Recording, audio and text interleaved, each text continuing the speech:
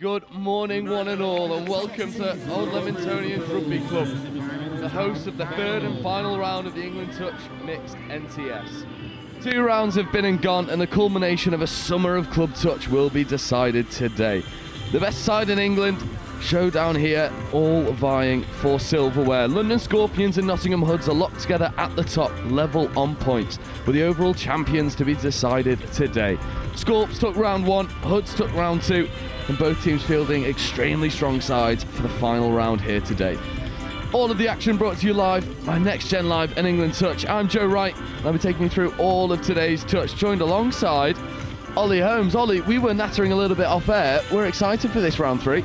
Yeah, incredibly excited, Joe. There is an absolute depth of talent being shown this year by all the teams in England Touch, and we do hope to see a Nottingham and Scorps final this afternoon. I think that's what everyone's looking forward to, but just to bring you up to date with some of the scheduling, the format, the Division 1 teams will play 3 games of 20 minutes in their pool stages, touchdown turnaround, and we'll keep you up to date with that, so no one's getting confused. And then in the afternoon, it'll be 30-minute games, 2 15-minute halves. The cup knockout will be played with the first team in each pool making the semi-final and final, so an unforgiving format. Only the top teams in each of the 4 pools going into that cup competition, and then the plates will be contested with the second place teams in each pool, the bowl, the third, the shield, the fourth, so on and so forth. Taking a look ahead to the groups, there's an interesting dynamic bubbling over. Group A, Nottingham Hoods, London Eagles, that is a tough group, joined by Chester Cheetahs and Revolution Touch, the exciting young side coming out of the East Midlands. And then Group B, London Scorpions, who will be favourites in that group, but we noticed they've got the Nottingham Mavericks, the de facto Nottingham B team.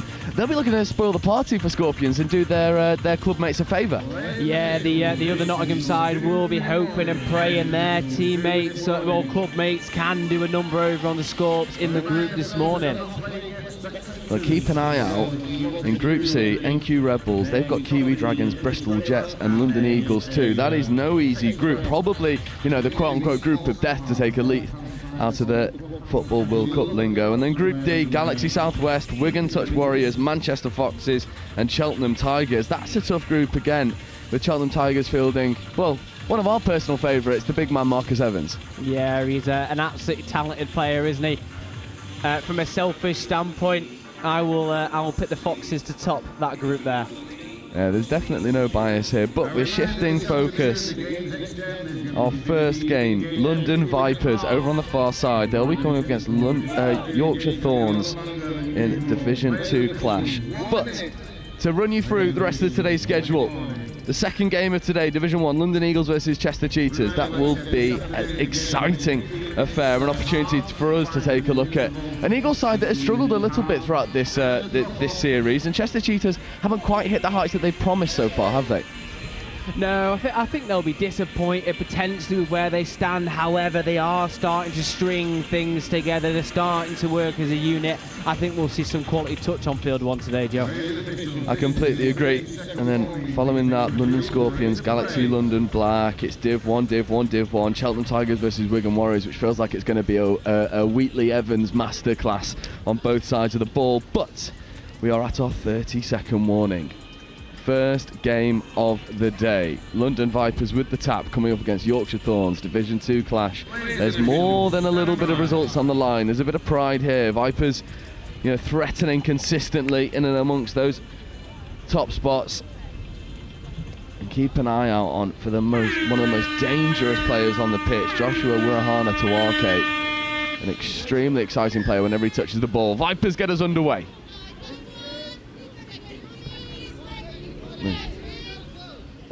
Glassy, lovely bit of open side work by Dighton Jones, who's just checks away. Dighton Jones getting on the open side quickie, but there's your first turnover. A little bit of early morning jitters from Vipers.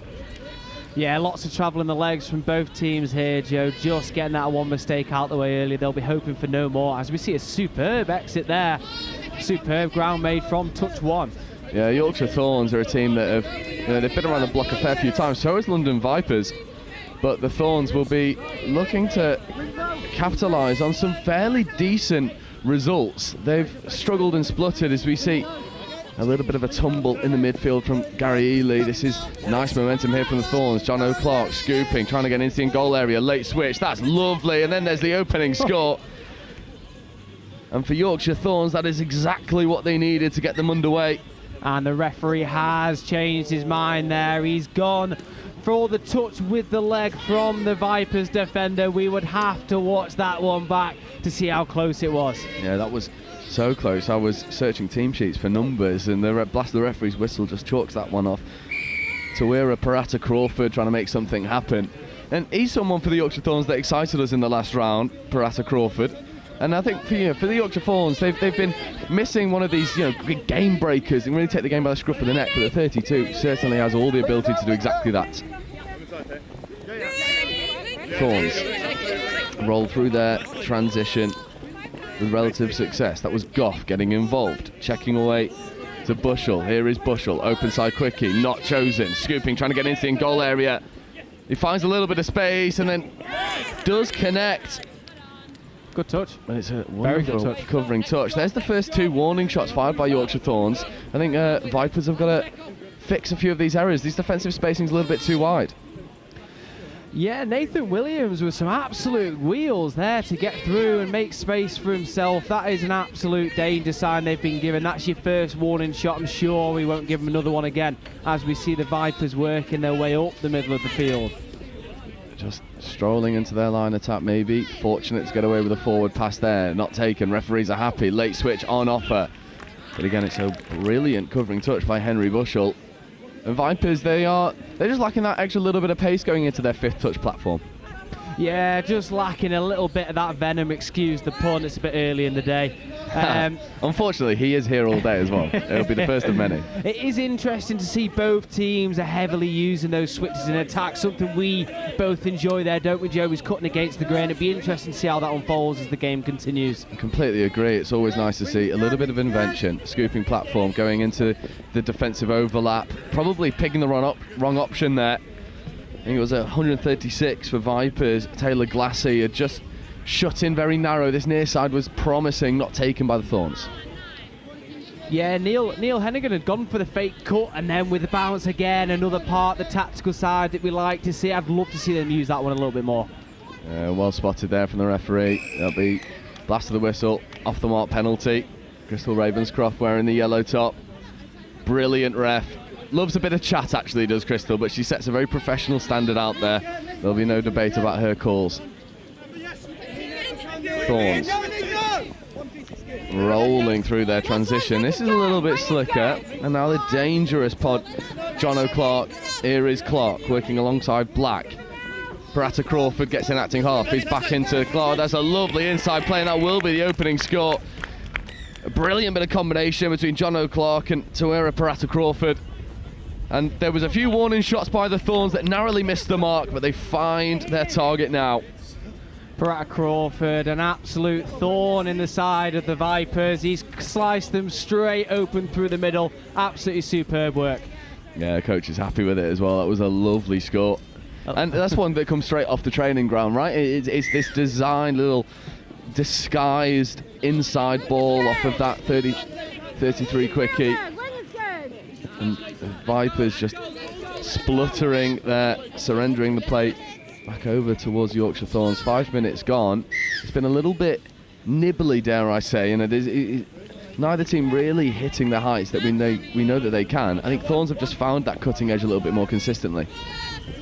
You're right, probably just started with a slightly higher intensity. It's interesting to see how these game plans match up against each other here. Some superb ground again made by Thorns, straight through the middle, and that is number 27, Oliver Jones, putting the Vipers to the sword, and that is 2-0. Yeah, it's a little bit criminal by Vipers that the mid's getting really high, Link's not going with. Gary Ely set a very fierce pace to try and put a bit of line speed on, but you cannot go in ones and twos because Thorns have the pace to do the damage. That's a couple of times now, haven't we? We've seen Thorns take advantage of that space there. Now they just need to calm down, cool their heads, and just stick to the game plan they've got. It'll be interesting to see what strike they come up with here. Yeah. It's a really nice platform there, dominating in the midfield, and then whipping it open side. Extra hands had to go, not taken on this occasion. It was the Vipers, I think that's 153, Linlou Borgo. Brilliant player. It's always nice to see the women used in the middle. That's a lovely long ball, not taken though by Julia Elmgren. But there's a demonstration of what Vipers can do when they get a good attacking platform. And that's the Vipers just showing what sort of strike and space they can create off the back of that there.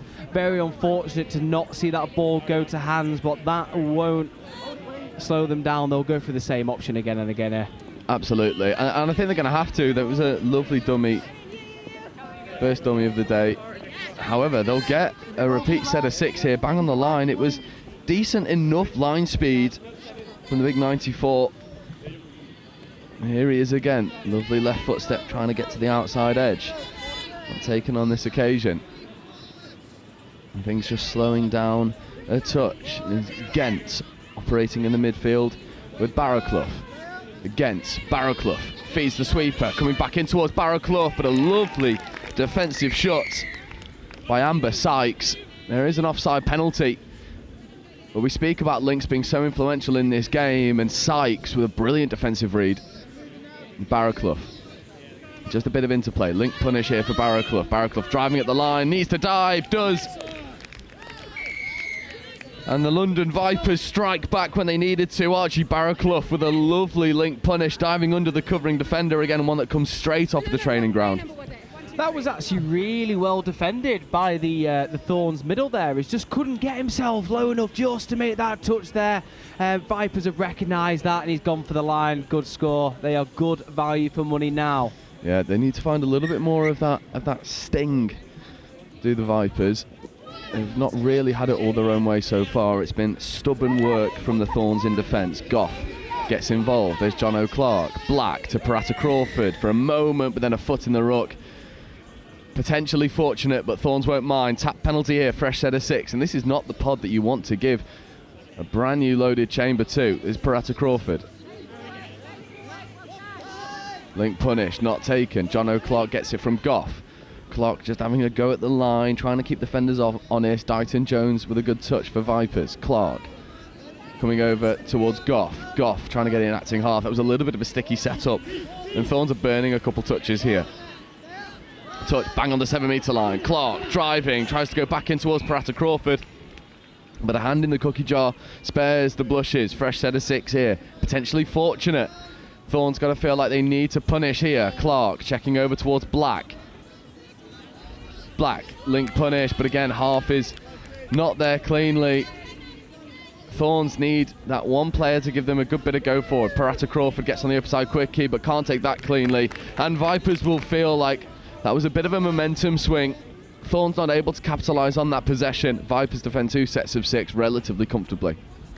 Agreed there, Joe. I'd love to see now the Thorns start to spread their play a little bit. They're potent in the middle. The Vipers are starting to shut that space down as we see a ball down, and the Thorns have been given a reprieve. Yet another opportunity at the line. Yeah, it looks like they'll go through a subset here. There's first touch taken. Parata Crawford has to work hard to get that ball off the floor. There's John O'Clark. Clark will just slow down and try and buy some time for his team. That's third touch.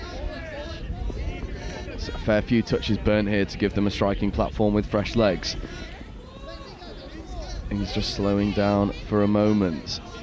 There's Nathan Williams checking away. Williams getting it back. Now driving. 32 platform here. This is dangerous. Lovely line speed.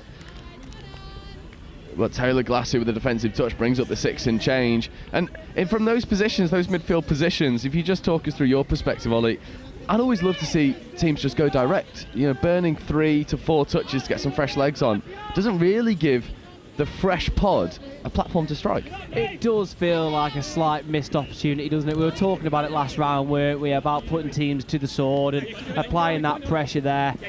We did see 4 touches burn on the way through, as we see Vipers with a cheeky look down the left-hand side to no avail. The referee has called them for a touch pass, and the Thorns will have a chance to exit. And it's these positions that, you know, the subset is so influential when you've got a fair bit to go and you can sub whilst moving forward. As we see another hard touch penalty, Vipers on the wrong side of the referee's whistle for, to my mind, a 5th time already in this game. First touch there. Nice check away. Good line speed as well. Vipers just trying to defend open side. That's a nice covering touch by Emily Thompson. Has to bring the Thorns all the way back to the mark. Late check away here from Strachan. Strachan positioning in the midfield. However, sideline ref has called a forward pass, and that'll be tap penalty. And neither team really stamping their authority on this game right now. Strachan trying to make a defensive play, dummied well. For my mind, both teams just lacking that final bit of clinical edge right now. Both showing flashes of their brilliance, Joe, but you're right, just lacking that potency as we see the Vipers with a superb touch ahead. That's touch 4. Glassy getting into the in-goal area, leak basketball pass over the top and not able to connect with Linlou Bourgault. Nice defensive spacing here for the Thorns. 8 minutes left to go. Thorns find themselves one try to the good. But this subset will be dangerous here for the Vipers, because I imagine it's going to be the try-scoring pod of Parata Crawford, John O'Clark and Black coming on. It's lovely hands getting over towards this near side. Strachan. Cannons goes straight. There's 3. Trying to save touches. It's a nice platform in the midfield coming from number 43, Amber Sykes, but the referee's whistle not happy with those hips.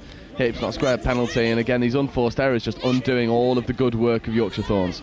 Yeah, those hips don't lie. They've been hot on that this year, Joe, making sure your hips are parallel with the pitch parameters. Can the Vipers return the scores to evens with the pressure on the line? And they'll need to do exactly that. It's a relatively decent 32 platform. That ball bobbled. There's a player on the floor, 3-on-2 with the ball finding nothing but the sideline. However, they will get a fresh set of 6. And for my mind, this pod here for Vipers really needs to get over that score. Number 89, Dayton Jones, he seems up for this. He's barking out the orders. A touch of confusion on the pitch there. It is a Vipers penalty. I'd like to see Dayton Jones on the ball here. Oh, I'll tell you what, that's a good bit of heads-up play. Thorns switching off, caught napping. Maybe it's a symptom of the early morning start. It's just a quick tap and go. The try line was there. Thorns just not switching on, and all of a sudden we're back to a level game, 2 tries apiece.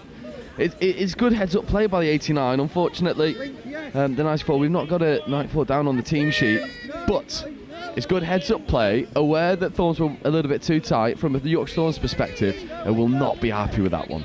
No, they'll be really disappointed. They'll be looking to get that 1-score lead back here. It's a good touch. Coming in, Henry Bushell's already got one. Be looking to add to that count. Late wrap coming, lovely evasion. The hands had to go, absolutely had to go. There was opportunities there. Nathan Williams opting to keep it in hands. There's missed opportunities that Thorns might look back on in this game and think maybe if we played, you know, in the second or the third time slot, these extra passes would have gone. As of right now, it's sticky work for the Thorns. Agreed. It's just about being on the same page. You'll watch that one back, you'll know the ball should have gone. That being said, they've built really well, as we see Dayton Jones looking for 6 more, and that is what he gets. Let's see what the Vipers can work here. Yeah, this is the pod that's already done some damage. Dayton Jones getting the ball back, late pass away, avoiding the touch. Just needs to react the quickest. There's a 2-on-1. Thorns are napping again. Dayton Jones just slows the play up for a moment. Now gets back on the open side quickly. Left foot step, diving at the line, and Dayton Jones has kicked London Vipers into life. You can hear his intensity from the pitch. You can see it with the ball in hand. That was a much better line attack set, and Dayton Jones gets over. Much more precise and accurate about attacking in the middle of the field. I asked for him to get on the ball about 2 minutes ago, and that is exactly what we got. The man comes out with the score. The Thorns will be looking to return the favour here. Yeah, and they'll need to. These little moments of just having to come back to the mark, there's not enough forward momentum here. That's a lovely stutter step to get around the initial press. Hennigan, Strachan, Back into Hennigan. Hennigan avoiding the touch of the middle, coming over into the 32 platform. Strachan in motion. Strachan trying to strike down the short side, but a really nice diving touch comes in from Glassy. Brings up the 5th. Thorns will have to work some magic here. Maybe a couple of those switches back into play. Yeah, that's exactly what they do, but Glassy not buying the disguise. And 4 minutes left to go on the clock. If there's one more score for the Vipers, that might be all she wrote. It's again Bourgo with a lovely wrap. Linlou Bourgo. The Vipers purring through a much more efficient subset. Not a lot of line speed coming from the Yorkshire Thorns as Dighton Jones checks away to the mystery man. 94, lovely footwork. Doggy's platform coming, stepping back onto the inside. Mystery man does get the ball back with a lovely left foot step, bounces around the covering press. And it's a shame we've not got him down on the team sheet because he's got a brace now. But this one, much more lovely to watch. Look at this disgusting bit of footwork, breaks. Throws the dummy in for good measure. And we said if Vipers got a 4th, it might be game over. And that's exactly what they've done. The Thorns are now under pressure here. Anything but a score will likely lead to them losing this game. That's some superb ground. And just with a little bit of problem solving, I'm going to go out on a limb and say that 94 is Joshua Wirahana Tawake, because he's the only bloke on the team sheet without a number, and we shouted him out earlier. Well, he's got to brace it. And if it's not, well, Vipers, sort out your team sheets. Thorns. Parata Crawford. Unfortunately, there's a bobble, and there is the roll ball error, ball down, loss of control. 2.5 minutes left to go. The result of this one feels already decided. Vipers will do well just to complete their set of 6 here, get down the other end of the field. Lucky to get away with a hips call there. And as I say that, the referee hears me, and it is time for the Thorns to apply some pressure. Yeah, good call here. You can tell he's a ref. Lovely spot on pitch, ref agrees. And again, less touches burnt here to get these fresh legs on the field. John O'Clark just steadying the ship for a moment. And here comes the fresh legs, but that pass is inaccurate. There's little moments like that that have just allowed this game to run away from the Yorkshire Thorns. Yeah, like you said, it's been a long journey to get here. Maybe a little bit of tiredness in the legs. They will shake it off as they go through, as we see. Butterfingers from the Vipers. Referees have seen that there after a moment of confusion. It'd be nice to see the Thorns just piece something together here, get themselves a score. It's probably not about the result now, just about setting yourselves up for the rest of the day here, isn't it? Yeah, I completely agree. Give yourself a decent platform to operate with. Much better forward momentum. There's nice hands as well. Williams doing a decent job. As Williams and Bushell look to combine to make something happen. There's Bushell. Williams coming in, acting half now. Open side quickly. There's a really good touch coming in. Maybe fortunate to get away with the loss of control. But the diving touch from who else but Dighton Jones. He has been phenomenal for Vipers in their opener. I like me a player with just a bit of tenacity, a bit about him. That's exactly what he's got. He's not afraid. Absolutely not afraid at all. As we see the Vipers concede a penalty there for offside. Yeah, I imagine that one is a dropping early penalty. So fresh set of 6 here for the Yorkshire Thorns. Less than a minute left to go, just over 30 seconds. They'll be looking to get at least a score on the board here. Bushell, open side quickly, gets it back from Williams. Back to Williams, but a lovely shot defensively for London Vipers. They've fixed these defensive spacings, haven't they? They were way too wide in the opening few minutes. Open side quickie again. Check back on the inside is away. Williams driving at the line, but again Dighton Jones comes up with a touch, but the referee's happy that one is ball down. Oh, that is a close one. I would love to see the replay on this, but the Thorns have gone and got that score, haven't they, to give themselves that platform. And the final hooter brings this one to a close as we look at the replay here. This is going to be a tight angle. There's a nice check back on the inside. Williams, oh, that is narrow. I think I'm probably going to err on the side of the referee. That is ball down, but the first one does come to its conclusion. London Vipers 4, Yorkshire Thorns 3. And we move on to our next game of the day. Our 10:25 slot coming up for you in 5 minutes. We are in Division 1. And it's a game that has me a little bit excited. Two teams that have maybe underperformed by their own high standards so far in the mixed series.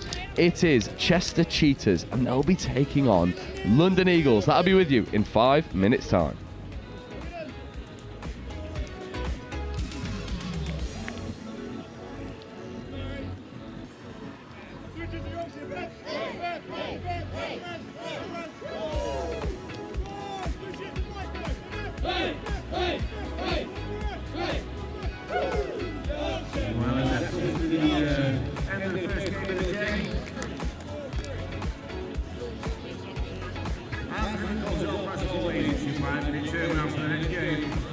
Remember, when you are leaving school, take you with you, your rubbish, your empty bottles.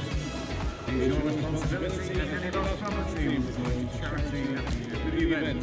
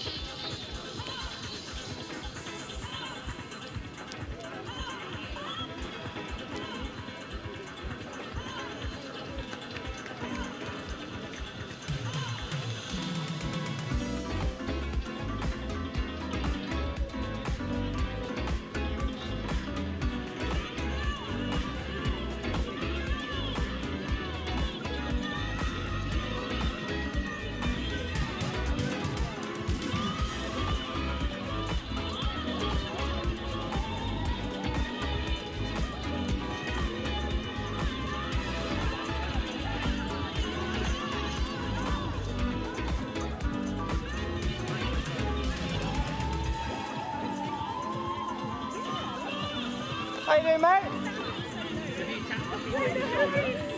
If you tap the people on the shoulder and let them know when we need to stop off coming to you, just so they know in advance.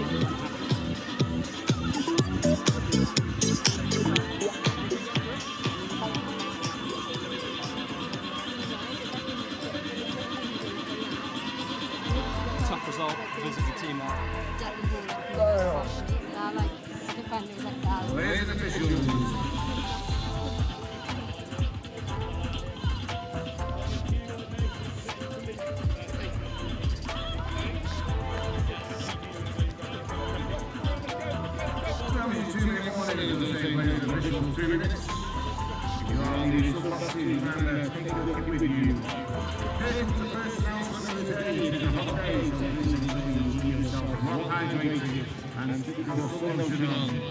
If you are not playing, please try and find somewhere shady to stay cool.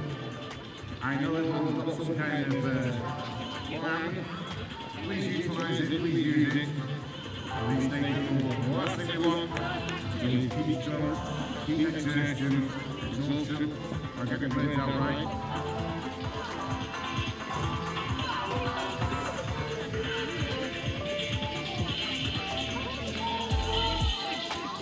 Ladies and officials, 1 minute.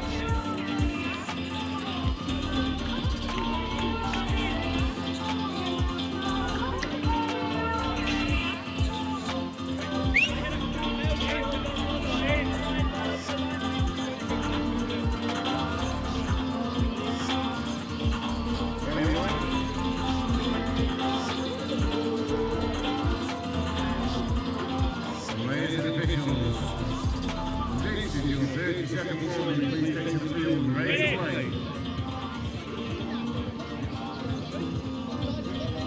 So welcome back to our second game of the day. Chester Cheetahs in the red over on the far side versus London Eagles on this near side. Ollie, this is one that's got us excited because both teams have sort of stuttered a little bit in their mixed series, and yet it feels like this is a clash of two teams that has a little bit of pride on the line. Exactly that, Joe. I know from watching Chester last time, they started to piece things together really well. This Eagles side, they are lethal when they choose to be. We're in for a good 20 minutes. Yeah, we're in for a treat here. Harrison Cross, Coombs, Tyra operating in the middles for Eagles. This is a dangerous part as Q Tyra gets on the splitter, nicknamed Q Danger. He's one of these players that is so young, so exciting, bags of talent, bags of potential. Certainly one to keep an eye out for. There's a lovely flash pass over the face. Harrison Cross scooping, late pass away to Coombs, batted down by Richardson, but the referee's happy to let this one go. Nice defensive set there for Chester Cheetahs. Exactly that. That is a good showing from Chester, and the exit is superb. Celesi showing them one way, taking them the other. This is good work from Chester. Yeah, Richardson taking the ball up. There's a lovely bit of line speed coming through. And now Chester rolling into their dangerous line attack. Morris getting in acting half. Right foot step, ripping to the wing. That was gorgeous hands for a moment. Like Kerris Rowlands, one of these players that have certainly been shouted out as one to watch. One of our very close mates who plays in the Chester Wildcats teams, shouting out Kerris Rowlands as one of these bright players to keep an eye out for going through future series. As Cross just has to take that ball back to the mark. Oldest coming on and joining the fray. Here is Oldest. Checking away, late pass away into the link. Flash pass over the top. There's lovely hands and manipulation. Fifth touch platform for Oldest. Play through, offside call. 2-on-1 on the far side, but Rowlands marks it up very well. It was a nice interplay there between the two big men in the midfield, but not coming to a whole lot of consequence on that occasion. But Mark Oldest has been around the block a fair few times. He'll be spearheading this side to potentially a victory here on live stream. As we see Liam Lawton just inviting some pressure onto Chester here. Ben Grinter and Liam will not be allowing people through the middle. Oldest operating in the midfield. There's a lovely dive at the line, but a good covering touch that comes in.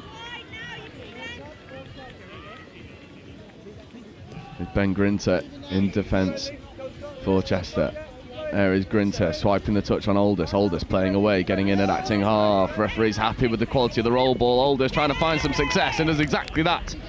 And it is a wonderful finish. Meg Pemberton over on the far side, but what about that from Mark Oldest? That is bags of experience. There is a reason he is an England coach. I was just going to comment on the Chester side looks slightly faster on their feet. However, sometimes brains over brawn, and that is exactly what he's proved there. As we see Chester working their way forwards, Crosley and Grinter, the other Grinter in the middle.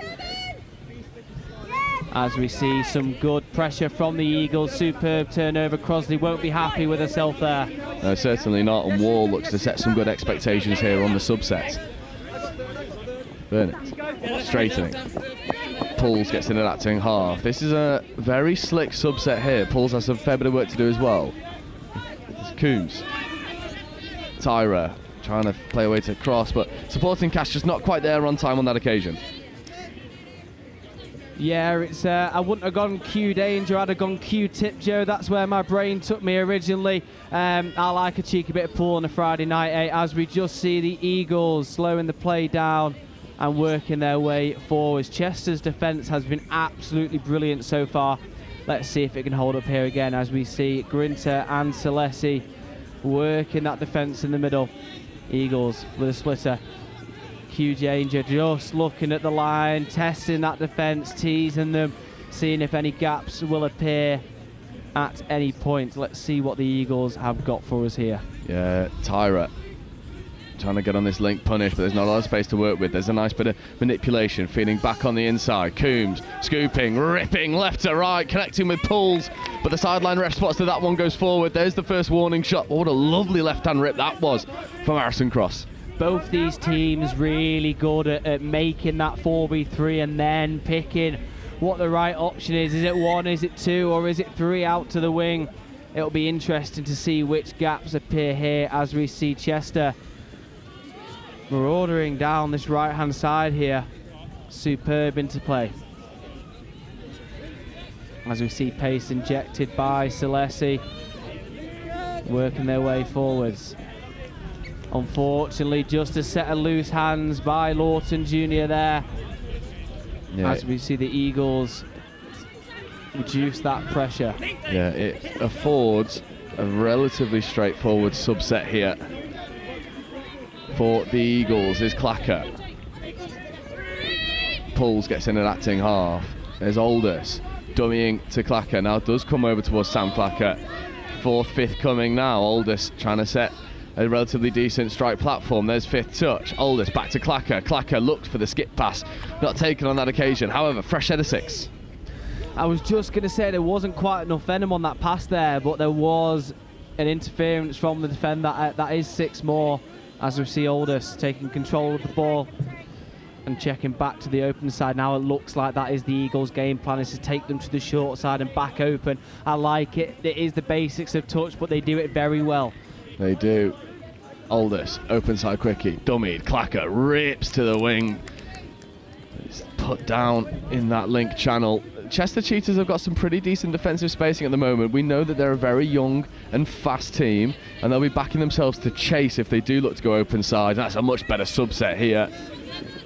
Crossley. Grinter. Platforming here for Zach Richardson. Here is Richardson ripping into that link channel. It was well shut down by Pemberton on that far side, but again, there's a Cheetah warning shot. Exactly that, a couple of warning shots they've sent out there now. The third one will probably be the lethal blow. Chester just struggling to get that first score on the board. Eagles looking really calm whilst passing this ball around. Superb exit from the Eagles again. Yeah, they are finding a lot of success in this subset. It is dangerous work at the moment, and something that Chester need to figure out is Gillespie. Wall was platforming. There's a lovely flash pass and a late wrap. Not quite on the same page. It's a lovely bit of endeavour from London Eagles. That final bit of connection just not quite happening consistently as of right now. No, and it's just about stringing it together as we see Chester yet again with a ball down, just inviting that pressure onto themselves. It's nice to see Adam Brimlow wearing a referee's top today on field 1. I'm sure he'll appreciate the shout out there. AB. Wall, Gillespie. Unfortunately, there's another unforced error, but an offside penalty alleviates all of that pressure that they'd put on defensively. Grinter not so happy with the decision made there, letting the referee know. Now, as you said, Chester have had some superb defensive spacing. They do need to stop inviting this pressure onto themselves. There's a nice left foot step there from Gillespie, just playing around, checking away back into Wall.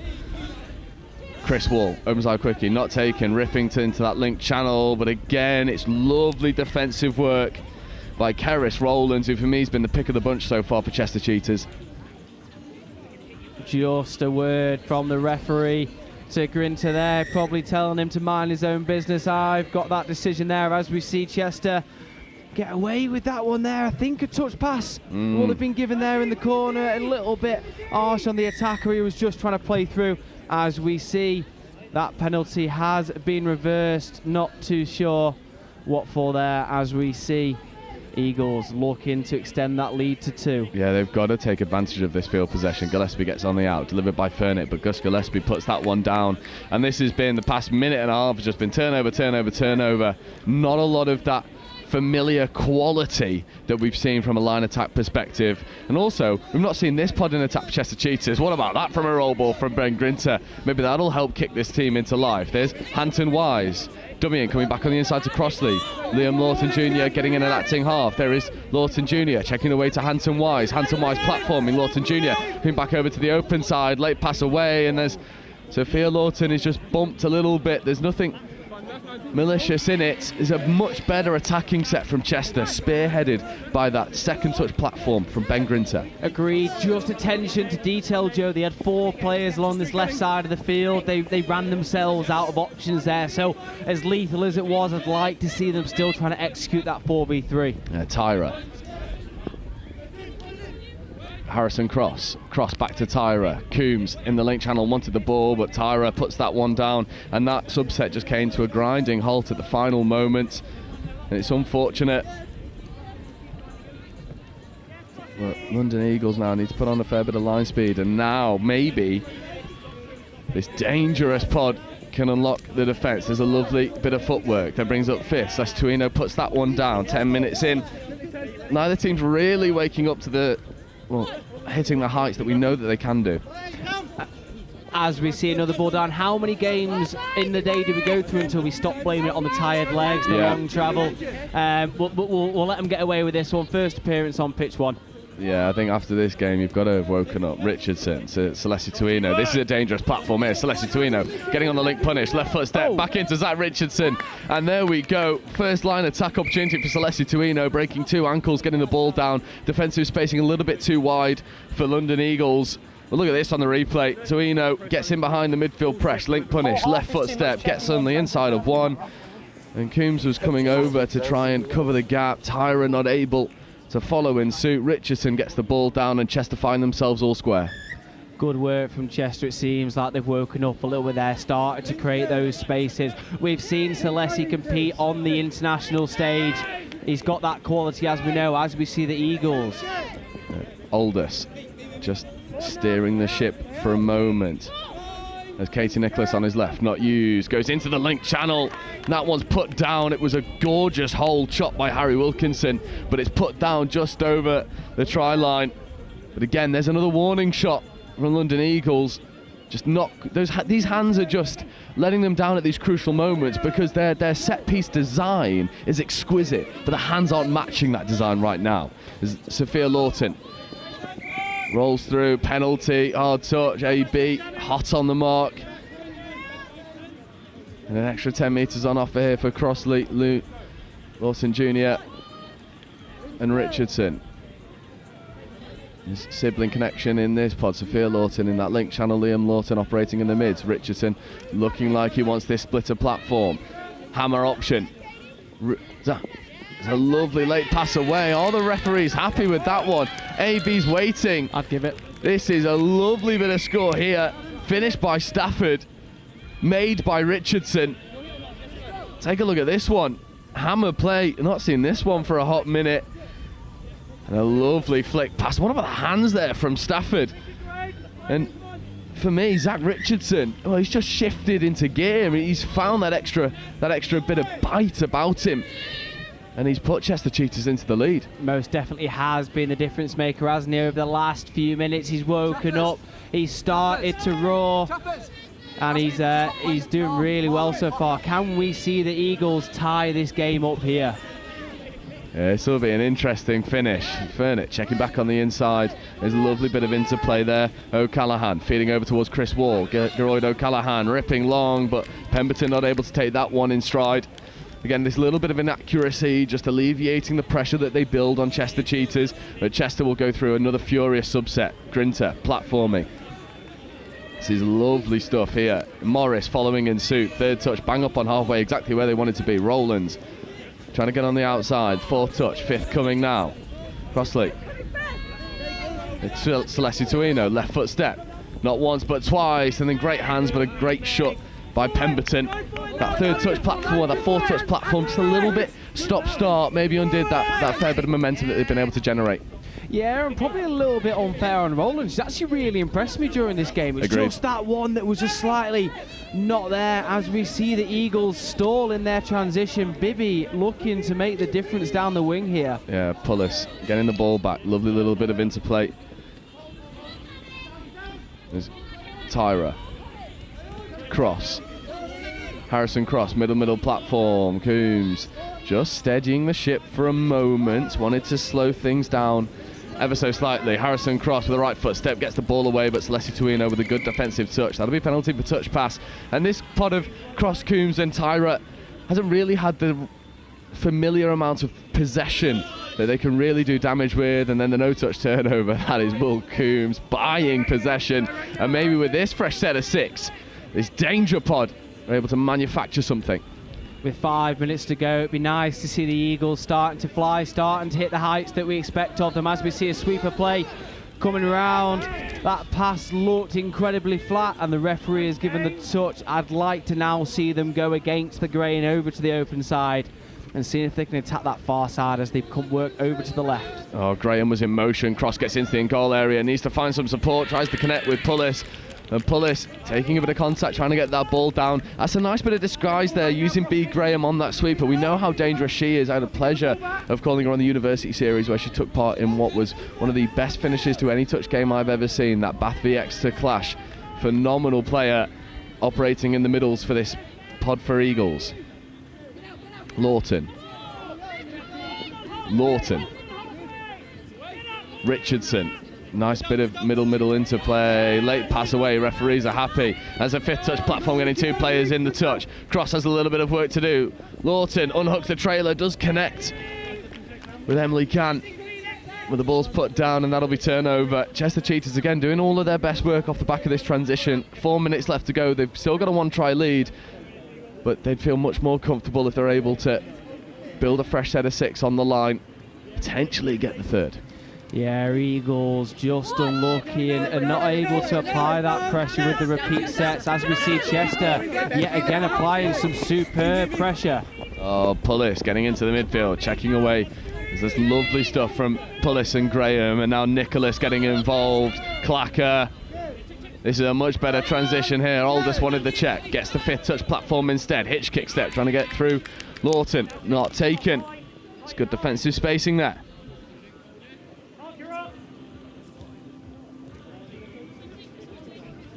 As we see Chester again, a superb box side rotation. There hasn't been a need just to go straight down the pitch here. Grinter pulling the strings.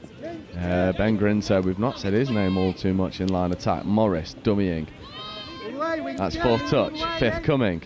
Grinter platforming here for Celeste Tuino. Celeste picking up, looking to drop a lovely sinker into the link channel, but it's picked off wonderfully by Harry Wilkinson. Comes up with a defensive intervention. That was touch 0, so that one's first. Grinter getting involved in the roll ball. Referees are happy. Nicholas platforming. Pullis getting involved. Aldous. 3rd touch, not quite over halfway yet. Fernit though gets over that halfway mark. Wall, 5th touch coming. Gillespie wanted that ball, instead it's fizzed straight into the hands of Stafford. A little bit of a nudge put on as well, but the penalty will come for a forward pass. 3 minutes left to go. Chester find themselves in the driver's seat. Yeah, Chester with some real control here now. Just under 3 minutes to go. They'll be looking to convert this set. Their substituting has been absolutely superb during this game. We've seen a couple of trips and falls on pitch 1 this morning, haven't we? Yeah, it's firm ground out there. Soft boots required. Richardson just purring through the 4th touch. 5th coming now. Crossley platforming here for Zach Richardson. Richardson looking to rip long. Does exactly that. Can't quite connect. It's been a familiar story, hasn't it, from the line attack. That 5th touch platform, these long balls not quite finding the mark. Is this where we bring out the wind is picking up and it might make it difficult for the players? Ever so slightly. The wind is swirling. We are meant to have a fair few gusts here today, but for players of this calibre, the wind should not be a factor. Wall. 3rd touch. Now the fresh legs come on the field. Pullis getting acting half. There's Coombs. Driving away. It's a lovely meters made. Tyra platforming here. Harrison Cross accelerating. Trying to get into the goal area. Late switch option, but that pass leaves a little bit to be desired. 90 seconds left to go. That might have been the moment for Eagles to potentially get on the score sheet and bring parity back to this one. Feeling the pressure a little bit there. I think the Eagles are. It's difficult trying not to force that score when you are chasing a lead, as we have just over a minute to go. Chester will be looking to get as far down this field as humanly possible. And Lawton getting involved. This is nice. There's Ben Grinter. Jake Morris in his link if he wants to use him. Does. There is Morris. Back in towards Grinter. Lovely little interplay between the two boys who go way back. There's Ben Grinter scooping, 5th touch platform, right foot step, tries to get into the goal area, but Will Coombs, it's familiar stubborn defensive work from Will Coombs, one of these players that I really enjoy watching just because of that intensity he brings to his line defence. This has been a real game of attack versus defence, Joe. I think both teams will take positives as we go through, but the Eagles will be looking to seal a draw here. Nicholas playing away to Aldous. Clacker now scooping on 5th. Here is Sam Clacker finding Katie Nicholas in a fair bit of space. Doesn't quite have the pace to accelerate through the gap. Clacker, left foot, right foot, trying to get around the outside. Katie Nicholas can't take that one in stride. There's a nice design play there for Katie Nicholas, but the covering defence of Chester does just enough to see that one out. 10 seconds left to go. Do or die time. Grinter just absorbing time and pressure. And this is Ben Grinter just playing with a little bit of a good touch IQ. Does bring up the full-time hooter, and Chester Cheetahs get one over London Eagles to tries to 1. That's a good performance there defensively from Chester Cheetahs. Their defence won that game for them. Spot on, Joe, you are right. And the Eagles failed to apply that pressure. They failed to get those scores early in the game. That has come back to bite them there. Both will take positives from this. You know, they've got a really good platform to build off there. The Cheetahs will be happy that they have started their day with a win as the sun comes out to join us. Absolutely. And we will take a very quick break for about 5 minutes. For the next game coming up for you is Galaxy London. They'll be taking on London Scorpions.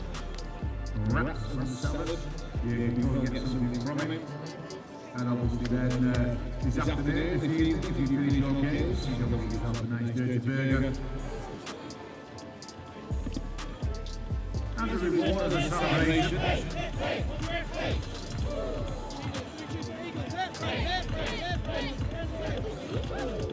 We actually looked at Warwick a few years ago when we came out of the pandemic for a potential venue for the Atlantic Cup 2 years ago in England.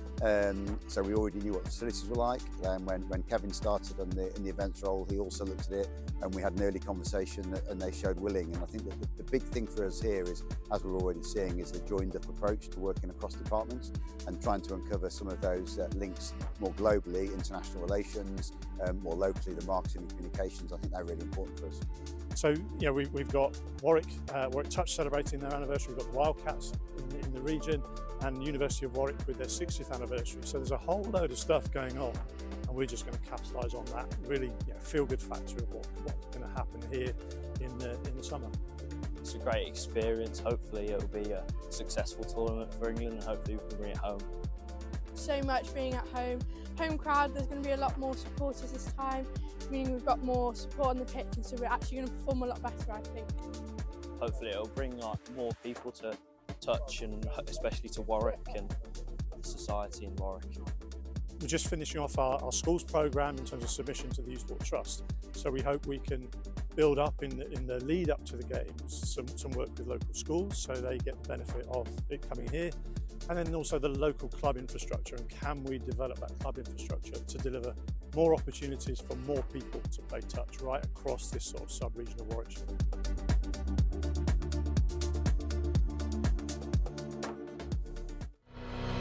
It's our turn now.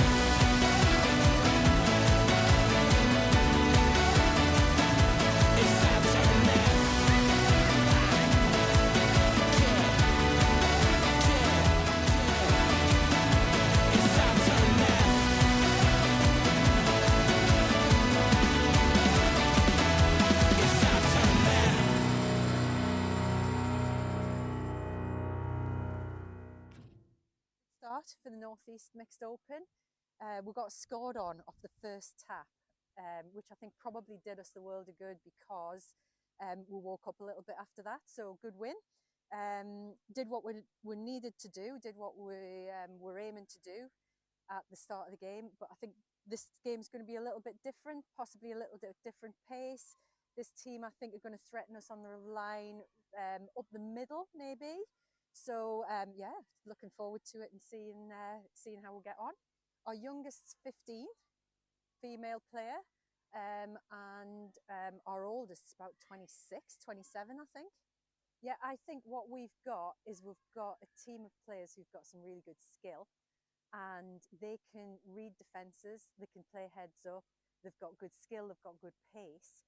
So attacking wise, I'm just going to let that flow from them, because from the first game, that's what they showed me. But what we really need to do is we need to nail our midfield defence. Any thoughts, Nathaniel? I'm just happy to be here, you know. It's going to be a good game, isn't it? I like any scoop? Yeah. That's fine. Cool. Just go down, get the ball down, chop a hole. Platform's a scoop. Yep. Nice. Heads and tails. Yep.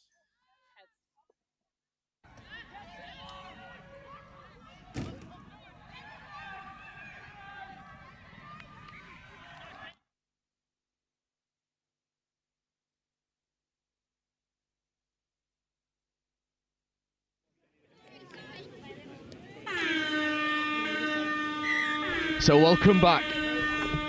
Third game of the day, London Scorpions versus London Galaxy. Both teams fielding Dominant size. There's a lovely left foot step getting around the outside, and London Scorpions, on the first time of asking, only use 2 touches to undo the defensive press. There's Halpenny with a dangerous left foot step.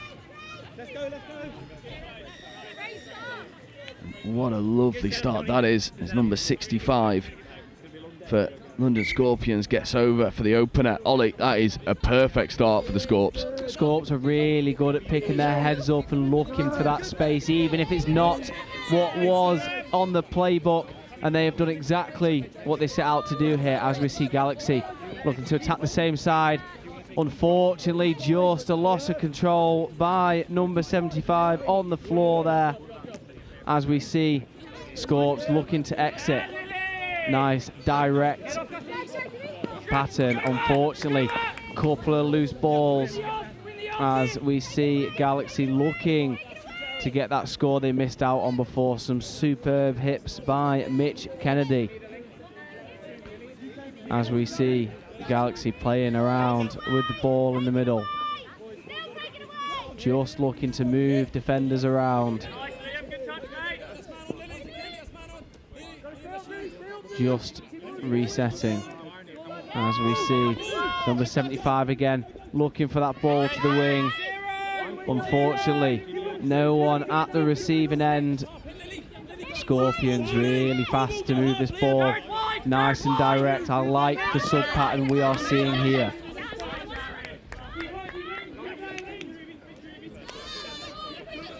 As we see a potent transition, Sean O'Sullivan dishing that ball out to his counterpart and absolutely streaming down the edge, just like the score we saw down the other end of the pitch, and that is Scorpions 2, Galaxy none. Sean with a superb pass across to his compatriot number 20, and gratefully receiving that score in the corner. Can Galaxy respond?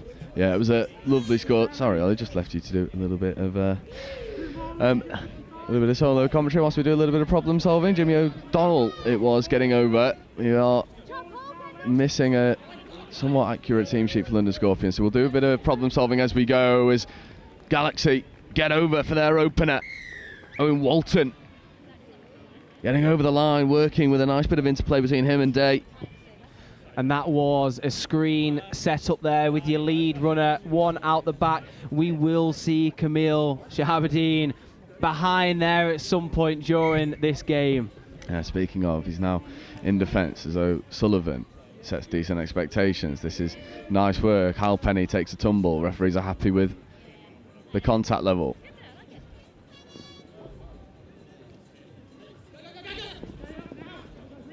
O'Sullivan checking away. Halpenny platforming here. Halpenny getting it back. Left foot step, beats one, and then gets the ball down. That is Halpenny at his ruthless best, and just a little bit of a wrestle in the midfield between him and Camille Shahabuddin. They are good friends going way back, but London Scorpions start bright on their crusade to go overall champions in the mixed. Agreed. That was superb ball work by the Scorpions. The defender, ooh, slightly unfortunate. The referee has gone with the attacker. He's deemed ball down, and in the referees we trust. Yeah. And now Galaxy with Arthur Calla. Calla wanting to get on that link punish. Buckingham now over in that far link channel. This is a nice attacking setup here for Galaxy Black. Calla trying to hit this link hole. Harry Richards with a brilliant defensive touch. Brings that one to a grinding halt, stunts all the momentum for Mitch Kennedy. Here is Kennedy again, right foot step, Goosey, left, late check away. But touch pass brings up the turnover, and Scorpions not hanging around, setting some really good expectations in their transition. Hudson feeding away to Tripp. Zan Hudson getting in an acting half. Again, what a wonderful player Zan Hudson is. Great to see her back wearing the familiar green and grey for Scorpions. O'Sullivan platforming away. There's Jimmy O'Donnell scooping, left foot step, 2-on-1. Can they execute? They can indeed. And that's Pyrgos over on the far side finishing. And London Scorpions, I mean, on paper, this looks to be a hard game for them. They're making it look oh so easy right now. They have been absolutely ferocious. They've come out with that sting, and they are 4-1 as we approach just over 5 minutes in the game. I think there may well be a few more scores in the next 15 minutes or so. Can Galaxy shorten the gap? There's McNaught, Day, working with Walton. Walton wants this link. Ed Day gets it instead, coming and striking down the middle. Sean O'Sullivan with a dominant touch. Offside penalty though. Sullivan just making sure the referee knew he made that touch with a big yes. Can Galaxy tear the Scorpions' defence apart? There's Day. Walton, there's a bobbly roll ball. Foot in the ruck there from Brewer. Penalty. The Brewer's got to be careful. Day. Walton getting an acting half, picking against the grain, just has to slam on the handbrake and reset back to the 7. Day. Walton. And McNaught getting an acting half. They're not singing from the same hymn sheet right now. It's a little bit stop-start for London Galaxy. Day. Walton to McNaught. Kenzie McNaught looking to go long, checking back on the inside potentially. But Joe Brewer with a brilliant defensive read. That was a marvellous defensive set there from Scorps, because London Galaxy were trying to move them here, there and everywhere, and Scorps' defensive spacing stayed perfect. Spot on, Joe. Galaxy were trying to be the puppet masters, but with no strings attached. Scorpions looked in full control there as the referee waves play on that roll ball. Yeah, Hal Penny dishing away, and then Pyrgos looking to unhook the trailer and get into the in-goal area, but a diving touch comes in and brings that one to a close. 5th touch. One last opportunity here. Calls of big from the sub-box. Hal Penny with a right foot step. Comes back over to this near side. That'll be forward pass, tap ball. The London Galaxies go through their subset. They've got to find a little bit of go forward here. 7 minutes in. It's been really tough work for London Galaxy.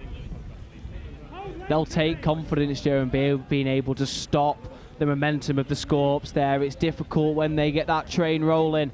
There's no stopping it there, as we see some superb work. And as I say that, just a pair of loose hands, ball down on the floor. Scorps likely will be looking to get some fresh legs onto the field. As I say that, they have said, no, Ollie, that is not what we're doing. We're moving straight forward. Scorps are looking really dangerous here. They absolutely are, and then getting into the in-goal area. That was a lovely right-hand rip, trying to spear through the heart of the London Galaxy defence. With his hands in the far corner. I mean, the pass was a fair bit above their head, had a decent bit of gathering to do, as Shahabdeen with a less than typical mistake, surrendering possession again to Scorpions. As we see those fresh legs that I was speaking about before entering the field. Sean O'Sullivan, number 11, on his back. He will be looking to make a difference here.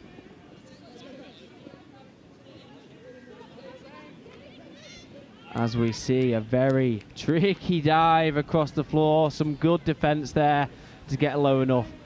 Yeah, this is danger time now for Scorpions. O'Sullivan to Richards. Richards repositioning. McMahon was in motion, not taken. Now here is Gus McMahon. Open side.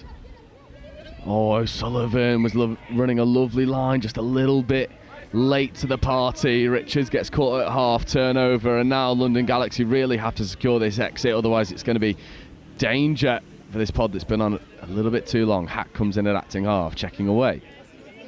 Nice momentum here.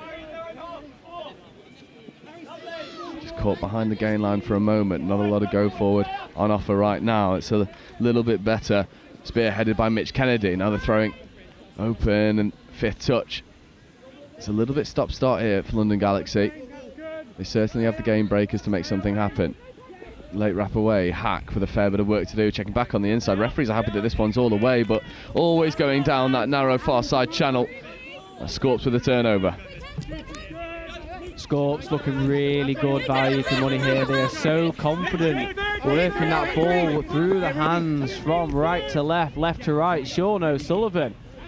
A lovely bit of go forward. Gribben gets in at acting half, and then the fire up.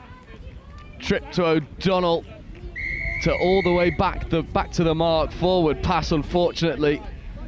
There's a lovely Redlands play sneaking up this box side. The big man wearing 20, Jimmy O'Donnell. Unfortunately, the referee's whistle just undoes that. But again, there's another warning shot there. Scorps are playing with a fair bit of confidence now. Agreed, Joe. Now there is a rumour that I may or may not have created the Redlands play in 2017 with Olivia Harborough. I will be taking kudos for that one. I'm sure you will. Why not? As Sean O'Sullivan hears your chat and giggles at you. A Day gets the ball down. Walton was in motion trying to get it off Calla. The referee's whistle spares the blushes of London Galaxy.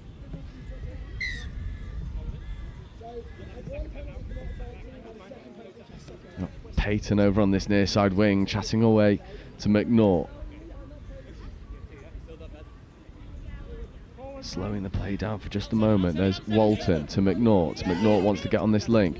Doesn't happen. Walton has to take the touch back in the midfield. Day, middle quick. He gets both middles in the touch. Left foot step surely has to be the way. Referee's happy with the onside. Scorps adamant that there's a miscount of the touches. Calla comes in and acting half, gets on the wrap. Day diving at the line. Brewer gets low to make the touch. Yeah, referee has corrected his touch count there as well. He has called for fifth coming. Let's see what Galaxy have got for us here.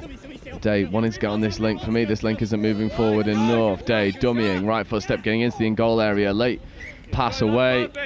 Calla a little bit too wide again. Scorps see off the threat.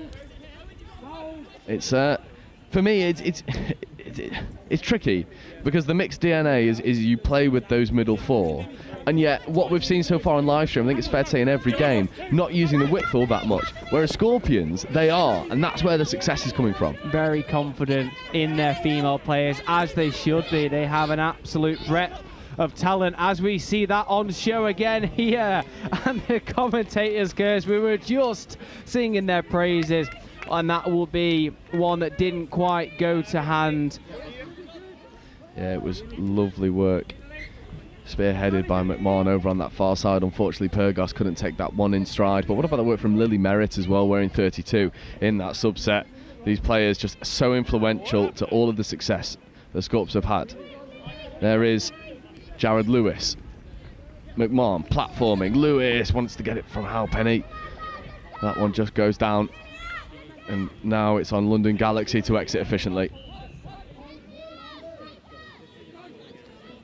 As we see again, yet again, some superb work up this box side from Galaxy. Just the pressure applied from Scorps. They're everywhere like a rash. It's dead difficult to find that space to play into when everywhere you look there is a Scorpions player, male or female, in that passing line. I completely agree. It is far from easy. Again, Merritt goes through some good work. Gribben gets in at acting half. Gribben has a bit of work to do again. Halpenny just strolls through the gears.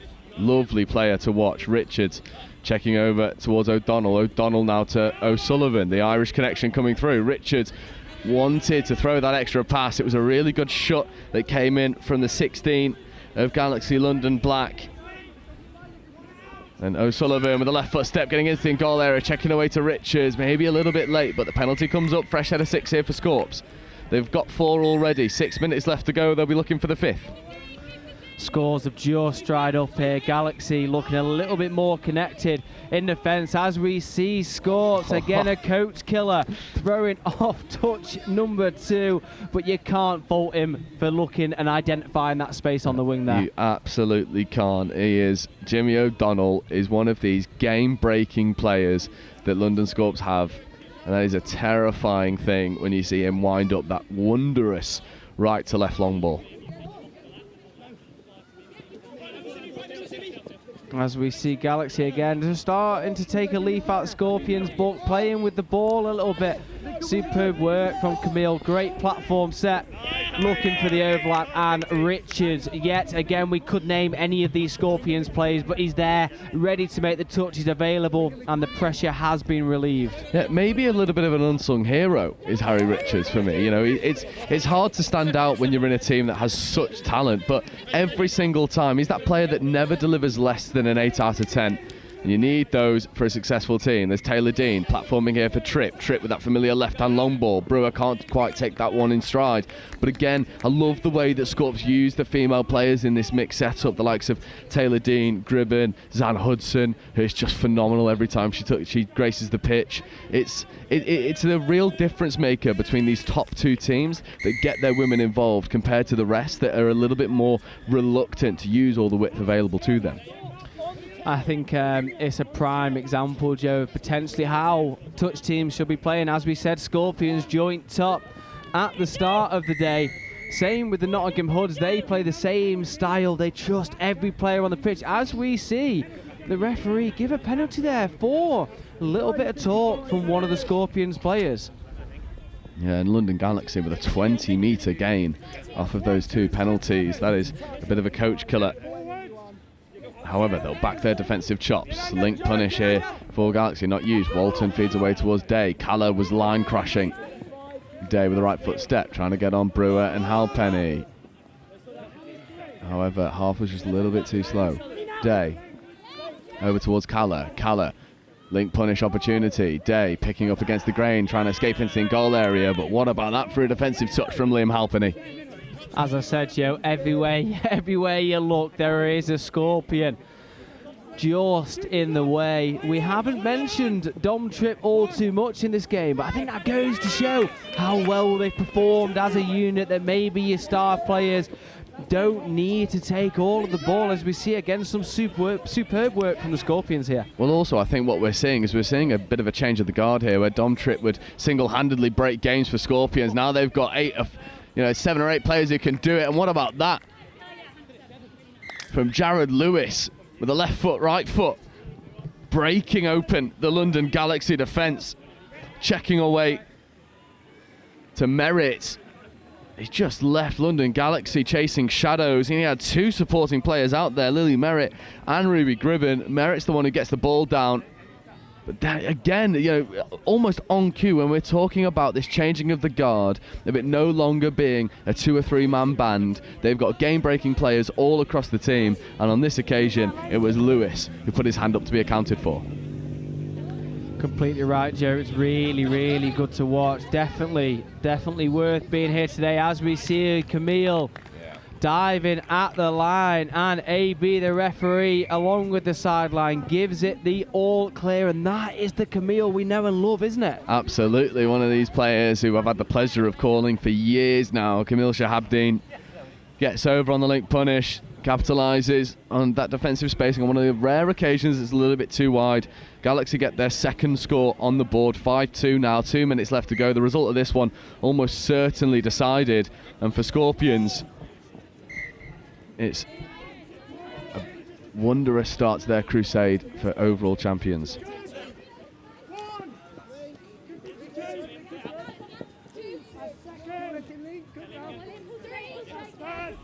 As we see Galaxy give away possession of the ball. As you said, Joe, this may be this game done. Still 2 more games to go in the group stages. Yeah, it's Scorpions have just rolled through with authority. Taylor Dean getting in an acting half. O'Sullivan with the touch, checking away towards Lewis. Lewis platforming here for Jimmy O'Donnell. O'Donnell with a right hand scoop. Skip pass over towards Taylor Dean, but that one's a little bit too high. Good defensive work there from Georgia Hack. And again, you speak of players that don't get enough airtime. In this game, we've not seen the Hack attack. She has been left fighting for scraps, and it's not where she does her best work. You see Hack stroll through the yards. What a roll ball that is. Sets good expectations for the rest of the team. There's Day and Walton coming in, join the fray. There is Day. Late pass away, but that one's put down. A little bit of tiredness creeping in. It is very hot here at Leamington Spa. We're in the Super El Nino phase of the day. It's only going to get hotter. There's Merritt. Platforms, Gribben, half. Brewer doesn't throw the extra pass. Richards. There's Brewer. Back to Richards, McMahon in motion. McMahon wanted it, Brewer dummies and tries to float the pass over, but that'll be given 6 more. There'll be seconds remaining, the hooter will go any minute now. Ollie, how good is this from London Scorpions? Because, you know, they fielded a side that didn't boast the same level of talent as their first one in round 2. In round 3, they have, you know, shifted through the gears, that all of their stars are here. That is a wondrous way to start their crusade to go overall champions here in 2026.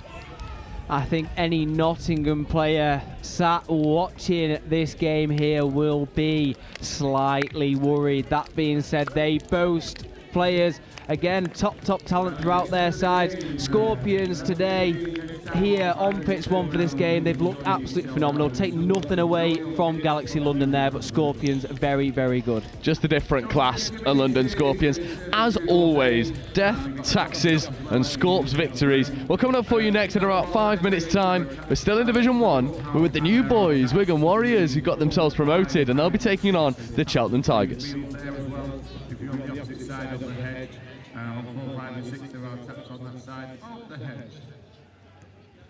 Next game, 11:15, countdown is on. On field 1, we have Cheltenham Tigers versus Wigan Warriors. Field 2, we have Galaxy Southwest versus Manchester Foxes. You've got to go into it, like, you don't know whether it's going to be a success, you don't know whether it's not, but you just got to hope that it will, and if you have that desire, it really will work, and that's what happened with us, you know. We started off just as a group of friends wanting to kick a ball about, not even proper touch rugby, and then we had one pioneer who came in and just taught everyone how to do it, and you know, that drive was there already from that like friendship group, and we just brought it up here. People love the fact that it's inclusive sport and it's a mixed sport. I think that's quite rare, so people say that like the vibes of touch is always just really good, everyone's really friendly. That's probably the main selling point, and then they learn to actually enjoy the sport after that, I think. The key is to advertise, I think, get your name out there. Touch, at least in Southampton, isn't very well known compared to rugby, so I think really getting your name out there, getting your uni to promote you as well, and really get in the socials and just spread the word. I think probably the biggest thing. Have you had that kind of support from your AE? We have in some ways, but I think I've always wanted a bit more like screen time, I guess, more like story posts, more Instagrams, more flyers, things like that. But I think we've got that at the moment, so I think that might help us in the future. Keep going, most importantly, but also reach out to those rugby players. You know, contact sports are more and more becoming a thing of the past, and touch offering a fast, flowing and non-contact version of the sport really is a really good opportunity to get involved and keep playing rugby, even after injury or, you know, just not wanting to hurt on a Sunday.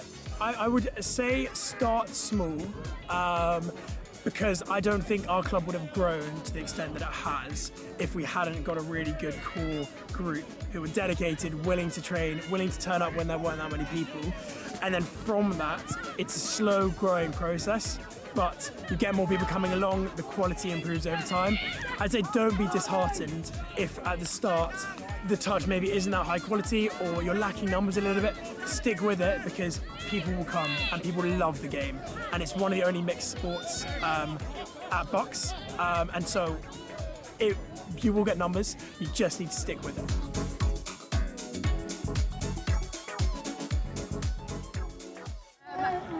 There's not a lot I'm going to say right now. I just want everybody in the next 5 minutes or whatever to just stay quite close to each other, get some connection, feel the vibes. No longer wet, the floor is no longer wet. So in the warm-up, we're going to start moving that ball nice and freely, build our confidence, because we are winners and we're going to go into this feeling like we're winners. Yeah, it's really important. I mean, the girls have worked hard for this for a good few years, just building around the region and in club at Nottingham. There's lots of juniors coming through, and our average age is 20 apparently. Only been brought up by having one of our senior players who was in the 2017.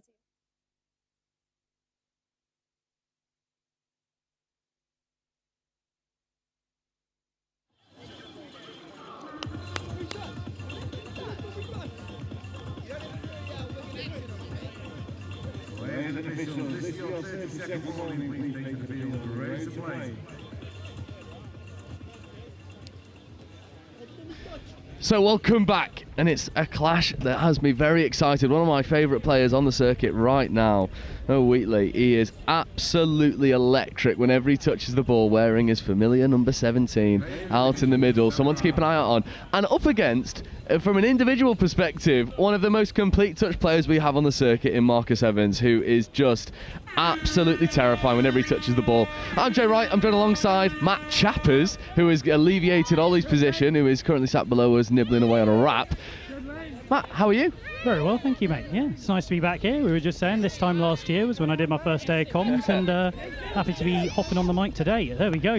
Oh, unlucky. His first warning shot there from Wigan Warriors. Dylan Sharp it was, trying to manufacture a try-scoring opportunity. And I'm not sure if you're all too familiar with the Wigan Warriors touch setup, but they gained promotion into Division 1 and they do not look out of place. A very young and exciting side, pinned together by some really expert players, namely of all, the big number 9, Bobby Taylor, who's been around the block a fair few times. And they're coming up against a team that's maybe a little bit more established in Cheltenham Tigers. Absolutely. I think both of these teams have been real talking points of the mix so far. I mean, Wigan coming 5th last tournament, which is fantastic. And as you say, Marcus Evans and this Cheltenham team have been lighting up and giving some teams some real trouble. I remember watching them hammer Galaxy in round 1. Yeah, they are a terrifying team to play against. And I think I've said it a fair few times on live stream, but I will say it again. When I was playing, the team I hated playing the most was Cheltenham Tigers, because you defend the long ball option, well, Marcus Evans will step you. You defend the step, he'll throw long. You think he's only got a left to right, but he's also got a right to left. He's one of the more complete players on the circuit, and I imagine an absolute headache for anyone who tries to defend him. As you see, Bricknell just unhooked the trailer. That's familiar foot speed from Thomas Bricknell, who has been lighting up games for Wigan Warriors. But early mistakes from both teams, and a little bit of a theme of the day is these unforced errors that have crept in so far. Do you think the heat is playing a bit of a factor in that? Oh, there's always a process of waking up, but I think it's worth calling out Tilly Palmer out on the wing over there, number 63 for Cheltenham, who's England Girls 18s player, and actually the brilliant work she did there to just hold space and force that pass. Otherwise, it looked Tom was clean through. So really nice work from Tilly early on. I completely agree. It's work like that often goes unsung, but needs highlighting here. As we see Taylor, late pass away to McDonald, but Petit picks it off. And Eric Petit will just coast his way over. No one in shot can take all the time in the world. There is a little bit of pressure coming. But that is a poacher's score, a clinic of turning defence into attack. Late pass tried to connect between Taylor and McDonald, not taken. And Harry Petit goes full length for the opener. I love the chase back from number 7, Megan Clayton there from Wigan. Because you look at the box, all of a sudden they're getting loud, there's energy, right? And now they're stepping onto this pitch with that. So even if it didn't look like, I mean, we've seen Harry run in this tournament, like these couple of tournaments so far, he's quick. But it's all about the psychological effect. And let's see if Wigan can use it. Completely agree. And now here is the danger man, Noah Wheatley on the ball, left foot, right foot, lovely rip into the wing. And Noah Wheatley, on the first time of asking, it is stand and deliver, finished by William Sharp. And I feel so good as a commentator when I big up someone and then they deliver. Yeah, that's a really nice feeling. I think you can take a little bit of credit. I reckon 10% you give yourself there. Thank you very much. No, really nice ball, really nicely finished. And it's patient and simple, isn't it? You know, they got towards the line, they run a set, and then they back their skills, which is fantastic. And Noah getting a good reward for his work as well, going to the Youth Atlantic Cup for England. He's got that call up. One of these players that's almost certainly destined for men's open touch when he goes through his development and gets a little bit older, a little bit more experienced. Well, speaking of experience, is the big men. Yeah, here we go. They brought them on. Marcus Evans, classic 32 counties, snap back. Oh. What a touch that is. That came at the last moment from Sean McDonald. Yeah, Sean McDonald.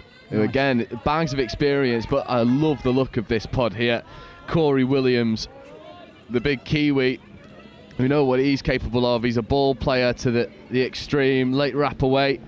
Oh, Maddie just not able to get the ball round there. But that's nicely defended by Wigan and backed up, and now it's back to 1-1. Absolutely. It's Fionn Wheatley, who is so young, so talented. These Wheatley family have just developed some unreal ball players. Absolutely. I've had the pleasure of coaching Fiona in England Girls 15s. She's playing mixed 15s again this year. Yeah. And actually the team, Wigan, coached by David Sharp, the mixed 15s coach. Yeah. So a little bit of the connection going on there. And I'll tell you what, you're talking about Noah being a hot prospect, but keep your eye out for Fiona, particularly if she can get that left foot step out. Oh, completely agree. Completely agree. She was, in round 1, I was asked to do an MVP for Div 2, and it was Fiona Wheatley, because she was just unreal. What a family to be a part of. As we see Noah in motion, there's a big touch coming in from Marcus Evans. Bricknell with the claim, and I think he's going to get it. I think that's probably a fair call there. Just extending those arms a little bit more than necessary, potentially a little bit frustrated. There's Noah Wheatley going hard at the line, late wrap away, but it's picked off again, and it's rinse and repeat, but the referee's whistle will bring him all the way back, and that is heartbreaking for Rory Marshall. I don't know, in all fairness, if he had the legs, because Noah shot out of a cannon. I'm annoyed at being robbed of that chase down. Yeah, what a foot race this is. That was theatre, that's what I wanted to see. Marshall's got a 5 metre head start on him, and yet Noah just eats up the ground behind him. Here's Bricknell coming back on the counties. Thomas Bricknell driving at the line. Marshall with a diving touch. Nothing claimed though, and Bricknell, it'll be ball down and try time, I think. The referee's just having a chat, asking the question of Marshall, did you make the touch? The answer is no, it is try time, and it's 2-1, and that's how quickly a game of touch can turn on its head. Marshall had an opportunity to go full length, brought back for the penalty. Bricknell gets over, 2-1 Wigan. And the other thing you notice here is Marcus Evans defending multiple times.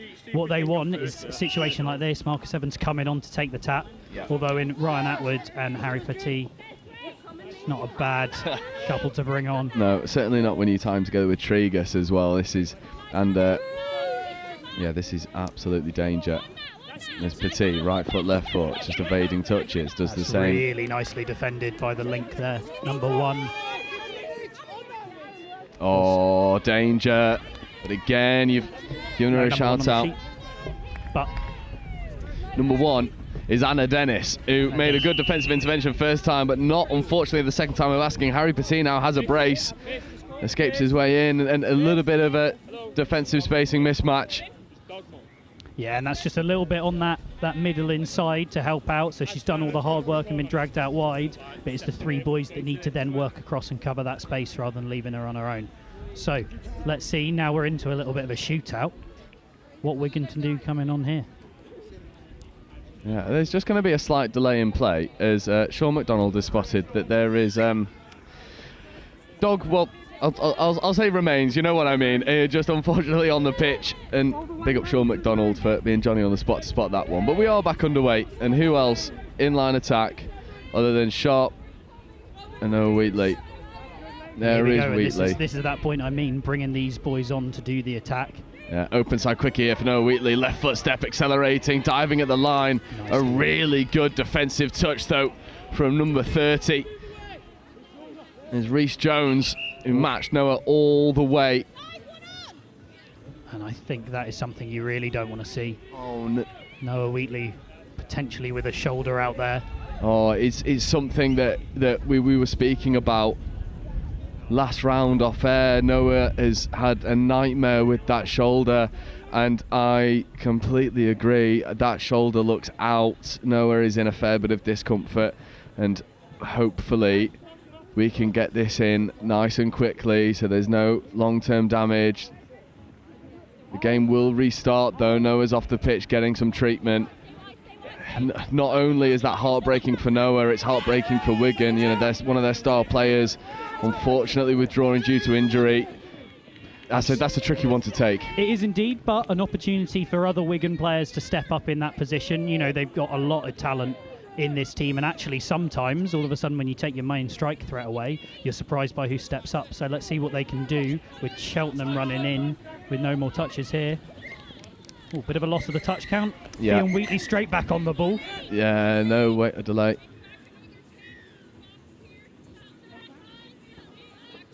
Looks like a 7-on call, potentially. So it'll be a tap on halfway to Wigan. So getting the rewards from that defensive set. And now they'll have a tap off from the middle here. How long have we got left to go? Oh, 10 minutes still. 10 loads minutes. of time, loads of time. Loads of time. And just keeping an eye over there. Noah Wheatley seems to be moving a little bit more freely, which is good signs. But Wigan have to put it to the back of their mind for now. Bricknell, Wood, McDonald platforming, Bricknell in motion, Wood picking up against the grain, getting into in goal area, left foot. What a lovely left-handed ball that is, and they respond exactly as they needed to. And the finish out in the corner again. And I think we've seen that. You can create these opportunities, but we see them hit the floor, so that's really nicely finished by the winger out there. And you've got to remember, they're on the whole time. There's no break for them to come off in the sub-box and get clapped on the back by everybody. That's so true. Straight back into her work. Number 7, Megan Clayton. Absolutely. Great finish. Great decision from Charlie Wood to pick up from the base of that. And good news for anyone watching from a Wigan perspective as we see Harry Petit look to go through, but it's well marshalled there by Anna Dennis. No Wheatley, both arms moving, looking free, a little bit frustrated but fit and firing, which is wonderful news. Absolutely, because as much as this tournament is key, he'll be really the focus is Euros in a couple of months' time. I completely agree. And I think for Noah Wheatley, that'll be the end of his tournament today, but with one eye on those Euros, which he's got selected for and just so deserves it. Speaking absolutely. of someone else who deserves it, there's Fionn Wheatley, platforming. There's Wood, back in towards McDonald, lucky to get away with a forward pass there. Wood, back to McDonald, back to Wood. That brings up the 5th touch. Maybe losing track of the touch count. McDonald might look to just rip to the wing. Does, buy some time, throws it into touch. And it'll be Cheltenham time to transition and get some fresh legs on the field. Here we go. So we're into a little bit more of a midfield battle here. And Harry Petit coming down this near side, working the ball back over. Let's see if they can use this space. Ooh, unfortunately, a ball to the chin. Not always going to be that helpful. And let's see, Wigan, can they use this position? A tie game, and this is where mistakes like that become really important, isn't it, Joe? Absolutely. You cannot give this young and dangerous Wigan pod an opportunity. Bricknell platforming, Wood in motion. Here is Charlie Wood, just shifts through the gears, and Charlie Wood is one of the fastest players on the circuit. Gets on that sweeper setup. 4-2 and does punish the inaccuracy of the transition from Cheltenham Tigers. Absolutely, the female link, Catherine Evans, just getting caught a little bit too tight there and not quite high enough off the line. If you can get high up off the line, you can close off that angle, which we've seen a lot of our female links been doing really nicely today, and we just see when you fail to do it, it gives that space and really nicely executed. Absolutely. Here's the man. Yeah, he's not had a lot of opportunity to attack from. Is Williams platforming, Evans on the 32 short, Evans with a late release to Corey Williams. Williams goes one more, maybe should have skipped to the wing, but the referees are having a conversation. No, I think that's really nicely stopped. Megan Clayton having a really great game out on the wing there, just reading that, because it looked like there was a mile of space. Yeah, lovely, and there we go, Marcus Evans and Williams combine, but it's undone by a forward pass. That's tight. Oh, here we go. Marcus unhappy, and this is where we potentially see players like Marcus who are used to getting a score whenever on the pitch. How can they react mentally to it? And it looks like Wigan have got that momentum. They do, and they're operating as a lovely sort of cohesive unit. Sharp gets in an acting half, feeds away towards McDonald. McDonald follows in suit to Dennis, who's been locked in defence so far. Now it's our first time to see her in attack. There's Wood. Bricknell was positioning, but really good defensive work by Cotty. There's McDonald scooping, left foot step evades one, 3-on-2, extra pass goes, Dennis through it. Palmer with a good defensive intervention, otherwise there'd be another score in that far corner. Absolutely, she did very well to get in the way, and now they've just got to see how they can D out this set of 6 while Wigan are rolling forward. Particularly 2 scores up, a third could be a bit of a nail in a coffin. Agreed. But nice touch from Marcus Evans there, spoil the strike, getting Wigan to burn touches. Yeah, and burning them they are. Evans is told to come back onside. There's a little bit of frustration creeping in here for Cheltenham, and they've got to mark it. There's a doggies play. Charlie Wood driving at the line. A really good defensive touch from Katrina Cotty. That's exactly what you were talking about earlier, closing that angle down. Cotty, well, don't know if she's listening, but she took your advice. Absolutely, some sort of telepathic coaching going on from the commentary box. But no, that's absolutely an enormous difference, right? If you step up and are brave before the touch and after the touch, it means that you can close off angles and make these skill's tricky. It's when we sit off and wait for the attack to do something, that's when they've got all the time in the world to execute these dives and passes. Oh, what a ball that is from McDonald. Unfortunately, though, just drifting forward. The referee's whistle is going to undo that one. But we've seen that now from Wigan. They've got the left foot, right foot. They've got the acceleration. First real opportunity since that opening score from Wheatley for the long ball. And that one just drifting forward ever so slightly. But for Cheltenham Tigers, you've got 5 minutes to fix these defensive spacing issues, because we're going to finding ways over your try line a little bit too often. They are indeed, and again, that's that point. I think Noah Wheatley comes off, and all of a sudden, actually, your threats are really spread out across the field, and all of a sudden, they don't know who they're actually supposed to be defending. Yeah. And Wigan playing off that really nicely. That was a fantastic leaping finish by the player there. I think they got penalised for throwing the ball back to the middle, but I think the Selly was absolutely...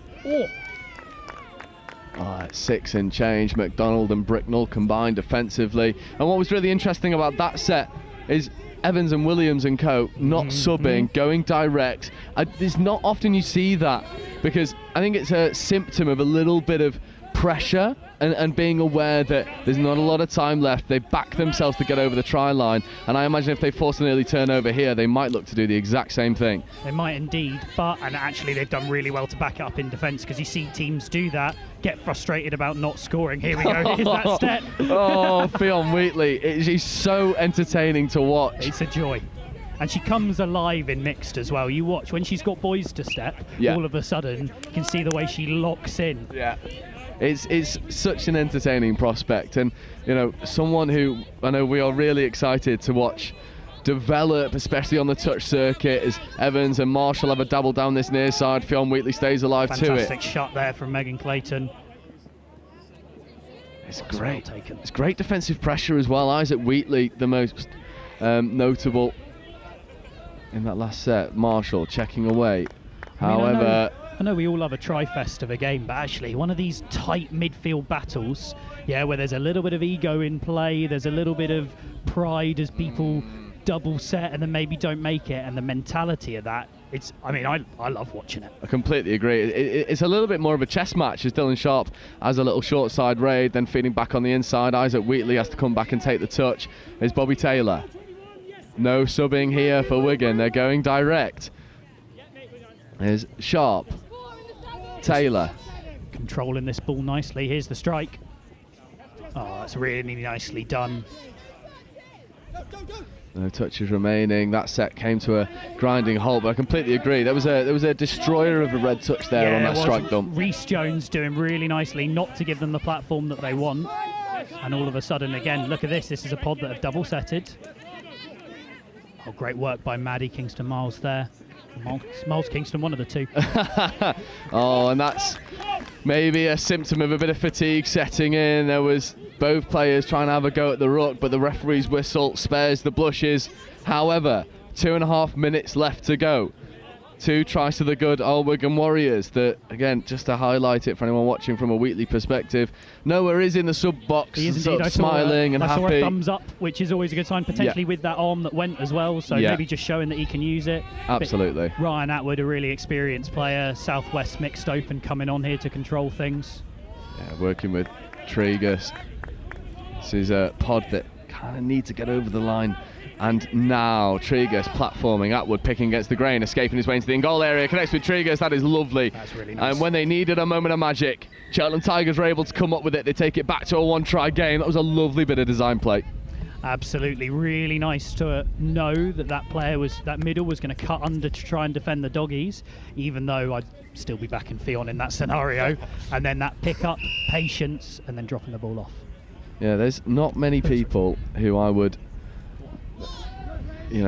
back to do Fionn Wheatley in a foot race, because she is absolutely rapid, and it's a terrifying prospect for any attacker to try and keep her honest. Down here is Bobby Taylor, Charlie Wood. There is a minute left to go. This is possession time.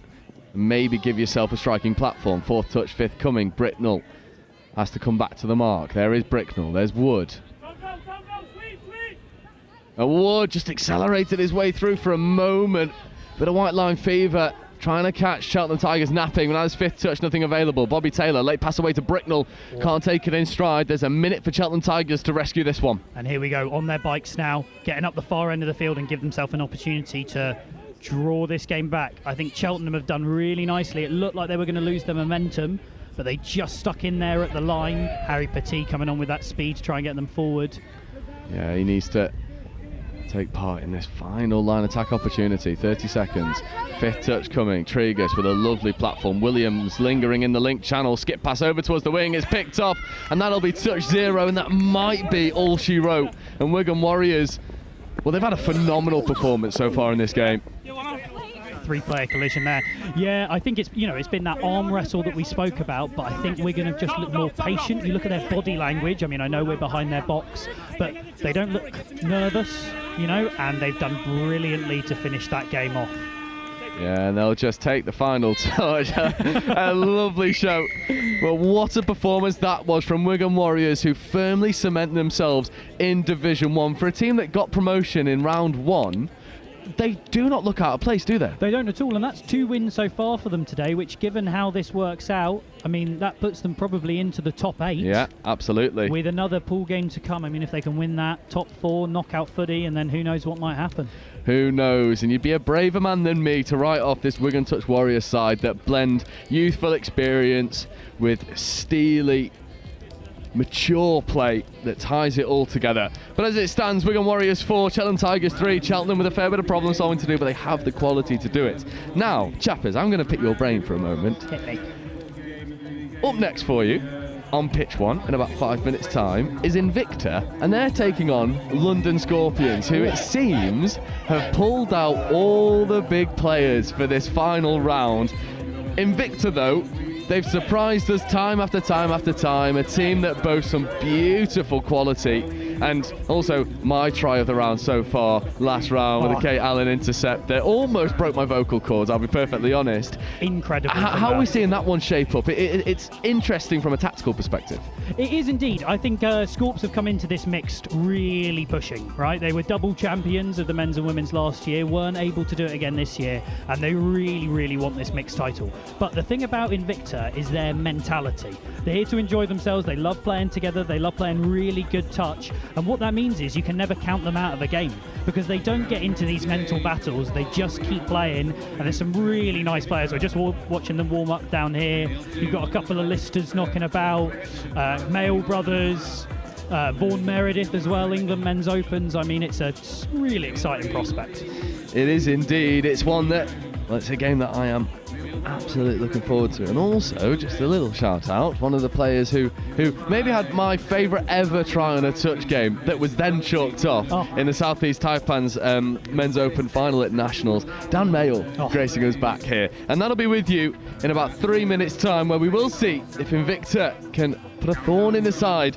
of Scorpions' crusade for overall champions.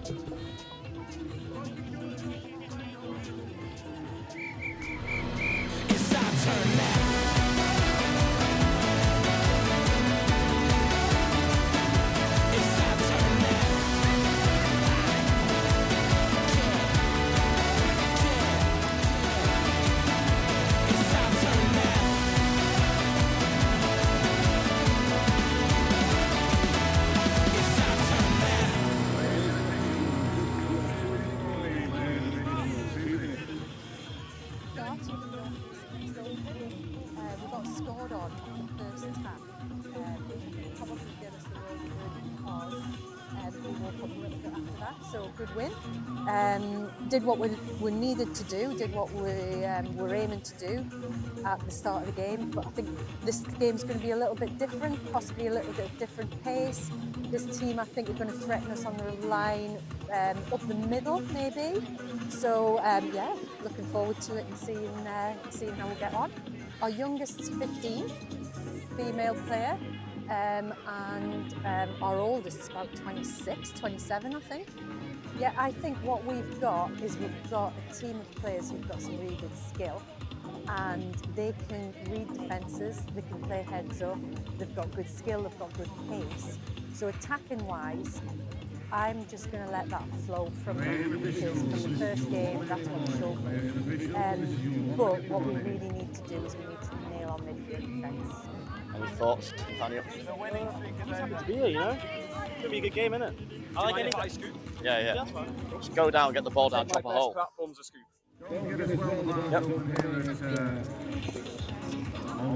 Nice.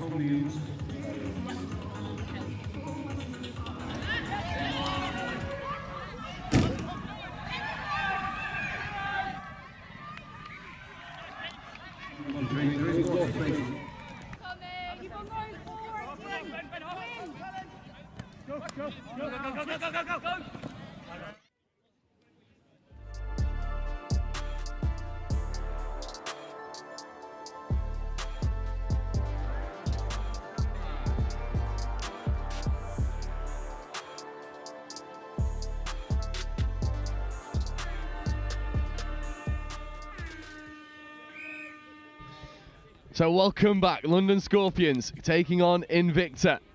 Scorpions with a dominant performance already here on live stream. Is Jimmy O'Donnell platforming here for Sullivan. Sullivan to Brewer. Brewer stepping away, finding O'Donnell. Invicta staying wise to it. And Matt Chapman's gone away after joining us here on live stream. And I'm joined again by Oliver Holmes. Ollie, this is a tempting matchup as we see Brewer rip long, just finding the floor. This is one of these games that Invicta certainly have the right mentality and the right firepower to cause Scorpions all sorts of issues. Invicta looked absolutely lethal last time out. They are strong all over the field. As we know, we've seen Scorpions today also strong all over the field. This would be a great matchup here, Joe. Absolutely. Is Lister.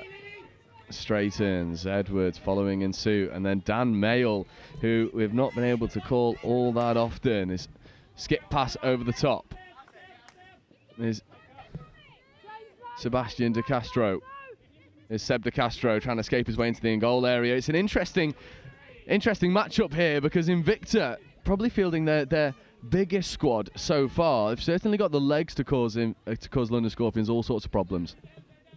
Yeah, I noticed two cheerleaders in lovely outfits down this side as well. Hopefully not injured, and if they are, not for too long. As we see Scorpions yet again comfortable on that ball, very good at moving it between themselves. Halpenny, Richards, McMahon in motion. Here is McMahon looking to rip long. Instead, drops a lovely pass off into the link channel, and that's Lily Merritt. And what a dangerous subset that was. However, referees just having a little word. For me, it looked like ball down. Merritt is confident. No, they haven't. Score is chalked off. We'll see this one on the replay. I want to see this lovely interplay between Halpenny and McMahon, and then, oh, it's marginal, but for me, ball's down. But if you're Kate Allen, you're claiming it every single day. The touch was made slightly after the ball was down. The referee side with Kate Allen. And feet to Castro and Edwards and Mayall need to get out of danger. Lovely footwork there from De Castro. Edwards, here's De Castro again. This is lovely line speed. There's Aston Brett. This is danger. So you see Danny Tysus come and get involved. Tysus driving hard at the line, just accepting the touch. That'll bring up the 6 and change. Good subset there from Invicta. Yeah, we saw that last time out as well, Joe, that they are all singing off the same hymn sheet, as are the Scorps team as well. This is going to be a close affair. I don't think there'll be many scores on the board here, Joe. Oh, well, you're a braver man than me. As you see Lewis platforming here is O'Sullivan. Dom Tripp picking up, ripping into the link channel. Zan Hudson was hole crashing. But Kate Allen with a good defensive read brings up the turnover. And whilst we've got Invicta here, it's maybe time to bring up the elephant in the room, where we all saw Invicta's intercept score from Kate Allen, and obviously it's all over social media. Invicta putting the clip up, myself putting the clip up. Ollie, what were you trying to say in that clip? Because there's a fair bit of chat about what you actually did say, and honestly, no one knows. My brain had a slight misfire on the old English there. I'm actually not too certain what I was trying to say. Invicta ripping long. That ball 6 of 1 off, doesn't the other, neither hitting link or wing. 4 minutes into this game, Invicta have restricted Scorpions to scraps, and They've not quite established any line pressure, but it is a dangerous thing at the moment. And Scorpions are having to work really hard as Dom Tripp has to come back to the mark. Gribben gets in an acting half. There's O'Sullivan. Late pass away to Jared Lewis. There's Brewer checking away to O'Sullivan. O'Sullivan escaping around the outside for just a moment, but he's caught by JJ Lister. There's Brewer. O'Donnell back to Brewer. Halpenny just losing his footing. Halpenny again driving hard. And Meany stays hot to the pressure. And again, Scorpions not having all their own weight in their line attack. No, not at all. I think Invicta defensively confident and definitely confident applying that pressure in defence as we see Scorps returning the favour down this touchline hit. Invicta creating many a problem for themselves. Can Scorps get their first score on the board here? Yeah, it's a tricky one to take there because you've a mastermind of your own downfall, and then Ruby Gribben just escapes her way over. And again, it's just reacting the quickest to the plate. Late pass away from O'Donnell. And a wing quickie. And Gribben finishes. What an opening score that is for Scorps. What would we call that, a 12? No, that was very well done. It's nice to see these teams again look away from the open side, and defence is a bit guilty of leaving that short side overexposed, aren't they? I completely agree. Just not reacting quickest. Invicta now find themselves one down. Is Mayle working with Hunter, Jared Hunter, back from Mayle, but that one unfortunately just squirts loose, but the referee's happy that the touch came in first, so that'll bring up 5th. De Castro lingers in this middle channel. Here is Hunter. De Castro trying to play late to the line, but the touch comes up, and now Invicta are a little bit disorganised in defence. Scorpions wasting no time. Lewis with a good bit of foot speed, following suit by Harry Richards. What a transition this is. Second touch bang on halfway. Hudson is third. Halpenny.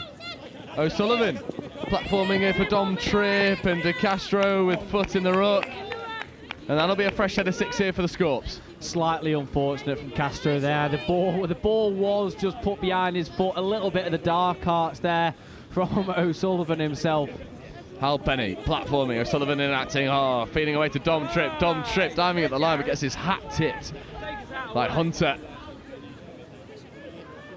That's one way to make sure that you've made the touch, if you physically take the hat off someone else.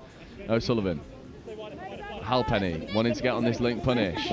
Checking back over to O'Sullivan. O'Sullivan back to Halpenny. Lovely little bit of interplay. Here is Halpenny driving at the line. Right foot step. Late ball away to O'Sullivan. Is that ball down?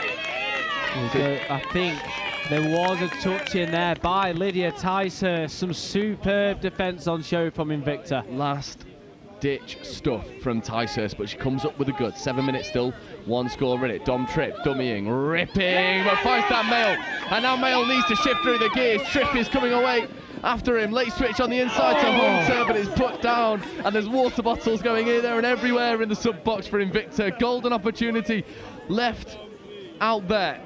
I wonder if they should have given it to the intercept queen herself, Kate Allen, to maybe go the full length. Good defensive pressure from Dom Tripp to force the mistake, and now Invicta find themselves back in square one. Richards, though, trying to take Ticehurst wide.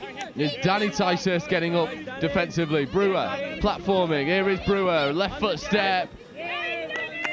Well defended by Ticehurst. All of a sudden, this game has burst into life. Brewer. O'Donnell in motion. There is Jimmy O'Donnell. Puts on the handbrake. Lydia Ticehurst staying alive to it with Danny Ticehurst. O'Donnell to Richards. Richards platforming. O'Donnell picking up back against the grain, ripping into the link. But a wonderful covering touch comes in from Kate Allen. Wow, wow, wow. We spoke about her last time. And the score's been given. It'll be nice to see this one back. It sort of caught me off guard for a moment. Jimmy O'Donnell picking a rip long. That's a hard one to take for Invicta. They got to put it to the back of their mind now. Scorps go 2 to the good. Yeah, a little unfortunate from there. The referee sees it, how the referee sees it. That is 2 to good. Invicta looking to get a score on the board. They will break through soon as we reach halfway through the game. Absolutely. There's Cara Edwards. There's Lister to Lister. Amini lingering in that far link channel. There is Edwards. Lister's in motion, picking back up against the grain, feeding back over towards Edwards. Oh, dabbled with the phase play, not taken. Lister back into Lister. Last touch, that brings up the exchange, and approaching the halfway mark. Invicta have done a good job to limit Scorps to just 2. They've not quite found that cutting edge in attack as of yet. Agreed, they're getting there. Maybe only one edge of the sword is sharp at the moment. Scorps again superb on their transition. We've seen it in the game previous today, and here they are again looking really potent. Yeah, Hudson and Richards, and the fly option is available. Halpenny platforming here for Tripp. Tripp ripping to the wing, connects with Pyrgos, but just puts that one down. What a lovely bit of variation that is. Firing from the hip was Dom Tripp, but the hands of the corner just not quite able to take this one in stride. Yeah, the danger man, Don Tripp, the 4v3 specialist. He's been doing it for years on the circuit now. Late pass away. Lister does a good job to buy some extra yards. Edwards has to work hard to get in an acting half. Edwards playing away here. Edwards with a bit more work. There's a nice roll ball there from Nye. Ticehurst. Nye. Dummying, trying to escape his way through. Not able to do on that occasion. Again, Invicta doing a good job at killing the ball in a somewhat tricky area for Scorps, but defensively not really able to turn the screw like Scorps have been able to do on the flip side. Scorps is really good at making space out of nothing here, Joe, as we see an unfortunate bobble of the ball and a turnover to Invicta. I'd like to see them go a little bit more direct, Joe. We do ask for it quite often, don't we? Just working towards the centre of the field, as it looks like they're doing here. Yeah, Aston Brett platforming. There's Nye, Ticehurst. And Brett, Nye, Ticehurst. Again, similar pattern here. There's Ticehurst, Elliot Nye. Nye with a hot stare, ripping long, connects with the winger, but not able to take it in stride. Holly Atkinson, it would have taken a fair bit of finishing, to be fair. Not the most sympathetic ball, high over the head. Atkinson did a good job to get hands to it, not able to take it in stride. Agreed. There was a little bit of finishing to in that corner. That's probably down to the pressure from the Scorpions defences. Again, we see some slick hands and an unfortunate ball down. Can Invicta make them pay for that mistake? We shall see here as we see them working their way forward. Yeah, Ticehurst, Nye, Brett and Lydia Ticehurst have been on the pitch for a little longer than they would have liked to, and Lydia Ticehurst puts that one down. Not the cleanest of passes that came her way. Some mistakes creeping into this one. Hudson with a late check away. Again, it's just such mature work from Hudson. Very little mistakes. There's Taylor Dean, who eats up the yards in front of her. There's Brewer. Late pass away towards Richards. Richards comes back into the midfield. Richards unhooks the trailer. 2-on-1, executes. Pyrgos finishes. And Harry Richards. I mean, how many more adjectives can we use to describe Harry Richards? Because we were speaking about how he maybe doesn't get the plaudits he deserves, being in and amongst some of the best touch players in the country. But so far in this tournament, he's been one of the standouts. Been phenomenal, most definitely the standout player for me on pitch one here today, Joe. And as you said, same could probably be said for the last couple of rounds, couldn't it? Like you said, it's the quiet work that goes unnoticed, and it's arguably the most valuable work to be done in a team there. Completely agree. It's De Castro working with Hunter. Hunter to De Castro again. Hunter to De Castro again. De Castro diving. Good touch that comes in from O'Sullivan. That was marauding stuff from Hunter and De Castro. Dan Mayle lingering in that far link channel, so is Cara Edwards in the near. Comes over towards Mayle. Mayle, county step back. Dan Mayle, but Brewer with a really good defensive shoot. That'll bring up the 6 in change. Yeah, Invicta lucky to get away with a couple of forward passes as they're maraudering down the pitch there. Hunter taking a slip. As Pyrgos gets in acting half. Nice check away to Jared Lewis, and then the Redlands play. Trying to escape Jimmy O'Donnell down that far side. There is O'Donnell. Lewis, Halpenny. Halpenny checking back against the grain. What a brilliant fifth touch platform this is. And O'Donnell just escapes through. Halpenny does as well, but Hunter stays wise to the threat. 6 minutes to go, 3 tries the difference. Probably could have backed himself there, couldn't he, Joe? Pinned his ears back and gone through that middle channel. Maybe next time he will put the afterburners on for us there. Again, some superb pressure from the Scorps defence. They're not letting up in this heat. Hunter with a decent attempt at buying some extra yards, but hips not square. So 5.5 minutes left to go. A fourth score here from the Scorps would surely see them over the line in this game. That has been a tricky one for them to navigate. Invicta have not let up. They continue to come forward and ask questions of them, but Scorps have just had a little bit too much quality. Speaking of quality, there's Jimmy O'Donnell, and O'Donnell with a late pass away to Lewis, but shut out extremely well by Lister. That was a superb defensive read. He saw the danger, he closed the space. Let's see if they can stop the Scorps here. Let's see, indeed. There's a late pass away. O'Donnell was having a dabble at playing the phase, but penalty again.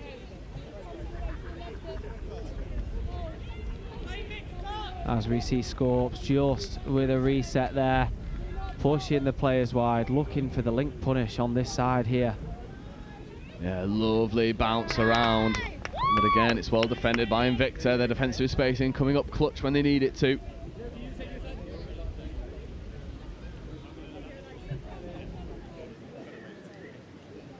Just slowing things down for a moment. There's O'Donnell to Halpenny. Halpenny to Merritt. Merritt on the link punish, having a go, trying to beat her opposite number. Not taken. There is Halpenny now. Open side quickie. Right footstep coming back against the grain. Left footstep.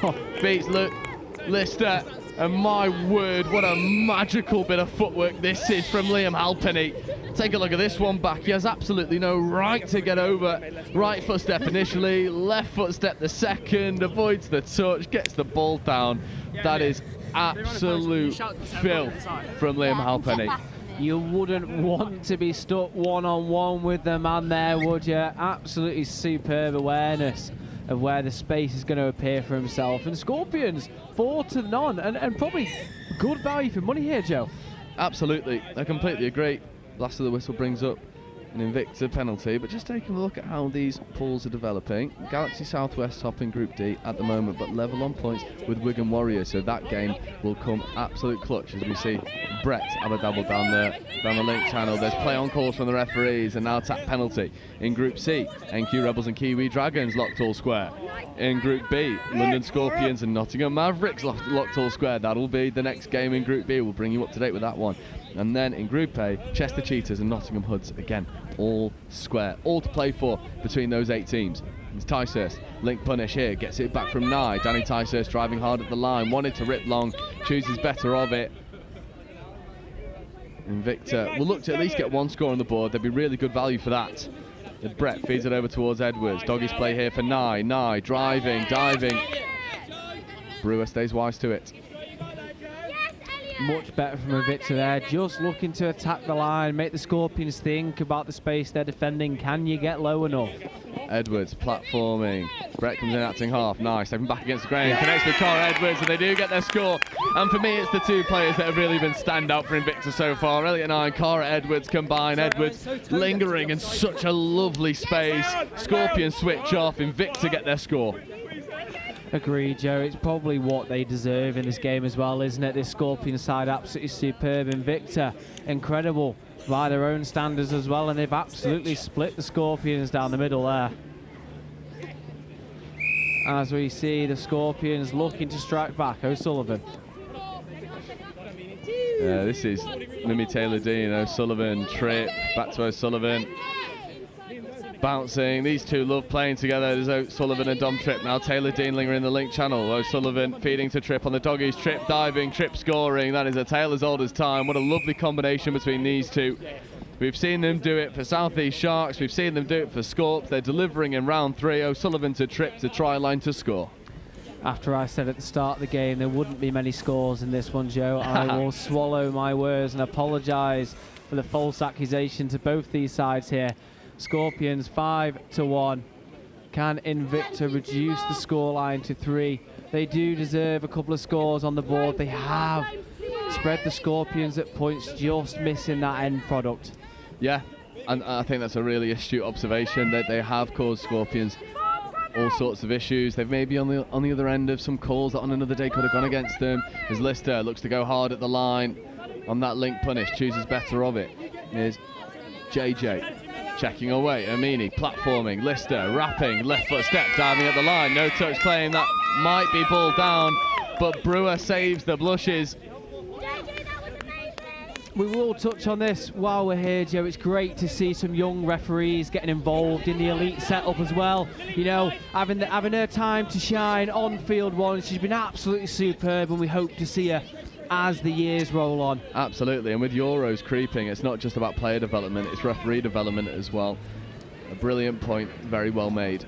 And Scorpions just put that one down. It won't come to all too much consequence. There are merely seconds remaining. Try scorer Edwards. Touch was made by Edwards. Amini, late check away to Atkinson. There's Nye bouncing. Tysers driving, and that'll bring up the final hooter, and that'll be all she wrote. Scorpions continue to march forward, looking for that overall championship. Dominant performance from London Scorpions, but Invicta maybe on another day could have had more scores on the board.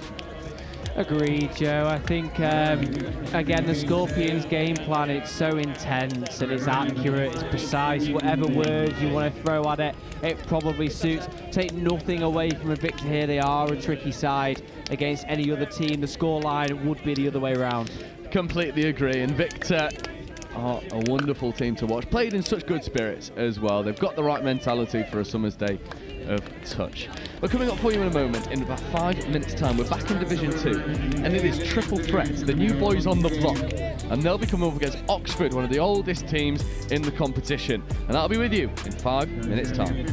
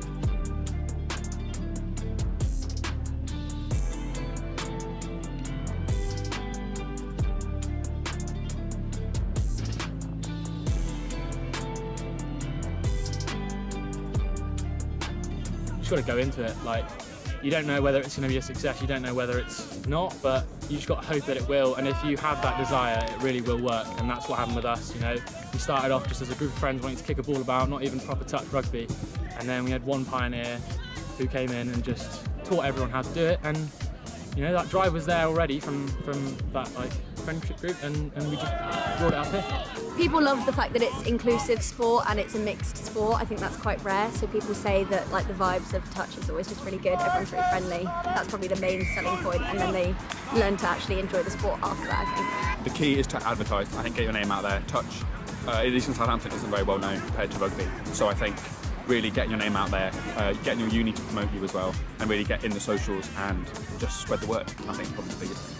Have you had that kind of support from your AE? We have in some ways, but I think I've always wanted a bit more like screen time, I guess, more like story posts, more Instagrams, more flyers, things like that. But I think we've got that at the moment, so I think that might help us in the future.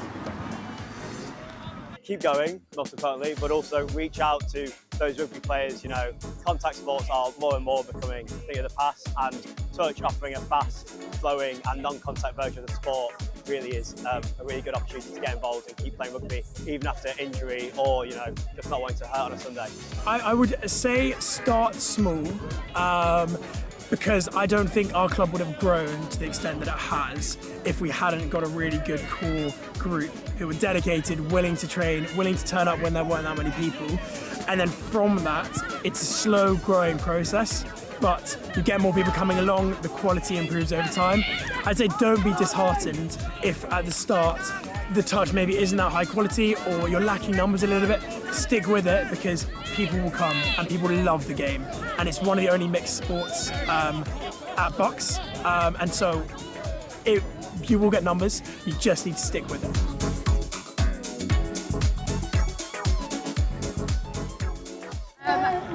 There's not a lot I'm going to say right now. I just want everybody in the next few minutes or whatever to just stay quite close to each other, get some connection, feel the vibe.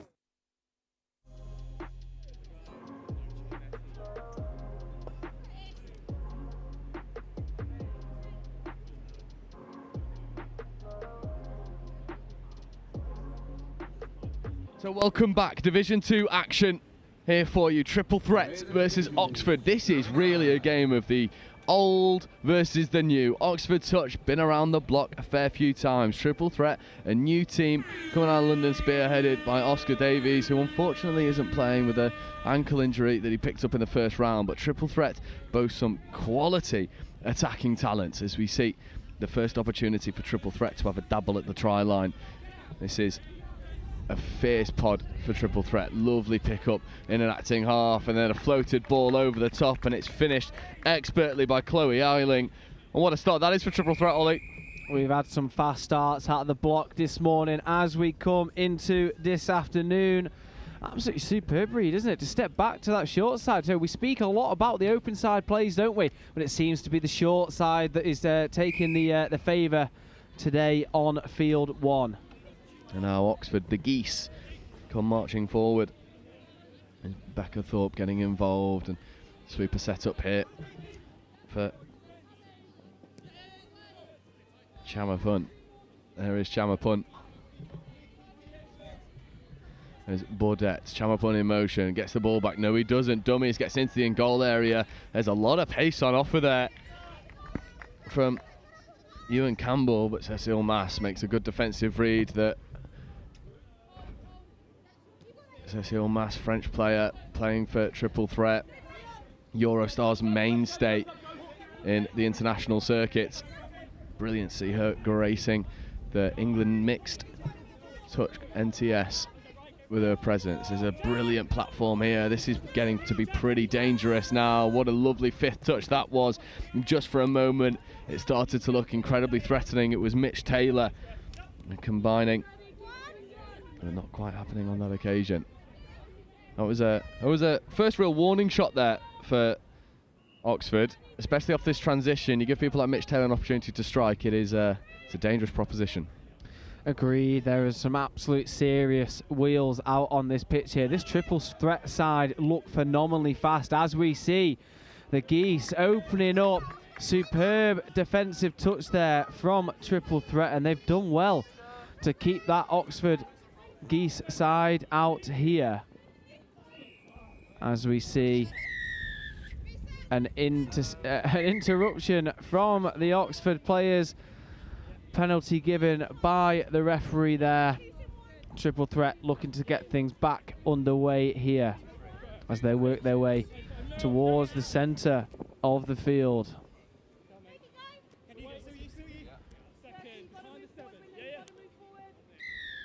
Referee calling a touch, a push in from the side. You do have to be square with the attacking player there, as we see Triple Threat slowing things down here.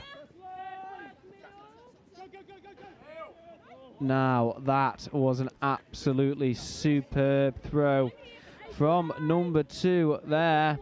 It's nice to see when teams possess quality, both male and female. You don't know where the strike is going to come from, as we see Oxford with some superb momentum here, halted by a loss of control there. Slightly unfortunate. A good read from the Triple Threat player there to take himself away from that touch, as we see yet again Some more substitutions in the heat here from Triple Threat, and unfortunately a ball down, Oxford given a reprieve. Yeah, Lewis can't quite take that one in motion. Apologies, Ollie is getting a fair bit of use of doing solo commentary for a hot minute as we problem solve some team sheet numbers, but Oscar Davies is Johnny on the spot to help us out as and when we need to, which is a wonderful thing.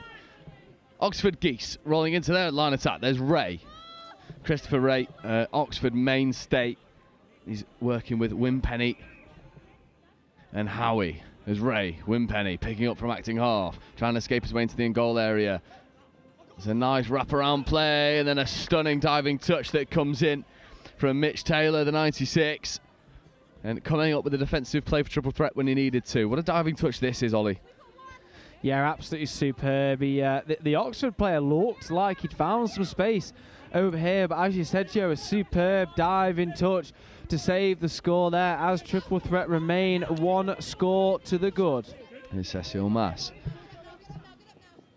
Nice play away towards Ben Johnson. Here is Chris Andrews getting an acting half. Oh, lovely footwork. Just leaves Ray in the dust and finds the wing. My word.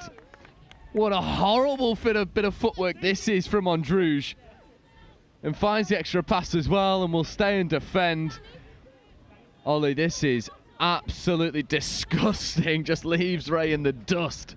Just a little slow down of the feet there and then straight back, bang into his acceleration over to that right-hand side. That being said, Joe, the score has not been given, and that is an Oxford exit here on touch number 2, working down their box side. Apologies, viewers, we're not too certain what that one was for. As we see a turnover there. Sorry, Ollie, I'm just going to interrupt you. This is that score. Again, Andrews gets into the goal area with a nasty bit of footwork. And referees, I think, siding with the touch that was made there. Big up the exquisite next-gen producers getting hold of that replay as and when we need to, as we see Triple Threat look to get over and rectify what they'll see as a missed opportunity. It was Lewis and Taylor trying to combine for another score. 6 minutes in, it's still one try in it. Triple Threat started the brightest. Oxford, they've steadied the ship a little bit. Yeah, you're right, Joe. I'm a little bit cautious of the space they're leaving in that middle channel down the middle. Triple Threat have identified that as a weakness of theirs, and they will continue to apply the pressure through there. Oxford doing really well to work their way up the pitch. They've made some good ground on all their subsets here. Ray scooping now on 5th, but the midfield defence of Triple Threat was just so well marshalled, not affording any space to the wheels of Christopher Ray. And Triple Threat will be really happy with their defensive work. Agreed, they've looked really good. Oxford have thrown everything but the kitchen sink at them in the first 6 or 7 minutes of this game here, and they've managed to shut that out there. Triple Threat, again, also looking really dangerous on the transition, not afraid. As we can see here, that's superb hands, isn't it? Yeah, just reshaping the point of attack. It's Chloe Eiling, and it will be given a penalty for offside. I know that there was no play at it, and she's completely within her rights to make that point. But if you're offside and you get involved in the play like that, you're sort of asking for trouble whether you mean to or not. Depends which team you play for, doesn't it, Joe? I think that one there, unfortunately, was in the passing channel. Andrews, open side quickie now, right foot step back to Andrews, but it's a really good defensive shot that comes in from Oscar Howie. But keep an eye out on this pod here for Triple Threat. This is absolute danger personified. Andrews, Cecil Mass getting involved with the setup, just taking a moment to compose. Cecil Mass finding Chris Andrews, stepping back against the grain, and what a pill that was. That was fired out of a cannon at Chloe Eiling, who unfortunately can't take it. But Andrews is a big man, a lot of power, and that ball probably hitting 50, 60 mile an hour. Yeah, no, you're right. There was some absolute speed on that one there. Mass has really impressed me in the Triple Threat attack here, Joe. Taking control, and the long ball she threw earlier, I'd love to see that thrown again. Yeah, Cecil Mass is a player with a very deep skill set, full repertoire of attacking talent, and a really big acquisition for Triple Threat here in round 3 as Oxford put that ball down, approaching the halfway mark. Ollie, for Oxford, it's just about that good bit of go forward, right? They've struggled with field position. Yeah, you're right, Joe. They've done really well to get their players off the pitch. Coming onto the pitch is where they have struggled. I'd like to see them, as I said before, just tighten up that middle defensive channel here. Yeah, as Hawkins wanted to platform there, appealing for a foot in the ruck. Referee's just happy that it was a loss of control. Mendes gets up to make a really good defensive touch. There's Hawkins who tracks across to make the second. Third now. Oxford with a better bit of go forward. That's nice foot speed into the roll ball as well. Ray moving laterally, looking for that late check back on the inside, getting away with it. This is fourth, fifth touch coming now, although there's a pick and go down the short side. Late pass over the top is taken, and that is a remarkable score for the Oxford Geese, who kick into life. What a lovely 1-2 this was down the wing channel. Superb, absolutely superb there. Great check back to the left-hand side. A good pickup across to his winger there. Is that Becca Thorpe in the corner? Absolutely superb. The Geese are quacking if that's what Geese do. Yeah, and Christopher Wimpenny finishes the score. A lovely bit of interplay down that short side. Triple threat were trying to adjust to it, but that'll be 6 more. Yeah, good honesty by Ewan Campbell. Is Andrews. Escapes his way round one, not the second time. Does a good job at keeping his feet nice and settled. Is Andrews. Platforming here, wanting this link punished. Chris Andrews driving, getting the ball down. The referee's happy with the touch. It'll be interesting to see if now Triple Threat whip this one open side. There's a fair bit of talent out there, namely amongst them Cecil Mass and Ben Johnson. There is Mass, open side quickie for Cecil Mass, driving hard at the line to Johnson. Johnson wanted to rip that one to Door, but the door shut on him. There's a nice flat pass trying to find Chris Andrews, but Triple Threat in that attacking set, they just narrowed the pitch a little bit too much. Not a lot of offensive width on offer. Agreed. I actually liked that option of Mass teeing the ball across to the other middle player there for him then to rip long. He thought twice about it there, didn't he, Joe? I'd like to see them repeat that again and actually rip that one long. That being said, the Oxford winger on the far side, superb defensive positioning, and that's probably why he decided not to throw. Yeah, completely agree. Very well put together. Oxford find themselves locked all square. Ray having a bit of a run, but you do not want to try and take Cecil Mass on the outside, because as you can see, she will eat up the space oh so easily. Ray checking back on the inside.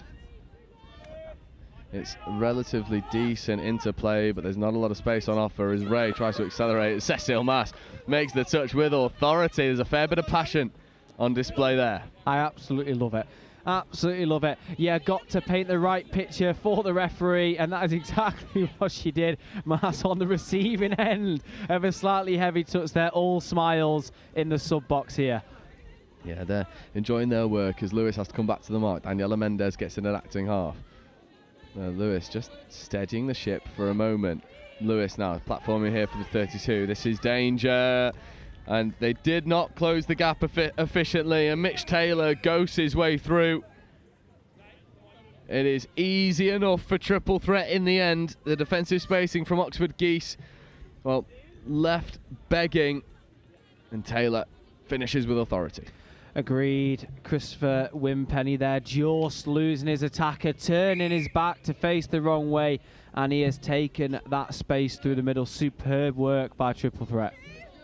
Superb indeed. And now Oxford need to find a score to bring them back all square. There's a nice pick up against the grain there, trying to escape into the in-goal area. Mendes stays alive to the threat, and then there's a really quick roll ball. And if the referees are happy, that will be try time. But they're not. They spotted an infringement earlier in the play. That's a lovely bit of endeavour there from the far side wing. We love it, don't we, Joe? We love the off-the-cuff plays, maybe something that's not quite in your playbook, and your coach will tell you off if it doesn't work. But if it does, all praises are being sung as we see an unfortunate loss of control there from Triple Threat during a dominant sub-box display. Yeah, Lewis, unfortunately, Jack Lewis it was losing control of that roll ball at the final moment. But Oxford moving incredibly laterally. Chris Andrews gets up to make a good touch on the 22. Baudette. Ray. Just skipping his way through the gears. Ray gets in an acting half. There's a look of promise about this line attack opportunity. Howie was platforming. Ray wanted the ball quickly, not taken. Ray trying to escape his way into the in-goal area. That'll bring up the 6 and change. And again, it's these promising moments for Oxford Geese that there's just not that go forward. It seems like they've not got that player who's just going to get his head down, set a good platform, and give them something to work with. Agreed, Joe. Again, as we said about Richardson earlier, it's that dirty work, the stuff you don't notice that gets you those scores there, and that is potentially what the Geese are missing again as triple threat. Tricky with the feet. Yeah, Jack Lewis platforming here for Taylor. Mitch Taylor trying to make something happen. An extra pass goes from Mendes, but only finding the floor. 6 minutes left in this one. Oxford still in the fight, only a try down, but they've really got to find an extra spark of something when they get into their line attacks. It's all a little bit too lateral and, dare I say, a little bit passive at the moment. Spot on, Joe. You're right about the passive. It is the you can see from the triple threat side they're bringing in that intensity, that snap in attack, which is potentially what Oxford are missing here. That being said, beautiful hands between the group. I'd just like to see a little bit more go forward here. Superb defence from the triple threat side. Yeah, and the ball's on the floor for a little bit too long from an Oxford perspective. It just brings on line speed and not able to play around these single shooters as of right now. It's Hawkins getting up and making a good defensive read, and triple threat will turn the ball over almost bang on halfway. Dangerous position here for triple threat to work with. Has to just come back to the mark for a moment as Jack Lewis. And there's Mendes. Mendes with the extra ball away to Eiling. There's Mendes again. Back into Taylor. Mitch Taylor checking away to Hawkins. Mitch Taylor now in motion. There is Taylor. Early release. That is lovely. And defenders retreating far beyond the try line. And that's a symptom of fatigue. It was a little bit too easy there for triple threat. The lovely line attack play that comes straight out of the training ground. How good is that?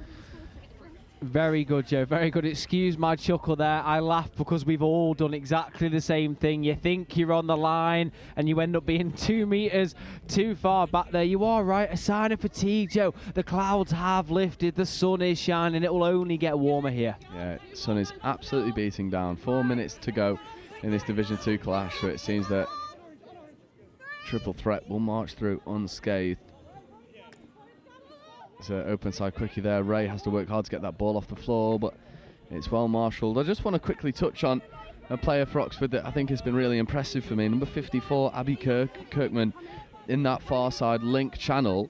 Her foot speed into the roll ball's been really impressive, and defensively, very little, if any, defensive errors. Yeah, agreed there. You're spot on. It's the basics in touch that get you places in games, and that is exactly what she's good at. As we see a little juggle around from triple threat, they're looking lethal here. Yeah, Taylor it was, platforming now. Lewis, Jack Lewis gets into the in-goal area, connects with the far winger. And Oxford looking a little bit tired, and Taylor and Lewis make it count, connecting with the far side wing. Not quite got a number yet. I want to say it's Emma Hutchings over on that far side. My word, what a setup that was, and triple threat have just shifted through the gears in the past 5 minutes. And that's exactly what we've seen from them. You're right, over the last 5, Joe, just running through the gears, first, second, third, and so on. Now we are in 5th. They are firing on all cylinders here, as we see an unfortunate loss of control from Oxford. Yeah, Cecile Mass just bounces around one, takes the touch bang on the halfway mark. Androuge does exactly the same, beats the first, takes the ball down on the second. There's Johnson, Mass, Johnson in acting half, back to Cecile Mass. Androuge on the out. There is Chris Androuge using the footwork to feed back away to Cecil Mass. What a wonderful offensive platform this is right now. Androuge to Mass. Mass accelerates, rips into the link channel. That one just drifted forward, and Mass is frustrated with herself there. I like Mass, you know. I really like Mass. Just that tenacity, that ferocity, just to attack the line. You know, male, female, makes no difference to Mass. She's here to compete with the very best, and that is exactly what she's doing. Yeah, completely agree. One of those, the type of player that we both enjoy watching. Someone who wears their heart on the sleeve, leaves it all out there, has wonderful attacking prowess, but then takes pride in the defensive side as well. Cecile Mass. Had the pleasure of calling her at a fair few touch events now, and it's good to see her here at the Mixed Nationals. There's a nice touch that comes through. I think the referees are going to play on though. And a lovely hole hit off the ball from Oscar Howie. Offside called. And Ray delivers when he needs to, and Howie just flew through the gap. You'll have to excuse me for my lack of knowledge. Number 55 for Oxford, is it 95? It will be 95. Christopher Ray, just again, very, very good when he pins his ears back. He finds that space and opens it up, and it's come to fruition there, hasn't it? Slightly later on in the game here. Yeah, it might be too little too late in the end, but it is something for Oxford to take going into the latter stages of the tournament. They forced a turnover here as well. 1 minute left to go. The result of this one is probably already been decided. The early work from Triple Threat doing the damage, and then they're not letting up on the line speed either. This is suffocating work from Triple Threat. Oxford just moving a little bit lateral. Getting up onto halfway for the fifth touch platform. There's a nice pass away to Kirkman. It'd be wonderful if she got on the scoreboard because she's been such good value for it. I think just a forward pass being given there as we see the last few seconds of this game out. Triple Threat 4, the Geese 2. Can Triple Threat add one more? Oh, what a lovely platform that is. Half is a little bit slow to it. Mass. Androuge, back to Mass. Cecile Mass will be looking to finish with a moment to remember, and she does dish off, and what a lovely score that is in the corner. And the number 7, I'm going out on a limb to say it's Emma Hutchings. And she's got her brace now in that far corner, but Cecile Mass punctuates that game for Triple Threat with a lovely try assist.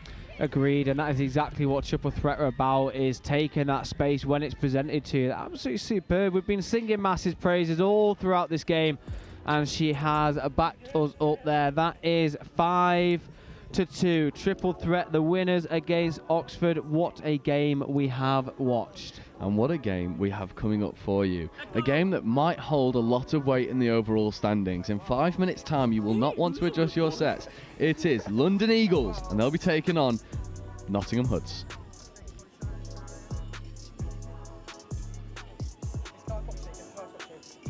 Hi Clark, hi Clark, hi Dan.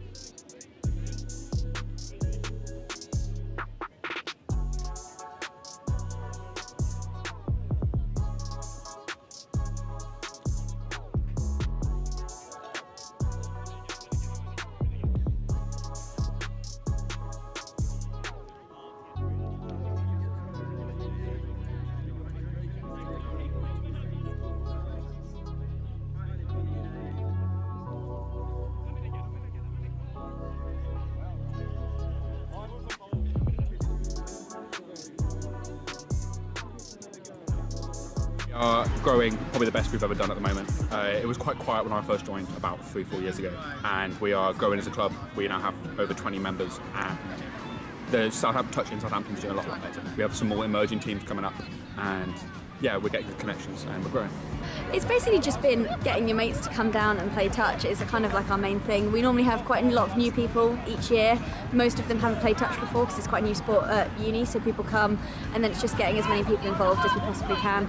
So I think last year we had about 20 average coming to training every week. Sometimes it diminished, sometimes it would be a bit bigger, but this year at our freshers event we had 60 people come. And currently we have about 35 to 40 on average every week coming to training. And this was one of the first years where we had to actually pick a squad. We didn't just bring who could come and who wanted to come, we had to actually select people.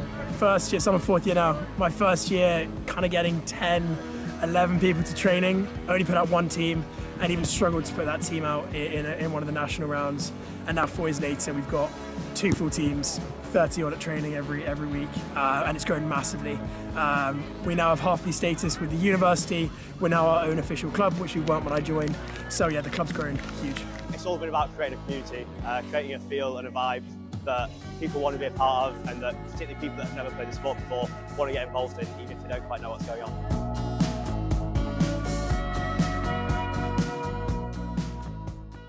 We actually looked at Warwick a few years ago when we came out of the pandemic for a potential venue for the Atlantic Cup 2 years ago in England.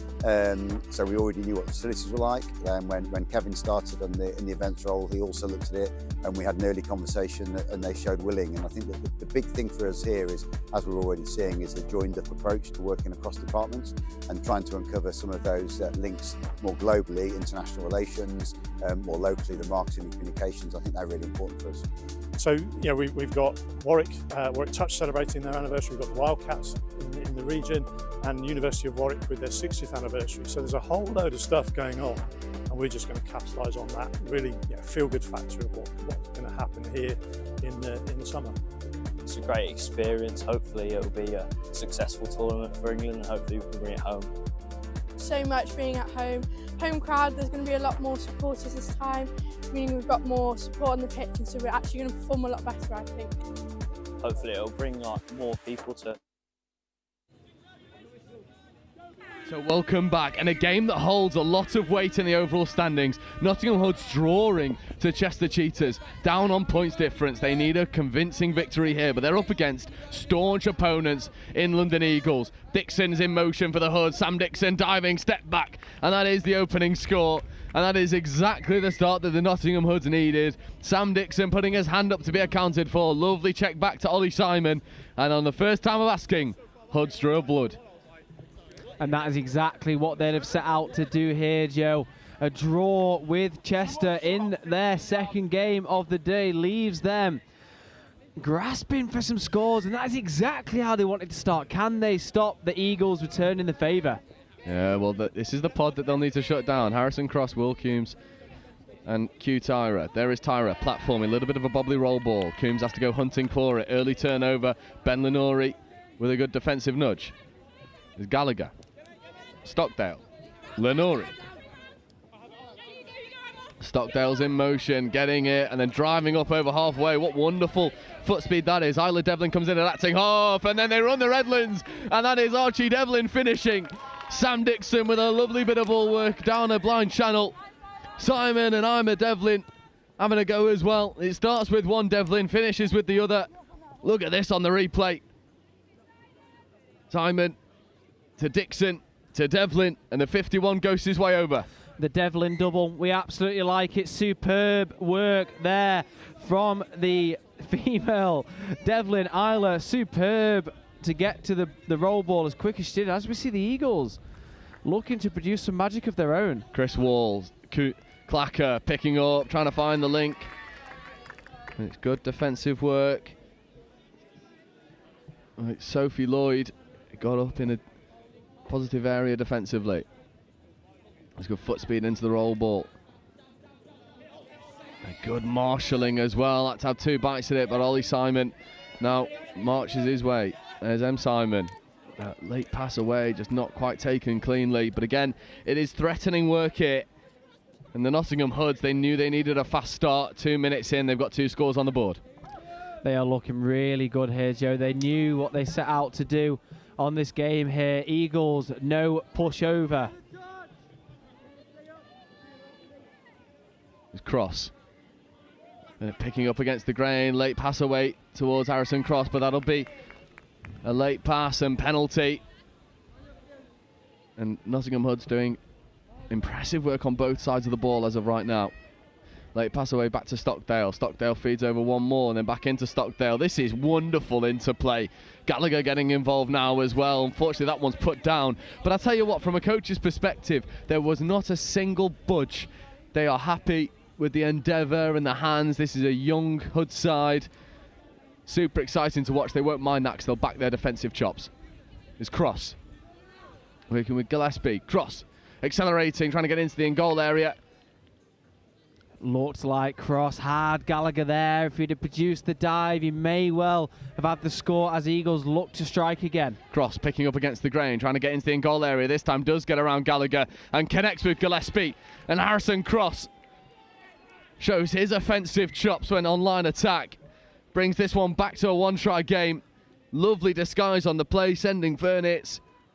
And then Cross with a hitch kick step to get through. Gallagher, lovely score. I am liking the fact that teams are now sending their winger to cut underneath and send a link round the back. The male player finding himself in some space. We've seen a couple of teams run that today. We have indeed, as Sam Dixon goes hard at the line, asking the offside question on Chris Wall. Not taken. This is a dangerous pod.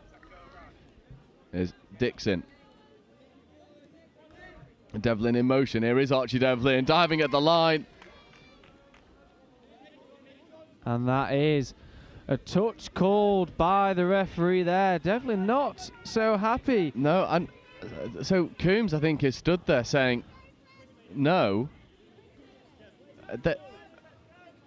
We'll just take a break for a moment because Will Coombs made, I think, surrendered that he made no touch, and it will be try time. A confusing moment, I think, for all involved there, but the right decision is made. Full respect to Will Coombs with a brilliant bit of honesty, because for me, Devlin got in completely untouched. It's relatively straightforward. Good on Coombs, and Devlin's got a brace. And it's that honesty we pride ourselves on, isn't it, Joe? Playing touch at this level, you'll see it everywhere. You know, it is a game about honesty, a game of fine margins as well. As we see, the Eagles are superb. Split of play and very well defended by Nottingham. Number 27, Will Stockdale, says no, thank you. Try again. Yeah, Q Tyra, such an exciting player. Brilliant temperament as well, not scared of anything. Sweeper play. Oh, it's Splitter trying to connect with Gillespie.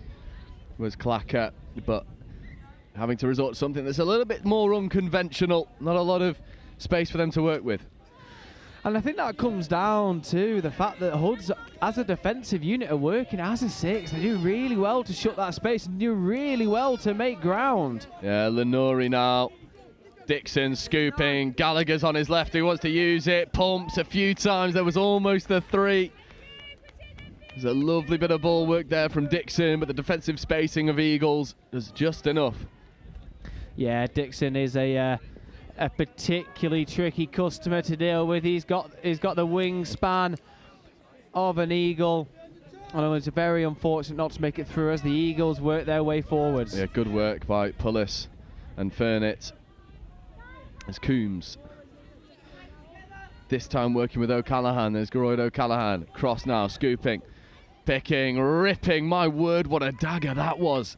How has he been able to throw that far with 1 foot to wind up? Pullis maybe hanging out a little bit too wide. Harrison Cross already showing what he's made of. Yeah, I'm not convinced he looked before throwing that one there, Joe. He knows he's got that 30-metre pass in the bag. As we see some good pressure applied by the Eagles, and that comes to fruition as they get the turnover. Can they put Nottingham to the sword here and return a score? They're going to need to, because they're in danger of Nottingham playing with a little bit too much confidence. There's Harrison Cross diving at the line, and Cross is scoring. And you cannot give Harrison Cross more than a few opportunities. 1 try assist, 1 try, Harrison Cross flexing on live stream.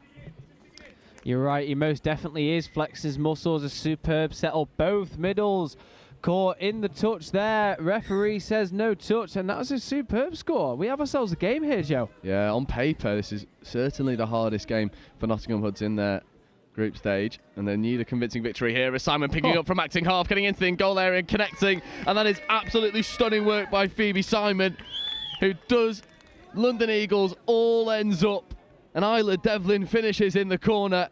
Look at this. What a wondrous setup, first of all, and then the confidence of Simon to pick up against the grain, gets into the goal area, connects.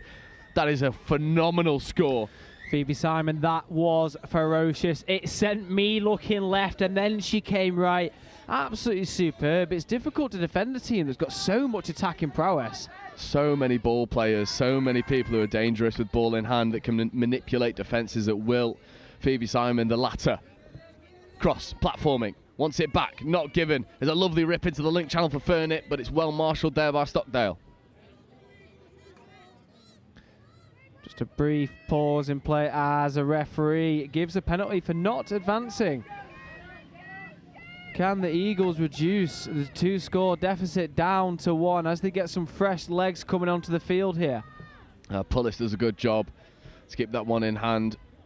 Coombs to Tyra, link punish, Tyra accelerating his way towards the line, feeds over to Pullis.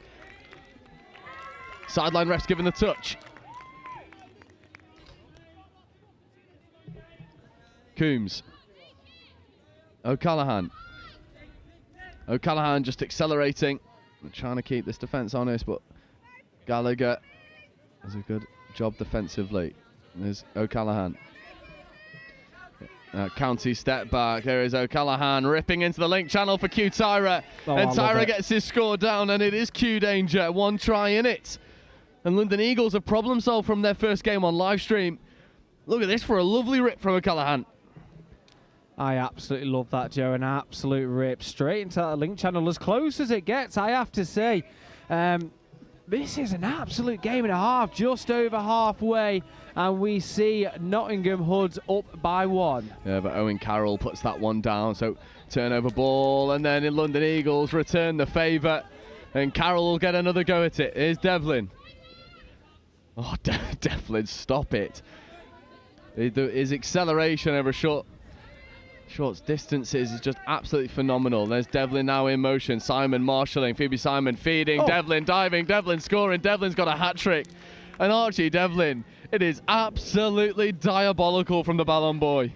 Devlin, you absolute sorcerer, the wizard himself. You're right, the Ballon Boy. Wow, his body's taking him right. He wants to go left, and he still manages to get the score through in the middle. That was superb. You got to forgive the little giggles here, because it is absolutely crazy stuff. As we see the Eagles looking to return the favour here.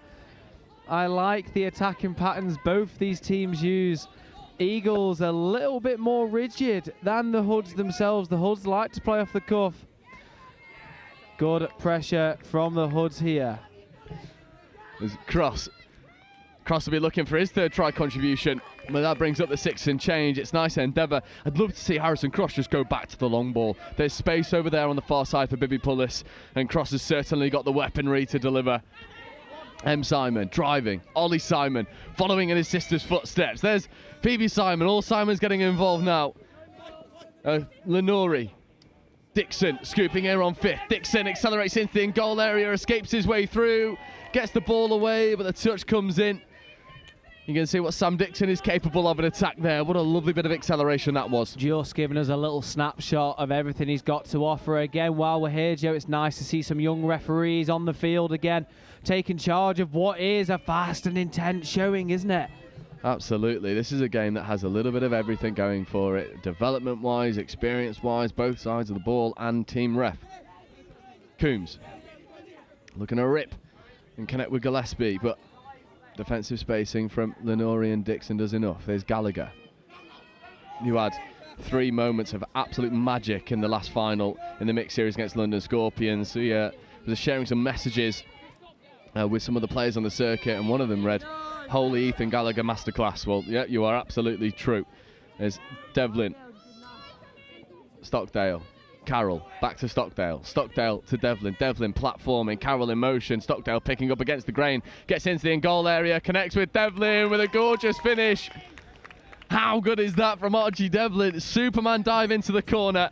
He's had a little bit of everything so far in this game, and that one might be the pick of the bunch. Devlin, you absolute devil. I absolutely love that. Again, Joe, we're seeing the winger running inside.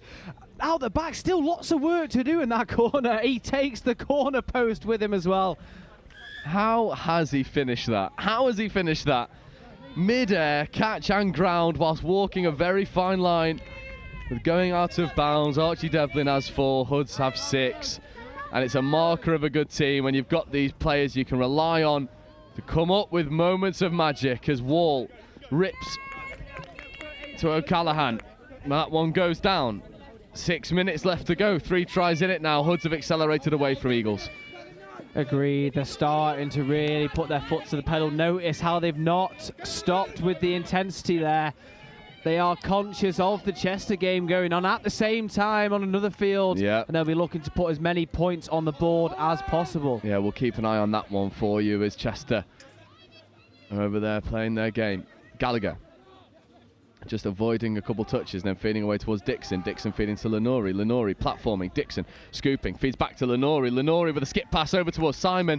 Didn't quite have enough legs on it. Isla Devlin was completely unmarked. And Lenore maybe just took a little bit too much off that.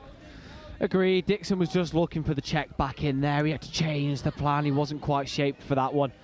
As we see again, some superb hands on show here at field one. Yeah, Katie Nicholas getting involved. Really nice ball work, keeping the ball in hand, and then foot speed, and then Bibi Pullis getting involved as well. There's B. Graham.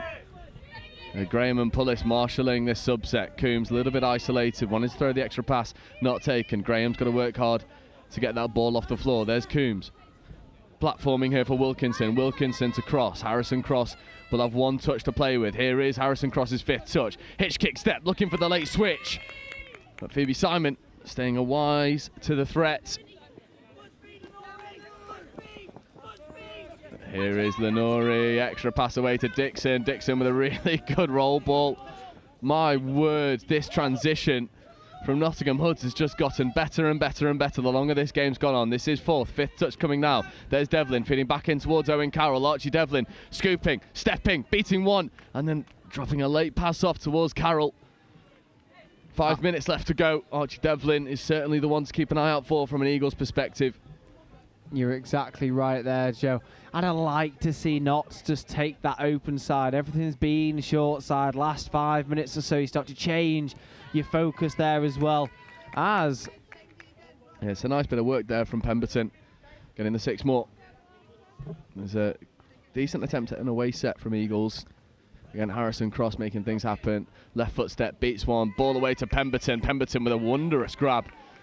And now Cross wanted to go to Coombs, did not taken. Wilkinson's got to work hard, a little bit slow to the play. Ball's on the floor for slightly too long. Now Coombs gets over towards box side. Pullis gets in an acting half, working with Furnett. Furnett loses the ball, that'll be turnover. And with 4 minutes left to go, that probably will be all she wrote.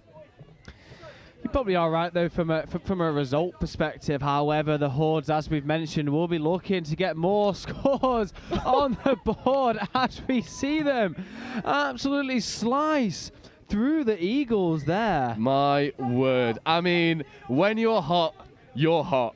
Archie Devlin can do no wrong. It's the Midas touch. Everything's golden. And I'm running out of words to describe Archie Devlin. Every time you think, oh, well, that's his bag. There's no more to come. He finds another level. He finds another moment. And what a pleasure and a privilege it must be to play alongside Archie Devlin when you know he can do stuff like that. Clacker now, feeding away. O'Callaghan ripping. Pullis can't quite take that one in stride. Better work from London Eagles, but they find themselves 4 scores down, and that might be too much. Yeah, no, it probably is too much here. As we said, the Hordes will be looking to get more scores on the board. Some superb hands shown on the far side of the pitch there from us. Hoods not taking their foot off the gas. I feel a couple more scores left in this one, Joe.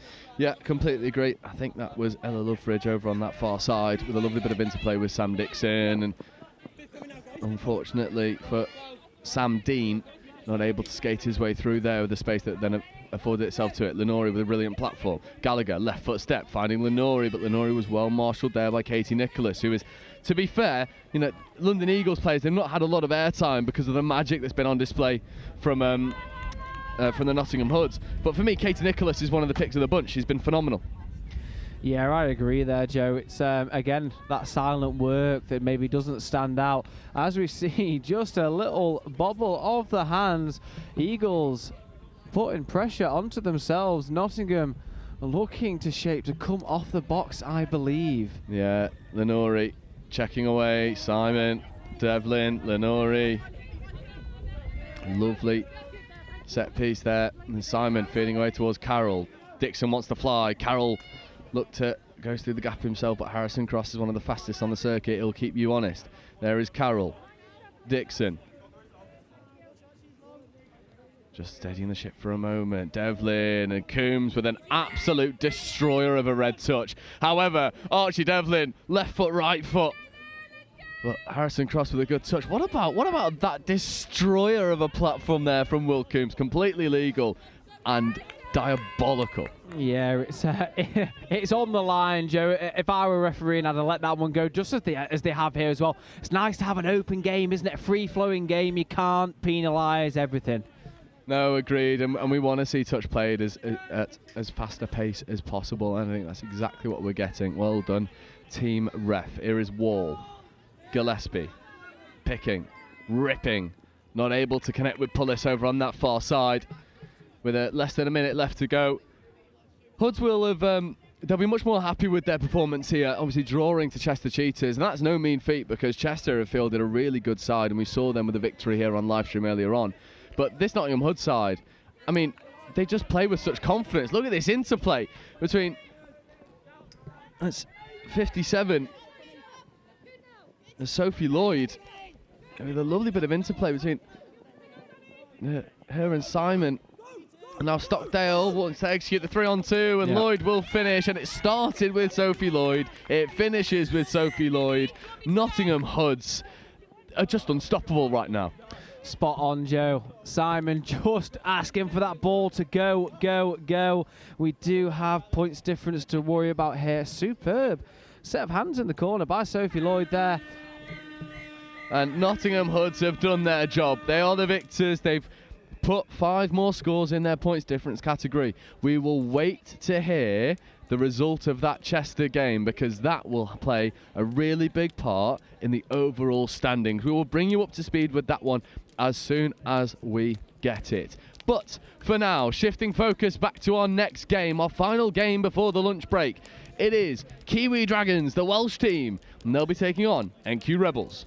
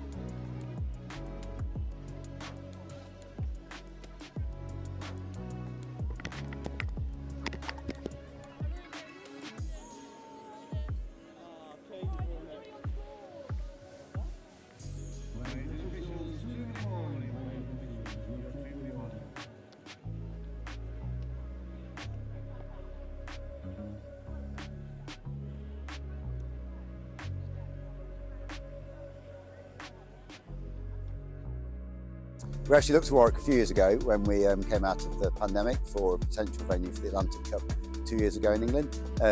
So we already knew what the facilities were like. When Kevin started in the events role, he also looked at it, and we had an early conversation, and they showed willing. And I think that the big thing for us here is, as we're already seeing, is the joined-up approach to working across departments and trying to uncover some of those links more globally, international relations, more locally, the marketing and communications. I think they're really important for us.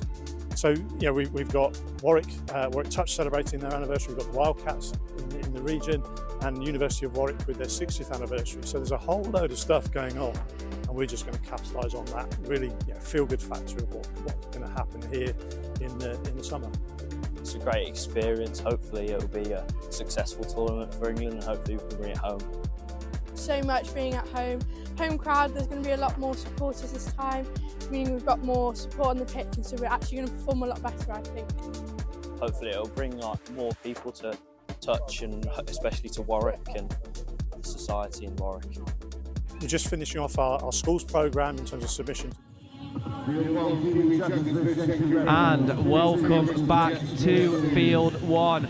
You will be sad to hear Joe Wright, the right call, has taken a long extended lunch break and has left me, Ollie Holmes, with Chappers back to the commentary. Indeed, yeah. Stealing a living is Joe, but there's no surprise there. Aren't we both right? We do have here two ferocious sides, the Kiwi Dragons, the Welsh outfit, against the NQ Rebels, both teams littered with talent here.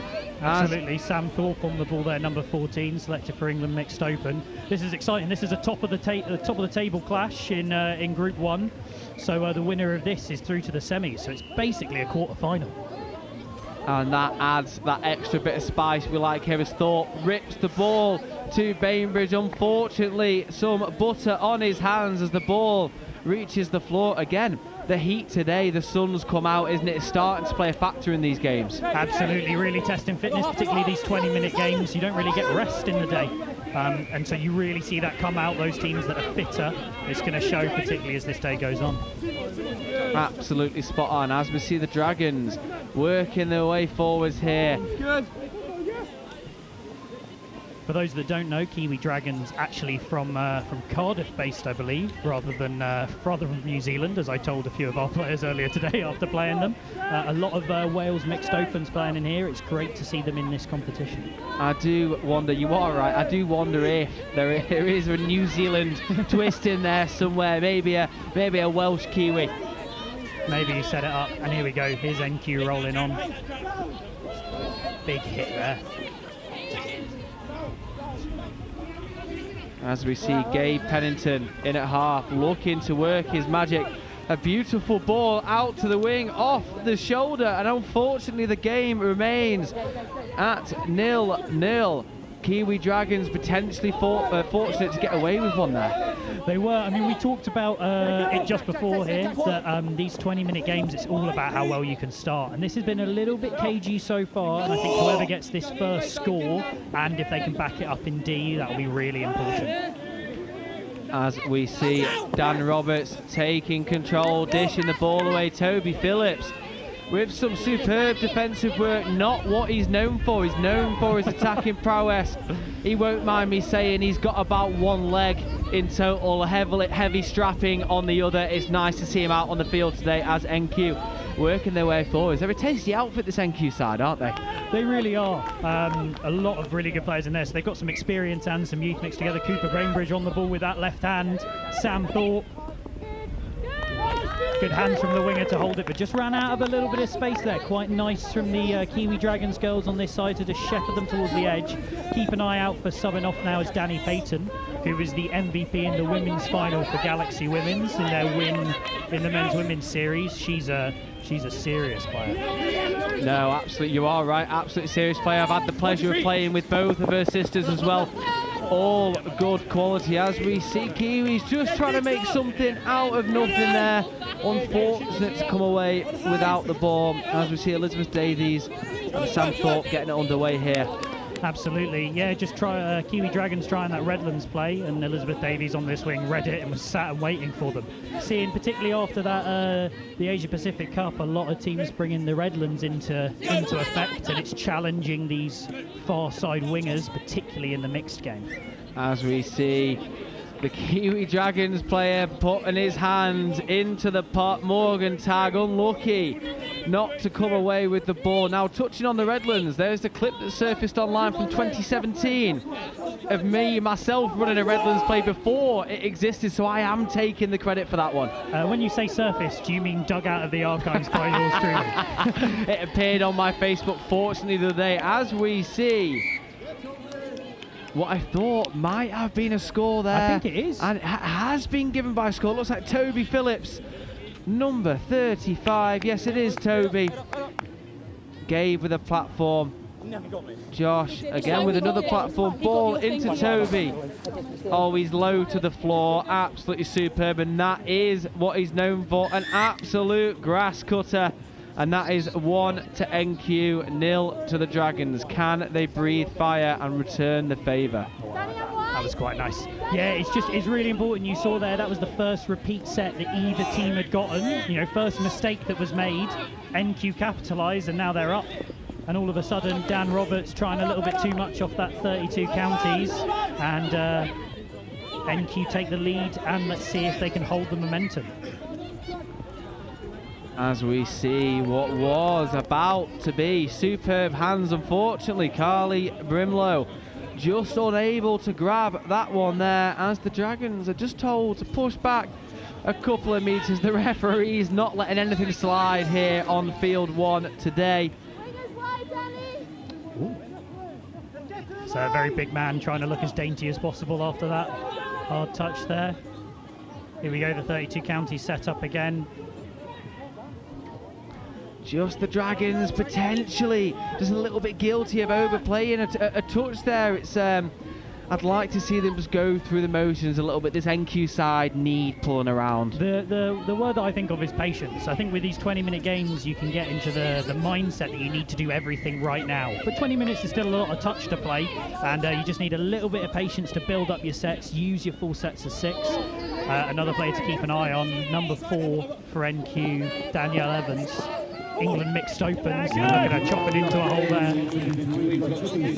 You're right, this NQ side, you said before, didn't you, littered with elite level international talent alongside some of their younger players who again have represented England at the under 18s level as well. The England pathway is absolutely superb, it's thriving. They dominated the Euros under 18s for a number of years now. As we see a fresh set of 6 awarded towards the Dragons. I'd like to see them again just run through their motions, get slightly closer to the line there, and then strike against NQ as we see a quickie open side play, and very, very well covered by number 25, Jack Quinn. Had a superb showing last time out. Yeah, Jack Searcher against a Jack number 90, just controlling things here, and I like the patience that I'm seeing from him. Happy to move the defence about, getting Danielle Evans up, and earning that penalty. That's really important. Ooh, wow! I'll tell you what. In a one-on-one field, Danielle Evans, I would not be backing anyone but her. And, as we take a brief pause while the referees talk, you didn't go to Take That concert, did you? Because you keep mentioning have a little patience. How long have you had that in the back pocket? Couple of minutes. Joe will not forgive me for that one when he finds out about that. As we see a turnover to NQ, potentially the referees penalising the Kiwi Dragons player there. Not too certain on the call, but that doesn't matter as NQ work their way up the field. Touch number 4. Carly in at half. Ingram, the big man himself, on the ball. Gabe Pennington looking to work his magic. Very well tracked by number 4, Callum Digby. Good shadowing. Gabe trying to let the referee know his thoughts and penalised for throwing the ball away. Absolutely, and as we said, the referee's not letting anything go, and there's a question here as you get into these games. If you start giving a little bit of noise to the referee, you can lose them. So it's important. Kiwi Dragons should be seeing that and thinking, okay, we're good as gold from this point onwards, and we make sure we've got them on our side. Oh, just not able to get the ball away there. Dan Roberts got caught on his hip, it looked like, but a nice setup. Oh no, that's not what you want to see. Carly Brimlow just down on the far side over there. That's unfortunate to see as we see her back on her feet. That is good to see. So as we approach halfway in this game here, what needs addressing from a Kiwi Dragon side? And you know, NQ are only one score up.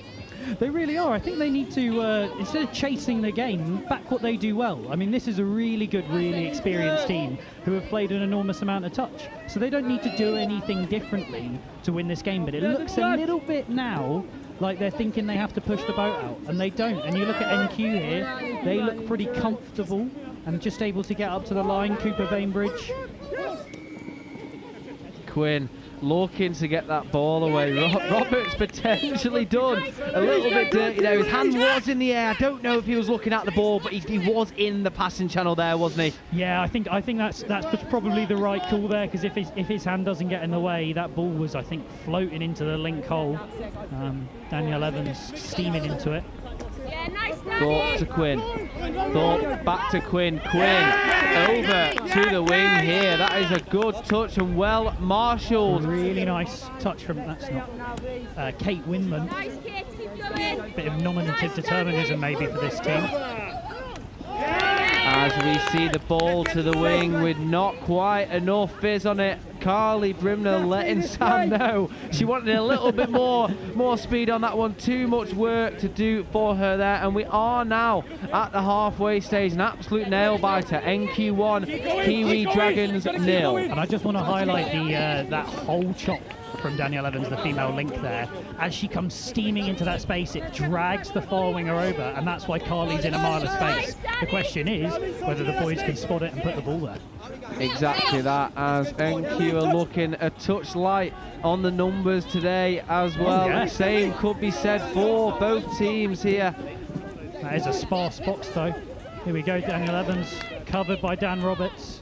Good, Dan! As you've touched on, Evans, superb player. No, yeah, absolutely fantastic. I've had the pleasure of, I'm the team manager of the Women's Opens this year, and getting to work with her at England camps has been really fantastic. I mean, as well as a lot of the girls on display today. And we asked for it, unfortunately. That one is.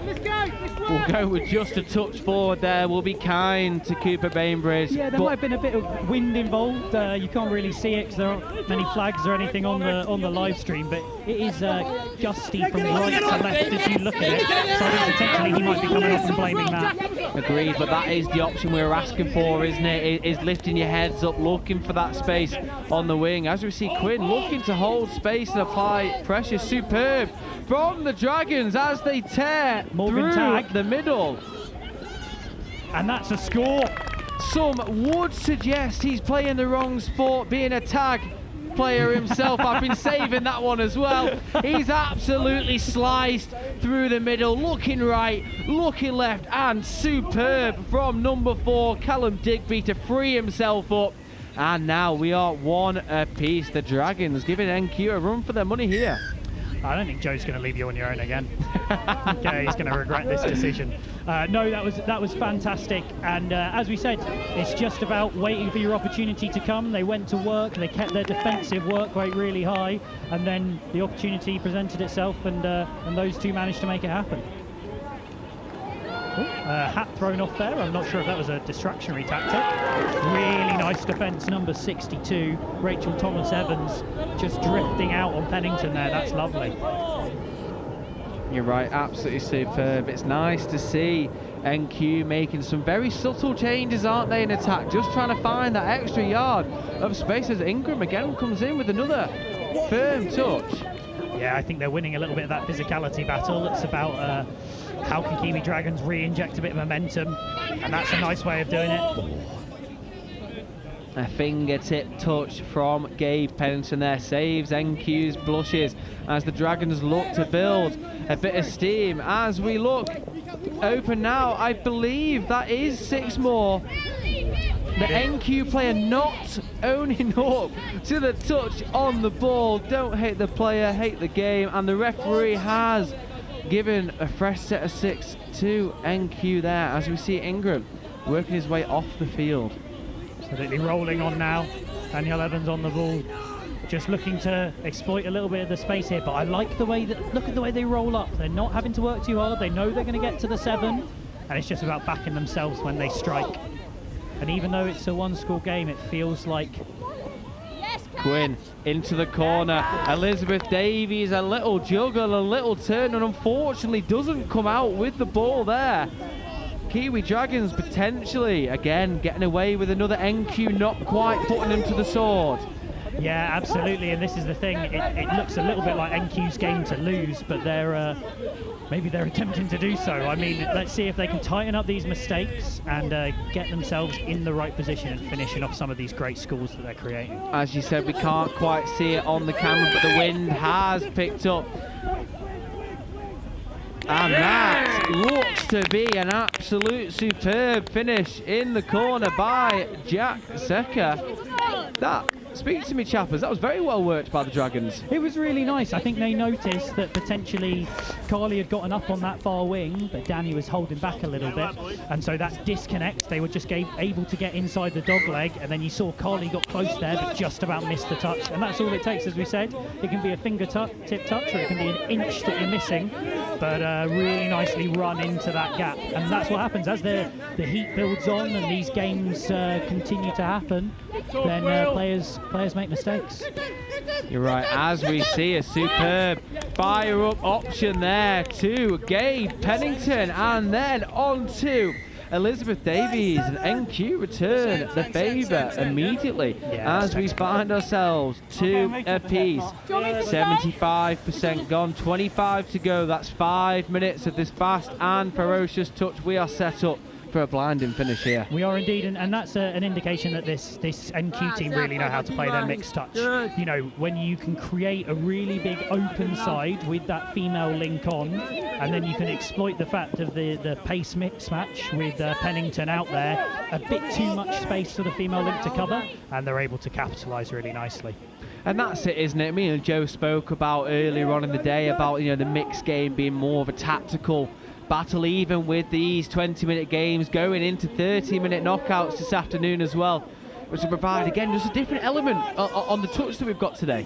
Yeah, it does indeed. You know, compared to the men's and women's games, yeah, it is a little bit different. Potentially ever so slightly the pace off and really trying to look at moving teams around the field. That's a fantastic shot. Number 15. It's not on our sheet. I'm going to guess it's Katrin Jones because it's the only person we don't have a number for. That's really nicely read and saving a certain score in a really tight game here. You could hear the Kiwi Dragons box getting as loud as they should for that. You are right there. I had the absolute pleasure of playing against what we think is Katrin Jones a few years ago. Absolutely dusted me down the wing. Let's not speak about that one again. Absolutely. Let's leave her to the play, and that's why we're chatting about the game, mate. Can just keep bringing up that video of the Redlands. That's it. I'm now going to share that every year. As we see NQ now looking to add a score to the 2 they have already. This young pod, Quinn, Thorpe and Bainbridge, all working really well together here. It's worth noting the Kiwi Dragons are in the position of strength here, because if it's a draw, it goes down to points difference, and they're 4 tries ahead. So NQ need to win this game. It changes the picture a little bit, but it's always that thing, if you're trying to not lose, yeah, whereas the most certain thing for them is to get this try, get 1 point ahead, and then make sure of the victory. So let's see what happens with it. That's it, isn't it? And that probably explains some of the frustration starting to creep in from NQ there, giving the Kiwi Dragons an easy exit down this box side here. Toby Phillips with a strong touch in there. As the Dragons just slowing the pace down a touch on their transition, NQ will probably get an opportunity to answer as long as they keep this score out here. Absolutely, but what's important for them as well is not to give them too much field position. NQ want to be starting again. Ooh. That's nicely shepherded to the wing, Danielle Evans and Carly Brimlow. A couple of tired bodies out there on the NQ side, and look at the body language, right? You see these Kiwi Dragons. Well, okay, now they're bending over and taking a breath in the break, but Yeah, Morgan Tagg, he's just unleashed the beast, hasn't he? And then his lungs have taken the pain for him there, but he's back up, he's back defending, looking to apply that pressure there. As we see again, sorry to interrupt you, we see Bainbridge. NQ just need to, again, I'm going to use that word patience, please do not start singing. Here we go. Well, just a bit of indecision. And what looks to be almost a forced play there, doesn't it, is that, you know, they'd have probably been better off just taking a phase. That being said, we are not the players, we are the commentators, or, as you said, team managers there. Exactly, and hindsight's 2020. I do a bit of coaching as well, and I always like to feel quite good about myself when I tell someone what they did wrong in retrospect, rather than having to do it on the field. But there we go, so that mistake. Kiwi Dragons giving NQ the opportunity here. Let's see if they can hold them out. Thorpe with a dive at the line, and the referee agrees on field and sideline. Has that saved the NQ blushes? That brings them up 1-3 to NQ, 2 to the Dragons. Can the Dragons spoil the party? Yeah, this is really important now. They've got about, 45 seconds to get back up the other end. And ultimately, remember, a draw is a win for the Kiwi Dragons. Need to get themselves strikes in position, and it's a really strong pod. Phillips, Ingram, Pennington all on to defend this, but Dan Roberts, he's done it for years. Let's see if he can make it happen. Big old long ball out here, not held, and that could be, with 10 seconds to go, NQ can hold on to the ball, avoid an intercept, and they've done brilliantly here, stuck in this fight and gotten the score exactly when they needed. Exactly right. That was a game competed for by two phenomenal sides. That is the Kiwi Dragons 2, NQ Rebels 3. Now, just chappers, just sum up that game for me quickly. Absolutely. I think that was a game about pressure, about the ability to absorb it and apply it to the opposition. It looked for a while there like NQ weren't going to be able to handle it when they were in that drawing position, but they went back to the well, they went back to what they know they can do, and they finished it off. Exactly that. Exactly that. The two P's, patience and I've forgotten what word you just said then. Pressure. Yeah, patience and pressure. There we are. The two P's, the lethal pair. As we see NQ Rebels succeed over the Dragons and book themselves a slot in this afternoon's semi-final. Now we have the little bit of a break here as the games now run into 30 minutes. That's two 15-minute halves with a 2-minute half time there. We will see you after the break. Do not go anywhere.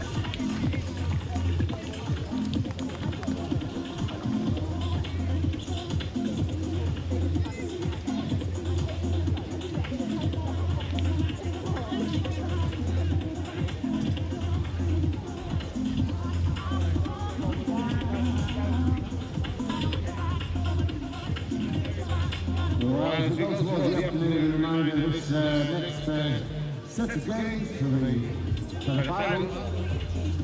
They are nearly full games, they are 15-minute halves. There's two halves with a 5-minute interval. There will be a drop-off automatic at the end of the game, or in the 10-minute turnaround. Total game space will be 45 minutes. We have semi-finals and finals.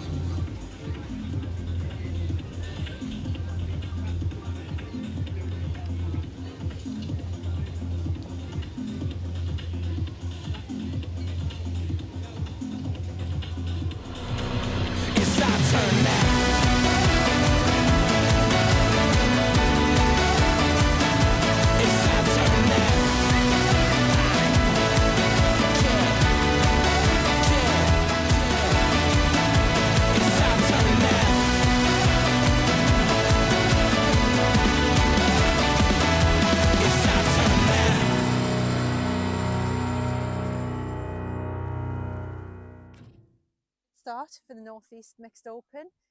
We got scored on off the first tap, which I think probably did us the world of good because we woke up a little bit after that. So good win. Did what we needed to do, did what we were aiming to do. at the start of the game, but I think this game's going to be a little bit different, possibly a little bit different pace. This team, I think, are going to threaten us on the line up the middle, maybe. So yeah, looking forward to it and seeing how we'll get on. Our youngest's 15, female player, and our oldest is about 26, 27, I think. Yeah, I think what we've got is we've got a team of players who've got some really good skill, and they can read defences, they can play heads up, they've got good skill, they've got good pace. So attacking wise, I'm just going to let that flow from them, because from the first game, that's what they showed me. But what we really need to do is we need to nail our midfield defence. Any thoughts, Nathaniel? I'm just happy to be here, you know. It's going to be a good game, isn't it? I like any anything. scoop? Yeah, yeah. Yeah, that's fine. Cool. Just go down, get the ball down, chop a hole. Platform's a scoop. Yep. Nice. Heads and tails. Yep.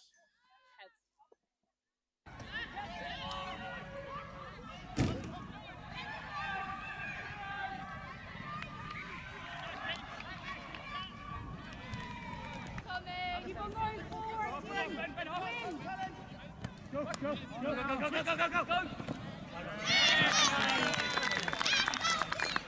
Yeah, oh! Yes! Beautiful ball! What a ball! When we're doing our midfield D, our transition D, they're beating us a few times on our far side. So they're getting round our far side male link. So it's just, we need to compress a little bit closer over that side. Good work. Okay. What a ball. Who gave that? You? I go back to the same messaging as the game before. You clearly can see what you need to do in attack. That last, being aware, the awareness of the time on the clock, the awareness of taking it away from our box, the awareness of finding the space and using your pace to go down that edge.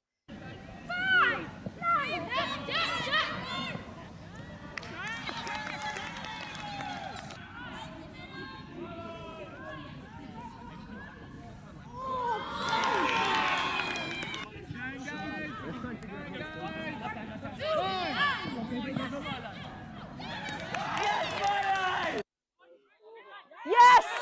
Yes, Matt! Let's finish this set! Finish it! Finish it! Ah! Really well played.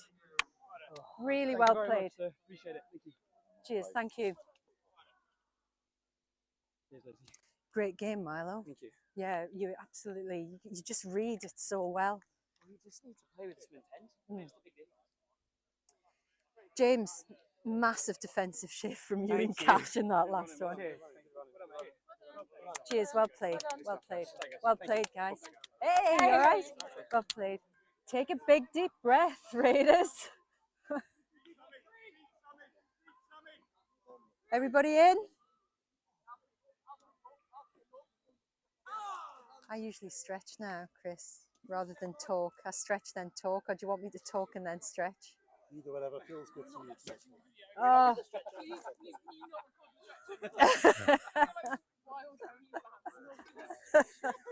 it if I get paid for it.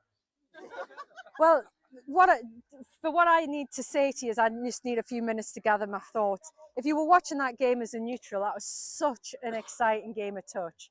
And it was just neck and neck all the way through. Yeah, I just need a few moments to gather my thoughts, see what we're going to do, taking it into the next game, into the Northwest game. So let's have a little stretch.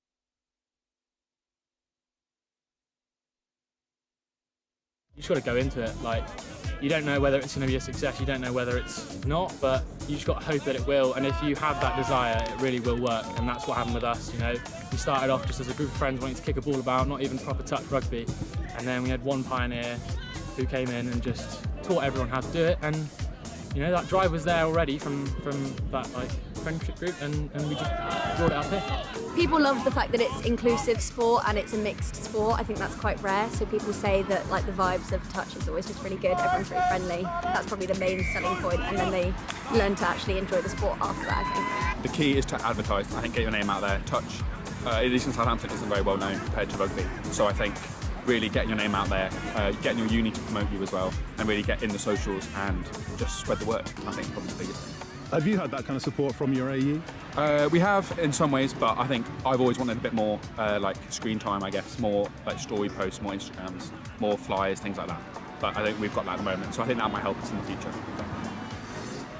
Keep going, most importantly, but also reach out to those rugby players. You know, contact sports are more and more becoming a thing of the past, and touch offering a fast, flowing and non-contact version of the sport really is a really good opportunity to get involved and keep playing rugby, even after injury or, you know, just not wanting to hurt on a Sunday.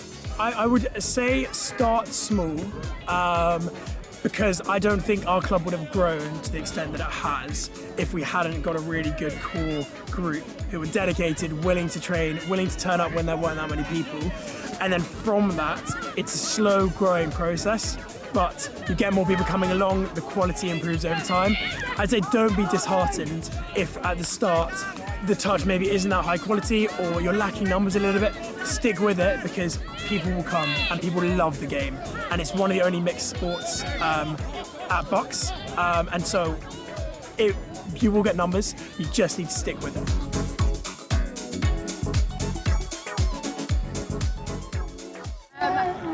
There's not a lot I'm going to say right now. I just want everybody in the next few minutes or whatever to just stay quite close to each other, get some connection, feel the vibes. No longer wet, the floor is no longer wet. So in the warm-up, we're going to start moving that ball nice and freely, build our confidence because we are winners and we're going to go into this feeling like we're winners. Yeah, it's really important. I mean, the girls have worked hard for this for a good few years, just building around the region and in club at Nottingham. There's lots of juniors coming through and our average age is 20 apparently. Only been brought up by having one of our senior players who was in the 2017 final.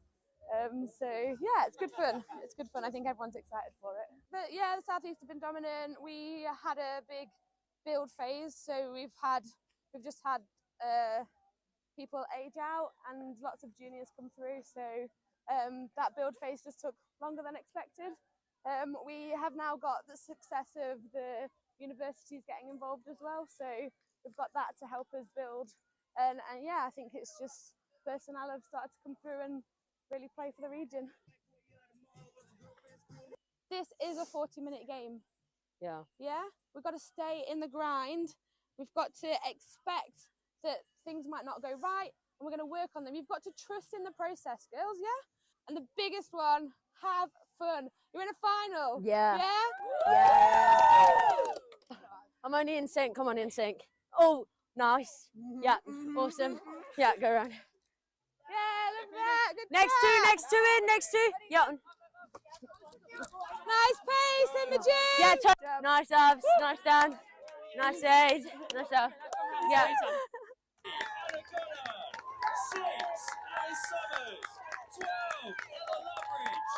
Stand with them. We all believe, you all believe, we are winners. Let's go show them. And this Midlands Tigers team, well, they're young and exciting, and they came through a big test against the Taipans. Absolutely, the drop-off, the drama, it's what we love. Goddard, Dean, quick pick-up, options both sides. Dean's going to slide through himself and opts for the short option. And it's Ruby O'Dell who opens up the scoring. The Sharks topped the pool on points difference, setting up a slightly easier semi-final against the Saxons as they almost wriggle away. Ball wide, what a response! Simon gets it back, Summers on the edge, but Simon's going to scoop through, and there is acres of space for Tamani Kumbabi to touch down. Lovely peel back on the inside. It is fizzed right into the path of Hayley Hammond, and the try is given. Irons on the inside, lovely switch. Irons accelerates through to score. Hudson, still going Hudson, gets that offside call. Hudson all the way through, and there's no one home for the Tigers. Richardson scores. Sykes picks it up through the legs. Sykes is all the way over in the end zone and picks out Hayley Hammond to seal the women's open. Girls. Yeah, it was good. It was so good. So good, girls. Honestly, be super proud of ourselves. We are final players, girls. Yeah, remember this feeling because we're coming back next year. Yeah, we'll be even stronger next year. So take this. Like, we can play a final, we're going to get there again, and when we do, we'll be the winners. Yeah? We've got to take this feeling and build on it. Girls, the fact that we're crying over second is amazing. Yeah, exactly. Girls, what does that board back there say? We're awesome. Super proud of the girls. We put everything out there, and it was a super strong Sharks, experienced Sharks team. We just need experience in finals, and we are going to come back stronger next year.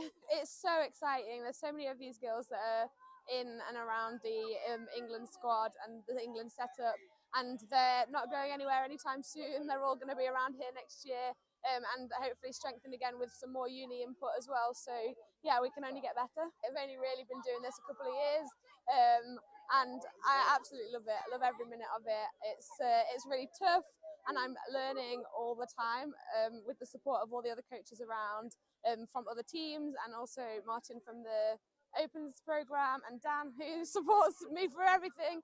So yeah, like, I'm literally at the beginning of my coaching journey and just love it, and I want to push on even further. So yeah.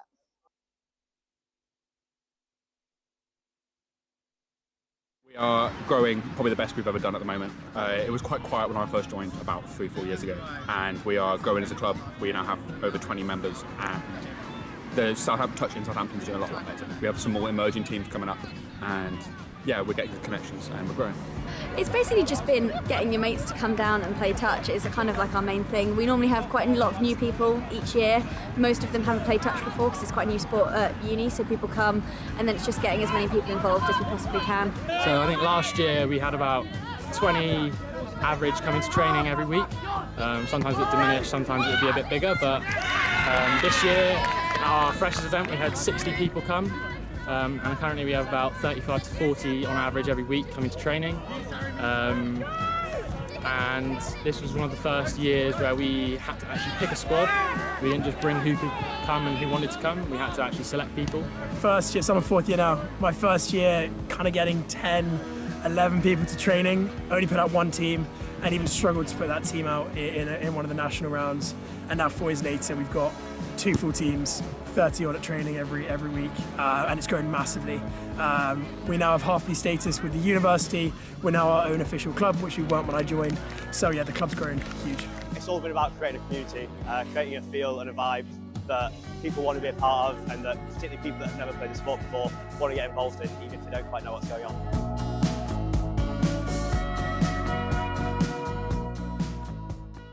We actually looked at Warwick a few years ago when we came out of the pandemic for a potential venue for the Atlantic Cup 2 years ago in England. So we already knew what the facilities were like. When Kevin started in the events role, he also looked at it, and we had an early conversation and they showed willing. And I think that the big thing for us here is, as we're already seeing, is the joined up approach to working across departments and trying to uncover some of those links more globally, international relations, more locally, the marketing and communications. I think they're really important for us. So yeah, we've got Warwick Touch celebrating their anniversary. We've got the Wildcats in the region, and University of Warwick with their 60th anniversary. So there's a whole load of stuff going on, and we're just going to capitalise on that. Really, feel-good factor of what's going to happen here in the summer. It's a great experience. Hopefully, it'll be a successful tournament for England, and hopefully we can bring it home. So much being at home crowd. There's going to be a lot more supporters this time, meaning we've got more support on the pitch, and so we're actually going to perform a lot better, I think. Hopefully it'll bring more people to touch, and especially to Warwick and society in Warwick. We're just finishing off our schools programme in terms of submission to the Youth Sport Trust. So we hope we can build up in the lead up to the games some work with local schools, so they get the benefit of it coming here. And then also the local club infrastructure, and can we develop that club infrastructure to deliver more opportunities for more people to play touch right across this sort of sub-region of Warwickshire.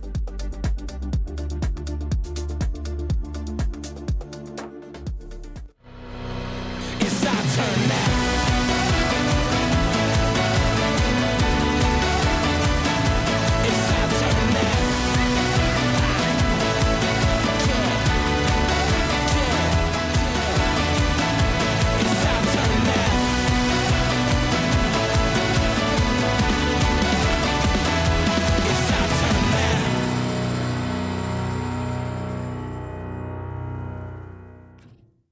start for the North East Mixed Open.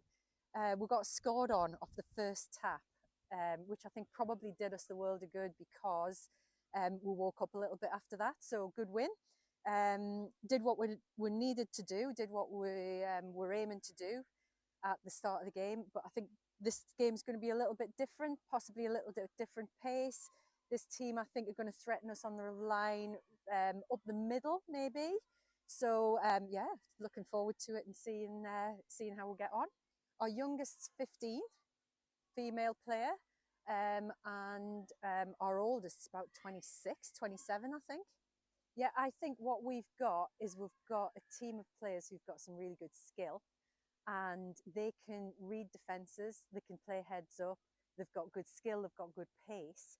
So attacking wise, I'm just going to let that flow from them, because from the first game, that's what they showed me. But what we really need to do is we need to nail our midfield defence. Any thoughts, Nathaniel? I'm just happy to be here, you know. It's going to be a good game, isn't it? I like any scoop. Yeah, yeah. That's fine. Cool. Just go down, get the ball down, chop a hole. Platform's a scoop. Yep. Nice. Heads and tails. Yep.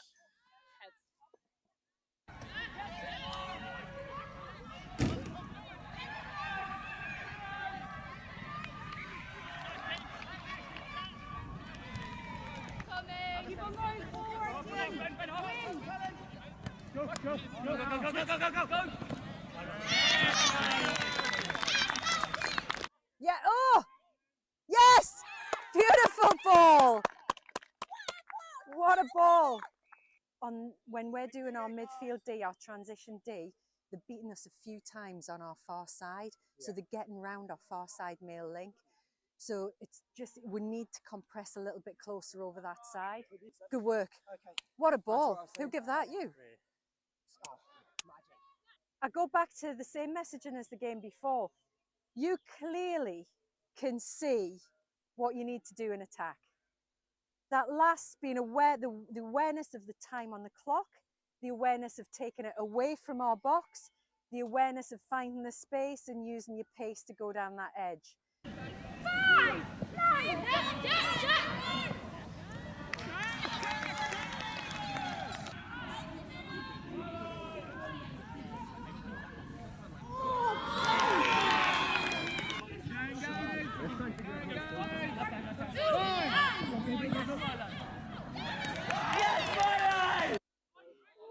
Yes! Yes, Matt! Let's finish this set! Finish it! Finish it! Ah! Really well played. Really well played. Appreciate it. Thank you. Cheers, thank you.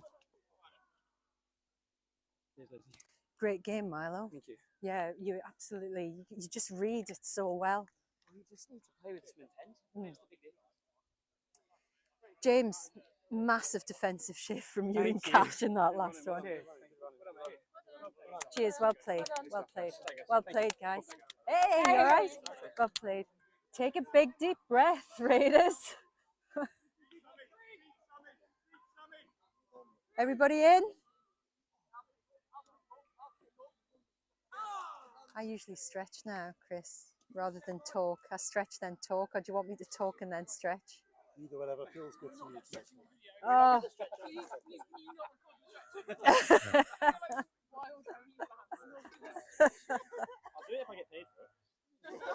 Well, what I need to say to you is I just need a few minutes to gather my thoughts. If you were watching that game as a neutral, that was such an exciting game of touch. And it was just neck and neck all the way through. Yeah, I just need a few moments to gather my thoughts, see what we're going to do, taking it into the next game, into the Northwest game. So let's have a little stretch.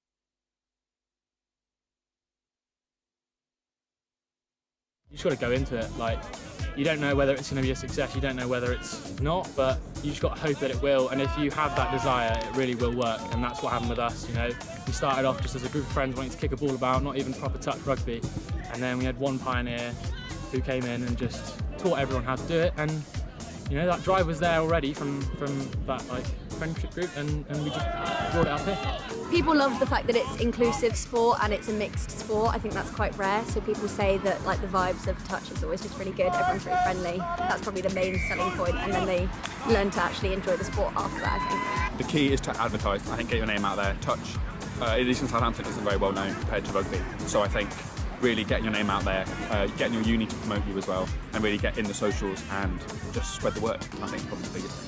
Have you had that kind of support from your AE? We have in some ways, but I think I've always wanted a bit more like screen time, I guess, more like story posts, more Instagrams, more flyers, things like that. But I think we've got that at the moment, so I think that might help us in the future. Keep going, most importantly, but also reach out to those rugby players. You know, contact sports are more and more becoming a thing of the past, and touch offering a fast, flowing and non-contact version of the sport really is a really good opportunity to get involved and keep playing rugby even after injury or, you know, just not wanting to hurt on a Sunday. I would say start small, because I don't think our club would have grown to the extent that it has if we hadn't got a really good core group who were dedicated, willing to train, willing to turn up when there weren't that many people. And then from that, it's a slow growing process, but you get more people coming along, the quality improves over time. I'd say don't be disheartened if at the start the touch maybe isn't that high quality or you're lacking numbers a little bit. Stick with it, because people will come and people love the game. And it's one of the only mixed sports at Bucks. And so you will get numbers, you just need to stick with it.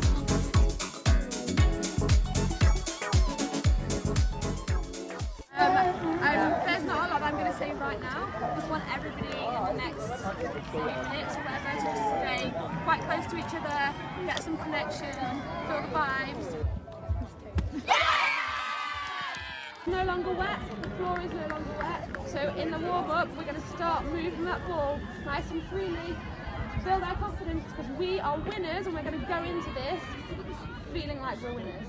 Yeah, it's really important. I mean, the girls have worked hard for this for a good few years, just building around the region and in club at Nottingham. There's lots of juniors coming through, and our average age is 20 apparently. Only been brought up by having one of our senior players who was in the 2017 final. So yeah, it's good fun. It's good fun. I think everyone's excited for it. But yeah, the South East have been dominant. We had a big build phase, so we've just had people age out and lots of juniors come through, so that build phase just took longer than expected. We have now got the success of the universities getting involved as well, so we've got that to help us build, and yeah, I think it's just personnel have started to come through and really play for the region. This is a 40-minute game. Yeah. Yeah, we've got to stay in the grind. We've got to expect that things might not go right, and we're going to work on them. You've got to trust in the process, girls, yeah? And the biggest one, have fun. You're in a final. Yeah. Yeah? Yeah. I'm only in sync. Come on, in sync. Oh, nice. Yeah, awesome. Yeah, go around. Yeah, look at that. Good Next job. two, next two. Yeah. Nice pace, Imogen. Yeah, nice abs, nice down. Nice aid. Nice down. Yeah.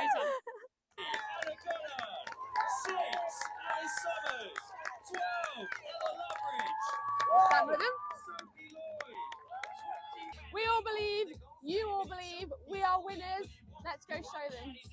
And this Midlands Tigers team, well, they're young and exciting, and they came through a big test against the Taipans.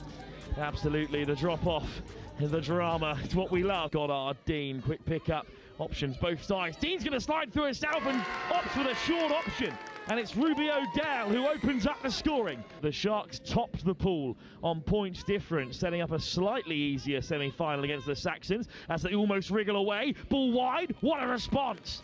Simon gets it back, Summers on the edge, but Simon's going to scoop through, and there is acres of space for Tamani Kumbabi to touch down. Lovely peel back on the inside. It is fizzed right into the path of Hayley Hammond, and the try is given. Irons on the inside, lovely switch. Irons accelerates through to score. Hudson, still going Hudson, gets that offside call. Hudson all the way through, and there's no one home for the Tigers. Richardson scores. Sykes picks it up through the legs. Sykes is all the way over in the end zone and picks out Hayley Hammond to seal the Women's Open.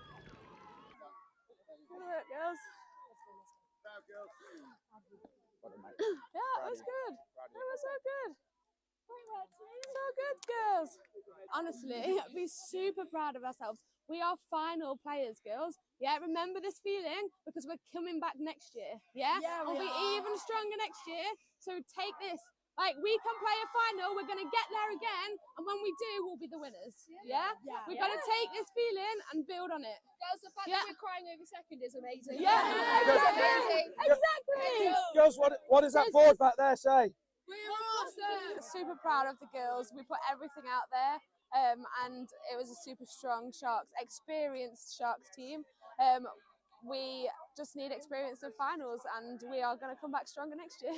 It's so exciting. There's so many of these girls that are in and around the England squad and the England setup, and they're not going anywhere anytime soon. They're all going to be around here next year, and hopefully strengthened again with some more uni input as well. So yeah, we can only get better. I've only really been doing this a couple of years, and I absolutely love it. I love every minute of it. It's really tough, and I'm learning all the time with the support of all the other coaches around, from other teams, and also Martin from the Opens program, and Dan, who supports me for everything. So yeah, like, I'm literally at the beginning of my coaching journey and just love it, and I want to push on even further. So yeah.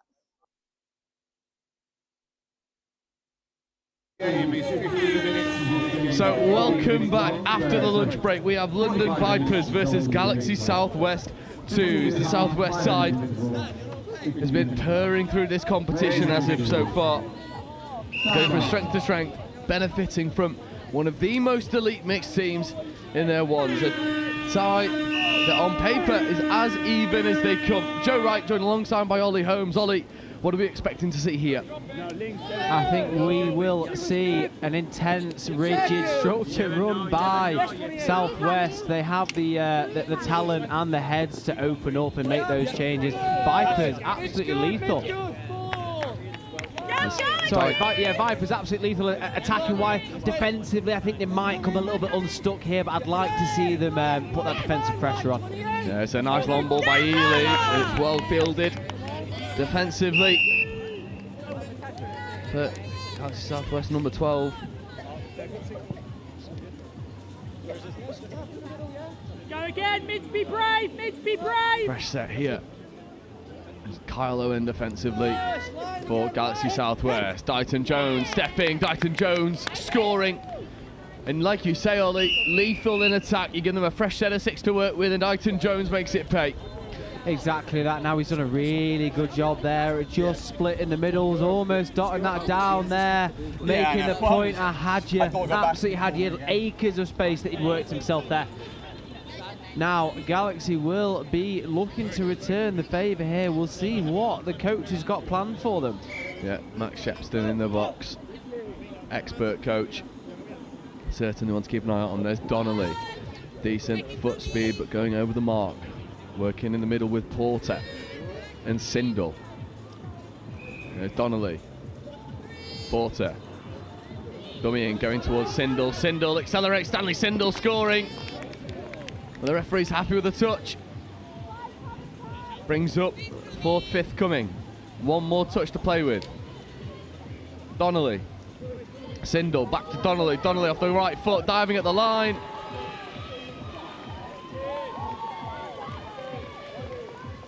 And the referees are happy. Little bit of a discussion happening in the midfield, but Galaxy Southwest strike back at the first time of asking. And it's 66, Max Donnelly who gets over. Lovely little quickie play. Yeah, you're right. That is a dive for a dive. Anything you can do, I can do better. It's nice to see these teams attacking the line in the middle, isn't it? It almost leads to that expansive play that we love and enjoy. Yeah, just keeping those middles honest. Making sure they can't leave early or get off the line. Good work here from Galaxy Southwest. But here's that danger pod that makes things happen. It's a nice check away to Ely. Now the try scorer, Dighton Jones. Lovely communication, you can hear it coming. Dyson Jones gets on the open side quickly, right footstep, going down a bit of a blind alley, but then whips one into the wing. Good covering touch that comes in. That is a good touch by the winger there. Absolutely no pathway through. Hannah Lee with a great defensive touch, and now Vipers just look to kill the ball over on that far side. But defensively, Hannah Lee stuck to her job expertly there, brings up a good turnover. Now Galaxy Southwest need to roll forward, but there's a penalty for foot in the ruck. That or an offside call. I'm a little bit unsure on the hand signal given there. Either way, Galaxy Southwest have been given a fresh set 6, touch number 2 on the halfway line here. Yeah, it's good momentum as well from Henry Evans working in the midfield. Kyle Owen. And we've called oh so often, back here playing touch, picking up against the grain and then ripping into the wing. Hannah Lee takes it expertly and looks to recycle the play, but that brings up the 6 and change. It's nice to see Kyle Owen in the back there playing. Welsh international, Touch World Cup mainstay, brilliant player is Kyle, isn't he? I was going to say, it's a surprise to see him in what many would call the second team for Galaxy. That being said, so much talent across the board. Yeah, it's highly competitive. Kyle Owen, again, lofting into the wing, backing Hannah Lee. But on first, that one goes to ground. Turnover. Now, Vipers need to get out of dodge. And for Galaxy Southwest, how much pressure can you put onto this subset? Well, Kyle Owen flies out the line and makes a dominant touch, banging the 7 metres. They got a bit of pace to get over onto the outside edge. Referees are happy. There's Kyle Owen trying to put on pressure again. It's good defensive work, and Vipers are only going laterally. They're not allowed to go forward right now. However, there's a better striking platform there than Lou Bourgeau getting involved. Need to see a little bit more of her. There's Barraclough. Barraclough platforming here for Glassy. Glassy bouncing away from Kyle Owen. Glassy gets into the goal area. Owen's in hot pursuit, and then again Hannah Lee comes up with a defensive intervention to save Galaxy Southwest. She started brightly. Agreed, Joe, and I'd like to see the referee bring that back there for the offside. That being said, he has played advantage. It depends what side of the fence you sit on that one, doesn't it, Joe? As we see Galaxy just get away with one there, and they are able, just after a slow restart, just to get things going again. Kyle Owen over the ball. Yeah, he'll look to set some decent expectations in this subset. There's Lee again. Yeah, hand me. Look at that, please. Really nice momentum through the roll ball here.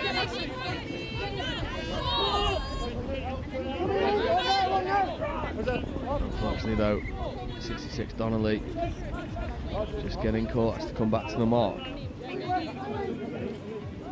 Now this is a semi-final, so it is to play in the Division 2 Cup final this afternoon. Lots of pressure attached to this one, Joe. Indeed there is. For Vipers and Southwest, it's a really good opportunity to potentially go and get some silverware on. However, it's a nice platform here for the Vipers. Ely straightens, tries to escape his way through. Donnelly stays tight to it. Punch it hard! Looking at really big chat, asking for Sindel to go hard into the roll ball. Right footstep, positive roll. Followed in suit by Porter. There's Donnelly.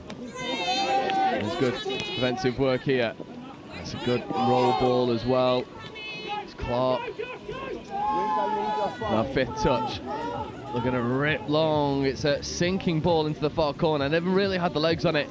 That 5th touch platform just getting a little bit sticky. However, fresh set of 6 here for offside. You're right, Joe. That ball did seem to sink there, didn't it? Oh, it looked like it had the legs, and then all of a sudden, all that speed and momentum gone. Galaxy will look to take advantage here. Indeed, they will. There's a nice bit of interplay trying to get on the outside. Taylor taking the ball down, now coming back over towards Taylor is Dean. Dean. Grimes. Grimes positioning in this 32 channel. There is Grimes. Dean's in motion, but the ball's on the floor for a little bit too long. Clark has to work hard to get there.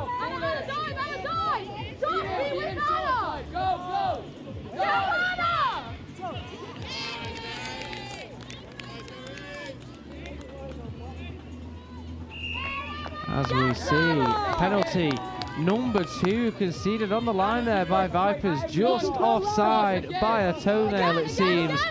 Let's see what Galaxy have got looking for this short side with the female again. Yeah, putting him under pressure. Fresh set of 6 there. Apologies, there's Anna Cook wearing 41. Cook working in the midfield. Cook sweeping round, a little bit of a stop-start set-up. There's frustration coming in, you can hear it being picked up on the Atmos mic. Here is Dean. There's Cook to Dean. Dean maybe ripping long, diving at the line. But both defenders getting off the line, and Galaxy Southwest go quickly. That's a lovely score in the corner. That's Isabel Clark finishing. And Galaxy now with 2 scores. That's a lovely bit of heads-up play, isn't it? Now we love a little bit of phase play, don't we, Joe? Again, that off-the-cuff touch rugby that maybe isn't out of your playbook, but if it works, it does work. Superbly read for that overlap on the short side, and that leaves Galaxy Southwest up by 1. No, Vipers find a way to come back, establish themselves into this game. They check away. Be brave, get up! Classy. Platforming here and driving hard at the line. Yes, Charlie! Great start!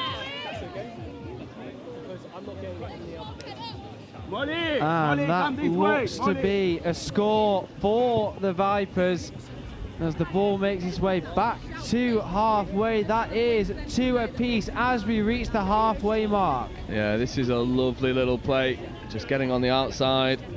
Archie Barraclough finishing, bringing parity back to this one. There's Southwest with Porter. And Porter, Donnelly, Sindel. Here is Sindel. Platforming, Donnelly in motion. Donnelly wanted to rip long, but it's been intercepted. However, there's a bit of sportsmanship happening here. I think Donnelly is just taking a bit of a knock. There's an opportunity for Vipers to go quickly, but player well-being coming out on top there. He might have just clocked a hand to the cheek there, Joe. I didn't quite see that one happen. It's good to see that he's okay and ready to go again as we see Vipers working their way towards their sub-box. A nice interplay here. Porter getting up to make good touch. Here's Ely. Pairing through the gears is Lin-Lu Bourgo. Bourgo with a brilliant roll ball. Glassy checking back in towards Lin-Lu Bourgo. Platforming here on fit. Taylor Glassy with a fair bit of work to do. But he shifts through the gears and that one's still live, and there's a couple opportunities for 6 more. Bourgo is very, very fast. I'm sure the camera doesn't quite pick up his speed as it looks towards here. Yeah. Barraclough platforming, Glassy in motion, back to Barraclough. It's rinse and repeat from the first score. Late pass goes to Bourgo. That's ball down and turnover. They're loving this sweep and set up back to the platform. It's a nice bit of disguise to it. Agreed, just a little guilty for overplaying. We might go full length. Porter's going. Porter will finish. Slams the ball down in the in-goal area. And Vipers switch off and Porter finishes. His hands on knees. That was lung-bursting stuff, but look at this. Quick tap restart and Porter just shakes his way through. There was confusion for the Vipers. Porter reacts the quickest, and just like that, Galaxy take the lead again. Yeah, that was really well done. A nice full length as well. Again, tired legs in this sun. It's nice to see he didn't run out of steam. Can the Vipers strike? Yeah, they're going to need to find a way to do it. However, Dighton Jones is certainly one of these that has the opportunity to do so. Link punish. Dighton Jones feeding. Yeah, I agree. And it's a good finish. Ball down, refs are happy. Rahana Tuake with a great finish. 94. Yeah, just noticed the female Galaxy player there just short of the line again. Very, very well noticed by the Vipers player to take advantage there. And that leaves us 3 apiece. What a way to set up a semi-final, eh? Yeah, absolutely. 7 minutes left to go. And now Galaxy Southwest need to go hard and look to make something happen. Just a little bit of interplay here, slowing things up for a moment. Charlie Foreman getting involved. There is Foreman. There's Kyle Owen, left foot step, trying to get around Glassy. Lovely quick roll ball. And Glassy wasn't able to take that one in stride. The referee's called offside. I love the quick play of the ball there from Kyle Owen. It's that extra little bit of class that Galaxy Southwest needed, and Owen certainly got it.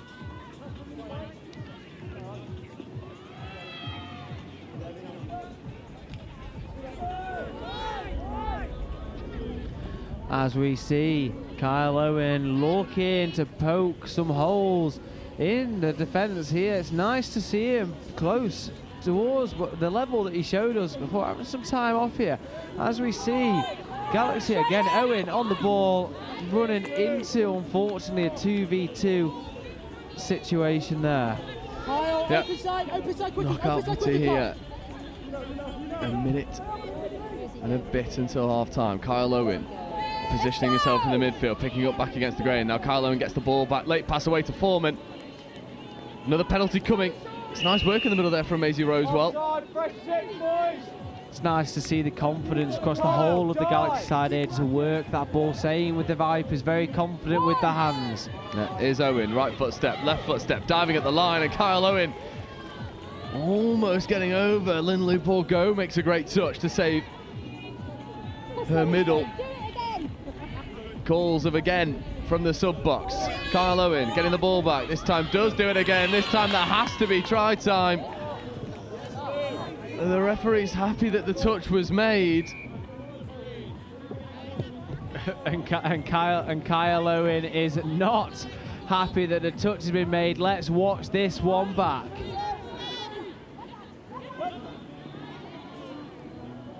Oh, it's close. It is. There is maybe an inch in it. Go quick, they've got 5. Yeah. The Vipers player has been sent for time. Yeah, that's final play now in this first half. Kyle Owen with a lovely bit of disguise, can't get around Linley Bourgo. And Kyle Owen had 3 attempts at the line, and the referees weren't signing with him, and that does take us to half time. And to remind you of the format, these knockout stages, 2 15-minute halves, 30 minutes total. We've got 5 minutes break. There's a bit of problem solving to do for Galaxy Southwest, who have stuttered in this game, and for London Vipers, well, they've got to find a way to generate a little bit more forward momentum because they've struggled to do so as of yet. We're going to take a very quick break for this half-time, 5 minutes, but as it ends in the first half, Galaxy Southwest 2, 3, London Vipers 3.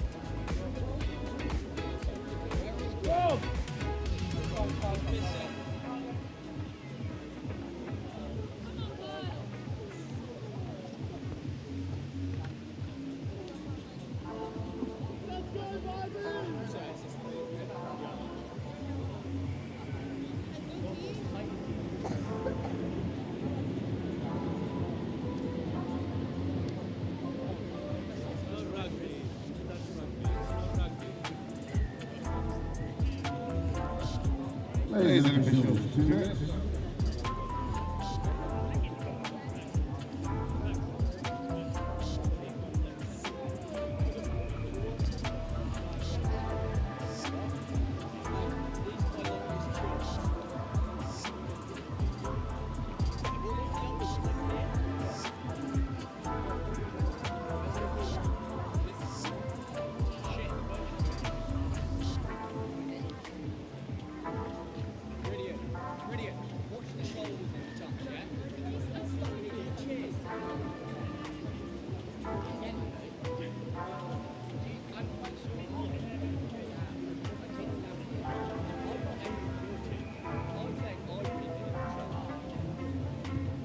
Ladies and officials, 1 minute.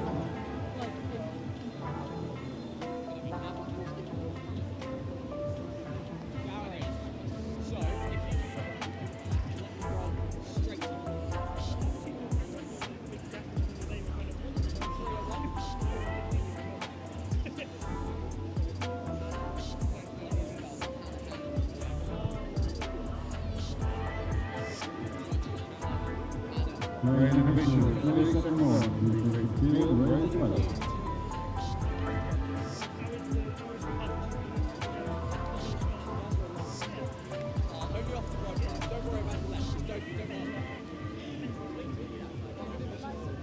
Yeah, it's still better that way.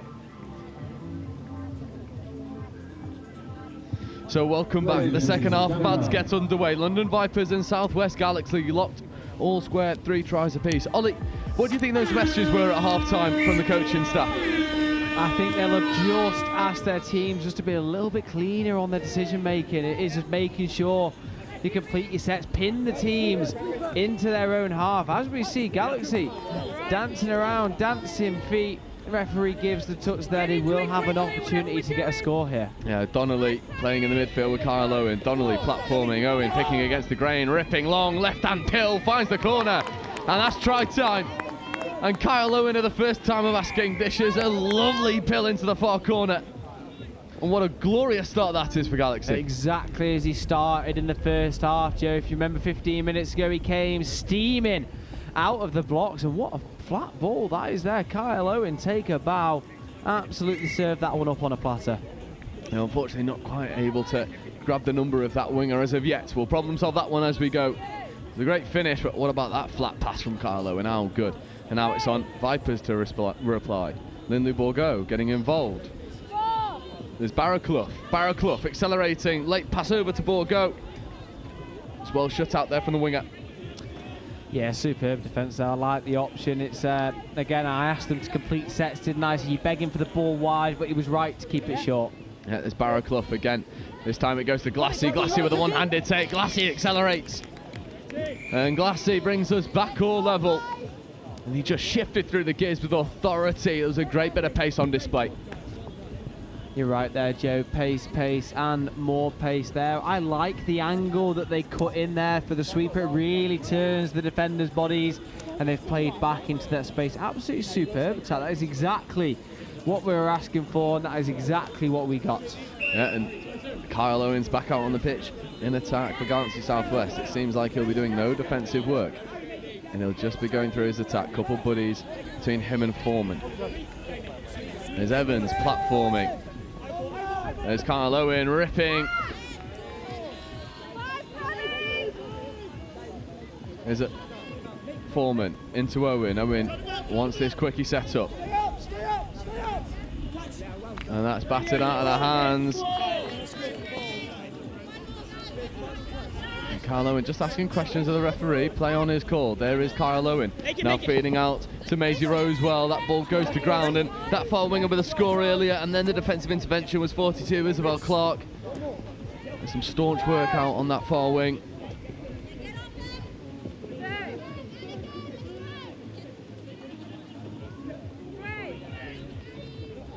As we see the Vipers with some good work up this box, and in return, Galaxy apply the pressure. Yeah, but they're allowing Glassy to just play around with a bit of confidence, and Glassy's looking to make things happen. Did not need that on. And there are, as it stands, 4 apiece And again, you're right, Joe, about the baton. Wasn't required. Maybe just some simple catch and pass into the corner would have given them a 1-score lead. Agreed. It was Rach Grayston hanging out here on this near wing. And looking in a dangerous area. I agreed, there was more time afforded to them. Donnelly picking up, coming away from Sindel. Sindel with a late switch, and Glassy says no thank you. Glassy's defensive interpretation or reading of it is absolutely first class. He seemed to be in exactly the right position defensively every time he's been asked to. And isn't that a terrifying thing when you've got a man that big, that fast, that powerful with those ball skills, and also defensively so astute? I'm sure he's a lovely bloke, Joe, but for me, I wouldn't want to get in his way. Yeah, he does play with a smile on his face, but that almost makes him slightly more intimidating. I agree. Kills you with a bit of kindness. Sindel just takes a knock and steps off that far side. We hope Stanley Sindel's okay. He's replaced by Henry Evans, who comes onto the field. And now we restart. 4-touch coming. Good comms there from the referee. There's Ely. Dighton Jones back to Ely. There's Dighton Jones in motion. Not a lot of space there to work with. And that's ball down, turnover. And Galaxy Southwest get a reprieve and a really good place to restart from. Yeah, Vipers not too happy with the touch there, but from where we were, play on. Oh, nearly. Some good pressure applied by Vipers. I hope they can keep this up down here as Galaxy look to work their way forwards.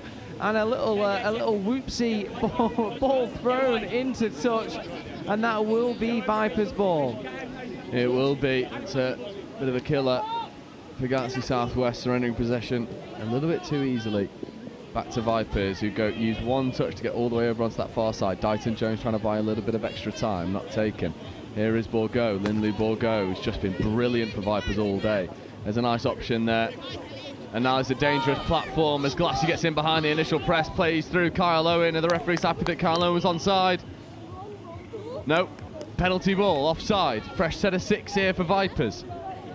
Yeah, very well manipulated. Owen was offside as we see another sweeper play. Reverse back to the open.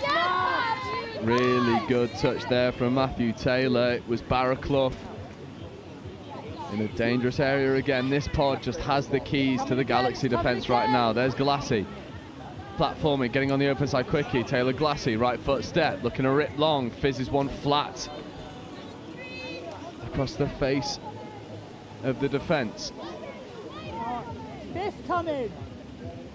As we hear the shout, 5th coming from the sideline. Vipers looking back, open. Oh, I say, at this point in the game, Joe, would you like to see the more expansive balls now come into play? Yeah, I think you've kind of got to, although you leave yourself open to a dangerous opportunity. Harry Dean, 2-on-1, can they execute? They do.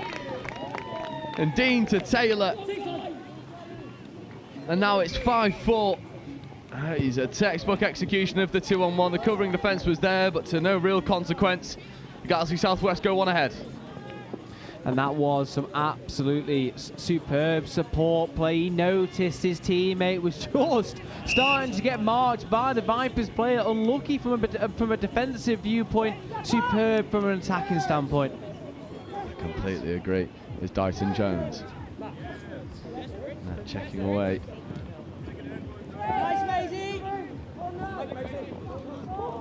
It's 4-touch, 5th coming now. Dighton Jones fizzing away. Lovely shape on the pass that finds Ely. Dighton Jones open side quickie. Ely dummies, ripping long. Connects with the wing in the far corner. And Gary Ely uses Dighton Jones as a bit of disguise and whips it into that far side. And Hannah Jaferas with a lovely finish. Yeah, a little bobble around, and Hannah's not an easy one to finish there, Joe. The ball was moving there. We did just ask for a bit more play on the wings, didn't we? And that's exactly what we're getting. The game starting to open up for us here. Completely agree. It was a good finish on the far side. It's in fact Juliet Elmgren on that far side wing. Kyle Owen looking to establish a lead here for Galaxy Southwest again. Owen positioning onto that right middle, open side quickie. It's all a little bit stop-start at the moment, and then Kyle Owen bursts into life, trying to take Glassy for a walk. Well, Glassy stays tight to his opposite man. Again, the message just completely sets the 6. Kyle just playing around, seeing what opens up. Yeah, here is Kyle Owen on a bit of a disguise splitter play. Foreman was platforming. I think he maybe split the wrong way. Just shut out any attacking opportunity there for Kyle Owen. Good defensive work from London Vipers. Exactly that. The Vipers have been defensively astute. Again, earlier on today, Joe, they were exactly the same, weren't they? They knew where to be, exactly when to be there.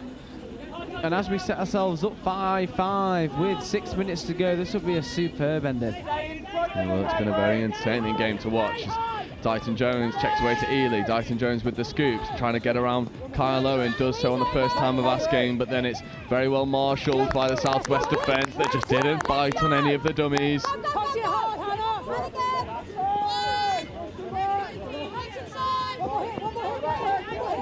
A little bit of a stop-start subset right now as a bit of a nudge comes in for ball. It's nice playing away here from Taylor. Taylor platforming to Dean. Dean tries to find Taylor again. That's ball down turnover. A little bit of a...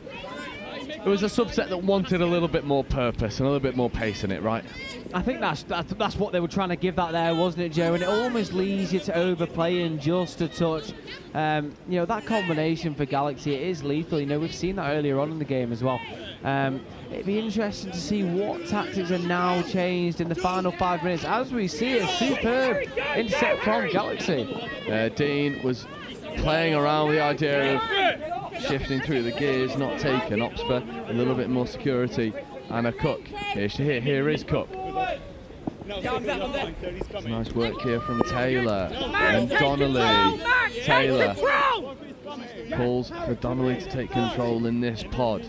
We'll see if he can do exactly that. Donnelly looking for this open side quick. He gets it. There's a few people trying to go for that roll ball at the same time. Left wanting. Dean, Taylor, Donnelly and Cook. There's Donnelly getting the ball back. Donnelly looking to go long. But a good touch that comes in. And that is 6 and change. It's good defensive work, but again, that's a Southwest attacking set that didn't really have a familiar orchestrator in the middle to tie it all together.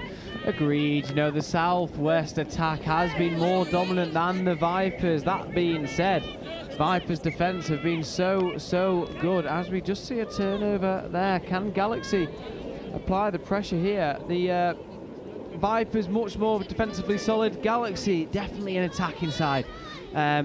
And like I said, it's set up a really good ending for us here, Joe. It has 4 minutes left to go, locked all square. Remember, this is knockout rugby, so if we end all square, we'll go to drop-off, as Donnelly is looking to ensure that it doesn't. It's a good attempt to get that ball down from number 12. Hunt cookie, hunt cookie.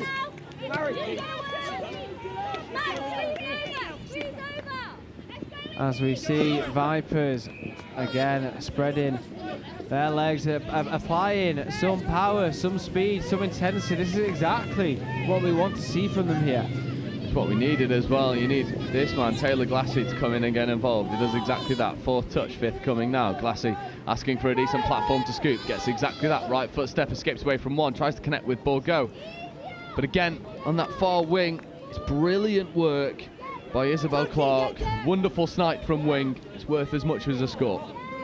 Yeah, Isabel Clark's been superb out there, Joe. I'm glad you pointed that one out there. You pointed it out earlier, pointed it out again. Now, it seems to be that one score for either side here would send them through to the Division 2 Cup final. There's Kyle Owen, late check away. Good hands there from Evans. Evans looking to unleash Kyle Owen, but that's 6 and change. The Vipers with Borgo going through their subset. This game's in a bit of a grind now. It's just waiting for that one moment of quality to help unlock a defence as Foreman flies out of the line to try and make a touch. Doesn't happen. Dighton Jones has a platform to work with. Ely platforming. Dighton Jones just recycling. Back to Ely. Back to Dighton Jones. Open side quickie here. Ely not used. Lovely hole, but again Isabel Clark comes up with a defensive read when she needed it. She's been the standout player for me in Southwest. Agreed, absolutely brilliant. As we see Kyle Owen. He's off to the races. He might not have the gas to go all the way, but he'll certainly slow up and take the touch. There's an opportunity here to go quickly if he wants to, but Owen and Foreman are not rushing. Kyle Owen throws the dummy. Gets onto the 7 with 3 touches left in the chamber. Donnelly comes and joins the fray now, as does Rosewell. Donnelly, open side quickie, gets it back from Kyle Owen. Donnelly diving at the line. And that will be a penalty for offside, as the Galaxy player thinks they have scored and kicks the ball away there. They will have a repeat set of 6 here. Yeah, Kyle Owen subs himself off. That was a heavy bit of work for the Welshman. There's Foreman platforming here for Donnelly. Stanley Sindel has joined the fray as well. Sindel away to Donnelly. Donnelly on the quickie. Donnelly diving at the line. It's a great touch. Getting off the line well was Dighton Jones. Donnelly to Rosewell. Rosewell platforming. Donnelly picking. Ball's on the floor for a little bit too long. Not a lot of platform here for them to work with. Donnelly, Sindel picking against the grain. Look at it go long. Stanley Sindel does connect. It's a wonderful finish. How good is that? And unfortunately, we've not got a 12 on the team sheet. But that is a gorgeous finish. Yeah, an absolutely superb finish. Almost, the ball goes out wide, almost reversing into touch. An absolutely superb job to get the ball down with a backwards roly-poly to finish it off. And the pressure is on the Vipers here to get a score back. Yeah, a little bit of problem solving here. Just had a quick shout out to Max Shepston, who's the number 12 on now. Well, what a finish. And I tell you what, it's a finish that might have secured the victory. And it will. Battered down full time. That is all she wrote. And what a gorgeous finish that was. A beautiful ball by Stanley Sindel, executed in the corner. 6-5 it finishes. How good is that for an opener to this knockout rounds and the final round of mixed touch here this summer? That is exactly how we wanted to open the knockout phase of today. The quality of touch throughout this morning was absolutely phenomenal. And then to be treated to a game like this in Division 2, I'm very much looking forward to what we have to come. Absolutely. And speaking of, we've got a slightly longer break. So we've got to afford for drop-offs. So there is a bigger break of 10 minutes in between games. But coming up for you next on pitch 1 at 2:30, it is Galaxy London Black, and they'll be taking on the Kiwi Dragons. That'll be with you in 10 minutes time.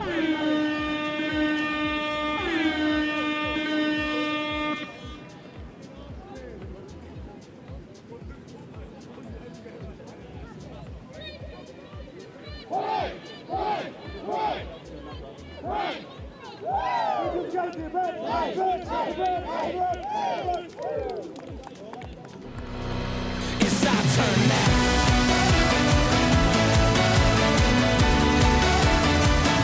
It's our turn now.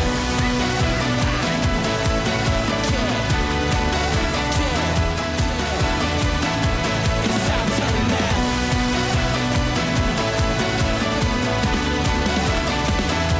It's our turn now.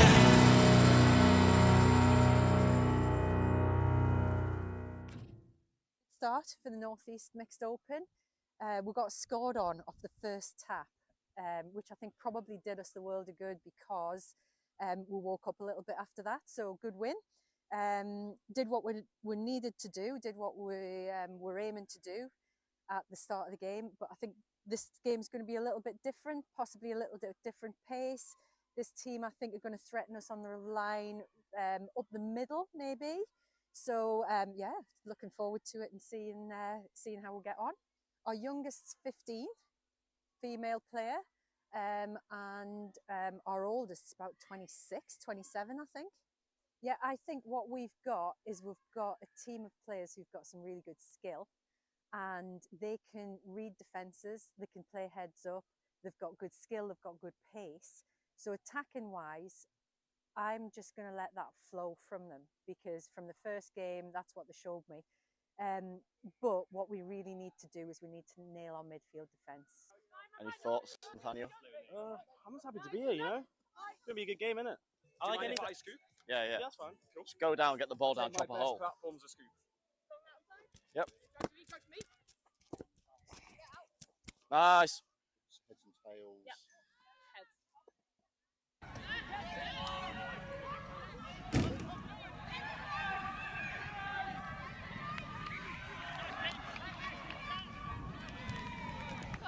Keep on going forward, team. Go.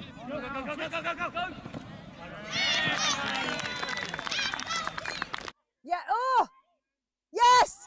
Beautiful ball! What a ball! When we're doing our midfield D, our transition D, they're beating us a few times on our far side. So they're getting round our far side male link. So it's just, we need to compress a little bit closer over that side. Good work. Okay. What a ball. Who gave that? You? I go back to the same messaging as the game before. You clearly can see what you need to do in attack. That last being aware, the awareness of the time on the clock, the awareness of taking it away from our box, the awareness of finding the space and using your pace to go down that edge.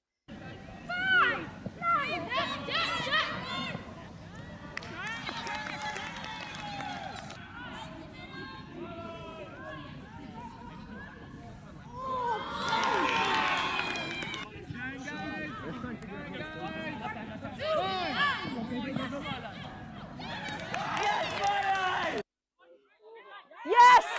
Yes, Matt! Let's finish this set! Finish it! Finish it! Ah! Really well played. Really well played. Appreciate it. Thank you. Cheers, thank you. Cheers, Lucy. Great game, Milo. Thank you. Yeah, you absolutely, you just read it so well. We just need to play with some intent. It's the big deal. James, massive defensive shift from you and Thank you. Cash in that last one. Cheers, well played, well played. Well played, guys. Hey, all right? Well played. Take a big, deep breath, Raiders. Everybody in? I usually stretch now, Chris, rather than talk. I stretch then talk, or do you want me to talk and then stretch? Either whatever feels good to you. Oh. I'll do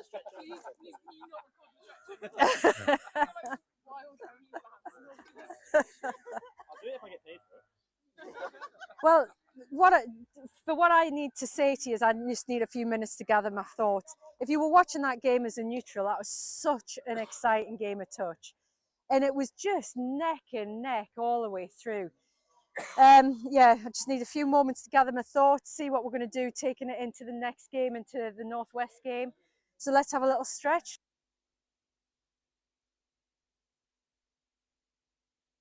You just got to go into it. Like, you don't know whether it's going to be a success, you don't know whether it's not, but you just got to hope that it will. And if you have that desire, it really will work. And that's what happened with us. You know, we started off just as a group of friends wanting to kick a ball about, not even proper touch rugby.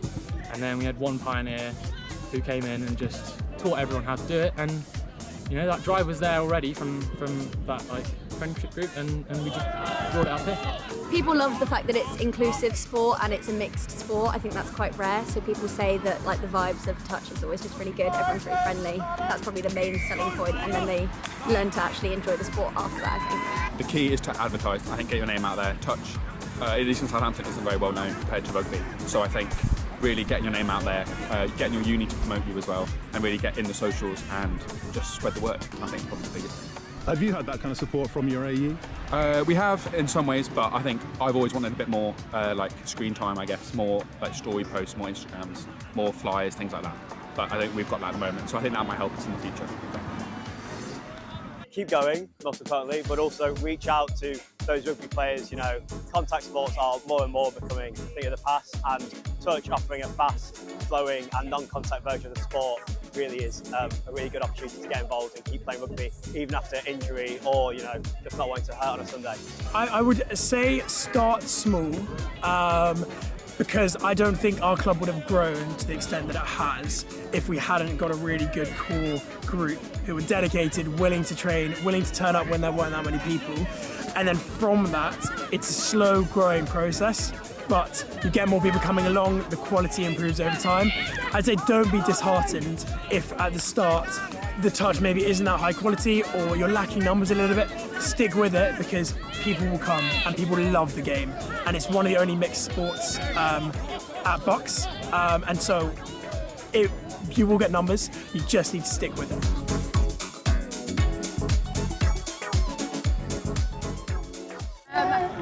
There's not a lot I'm going to say right now. I just want everybody in the next few minutes or whatever to just stay quite close to each other, get some connection, feel the vibes.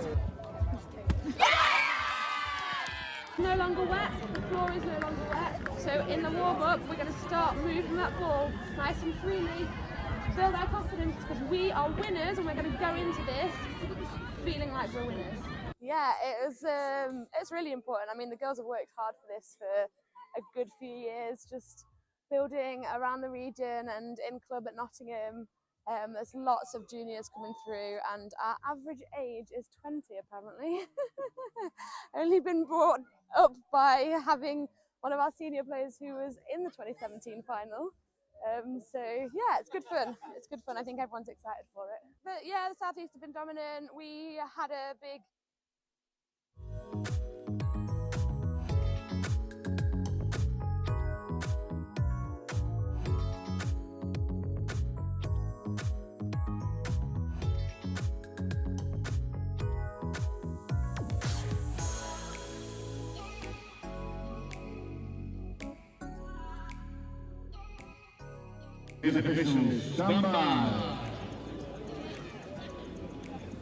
So welcome back.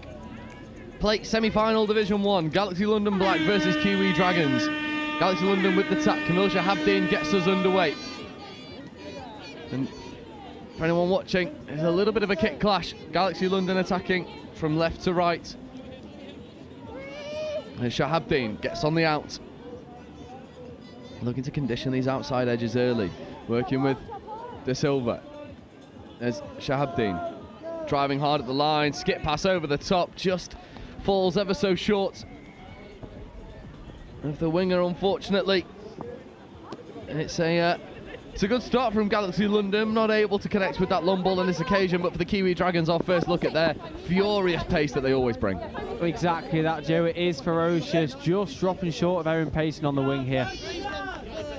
This is good work here from Kiwi Dragons. It's a brilliant platform as well, setting some really good expectations. Digby with a left foot step, trying to get a late switch off to Morgan Tagg. Tagg does get it, that extra pass wanted to go, almost found Jack Secker. But for now it's ball down, a minute in, 2 warning shots fired, but Kiwi Dragons certainly bringing quite a lot of pace and intensity to this tie. Agreed, Joe. A couple of blank shots being let loose there. That being said, they will have that bite, that power, that ferocity that we're looking for. Look how fast this game has opened up. Yeah, that's Arthur Caller setting some really good pace here, and there's Caller again. Unfortunately, can't quite take that one in his stride. And Arthur Caller, one of these link players who crashes holes so well, lovely running lines off the ball. Secker, though, playing away. Good work there from Danny Payton. Secker working hard. Jones as well, operating in the midfield with Thomas Evans. And there's Roberts. Roberts accelerating, trying to get into the goal area. Late switch away was good. And, you know, we've had the pleasure of calling Dan Roberts for a hot minute. One of these Welsh players that always entertains. We know he's got that wondrous left to right long ball. I wonder how long it'll be till he starts throwing those around. Let's give that one about 10 minutes, I reckon, just to simmer, just on the boil. Then he will start to let them go there.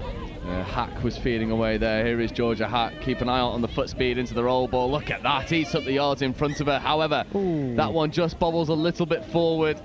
Slightly harsh call. Referees were joining on the spot to see it, though. But she'll be one of these players that Kiwi Dragons need to keep quiet because she gives platforms for the strike players so well. Roberts straightens. Jones gets in an acting half. There's Payton. And Secker. Digby to Secker. Back into Digby, Tag's in motion. Morgan Tag not used, back to Seka. Seka is trying to connect with Digby, who's in turn looking to connect with Melissa Berry over on that far side. Not happening. This game started at a furious pace. Exactly that, Joe. I will be largely impressed as we see McNaught work her way straight down the middle. Can they keep this intensity up for the entirety of the 30 minutes? They might have to, because Kiwi Dragons are not going to take their foot off the gas. Shahabdeen, untouched, just goes through, making extra yards. Here's Camille Shahabdeen, working in the middle with Arthur Calla and De Silva. There is Shahabdeen. Shahabdeen, left to right, looking to connect. And that is the opening score, and Camille Shahabdeen rips a wondrous pill into this near corner. Ollie, what a start that is. How good. First one died a little bit short, second one found its mark. Absolutely superb. You're spot on there, Joe. We just spoke about Dan Roberts, his left to right. Camille heard you from all the way over there, and he said, I can do that as well. Left to right ripper. Erin Payton superbly finished in the corner.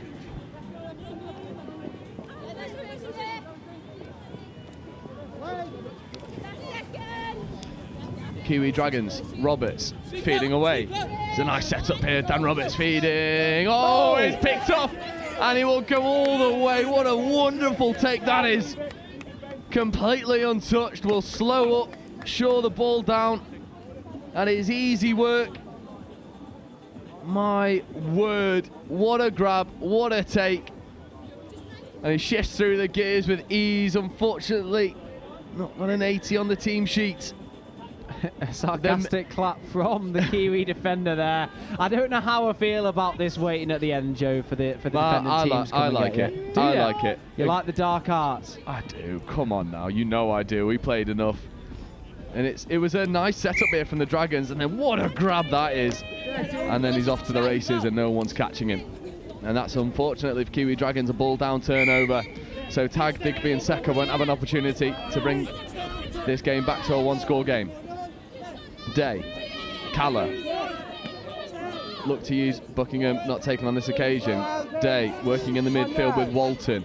Walton with a bit of suspect headwear. Walton checking back away.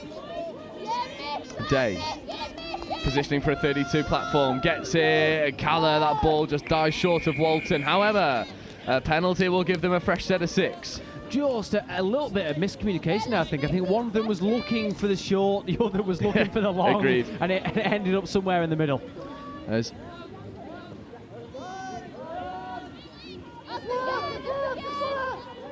London Galaxy just steady the ship. Shahabdeen, open side quickie. Shahabdeen, left foot step, leaves 2 players in the dust, but Seka is able to manipulate his body whilst on the floor to make a try-saver of a touch. Seka, Digby and Tag have got a fair bit of work to do, as does Danny Payton. Shahabdeen, Calla in acting half, back to Shahabdeen, right foot step, looking to go long, instead dropped it off to Arthur Calla.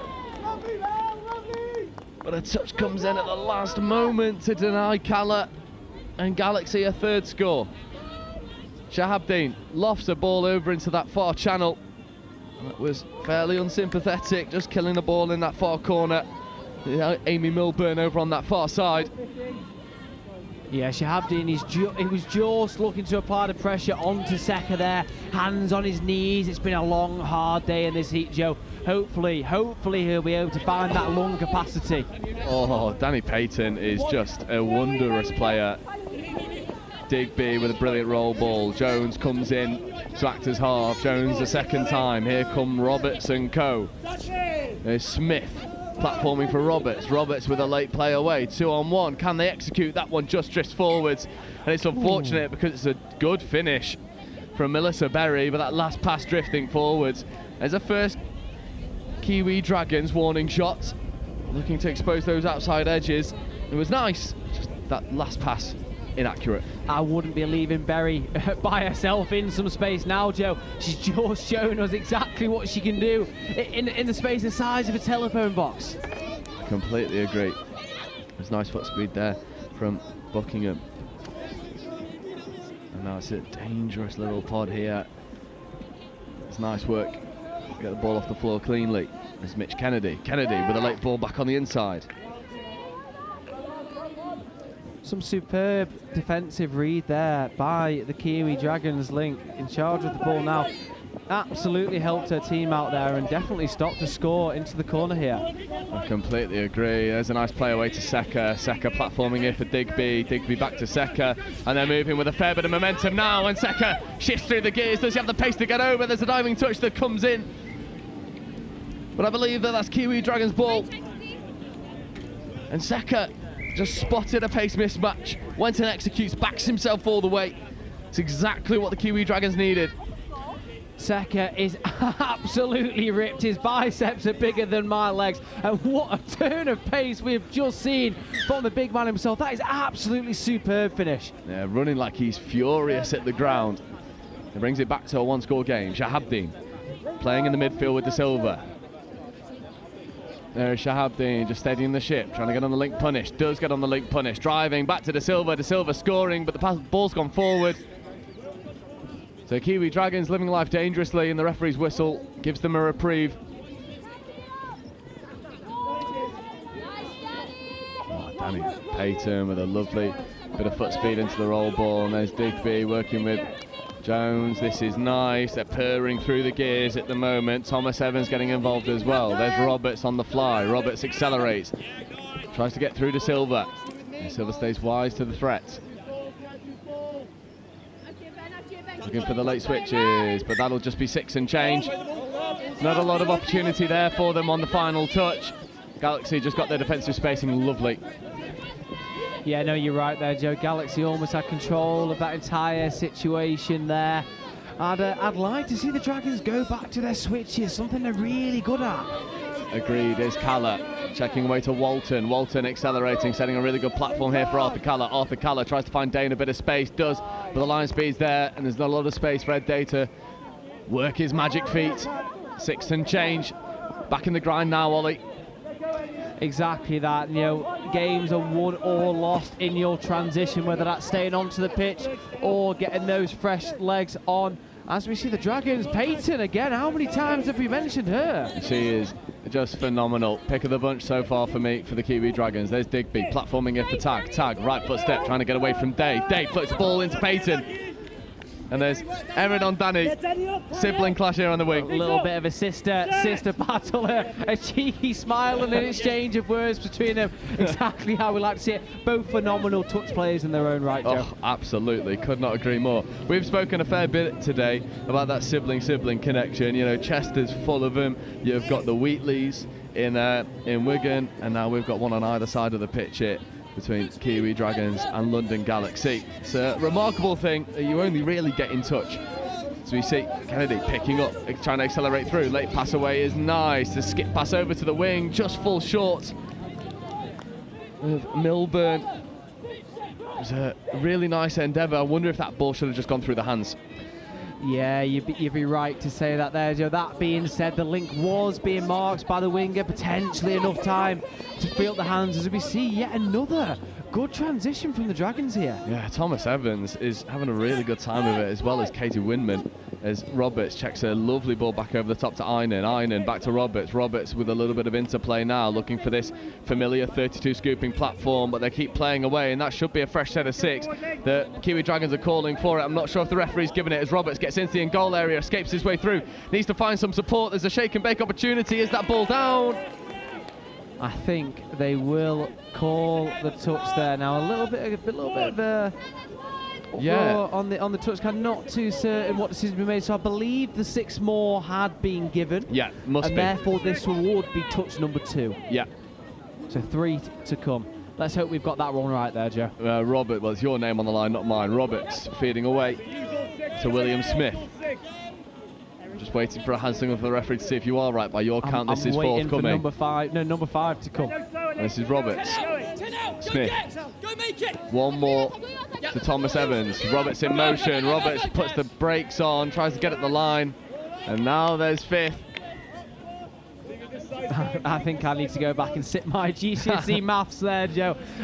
A little bit out on the count there. As you see, Roberts just take himself off the field, get a fresh pair of legs on for the defensive set here. Yeah, Digby shifts on as well. Callum Digby, again, another one of these Kiwi Dragons that are just so entertaining to watch. You've got to highlight them when they're here because they are just so good. This game has been played at a furious pace, and you'll blink and you'll miss it. We're 13 minutes in. Only 3 scores, but the tactical battle here is super intriguing. As you see Kalla platforming well, De Silva going as well. Shahabdeen, left foot, right foot to De Silva, 3-on-2. They're going to go back on the inside, back to Shahabdeen. Shahabdeen wanted that fresh set of 6, not given, no play at the ball. Camille loves his finals touch rugby, doesn't he? Seems to turn into a different beast. I think we've got a little bit more to see from him here as well, as we see some good manipulation from the Dragons down this box side here. Indeed, it's very nice roll ball speed. There's Danny Payton, checking away to Tag to Seka. Back to Tag, nice bit of interplay between the two in the middle, now coming over towards Danny Payton, but Morgan Tag just unhooks the trailer and accelerates all the way over. And you cannot give Morgan Tag space to work with, and you cannot sit off him because he'll shift through the gears, spot space, go and execute, and all of a sudden we are back all square. For a moment, I thought he's running into a dead end with Erin Payton hot on his heels. That is an inch or 2 away at most, Joe. He will be absolutely pleased with the return in the corner there. Yeah, of course, and what a time to do it, right on the stroke of half-time. Day platforming, there's a little bit of an off-ball collision. I don't know what the penalty's been given for. Just a brief pause in play just for the referee, just to calm things down. A touch there, explain his decision to the defender, and that is a penalty given for in the side of the ruck. I think that's relatively fair. There's Walton, Day, back to Walton, looking to go long, instead goes to the link, and it's a lovely hole hit by the mystery man. It re-establishes a London Galaxy lead. It's a lovely link hole, but what about this interplay between Walton and Day? Absolutely superb, manipulating the defence, almost like puppet masters, the both of them, and you were just asking for it, Joe, weren't you, for the ball to go through the hands, and that's exactly what you received. Superb to not give the ball to the winger and to score himself. Yeah, 2 seconds remaining. Seka, Tag and Digby have a little bit of work to do, but that touch will bring up half-time. No, it won't. Referee is happy to let them play one more, and Seka escapes his way into the in-goal area. Blind pass back on the inside. Can't quite connect with Digby, but again, you see the signs. The moment London Galaxy switch off, Kiwi Dragons will punish. This game is poised on a knife edge going into the second half. Yeah, no, you're spot on, Joe. This is exactly the type of touch rugby that we want to see. Close games, ferocious, fast, and it's intense, isn't it? I'm feeling the intensity, the heat from up here. I wonder how those players feel down on that field. Well, I imagine that this half-time break is going to come with a fair bit of hydration and probably a little bit of tactical analysis. We're going to take a very quick break, but at the half, London Galaxy 3, Kiwi Dragons 2.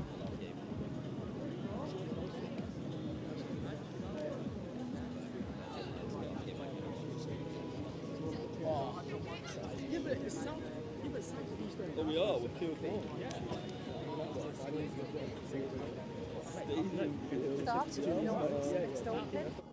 We got scored on off the first tap, which I think probably did us the world of good because we woke up a little bit after that. So good win.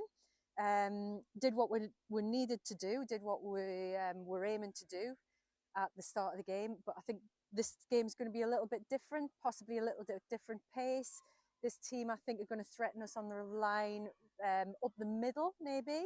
So, yeah, looking forward to it and seeing how we'll get on. Our youngest's 15, female player, and our oldest is about 26, 27, I think. Yeah, I think what we've got is we've got a team of players who've got some really good skill, and they can read defences, they can play heads up, they've got good skill, they've got good pace.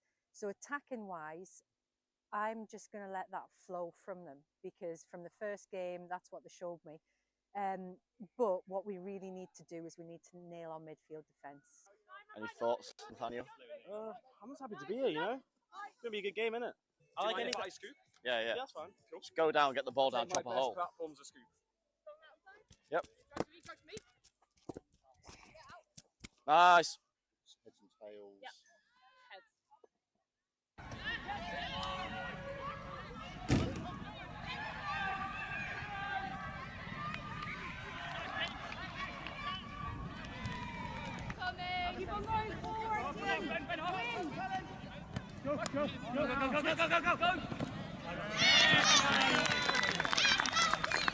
Yeah, oh!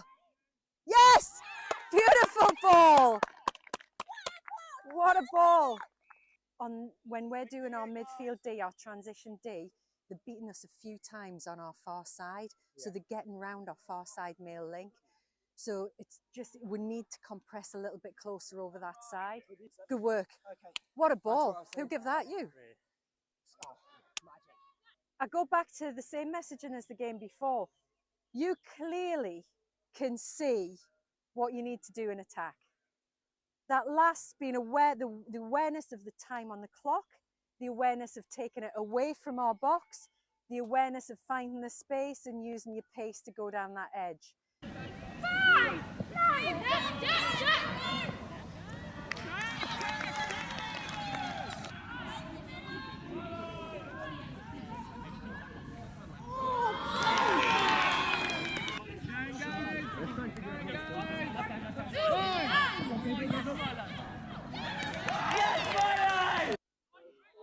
Yes!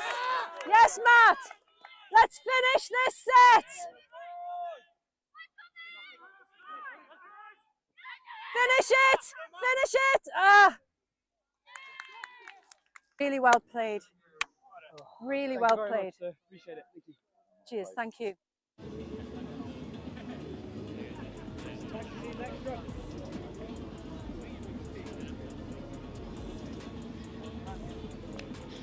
So the second half is about to be underway. Kiwi Dragons with the ball going left to right. London Galaxy in defence. We are finally poised for a grandstand finish. Only one try in it. Galaxy London and Camille Shahabdeen, really the orchestrator.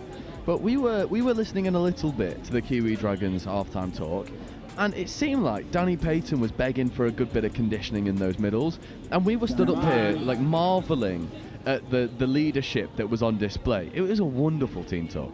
Exactly that is. I felt motivated myself, and I'm not even on the field with them, Joe. It was just more sort of reinforcing the point of attack the line, make the defenders think about what you're doing, and we hope to see that put into practice here. Yeah, Roberts will be looking to try and do exactly that. There is Dan Roberts platforming here for the 32. Early release, potential long ball. What a spear that is. Just dies. But that was a flat dagger across the face of the Galaxy defence, and that's the first warning shot in this second half. If that ball found hands, it was a sure try time. Jones licking her lips. Another mispronunciation at the idea of the ball reaching her there. Erin Payton with a superb chase out to the wing now as well, as we see Galaxy get a good roll on here. Yeah, it's De Silva checking away to Shahabdeen. Shahabdeen one more to the mystery man, and it does find Payton. Payton's going to come back on the inside, back to the mystery man, and he'll get his hat-trick. And I wish I had a name, because there's 3 in a semi-final now for London Galaxy's number 80. And what a lovely fly this was on the transition. Yeah, it's great to see them open up their bodies. They've been using that fly throughout the first half, haven't they? But they've been coming back toward the centre of the field. So there's your tactical tweak from Galaxy there. Again, we don't know what they discussed across the other side of the field to us, but that might have been one of the things on the list. Yep, absolutely. There's Danny Payton. Seka feeding over to Digby. Digby to Tag. Tag just caught on the ball. Let's go back to the mark. Good touch there from Arthur Calla. There's Digby, flat pass here towards Danny Payton. No touch claimed, or was there? It's an unfortunate misread. It's Payton, link punished, looking to go back on the inside, diving at the line. McNaught makes a good touch, and that is 6 and change. But the conditioning, the chat from the Kiwi Dragons at half-time coming out for the fray there. However, defensive spacing far from ideal off the restart. Yeah, just allowing Galaxy to get a roll, and now they need to keep their foot on the pedal. And as I say that, a ball down, and the Dragons are relieved of the pressure they were under there. The Kiwi Dragons with Seka as Tag. Tag with a dummy and then just straightens and buys time for his team. Little things like this are worth their weight in gold. Saving touches whilst they go through a subset. Only one touch burnt. Tag is staying out there with Roberts. Sending the sweeper player. This is Danger driving at the line. Danny makes a touch.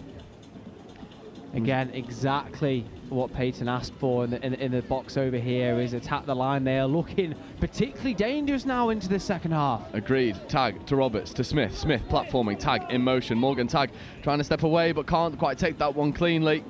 There was a fair bit of line speed coming his way, and maybe at the Galaxy player lingering in his eye line, took his eye off the ball for a moment, and Walton sets expectations on this subset. You're right, Joe, the mystery man. Again, we wish we had a name, don't we? He can do it all. He can attack, he can defend. He looks like an imposing figure then. And made Tag sort of forced him into an error, didn't he? A drop ball there. Ball movement between Shahabdeen and De Silva. There is De Silva. Shahabdeen picking up. Fifth touch, not a lot of options on. Floated pass into the wing, but that one almost certainly drifts forward and well picked up from the refs. It's a cheeky idea, isn't it?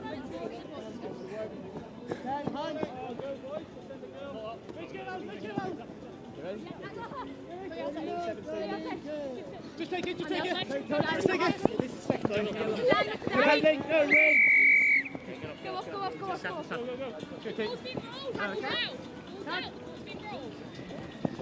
The Kiwi Dragons with Seka. Digby comes in to act as half. There's a nice play away over onto the far side of 38. Ben Davies. Davies taking a run. Could have gone back on the inside to Digby. Not taken. Berry. Now to Digby. Now to Seka. Coming over towards Peyton. Lovely little bit of interplay to expose an outside edge. And then Seka will accelerate his way through. And again, London Galaxy have not learned their lesson. Defensive spacings all over the show. And Seka executes. Yeah, Seka, you saucy man. He sees the space, absolutely opens up his legs. We said before, didn't we, about he runs like he's angry at the floor. That pace, that passion, the ferocity, it's really difficult to stop. And he's a player right out of our own hearts, isn't he? He's the one that we love to watch, that bloke with a bit of bite, a bit of spite. And Seka with two now, brings it back to a one-score game, 10 minutes to go. Hack. Driving, getting up towards the 7-metre line. This is a much better striking platform here for Mitch Kennedy. Kennedy platforming, getting the ball back, potentially nothing doing. And that brings up the fifth.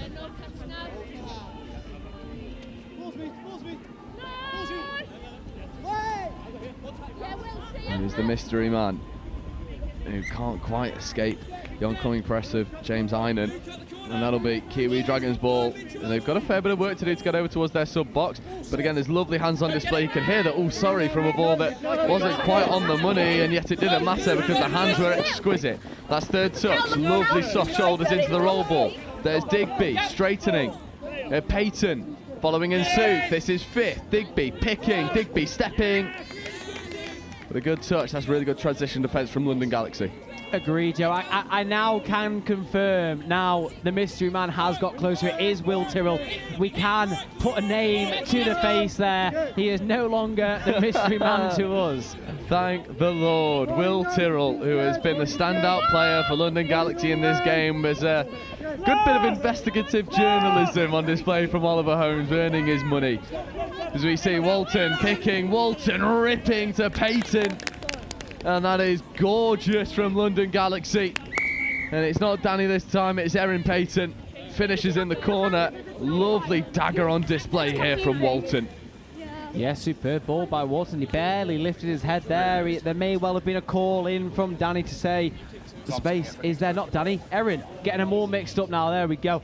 As you know, Joe, big fan of Erin Peyton and the work that she does for Galaxy themselves. And as we said, you know, world-class wingers make world-class teams. Again, the same with Catlin on this wing for the Kiwi Dragons. I completely agree. Completely agree. We were singing their praises last round. There's a lovely late drop-off towards Roberts. My word, an inch away from being absolute money between James Einan and Dan Roberts. Not quite happening on this occasion, but London Galaxy have got to stay wise to the threat. Agreed, and you know, these Dragons, they won't stop no matter how much the lungs are burning. They will continue to apply pressure, both defence and attack. Yeah, really good line roll ball speed there from Kendall Buckingham, and now there's the fly again. Skip pass over towards Peyton. It's frustrating for Shahabdeen. He picks up a bit of grass to see where the wind's going. Not too sure that'll help all that much with that one. I'm not too sure he'll get away with that one there. I admire the tenacity to suggest that ball maybe was due to the wind there. Again, we've said Camille opens up, doesn't he, during these finals games, and he's starting to really look himself today. I think it's a marker of one of those like elite competitors. Say their best work for finals, for these moments where they need it. As Seka drives in towards Digby. Digby to Tag with the left foot step, puts the brakes on, now sets platform here on fourth. There's a big call of offside there for Arthur Caller, who listens well. Digby platforming here for Seka, or no, avoiding the touch of Buckingham. They've managed to get onto the 7 metre line. Here is Peyton looking for this link punish. Morgan Tag ripping over towards Digby. Digby puts the brakes on. Diving at the line, potentially. That one should have gone long. Excuse the shout, Joe. I thought that was it. I thought he just pulled off something phenomenal. Must have been a touch in there by the defender, so all credit to them there. Can the Dragons continue this applied pressure? Yeah, Danny Peyton puts on some really good line speed. Ollie De Silva has to work hard. Berry was up making touches. Kenzie McNaught, that pass leaves a fair bit to be desired, unfortunately. Gives. There's Hannah Lewis just putting that one to the knees of McNaught. There's Peyton. Roberts has joined the fray in this near link channel. Danny Peyton going into this open side, trying to drive at the line. Tyrrell gets up to make a good touch. So that will be a penalty there, Joe. One was onside, one was off. The referee let Danny just have a quick go at the line, see if anything comes of it, and they will have a fresh set of sets here. Peyton straightening, Peyton diving. Tyrrell with a good touch again. Tyrrell staying live to the threat of Danny Peyton, and this will be that little bit of conditioning that they're looking for as we see Tag and Digby with a little bit of interplay and exchange. Now Digby coming over into this far link channel. Tag back to Digby, to Roberts, but that ball hangs up in the air and allows some line speed. Not a lot of go forward here for the Kiwi Dragons. Now Roberts, open side quickie. There's the ball back, left foot step, diving at the line. Dives potentially to up in the air. Just allowed the defence to recover. And now this is fifth, nothing on offer. Tag will look to make something happen. Tag to Digby, it's picked off by Kennedy. It's touch zero, but the referee's whistle brings them all the way back, just steadying the ship for a moment. Kiwi Dragons, they've got to find a way to get over this try line if they want to take this close. It's still only a 2-try game, they're fully in it. They're just not quite been able to get over the line as consistently as London Galaxy as of yet. No, you're right, Joe. Galaxy just potentially a little bit more potent in the attacking third of the field. It does make you wonder if Kiwi Dragons had attacked the line early on, would the scoreline be the other way around? Interesting as Hack, Day, Walton start to interplay. Walton picking up, trying to get into the in-goal area, does exactly that, needs to connect with some support, looks towards Hack. But Roberts had his hands in the passing lane to stop the score. Hack had found a pocket of space. 4 minutes to go. A score here, it might be too tall of a mountain for the Kiwi Dragons to come back from. Day to Hack. Hack on the link punish. Here is Georgia Hack going hard, diving at the line. Now that for me, Joe, would be a good touch by Caitlin Jones on the wing, and that is what has been given there. Hack again. Hack is potent, isn't she? Towards the attacking end, a very, very tricky customer. Yeah, and an unreal engine as well. Just keeps driving forward, but the half is isolated, so it brings on some line speed, and Hack does exactly that. Jones, tag to Peyton. Peyton with the right foot, trying to get around Hack. That's easier said than done. There's Smith, platforming here, getting in behind the defensive line. Seka has to work hard to get that ball off the floor. Late pass away to Smith was away, but it just hits the floor, and Kiwi Dragons, dare I say, looking a little bit leggy now. Lungs are burning, legs are hurting. These are the championship round, so to speak. 3 minutes left to go. They've got a 2-try deficit to overcome. I can tell you commentated a boxing gig recently, can't we, Joe? Thank you very much. No, you're right. I think the Dragons are probably just applying a little bit too much pressure on themselves to get things done there and then and immediately. I'd just like to see them stick to their processes. They've looked like a completely different side this second half and probably do deserve just to only be one behind. Yep. Peyton, dummying. Now Straighton's getting in onto those middles. Middles are retreating. Peyton's not happy. There is Peyton diving at the line, and that has to be try time. And that is a leader's contribution. Peyton gets over. How good is this? Yeah, very good. Shapes up the defender a little bit, lucky to get away with what looks like a forward pass there, but nothing doing. Absolutely superbly split. Camille not knowing which way to look, left, right, up or down. Superb from Peyton, and that is a one-score game with 2 minutes to go. Yeah, this is getting to be as tight as anything. Two very evenly matched sides as the wind starts to pick up and swirl. Kennedy platforming for Calla. Calla ripping and then following in suit back to Peyton. And the sisters are scoring freely. This time it's Erin for London Galaxy, and with 90 seconds left on the clock, that might be a little bit too much. Yeah, one after another, the Peyton sisters. I woke up this morning and said, Peyton, Peyton, Peyton in the mirror. I knew this might happen today. A lovely clap of the hands together. They're both excited and proud of each other for performing on one of England Touch's biggest stages. Yep. And that score from Erin Peyton might take the contest out of this one. Roberts. Skip pass over towards Saka. Here is Saka. And Roberts looking to connect, and that's a lovely score again. And the Peyton sisters, this time it's Danny who escapes over.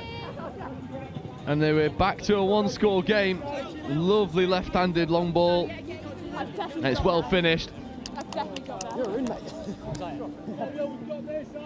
Danny just confirming on the sideline that she definitely did get there, and we agree up here. This has been a game for the ages. What a 30 minutes this has been. Yeah, 20 seconds left on the clock. I tell you what, Kiwi Dragons have the pace out there to really make a game of this. Is Tyrrell working with Shahabdeen. Tyrrell. Shahabdeen back to Tyrrell. Tyrrell left foot step. They pass away. Kiwi Dragons have got to go quickly. There's 10 seconds left, but the hooter goes. So that'll be last play. Dragons wanted to go one more, and that will be all she wrote. London Galaxy take the victory in this plate semi over Kiwi Dragons. A game that was hardly contested. It ebbed and flowed, went back and forth. And London Galaxy come out on top, and they were good value for it. Exactly right, Joe. Again, it probably just comes down to the first 15 minutes of the game. Galaxy came out just slightly faster out the blocks, attacked the line. As we said, Joe, with Danny's half-time team talk, they started attacking the line. They looked really ferocious and really dangerous. And, you know, they'd probably be asking for another round of touch to be played on this series here. Absolutely. That's a game that I'd love to see back. And you know, you play that game 50 times, it's probably split 25-25. They are as even as they come. But we shift focus and we look toward the Cup semi-final in Division 1. And this is a game that has us both very excited. There, in 9 minutes' time, we have the Nottingham Hoods, who we saw dismantle London Eagles on live stream earlier on. And they'll be coming up against one of, if not the most exciting team in the country. Galaxy Southwest, that will be with you in 9 minutes' time.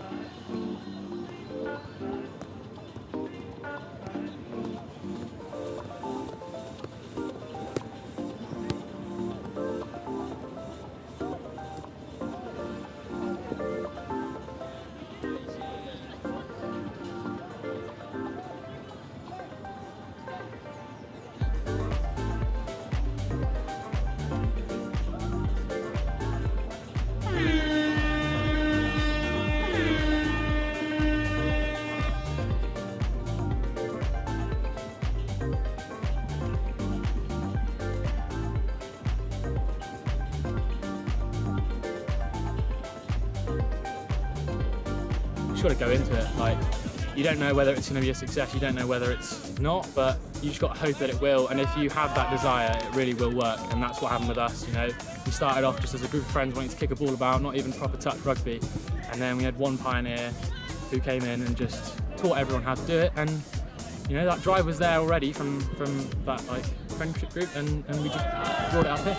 People love the fact that it's inclusive sport and it's a mixed sport. I think that's quite rare. So people say that like the vibes of touch is always just really good. Everyone's really friendly. That's probably the main selling point, and then they learn to actually enjoy the sport after that, I think. The key is to advertise. I think get your name out there. Touch, at least in Southampton, isn't very well known compared to rugby. So I think really getting your name out there, getting your uni to promote you as well, and really get in the socials and just spread the word. I think is probably the biggest thing. Have you had that kind of support from your AE?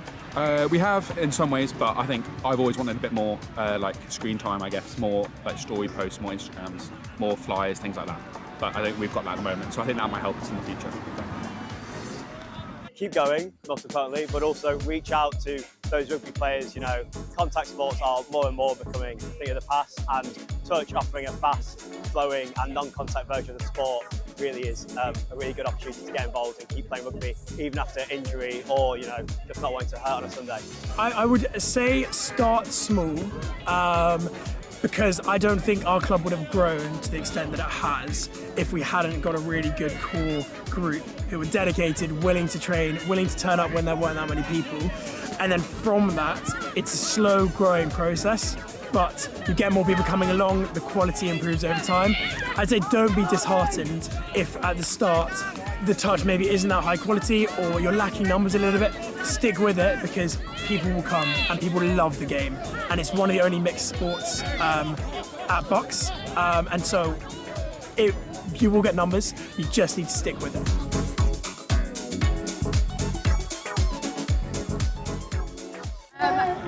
There's not a lot I'm going to say right now. Just want everybody in the next 3 minutes or whatever to just stay quite close to each other, get some connection, feel the vibes.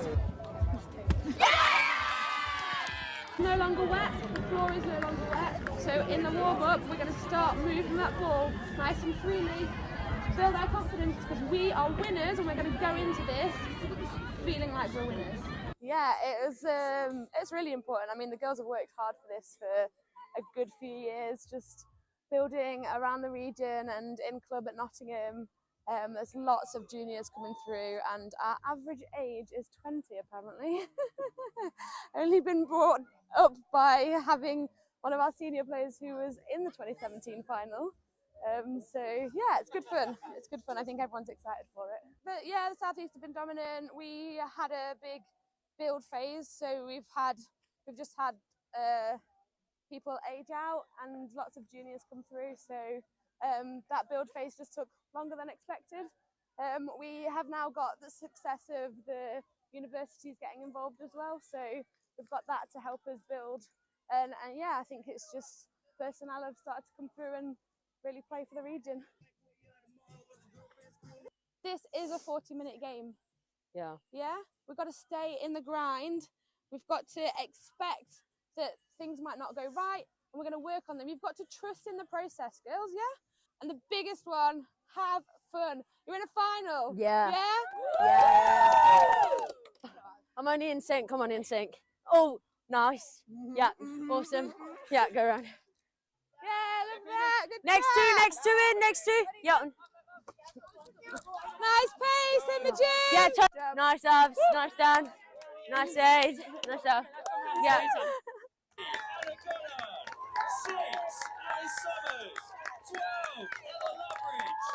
Stand with them.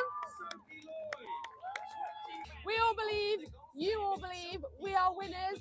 Let's go show them. And this Midlands Tigers team, well, they're young and exciting, and they came through a big test against the Taipans. Absolutely, the drop-off, the drama, it's what we love. Got our Dean, quick pick-up, options both sides. Dean's going to slide through himself and opts for the short option.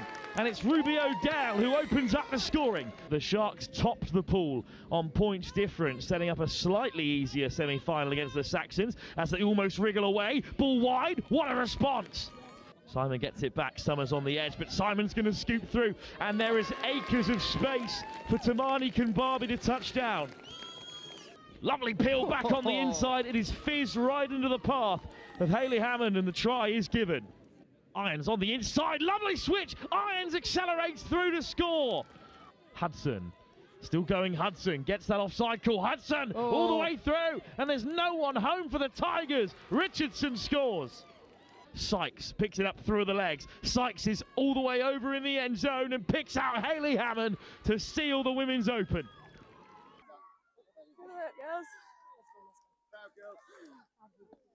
Yeah, it was good. It was so good. So good, girls.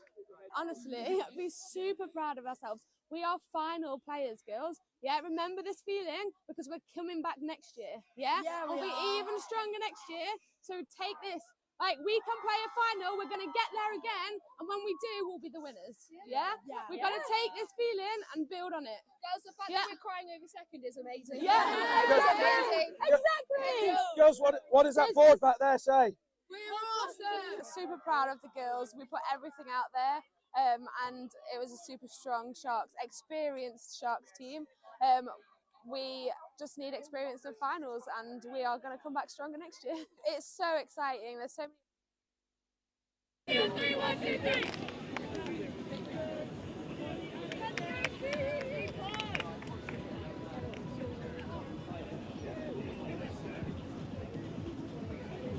Raising officials, stand by. Let's go, guys.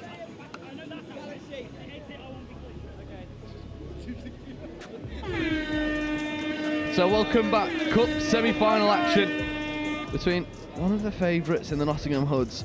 It's one of the most exciting and expansive teams that England Touch has to offer in Galaxy South West. Hoods with the tap going from right to left. There's Gallagher, Dixon, Lenori. Here is Lenori, Dixon in motion, Gallagher picking up, coming back against the grain, escaping into the in-goal area, trying to find some support. Does, but it's well defended by Annie Ainscote. There's your first warning shot from the Hoods. Exactly that, Joe. That is a warning. Both of these teams are incredible with ball in hand, as I think, unfortunately, we will see a pause in play here. I hope she is okay. What a start, Joe. Absolutely flying out the blocks were Nottingham, weren't they?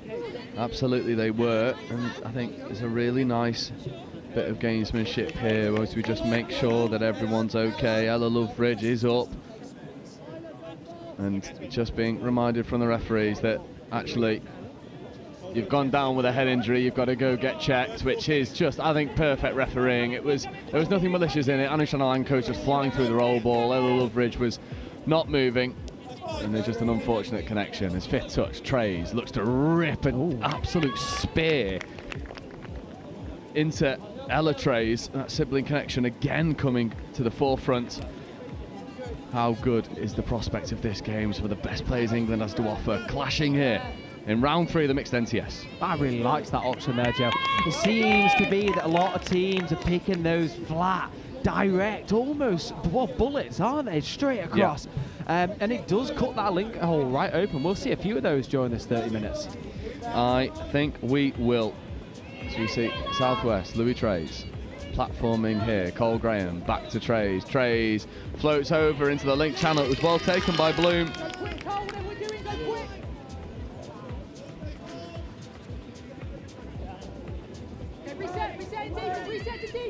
Bloom.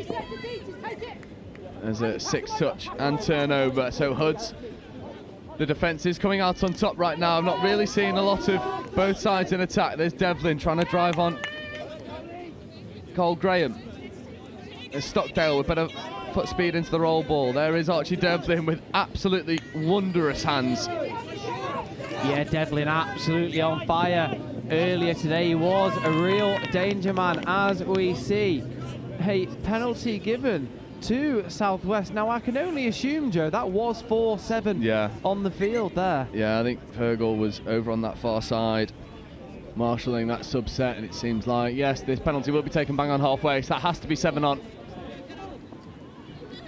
And guys of Southwest take this opportunity to roll through a little bit of a subset. Trey's making his way over to the box. There's Emilio Grassarola working in the midfield with Healy. There is Healy. Now Brownfield joining the play as well. Big calls from Shepston, asking for doggies. Brownfield getting into the in-goal area, ripping, trying to connect with Ainscoe. Not happening quite on this occasion. A beautiful flick of the head there, just to hold the defender up at touch. Now we might be 0-0, but the floodgates will open during this first half. Yeah, I completely agree. There's too much attacking talent on this pitch. On paper, there should be a bit of a shootout, not quite happening yet. Potentially an upset on the cards with defences coming out on top. There's a lovely roll ball by Simon, and then Simon following suit. Here's Ollie Simon looking to rip long, floats a lovely ball into Loveridge. It was great to see back on the pitch, and Heather Richardson staying wise for the threat of Will Stockdale, brings up the 6 and change. 4 minutes in, we're still locked all square. As we see Galaxy making their way down this touchline, I like the level of physicality the referees are allowing in this game here. Yeah, it's really nice stuff here. And Watson Davies looking to rip into a dangerous channel, not quite happening on that occasion for Connahan. That's a pod that we've not seen in line attack as of yet. Connahan, Alanko and Lawton Davies.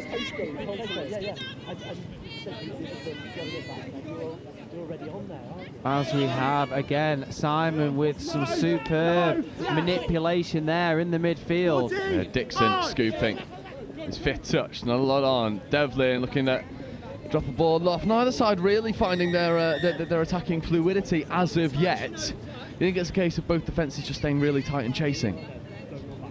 Yeah, no, you are right. It's nice to see the defensive units from both sides just work as a 6 almost, all connected via a piece of string. If you remember our crew in Nantwich Blaze days many moons ago, Joe, attaching you all together with pieces of string, staying connected, and it's nice to see that that still works in the modern age of touch rugby. Absolutely. There's Dixon, Devlin, Carroll platforming. Devlin gets in and acting half. Sam Dixon back to watch to Devlin. Wanted to go long. Molly Morris says no. Annie, watch the pick up.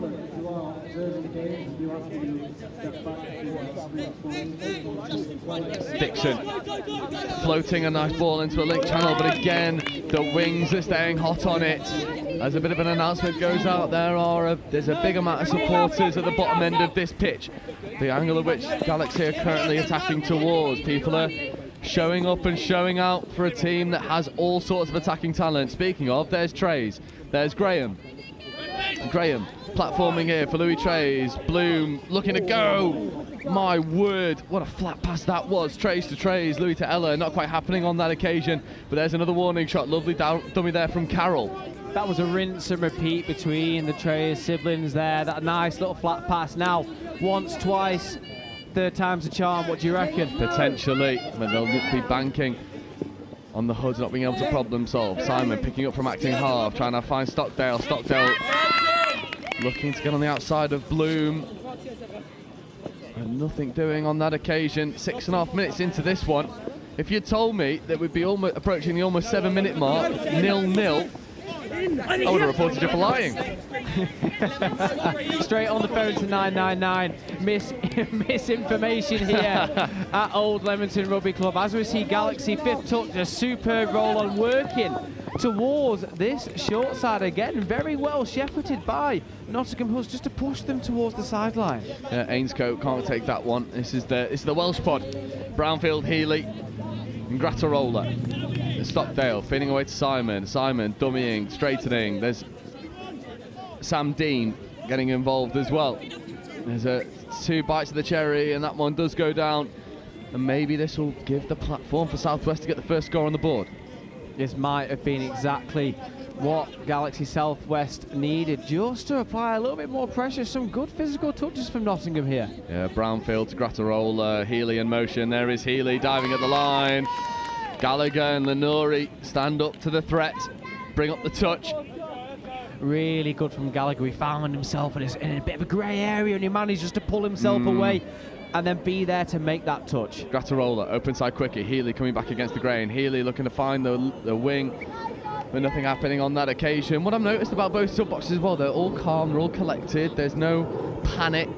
There's no feeling that teams are forcing anything. It's very mature sub boxes from both sides as Dixon and Simon get involved. And then here's your first look at the Redlands, and Devlin will go all the way. And that is a textbook set-piece play, finished off by who else but Archie Devlin. They caught Galaxy Southwest napping on that near side. It starts with Gallagher.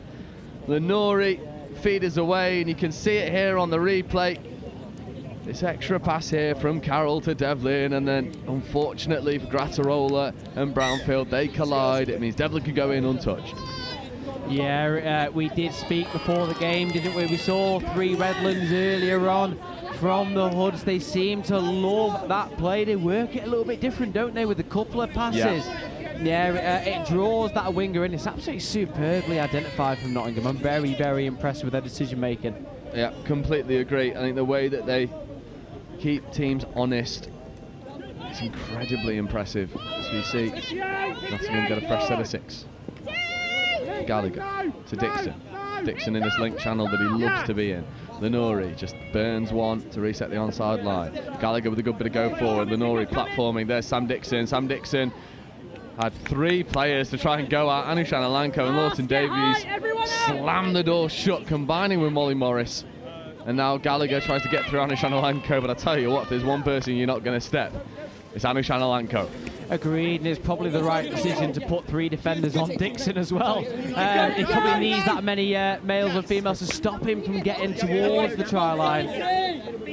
There's Conahan. There's just a little bit of miscommunication. I thought Conahan might have been limping for a moment there as well, but he seems to be moving freely here in the sub box. There's Gallagher to Dixon. Just a little bit stop-start now. Getting a fresh leg on the field. Ollie Simon joining the fray. Louis Trays with a little bit of a nudge. Referee's happy with the physicality level. Watch out for Simon here. Yeah, Ollie Simon, Emily Simon, take your pick. They're both dangerous. Dixon wants this link punish. Ollie Simon looking to feed over towards Gallagher. Nothing doing. Ollie Simon feeding to Dixon. Dixon diving. Oh, late pass off the floor. It's a lovely bit of invention. Dixon adding a bit of variety to his game. 4 minutes left to go in this half. Still only 1 score apiece, and they'll just kill the ball in the corner and back their defensive chops. That's it, Joe. You know, as we strike 10 minutes through the game here, again, you said, to be so low on the scorelines is interesting. But this is now a battle of brains, isn't it, as opposed to a physical battle. It's interesting to see how this is playing out here. It is, and a wry smile shared between Ollie Simon and Cole Graham as Simon with a flick touch has to take Graham back to the mark. Grattarola to Healy. Brownfield on his left, not used. Grattarola with a lovely bit of footwork, but Ollie Simon comes up with a second brilliant defensive touch. 4 minutes to go in this half. 1 score in it. That Archie Devlin Redlands play. How good. Dixon platforming. Simon just loses her footing, takes the ball back to the mark.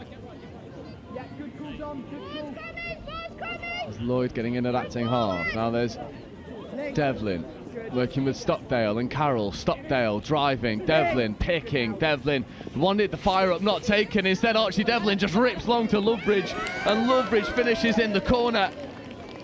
And Archie Devlin has had a hand in 2, scored 1, assisted the other. He's carrying his momentum through from his last game in live stream. That is a stunning little pill. Spot on, Joe. Such a dangerous man is Devlin, and very, very well received by Loveridge on the wing here. That sees Nottingham extend their lead to 2. Galaxy will be looking to reduce that before the half time. Yeah, and they kind of have to. This pod has not been in attack all that often. Anushan Alanko, Lawton Davies, Conahan in that left middle. Anushan Alanko buys the fresh set of 6 off Dean, who had his hands in the cookie jar. However, Anushan Alanko is having to sub himself off. I wonder if that's an ankle that's just buckled on the turf, or he's holding that right knee. We'll keep you up to date on that one, but Anushan Alanko looks like he's in anything but comfort right now. Southwest have to put that in mind. They've subbed on Trays to replace him. There is Trays feeding over towards Lawton Davies. Lawton Davies back to Trays. Trays ball down, leaves that ball bang on the line, stares the referee in the eye. Give me that score. Back to a 1-try game. This is absolute magic. It's a brilliant platform. Trays to Lawton Davies, back to Trays, and just leaves that one on the try line. That was authoritative from Louis Trays.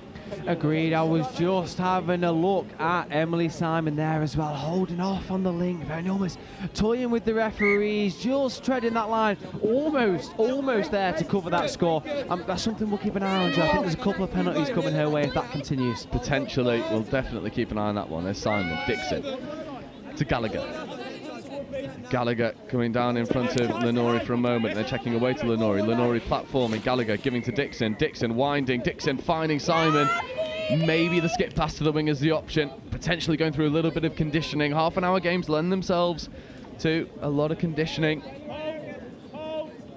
Simon leaving it for Dixon. Dixon with a late switch, but that one goes down. And with 2 minutes, just over 1 minute left on the clock before half-time, Galaxy Southwest will have one more opportunity to go full let and bring this one back all square. As they receive, gratefully, a penalty there. I think for just a little bit of interference in the ruck. Galaxy with 1 minute to go, completing their set here. They do well to get a score against the Hoods and bring the game even. They will, however, Healy just shows a clean set of heels and skates all the way through. And there's a curse to the commentator benefiting Galaxy Southwest. Oscar Healy shifts through the gears. He had rocket boots on. Beats everyone, all ends up. There was a diving touch that almost connected with Phoebe Simon. Last ditch effort, but no one can stop Oscar Healy when he gets going. No, you're right. Once you let him get ahead of steam on, he's really difficult to stop there. As we see Hoods, can they steal one more score before half-time? Well, Stockdale to Carroll. Carroll wanted to release Stockdale again. Nothing doing. There is seconds remaining. One more touch will come. Devlin is finally poised out in this link channel. They can't mess around all too much. That ball is away. Referees are happy. And now Stockdale just accelerates, tries to get over. But a touch by Molly Morris brings that one to a close. Half-time. We are locked all square. Nottingham Hoods 2, Galaxy Southwest 2. Ollie, this one's on a knife edge. Oh, exactly. That is a very fine knife edge as well, isn't it, Joe? It's, again, like I said, it's interesting to see the tactical battle now. I think we will see Nottingham pull another Redlands or two in the second half. Will Galaxy be none the wiser, or will they have the defensive prowess to stop that? For me, that will be the difference maker in this game here. Tactically intriguing, physically menacing. This game has a little bit of everything. At the half, Nottingham Hoods 2, Galaxy Southwest 2.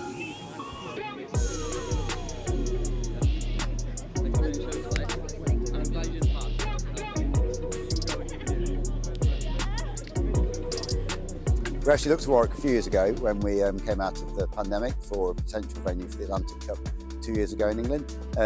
So we already knew what the facilities were like. When Kevin started in the events role, he also looked at it, and we had an early conversation and they showed willing. And I think that the big thing for us here is, as we're already seeing, is the joined up approach to working across departments and trying to uncover some of those links more globally, international relations, more locally, the marketing and communications. I think they're really important for us. So, you know, we've got Warwick Touch celebrating their anniversary. We've got the Wildcats in the region, and University of Warwick with their 60th anniversary. So there's a whole load of stuff going on, and we're just going to capitalise on that. Really, feel-good factor of what's going to happen here in the summer. It's a great experience. Hopefully, it'll be a successful tournament for England, and hopefully we can bring it home. So much being at home. Home crowd, there's going to be a lot more supporters this time, meaning we've got more support on the pitch, and so we're actually going to perform a lot better, I think. Hopefully it'll bring more people to touch, and especially to Warwick and society in Warwick. We're just finishing off our schools programme in terms of submission to the Youth Sport Trust. So we hope we can build up in the lead up to the games some work with local schools, so they get the benefit of it coming here. And then also the local club infrastructure, and can we develop that club infrastructure to deliver more opportunities for more people to play touch right across this sort of sub-region of Warwickshire.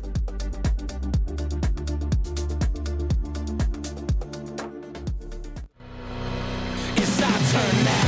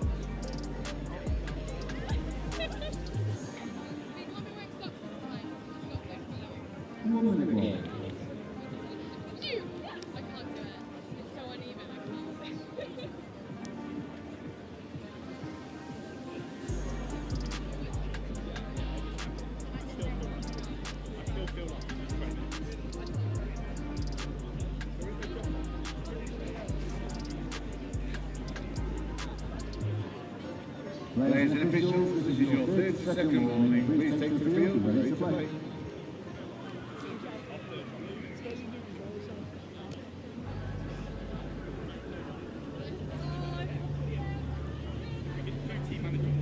Ladies and officials, stand by. So, welcome back. The second half about to get underway. This game is finally poised. Ollie, we were chatting, it's a low-scoring game. Tactically, it's so interesting the way both teams have set up. Maybe we were discussing, maybe it's just the athleticism of both sets of six cancelling each other out. It's Trey's left foot step, lovely hold to Conahan, who just can't quite take it in stride. There's a good example there of the athleticism, players chasing, chopping holes.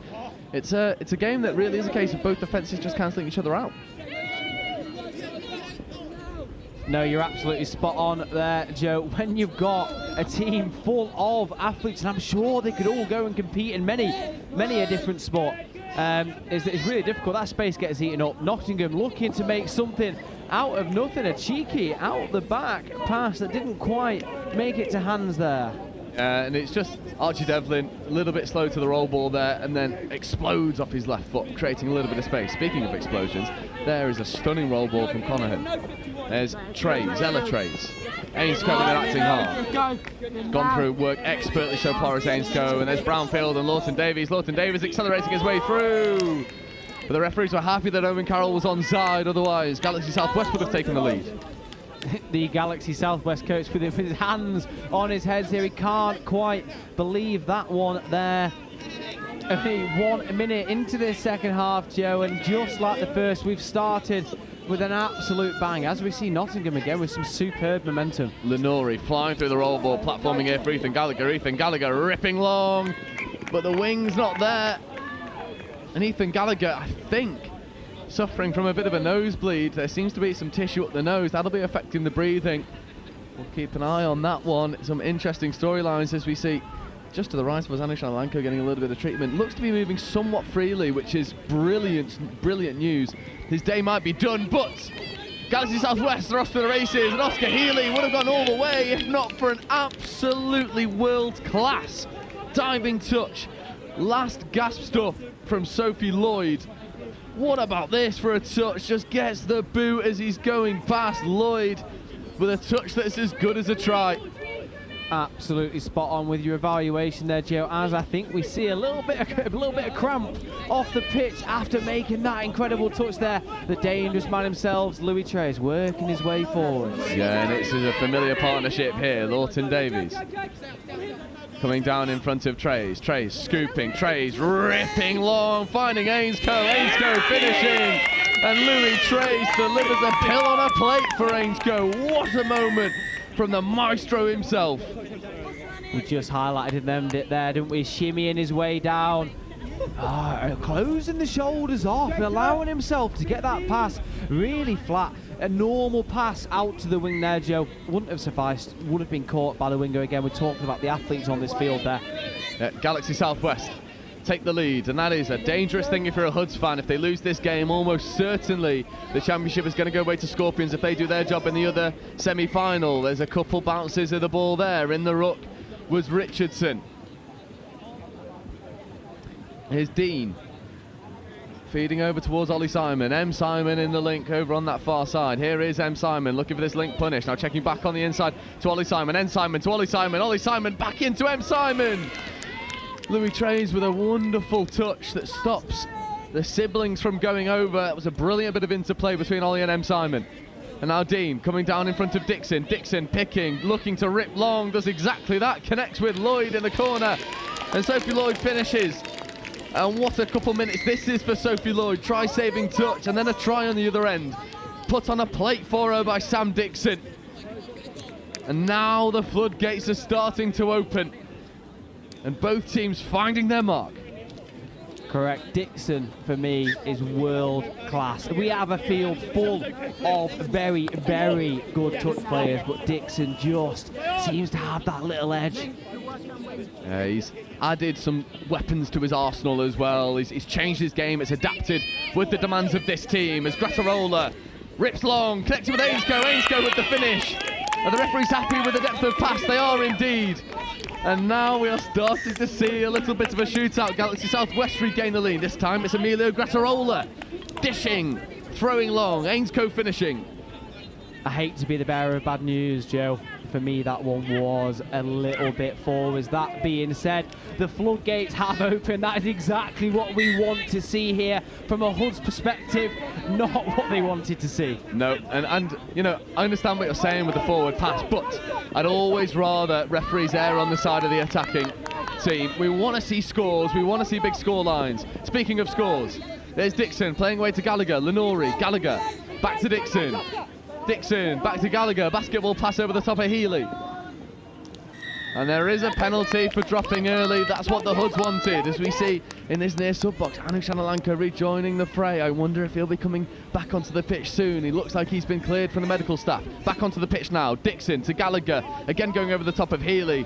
Gallagher wanting the dropping early penalty, not being it given. Dixon, right foot step, Dixon scoring. Sam Dixon has put his hand up to be accounted for. He set his stall out. He looks Galaxy Southwest in the eyes and says, "You're not going to spoil the party for me, son."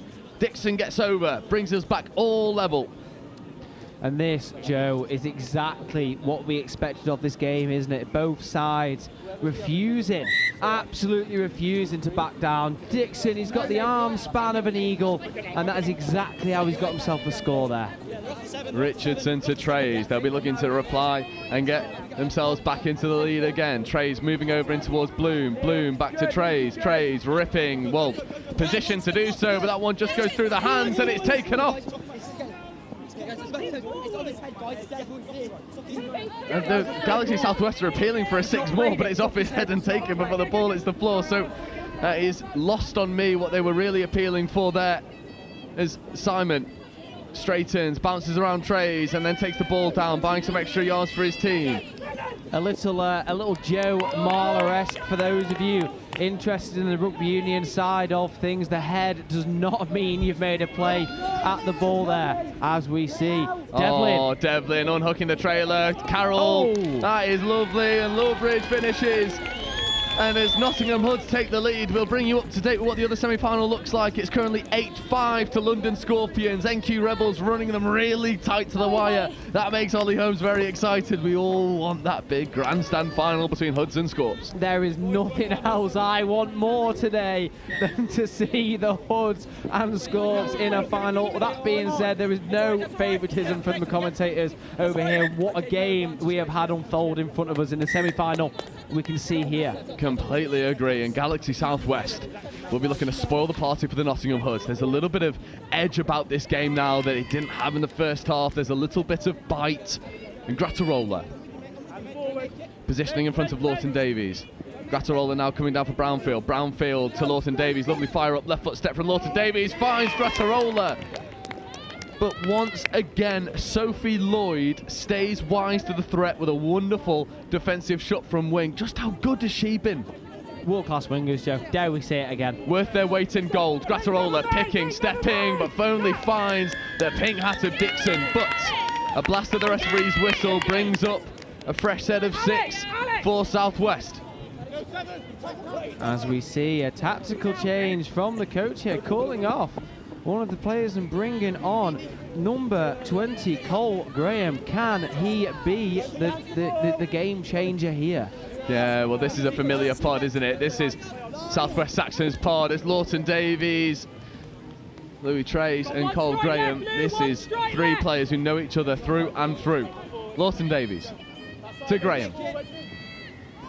Graham platforming, Gallagher getting involved in the touch. Louis Trays left foot, right foot. Ben Lenore stays wise to the threat, makes the touch. 6 minutes on the clock. 1 try to the good for the Nottingham Hoods. Cole Graham with a late switch over towards Lawton Davies. Lawton Davies wanting to go long, and I think the referees are happy. And it is an all-square game. And who says you can switch off on 5th touch? Well, not when Galaxy Southwest are about. Lawton Davies gets the ball away just before the touch comes in. And it's a brilliant finish in the corner. How good is this game becoming? It threatened to be a shootout, and now it's delivering. That is as close as it can get, Joe. A game of fine margins there. just need Nottingham to be careful of their physicality on the defence. Yeah, agreed. Molly Morris finishing in the corner. There's a lovely pick up there, and Simon back to Simon. How good is that? There is absolutely no way this should be over. Oh my word. Let's take a look at this one on replay. Ollie Simon platforming, gives back to sister, baby Simon. And that is ball down, and they threatened to do it earlier. And the Galaxy Southwest lot have come walking off the pitch, and there's a little bit of a smile on their faces, almost saying, yeah, that was world class. Double Simon, double trouble. As you said, Joe, they did that early. You're so worried about Ollie Simon that you have to defend him. As we see Galaxy just giving it a little go at the line there. Very well defended from the Hoods. Yeah, Healy's had a great game so far. He's working there with Mayor Matheson. There's Healy. Grassarola, back to Healy. Healy with the right footstep, trying to get away from M. Simon. M. Simon makes a touch, but it will be penalty. M. Simon paints such a good picture for the referee there, bringing herself almost 5 metres off the try line there. Yeah, it's convincing. Healy platforming, Grassarola in motion. There is Grassarola, gets it back from Healy. Healy had to pick that one off his bootlaces. Referees are happy that all those passes went before the touch came in. Still touches in the chamber here for Southwest. Lawton Davies platforming, Grassarola picking, finds Healy. Healy diving, but Stockdale flying off the line to make the touch and forcing the turnover. That is a brilliant defensive set from the Hoods. You can feel the tension building on the touchline here, Joe. All the Galaxy players just getting a little bit closer. Oh, Carroll and Devlin setting brilliant expectations on this subset and then feeding over towards Stockdale. Third touch getting right up towards their box side. Fourth touch is taken almost on the 10-metre line. Vivi Simon with an amazing bit of foot speed. Lenori dragging over and platforming here for Sam Dixon, but another penalty for 7 on. And Galaxy Southwest want to go quickly. I think the players on the pitch weren't too sure what the decision was there. So Galaxy able to make their substitutions here. Now we should see a tap-off routine with a couple of strikes at the line. Agreed, as Cole Graham checking away towards Louis Trays, buying some extra metres, getting that first touch bang on the 10-metre line. Trays and Graham and Bloom and Richardson all operating in the middles now. There is Bloom. Maybe fortunate to get away with a bit of a messy roll ball. However, referees have spotted it. It was slightly sloppy on that far side, and Fergal on the touchline spots it. Turnover Hoods. Yeah, the referees keen on the eyes, know exactly what's going on. As we see Nottingham again, so confident and fluid, aren't they, Joe? In the passing of the hands, they know exactly where to be and when. Oh, Redlands, danger. Devlin accelerating. Devlin diving for the corner. Louis Trays, what a touch. My word. There's still touches left to go. Simon picking, accelerating, ripping, connecting in the corner. Is there a finish as well? There isn't, not on this occasion. Molly Morris with a brilliant defensive touch. But what about that try-saving touch from Louis Trays? Here it is on replay. Lovely Redlands play between Ollie Simon and Archie Devlin, and you've got to be faster. Trace down Devlin, and what a touch that is on the trailing boots. However, back to the action. Hoods turn it over. Devlin with a left foot step. Devlin having a go at the line. Conahan with a good touch. My word, this game has exploded into life in this second half. This game is living up to the hype. Simon, Dean, back to Simon, to Devlin. Devlin, left foot, beats one. Simon to Dean, 2-on-1, hands in the corner. Lovely rough finish. And that might be one of the better scores you will hope to see in mixed touch.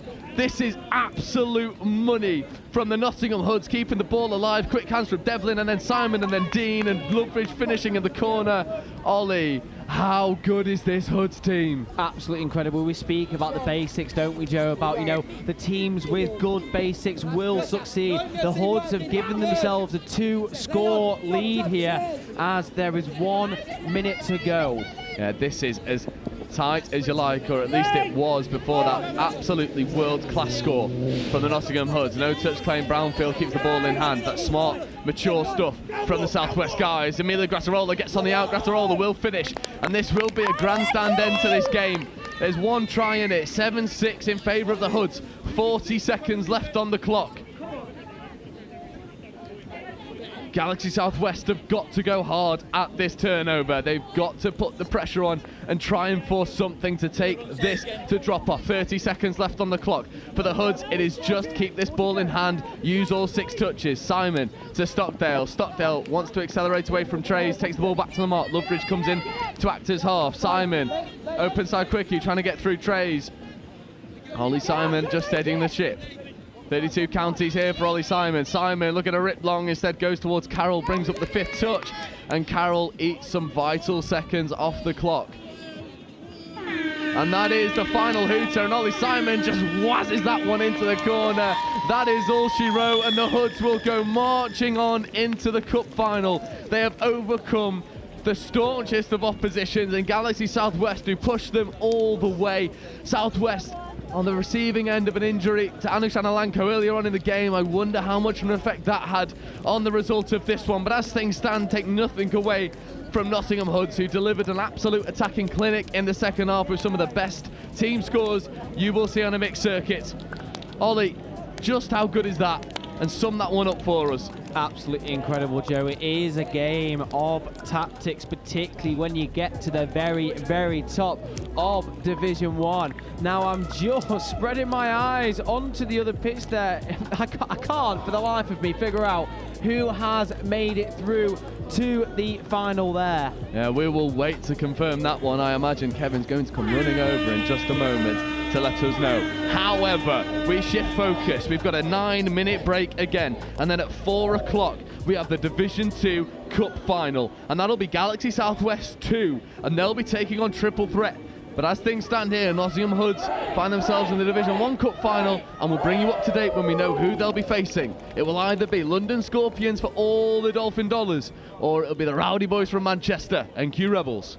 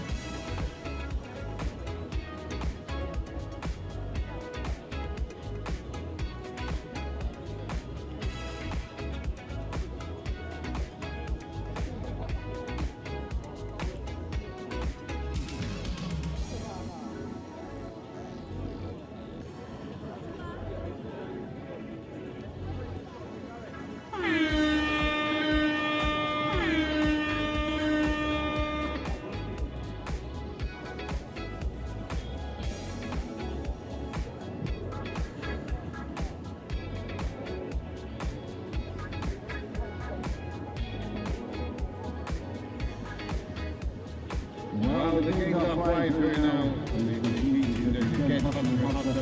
Through the day, this is the vital time for you after hydration or some motion on and keep yourself in shelter if you're not playing. If you can get shelter at the side of the pitch as well, find shelter. Obviously, you've got to take two boxes if you are playing. So, it's our turn now.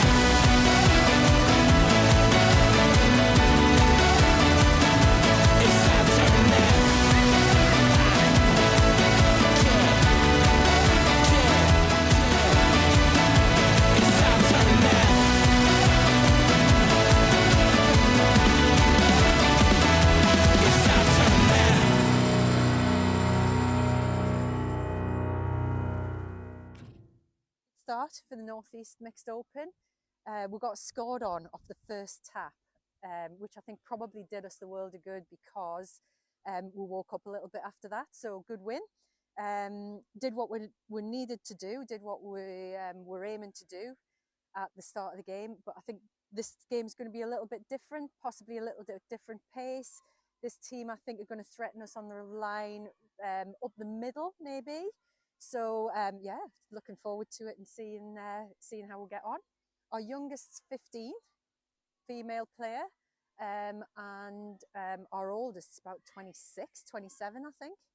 Yeah, I think what we've got is we've got a team of players who've got some really good skill, and they can read defences, they can play heads up, they've got good skill, they've got good pace. So attacking wise, I'm just going to let that flow from them, because from the first game, that's what they showed me. But what we really need to do is we need to nail our midfield defence. Any thoughts, Nathaniel? I'm just happy to be here, you know. It's going to be a good game, isn't it? I like any scoop. Yeah. Yeah, that's fine. Cool. Just go down, get the ball down, chop a hole. Platform's a scoop. Yep. Nice. Heads and tails. Yep.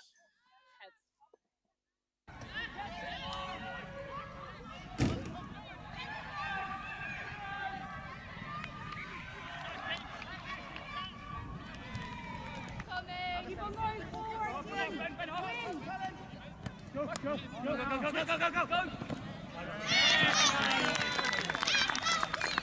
Yeah, oh! Yes! Beautiful ball! What a ball! When we're doing our midfield D, our transition D, they're beating us a few times on our far side. So they're getting round our far side male link. So it's just, we need to compress a little bit closer over that side. Good work. Okay. What a ball. Who gave that? You? I go back to the same messaging as the game before. You clearly can see what you need to do in attack. That last being aware, the awareness of the time on the clock, the awareness of taking it away from our box, the awareness of finding the space and using your pace to go down that edge.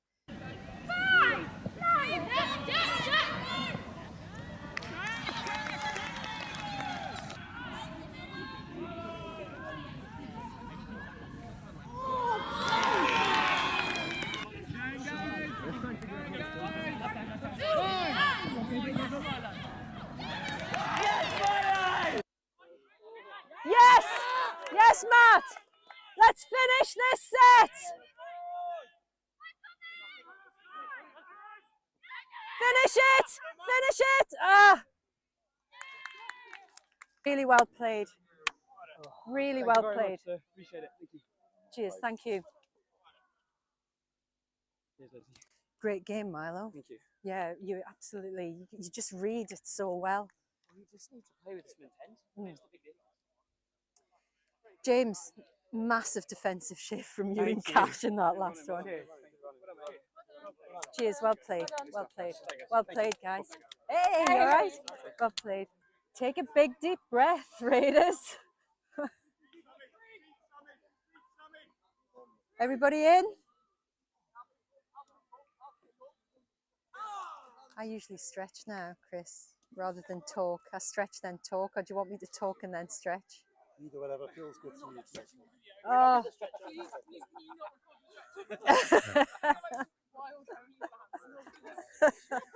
it if I get paid for it. Well, what I need to say to you is I just need a few minutes to gather my thoughts. If you were watching that game as a neutral, that was such an exciting game of touch. And it was just neck and neck all the way through. Yeah, I just need a few moments to gather my thoughts, see what we're going to do, taking it into the next game, into the Northwest game. So let's have a little stretch.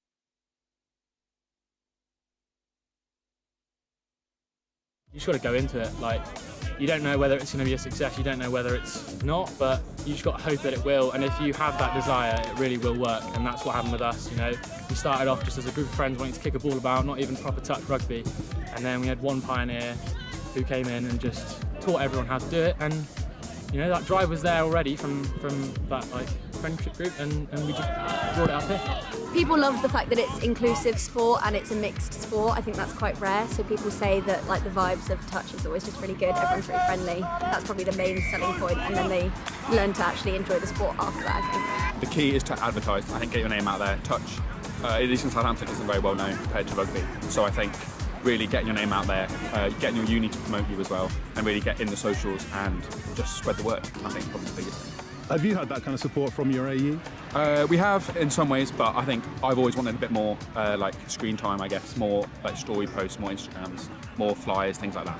But I think we've got that at the moment, so I think that might help us in the future. Keep going, most importantly, but also reach out to those rugby players. You know, contact sports are more and more becoming. So welcome back to our first final of the day here on live stream. It is the Bowl 2 Cup final. It is Triple Threats taking on Galaxy Southwest 2. Joe Wright alongside by Matt Chappers.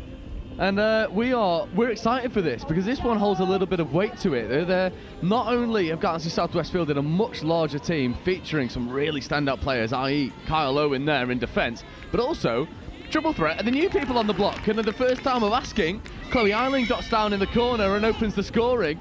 The Triple Threat have set their stall out early in this final. And they really have, and it's really important. We were just talking about, you can see the size of the squad difference. You know, I think we've got, was it 14, the full 14 for Galaxy Southwest against 10 for Triple Threat. So Triple Threat have got to start well, because if they're up being asked to chase a game late on, then that's going to be really tricky for them. So, can they close it out here, start one up and put a bit of the pressure on Galaxy Southwest?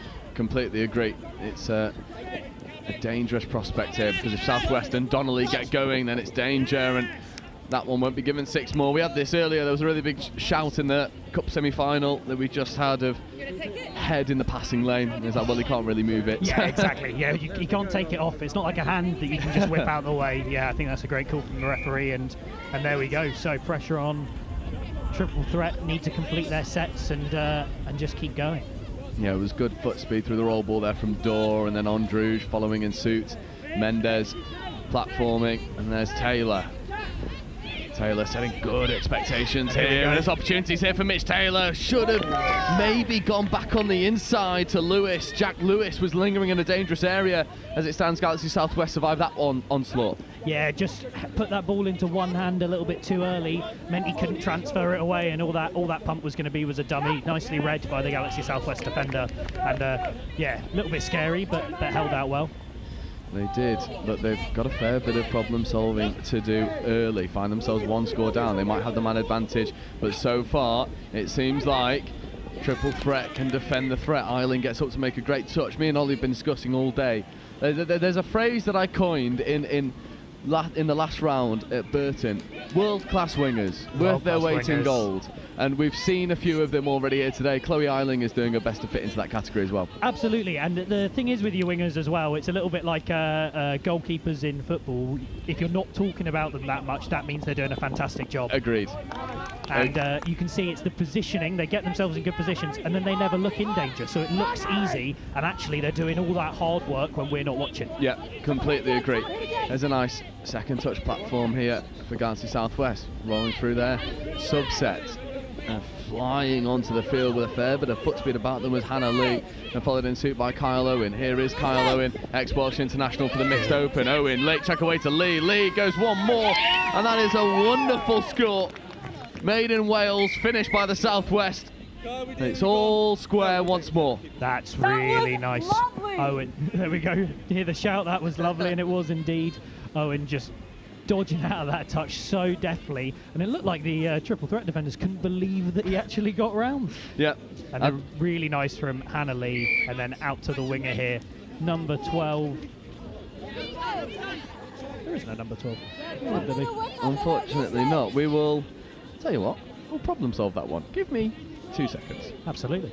And here we see Triple Threat rolling up towards the line here. Danny Mendez platforming there, looking for the 32 long.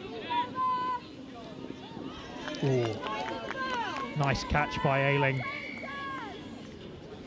And called back for the penalty. That was Anna Scott, I'm just hearing, out on this wing here, really nicely finished off. Mitch, be brave!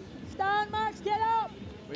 We are dual threat athletes up here in the com box. A little bit of investigative journalism going on for you. Hannah Scott absolutely. With a lovely finish. Yeah, to make sure everybody knows exactly what it is. And here we go, the 32 long again, nicely ripped out.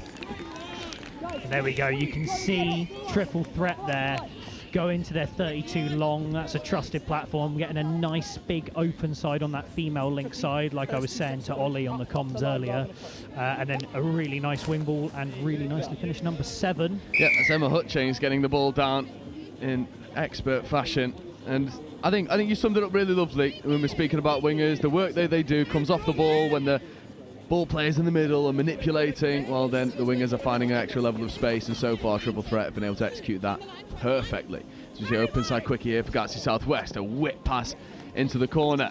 Doesn't quite find the target on that occasion. Forward pass, Crystal Ravenscroft in premier position to pick that one up. Absolutely. I'd like to see Galaxy Southwest and potentially Triple Threat start to threaten the line a little bit more early. They're looking up and looking for those long balls, and it's a bit too easy to read, particularly for the Triple Threat wingers. I'd like to see them challenging Hills, getting the defence collapsing, and then we start to see some of those spaces open up a little bit more, because it's not going to be there straight away. I completely agree. You've got to condition that defence to be nice and honest early doors. There's James Hawkins that flew through the roll ball, followed in suit by Jack Lewis. Now there's Taylor back into Lewis.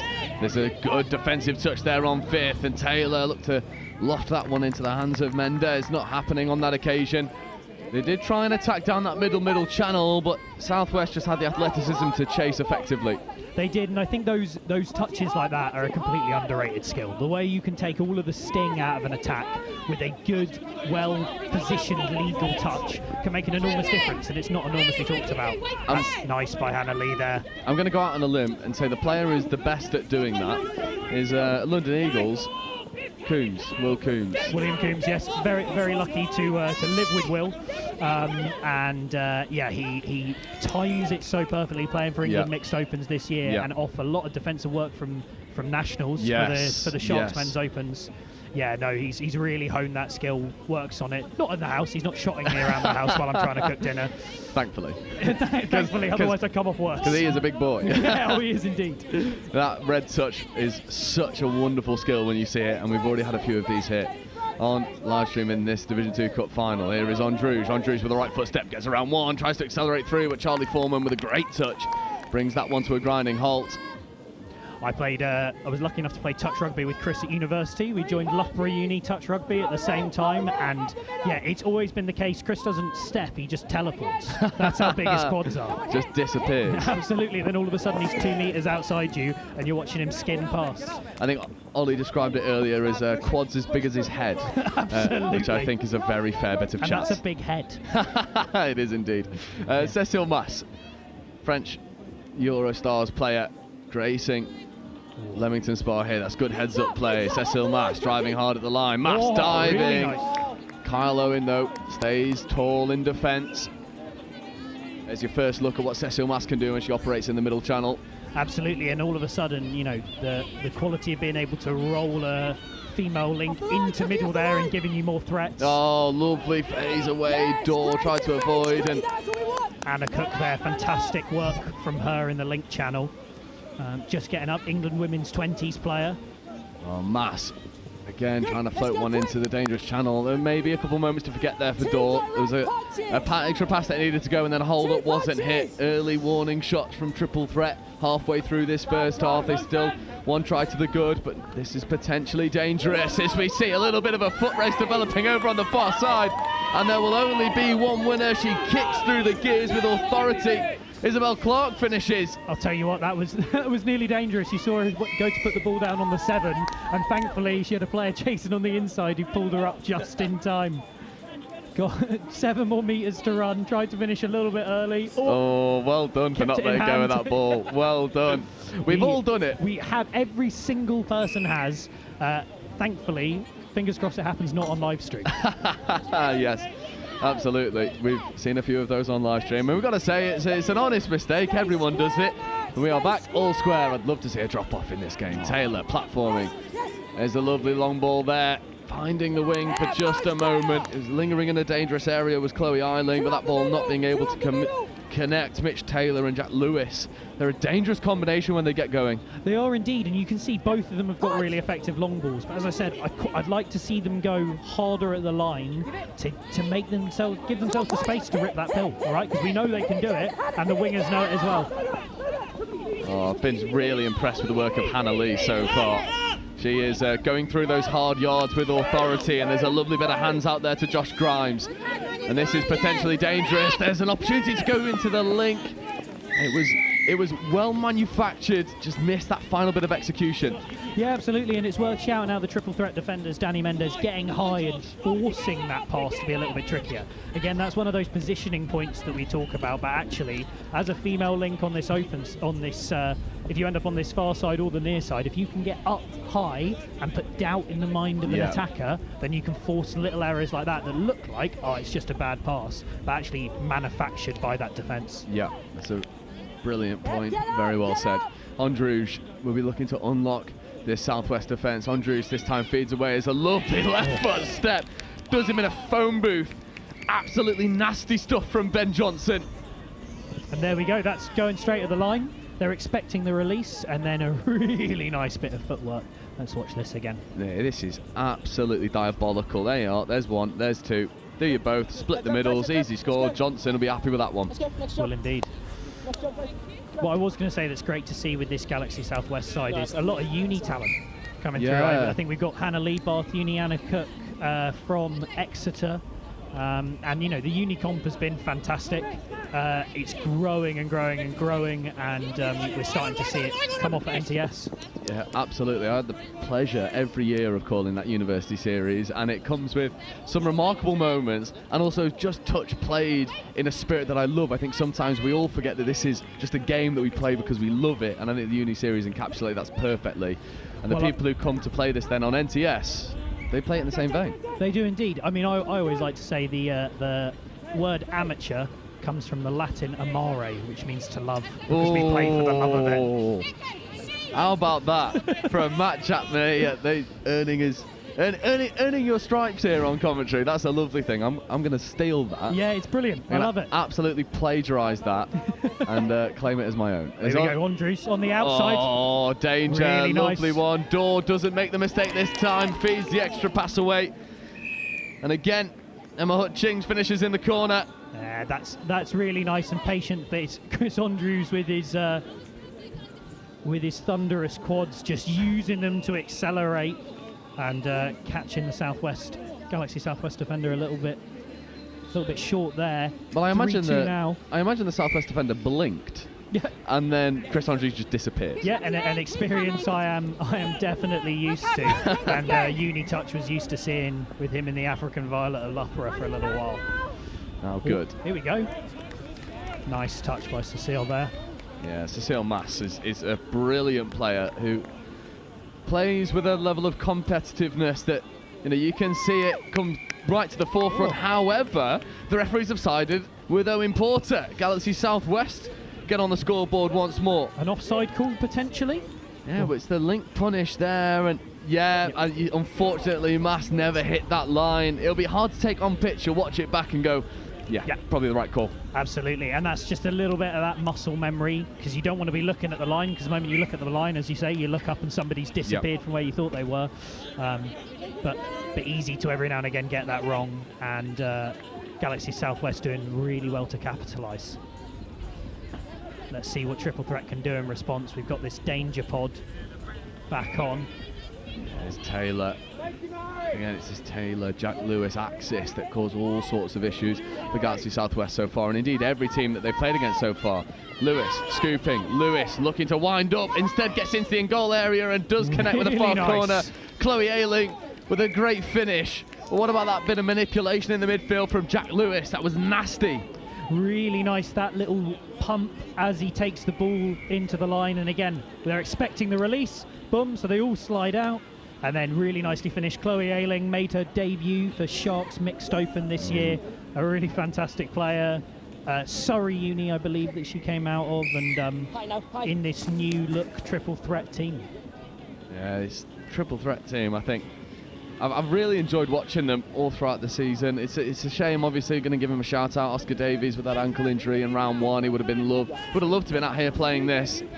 He's over there in that sub box, I imagine, giving some well-earned plaudits as Kyle Owen takes the ball down, gets it back on the outside quickly, left foot step, finds the man in the acres of space. And Henry Evans finishes a score made again by the ex-Welsh Mixed Open player Kyle Owen.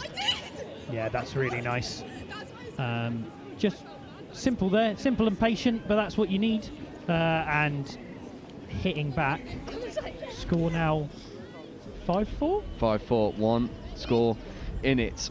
And me and Ollie were discussing earlier, Carlo never really moves like there's any urgency, but it's a marker of a good player that you can just shift through. You know, you're a little bit of momentum, you're purring, you're rolling, and yet you're still able to manufacture space as Lewis and Taylor look to combine. That'll be 6 more, potentially. No. Donnelly just want this ball direct. Porter does exactly the same. Shepston is barking orders. He is indeed. He stood right in front of one of our microphones, so it feels like we're inside of the box. And there we go. Oh, danger signs. It's Redlands, but well shepherded. And that is half-time in this Division 2 Cup final. Triple Threat 5, Galaxy Southwest 2, 4. There'll be a 5-minute half-time. Chaps, how are we seeing this one? Because it's finally poised. Triple Threat maybe have had the lion's share of line attack. I would argue that Galaxy Southwest have been more efficient with their possession. What do you think the conversations are in both sub-boxes going into half-time? I think first off, whenever you're in a game like this, it's about coming out in these 5 minutes and putting your stamp on the game. So you set a tone. If Triple Threat come out, score 2 quick tries, and then all of a sudden Galaxy Southwest are chasing, then that really changes the tone of the game. I think what we're going to see here, as you so often see in knockout footy, is that mistakes are going to really come into it. The team that will win this game is the one that has more sets at the opposition line, and particularly we've seen it, Galaxy Southwest haven't been as clinical in the midfield. They've not made as many meters, but when they do get down Triple Threat's end, and that's why I'm looking at this Triple Threat team, 10 players, a long day of touch. It is hot out here. It doesn't look that sunny, but it is sapping, and the question is, can they avoid making mistakes for the next 15? That is the question indeed. Time will only tell. We're going to take a very quick break whilst both teams go through their tactical analysis. At the half, Galaxy Southwest 2, Triple Threat 5.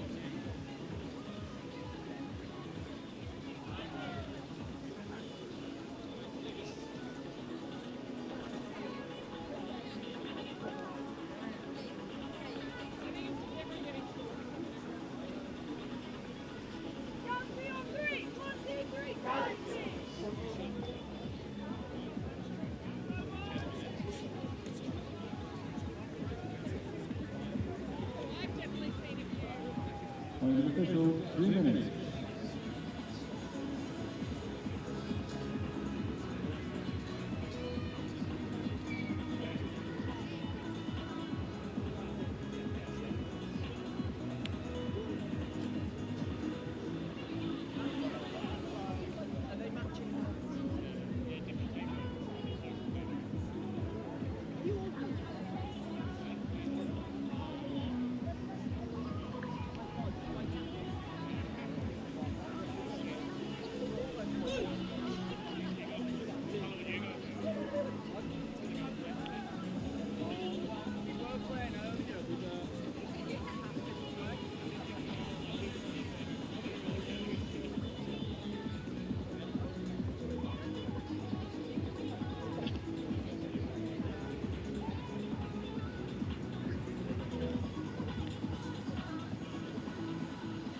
Officials 1 minute.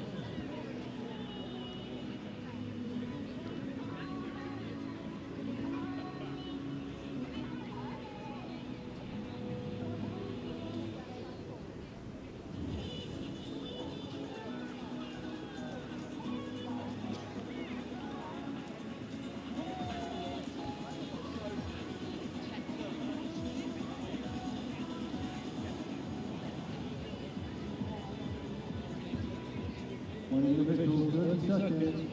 And wait for field expires.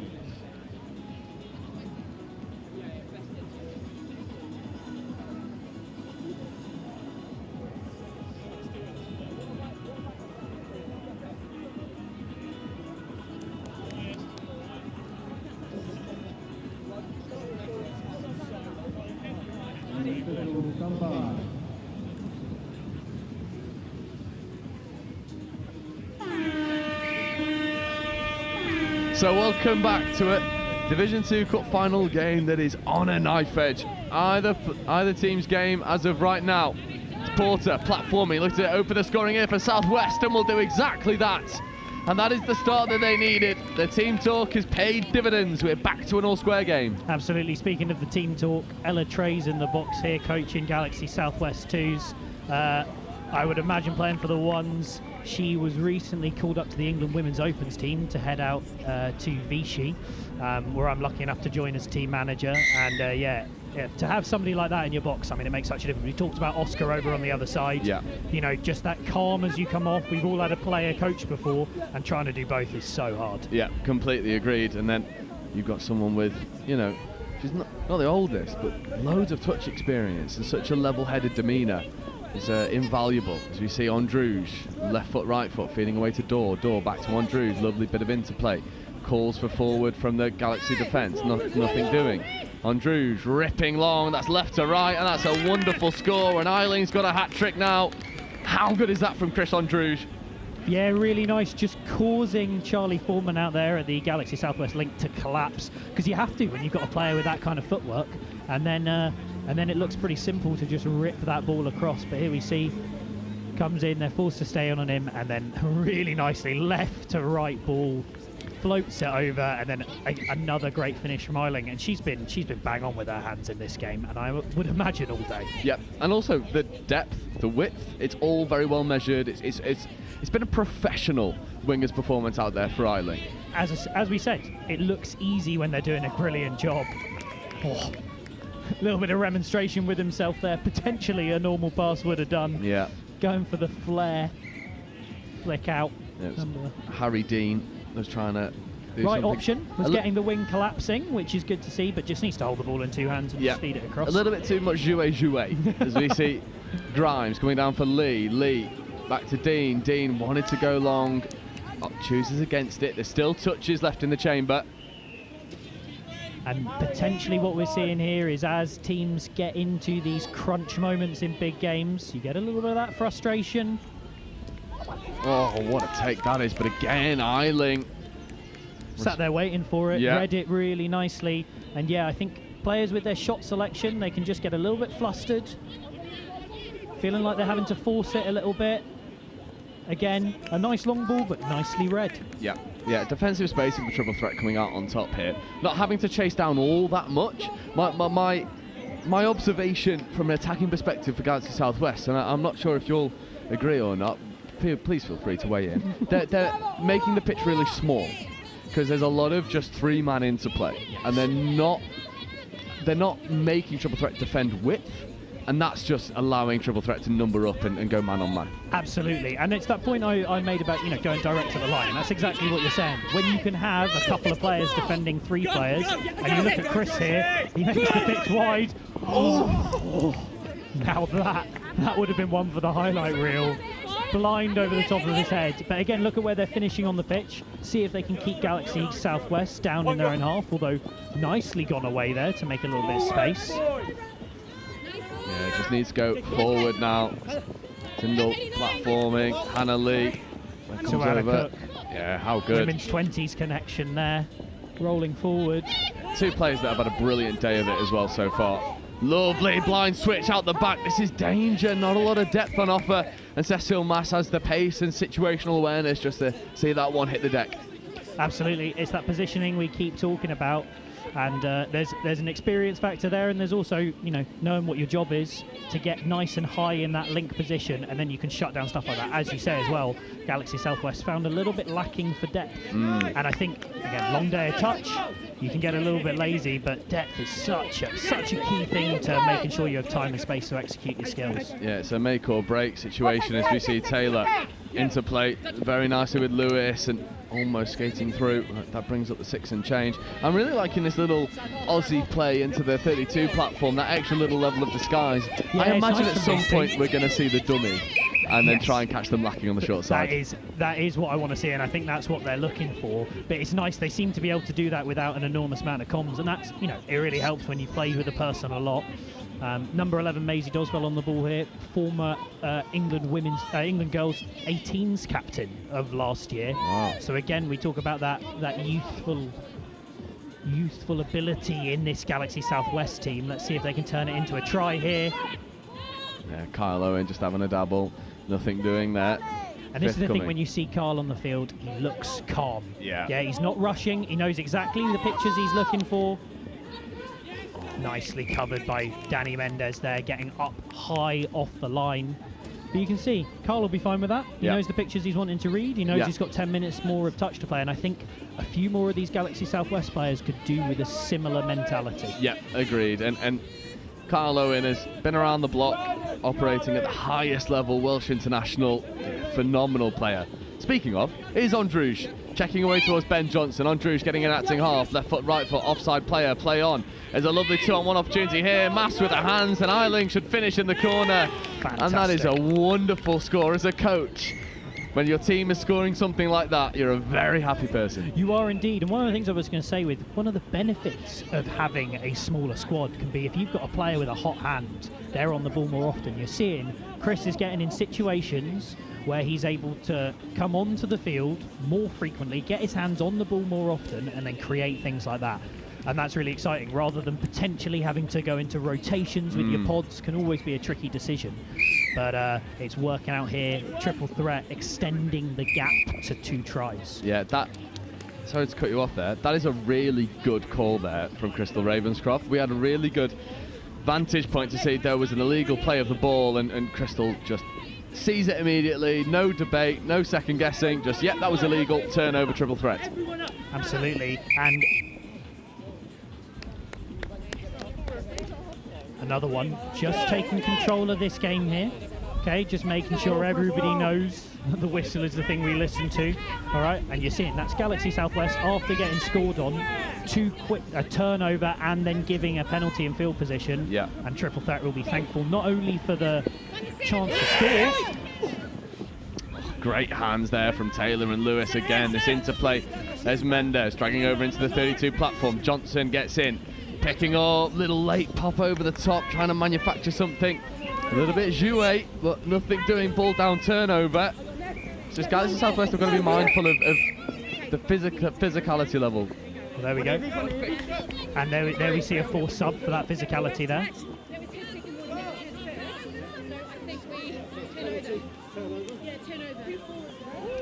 Interesting. Okay. I like it. There we go. And that's putting a stamp on the game, making sure there's no funny business happening here. Right, we're here to play touch rugby, not a little bit of fisticuffs. I really like it because it was off the mark.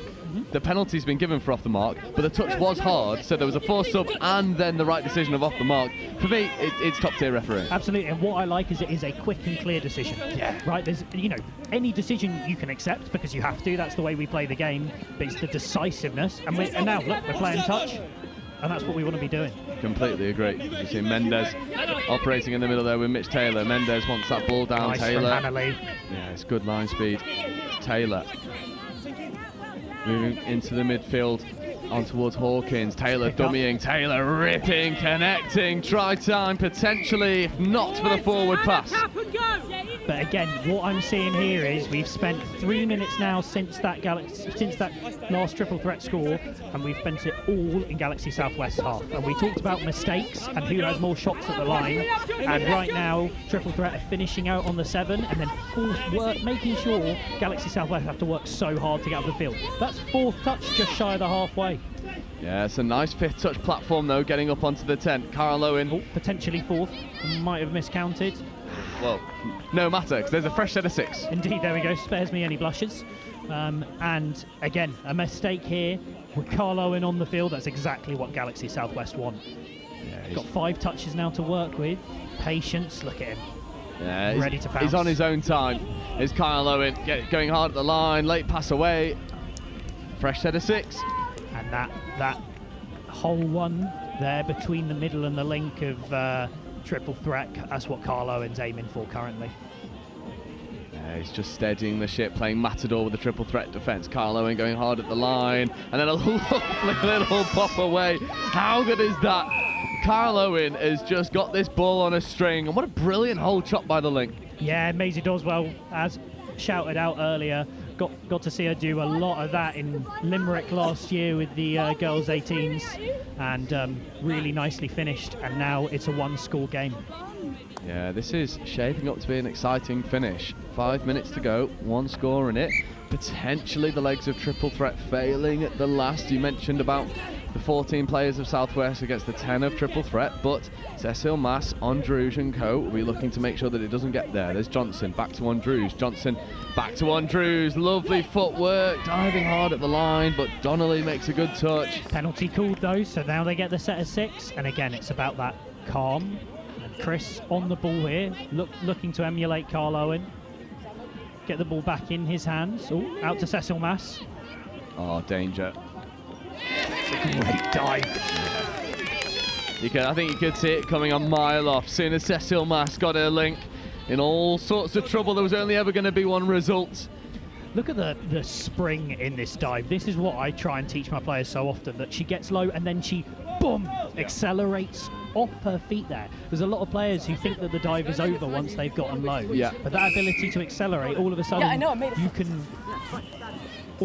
you can be diving from a metre further out, and that's so much harder for the defence. Yeah, absolutely.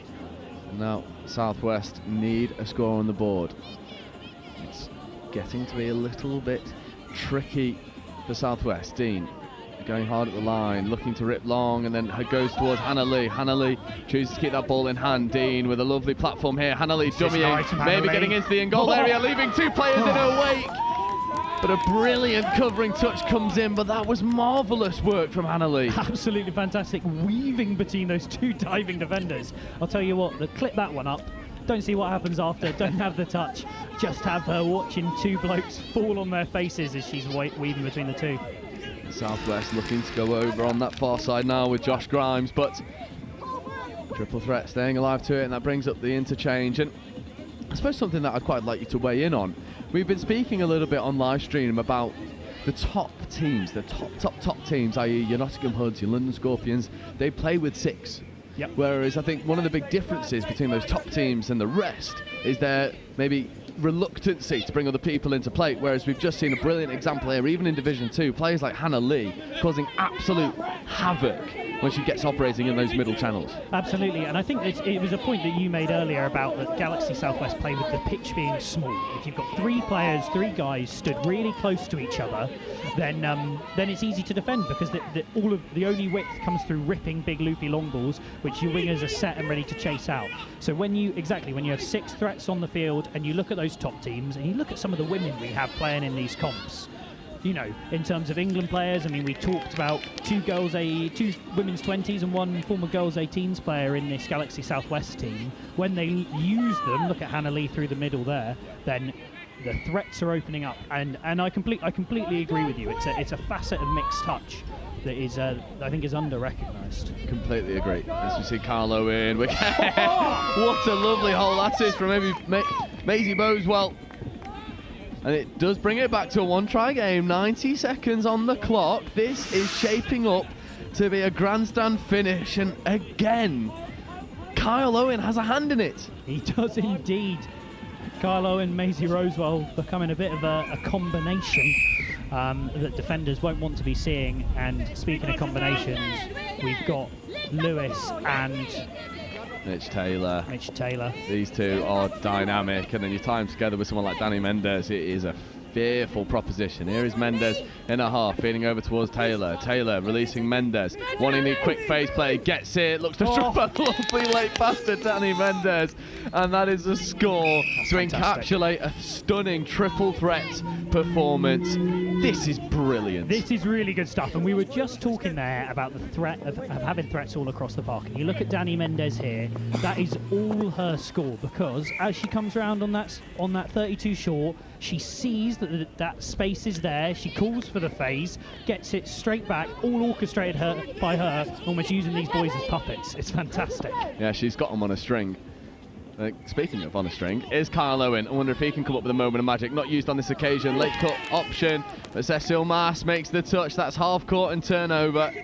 And for my mind, with 20 seconds left to go, that will probably be all she wrote. And Triple Threat will finish their mixed season with a bit of silverware, and what a performance it's been to do so. Absolutely, into Div 1 next year, that's what they'll be looking to do. And, you know, we spoke about the fear being, could they last the whole 30 minutes? And they proved that actually, I think they got better and better as that game went on.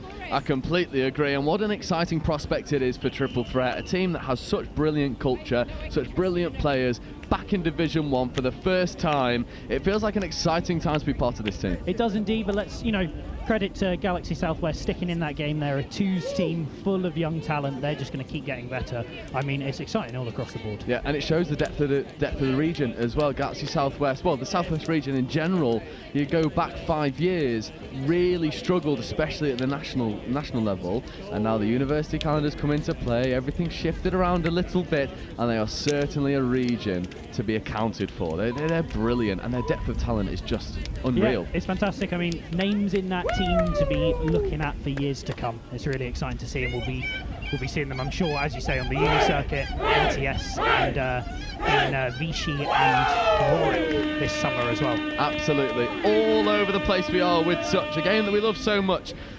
But Triple Threat take the Galaxy Southwest 2 scalping this one 9-7, and we shift focus to our penultimate game of the day. It is Division 1, the plate final. It's Galaxy London, and they're taking on the Chester Cheetahs, and that'll be with you in 9 minutes' time.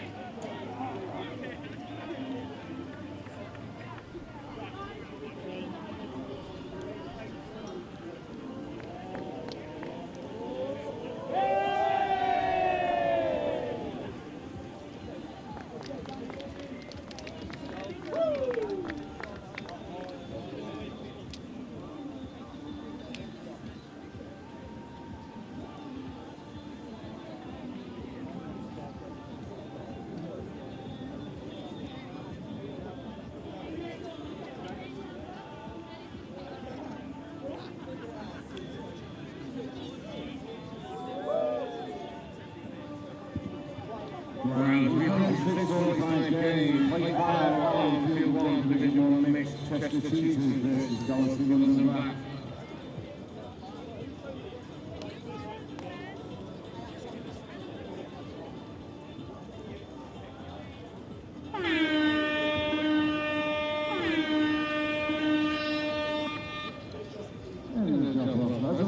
Plate final, Division 1 mixed. 445 top off, Chester Cheetahs versus Galaxy London Black. On field 2, plate 7th and 8th, Division 1 mixed. Wigan Warriors versus the Dragons. If you have no game, get yourself a beer, get yourself something to eat from Jimmy's. You've got ball final, Division 1 mixed. Field 3, London Eagles versus the Mavericks. It's our turn now.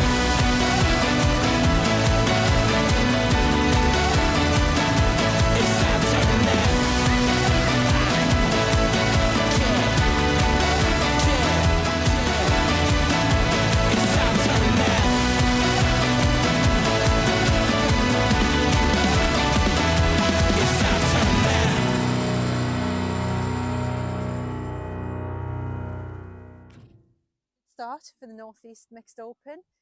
We got scored on off the first tap, which I think probably did us the world of good because we woke up a little bit after that. So good win.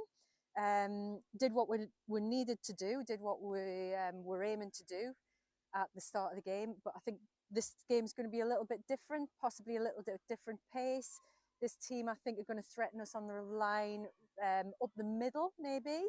So yeah, looking forward to it and seeing how we'll get on. Our youngest's 15, female player, and our oldest is about 26, 27, I think.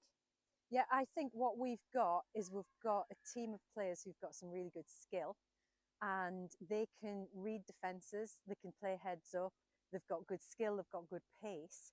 So attacking wise, I'm just going to let that flow from them, because from the first game, that's what they showed me. But what we really need to do is we need to nail our midfield defence. Any thoughts, Nathaniel? I'm just happy to be here, you know. It's going to be a good game, isn't it? I like any it. scoop? Yeah. Yeah, that's fine. Cool. Just go down, get the ball down, chop a hole. Platform's a scoop. Yep. Nice. Heads and tails. Yep.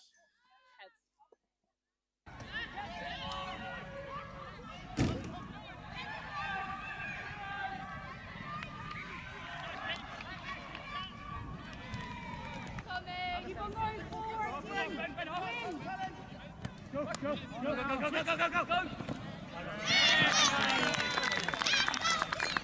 Yeah, oh! Yes! Beautiful ball! What a ball!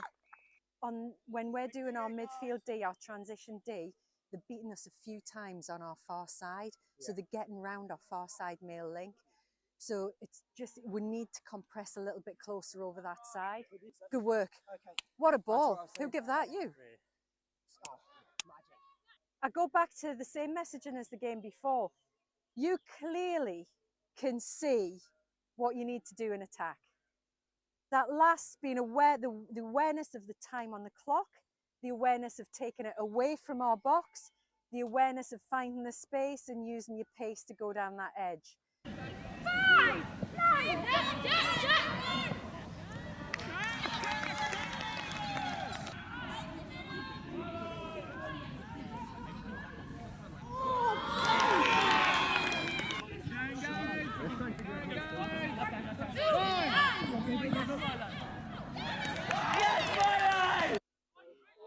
Yes! Yes, Matt! Let's finish this set! Finish it! Finish it! Ah! Really well played. Really well played. Appreciate it. Thank you. Cheers, thank you. Cheers, Lindsay. Great game, Milo. Thank you. Yeah, you absolutely, you just read it so well. We just need to play with some intent. James, massive defensive shift from you and Cash in that last one. Cheers, well played, well played. Well played, guys. Hey, you all right? Well played. Take a big, deep breath, Raiders. Everybody in? I usually stretch now, Chris, rather than talk. I stretch then talk, or do you want me to talk and then stretch? Either whatever feels good to you. Oh. I'll do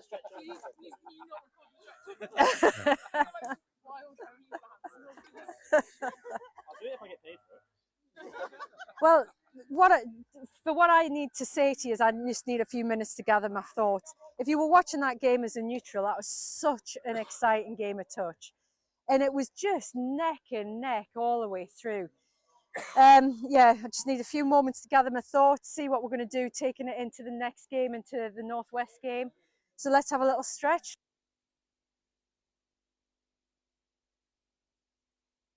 You just got to go into it. Like, you don't know whether it's going to be a success, you don't know whether it's not, but you just got to hope that it will. And if you have that desire, it really will work. And that's what happened with us. You know, we started off just as a group of friends wanting to kick a ball about, not even proper touch rugby. And then we had one pioneer who came in and just taught everyone how to do it, and you know, that drive was there already from that like friendship group, and we just brought it up here. People love the fact that it's inclusive sport and it's a mixed sport. I think that's quite rare. So people say that like the vibes of touch is always just really good. Everyone's really friendly. So welcome to our second to last game of the day. Division 1 plate final, silverware on the line. Galaxy London with the no longer mystery man in 80. Will Tyrrell has been absolutely game-breaking, and every time he's graced the pitch, especially here on live stream for Chester Cheetahs, this game holds slightly more weight as they look to send Zach Richardson and Beth Stafford back to Australia with a bit of silverware to go home with. Both of those players dedicating so much time to Chester Cheetahs, superb performances whenever they grace the field, and I know Chester will wish them all the very best, but they'll look to send them home with a plate to go with them. Camille Shahabdeen with the tap for Galaxy London. Joe Wright joined alongside by Ollie Holmes. Ollie, how are we seeing this one develop? It'd be difficult for me to look past Chester here. That being said, finals touch rugby is a different beast, isn't it? It is. Splitter play here for Shahabdeen. Shahabdeen going left to right, connected with Peyton. Peyton with a bit of finishing to do. Denied. Right, the wing.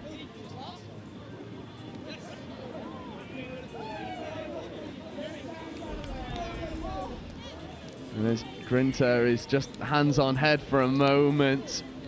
Call going against Ben Grinter with that knee strapping. He's a player who has, in recent years, taken such pride in his defensive work. Shahabdeen, open side quick, he gets it back from De Silva. Oh, lovely ball playing in between De Silva and Shahabdeen. Look, Grinter and Crosley staying wise to the threat. Silva coming down in front of Buckingham. Buckingham to Shahabdeen. Shahabdeen going left to right again, connecting with Peyton. But once again, it's stubborn work out on the wing by Emily Kant.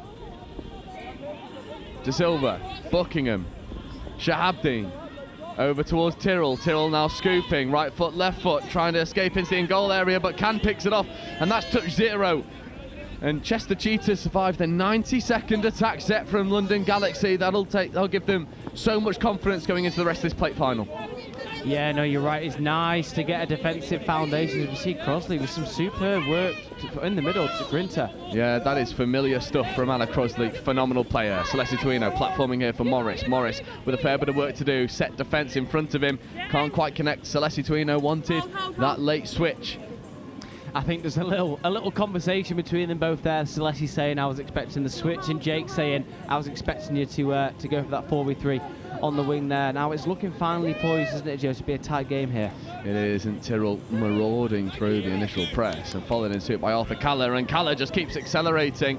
Almost looks to the referee. Jake Morris was onside when he made the touch. That was a dangerous moment, narrowly avoided by the Cheetahs. This is a nice opportunity here for Mitch Kennedy. Kennedy now scooping, coming over towards Georgia Hack. Hack, little stutter step from Kennedy. Hack not used. And Morris had his hands in the cookie jar and came up with nothing. Fresh header 6 for London Galaxy. Kennedy. This is a dangerous proposition here for Galaxy. There's Hack now positioning and acting half. Hack getting the ball up. There is Mitch Kennedy. Caller lingering in that far link channel. Here is Arthur Caller looking to get on Morris. Georgia Hack wrapping round. Hack trying to beat Jake Morris to the try line. But Morris with those go-go gadget arms with a good defensive touch. I like that, Joe, you know, taking the focus away from the centre of the pitch and allowing your females to dominate the attacking side of the ball here. Again, something that the mixed game brings, and probably something we'll see from Galaxy throughout. I completely agree. Celeste Tuino platformer. You've got to make this pitch big. You've got to give the defence something honest to think about every time you're touching the ball. You've got to have 6 constant threats, and Chester and London Galaxy are doing a decent job at doing exactly that. As Rowlands playing away. Lawton platforming here for Hanson Wise. Wise feeding away to Grinter. There's a 3-on-1. Grinter throws the dummy and should have given the extra pass. Grinter, he'll need no one to tell him about that. He'll know exactly what was necessary, and he'll look to put the defensive nudge on to turn it over. He'll have a little chuckle about that one later, I'm sure. Only if they come away with the plate.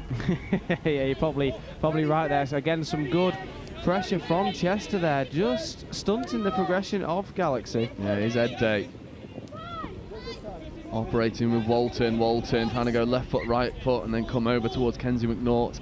But again, Ben Grinter, who's added such defensive acumen to his game, just stands tall in the face of all of adversity, makes good defensive reads. Here is Grinter, late play away towards Zach Richardson, back into Sophia Lawton. Is Matt Crossley to Celessi Tuino. 4th, 5th touch coming. Celessi Tuino playing away towards Matt Crossley. Zach Richardson now scooping. Richardson looking to connect, ripping a lovely ball into the wing, and there's a foot race developing. And unfortunately for Emily Can, Peyton matched her stride for stride and made the touch. Yeah, spot on from Peyton there. What a wicked ball by Zach into the corner, I have to say. What an absolute ripper. But you're right, Erin Peyton answered that with an equal and opposite reaction, shut out that score, and we stand at 0-0, 5 minutes in. Yeah, it's finally poised. Neither team drawing first blood as of yet. Kalla platforming, getting up over halfway. Here is Shahabdeen. Shahabdeen checking away to De Silva. De Silva tried to get through Crossley, but again, another player who's developed so well in recent years. Late play away to De Silva. De Silva to Shahabdeen. This is all still live. Back inside to Kalla. Celessi Tuino stays live to the threat. That was a lovely bit of ingenuity from Galaxy London. And it's probably what will win or lose this final here for you, isn't it? It's sort of a game about all fine margins. I'm sure we'll get a couple of scores from decent hands. As we say, decent hands. Another little bit shown by Chester there. Yeah, that was Amy Jones with a great bit of hands. And now Grinter for Grinter. Ben Grinter trying to accelerate away from Camille Shahabdeen. Slams the break on. Lovely late pass away to Morris. Morris tried to go with a flick pass. Grinter wanted the 6 more, nothing doing. And that'll be turnover. Yeah, as the attacking player there, you're asking, praying, pleading for 6 more. As the defender, you're going, I had nothing to do with that. Correct decision from the referee there. As we see, Galaxy again with some good momentum, probably the better of the subsets out of the 2 so far. As you say that, the ball's left on the floor for a little bit too long. There's another curse of the commentator for you. A lovely scooping platform, but there's another curse of the commentator. Ball is coughed up under no real pressure. It's been a long old day in some very hot conditions. It's dry air, hard ground. It's been hard graft for all of these teams. And maybe we're seeing that a little bit in this plate final, the early stages leading to no scores. And not for good work, as Lawton wanted to throw the extra pass. There's 3 dummies, pump 3, Diesel. There's Lawton platforming now for Hampton Wise, but that platform leaves a lot to be desired. Yeah, it's one of those. I'm trying not to laugh at your joke there, Joe.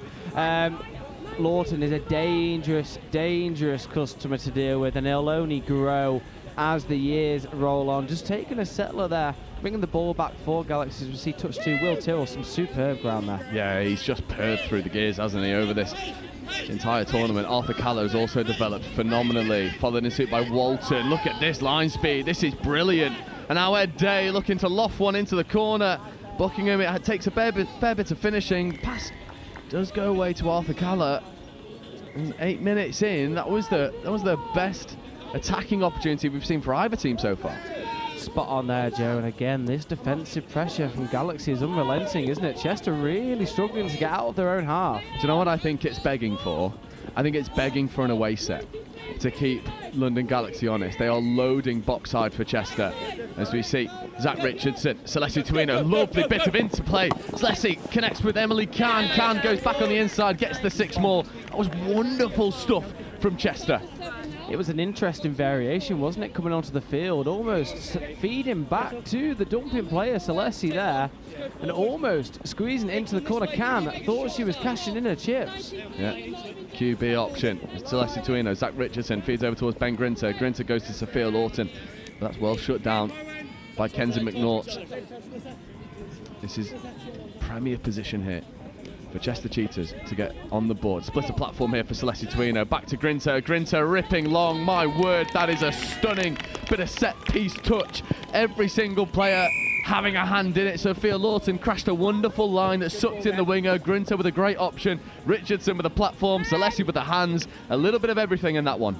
Yeah, no, you're spot on there, Joe. Emily Can, you can now cash in your chips. You are a millionaire. That is a superb score in the corner. 10 minutes in, Chester have drawn first blood.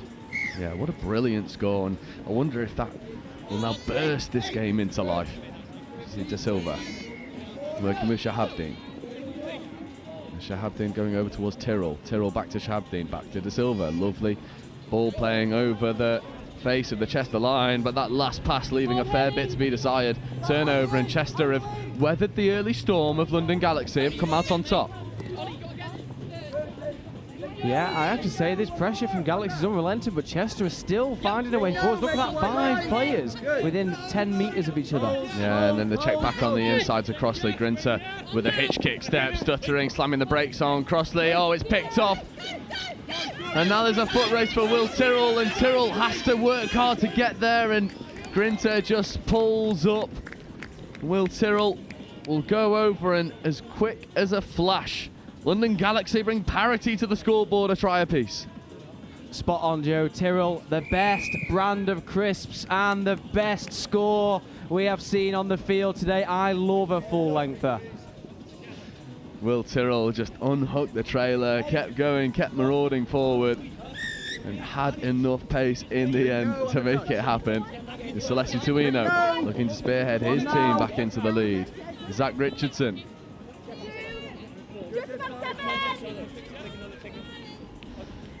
Celeste Tuino. Morris on the splitter, back to Celeste. Extra hands go to the corner. And that's Beth Stafford finishing. And this splitter platform is splitting Galaxy wide open. There's 2 to the splitters for Chester. How good is this? Absolutely superb. I like the options that Chester are playing. They're playing a little bit off the cuff, aren't they? Back to your dumping player, maybe the player that you least expect to get the ball, and has come to fruition twice in a row. Yeah, it's dangerous. And London Galaxy have got a problem solve how they fix these splitter offensive options. Buckingham taking the touch on Rowlands. Payton came into act as half. There's Shahabdin just going straight. De Silva back to Shahabdin. Left foot step. My word. That was almost marvellous, if not for a brilliant defensive touch. And now De Silva and Shahabdin will have another crack at the line. Silva, Shahabdin, left foot step back to De Silva. De Silva trying to escape away from Crossley and does exactly that. That is a wonderful bit of one-on-one. And De Silva comes up clutch. Crossley left lying in the dust there. He's close, isn't he? That is a game of millimetres that I have to say. You know, it was nice of Galaxy to read that open side. Take on your man. You never know where the space is going to open. 3 minutes to go in this plate final. Grinter just with his trademark fake tap trying to get an offside. Hanson Wise comes into act as half. Buddy plays to get up to the 7. Avoids the touch of Walton. Now he's Grinter, Morris, Crossley and Hanson Wise. Morris on the splitter. Lovely long rip. Tries to connect with Amy Jones. That one just goes to the floor. I'm loving this variation off the splitters, that they're hitting every single option. It's nice, isn't it? It's almost like they've done their research for this Galaxy Black team here, and they're aware that maybe they leave the player that is least likely to get the ball, and therefore makes it the most likely that you should hit and attack again, as Galaxy get a superb roll on here. Yeah, spearheaded by Hack and Tyrrell and McNaught, and now this is looking dangerous. And however, just a misread of the touch count. 2 minutes left to go in this half. 2 tries apiece, a game of 2s. There's Grinter with a lovely roll ball. Morris following in suit, stops on a dime. Rowlands joining the fray. Again, no mistake at the roll ball here. Celeste Tuino feeding over towards Lawton. Richardson gets in an acting half. Lovely scooping platform here. Celeste Tuino back to Richardson. Richardson trying to escape the oncoming pressure and keeps the ball alive. Ball goes away to Celeste Tuino. Flash pass to the wing. That was a lovely bit of jouet. You're right, jouet indeed. Zach Richardson losing that and trying to keep control of that while evading a defender. Find me another player in the touch series that can do that. It's so good. Just never say die attitude. Always keep knocking on the door, knowing something's going to go your way. Chester as a club has gone from strength to strength. I mean, you've got to give him a shout out. Liam Lawton stood at the bottom end of the pitch, has done wonders with Chester Cheetahs, and they are out here in the cup, well, in the plate final in Division 1, flexing. And they're up against some very staunch opposition as Camille Shahabdin checks over towards Kendall Buckingham. Now De Silva platforming. Shahabdin, right foot step on this occasion, dummy and getting into the in-goal area. But Liam Lawton Jr. with a diving touch to force the turnover. It was good defensive space in there. I did think for a moment that Camille had shimmied his way through and unfortunately concedes 10 metres, throwing the ball away. A big no-no in the touch community. Yeah, it's something they've been really hot on this year. However, that is a bit of a collector's item from Zach Richardson, mismeasuring that pass. 40 seconds left to go in this half. Chester, at the very minimum, will want to go in all square, but for Galaxy, it's route one. Go up, get the score. Fresh set of 6 off Matt Crossley. Chester will just be wanting to survive the next 30 seconds or so. Leave the game 2 apiece at half-time. It's Tyrrell to Shahabdeen. Back to Tyrrell. Open side quick here for Will Tyrrell. Driving hard at the line and then ripping to Kenzie McNaught, who took a few bites at the cherry and came up with nothing to show for it. It was, again, lovely set-piece design. Tyrrell ripping from the hip. Stand and deliver stuff from Will Tyrrell. As that ball hits the floor and brings up half-time, we do go in locked all square. 2 teams as evenly matched as you could possibly ask for. Chester Cheetahs arguably with a lion's share of line attack, and London Galaxy just coming up with some moments of magic. Ollie, what do you think these conversations are going to look like at half-time for either sub-box? From a Chester perspective, it will just be how to beat the press of Galaxy, particularly on their sub-transition there. From a Galaxy perspective, I'd like to see them attack the line a little bit more. I know we go on and on about it, don't we, Joe? If you don't threaten in the middle, you'll struggle to threaten out wide, and I think that would be the change I'd make for them there. Yeah, I think that's a very astute observation. At the half, Galaxy London Black 2, Chester Cheetahs 2. Second half coming your way in about 5 minutes' time.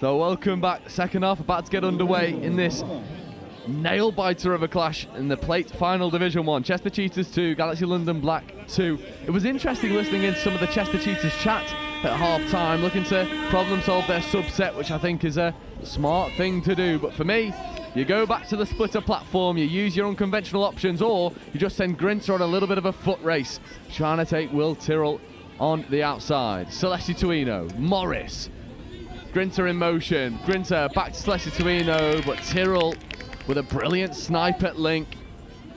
And now Grinter to Morris, kill the ball over on that far side. Ollie, it's a decent first strike, but Galaxy London had them numbered up.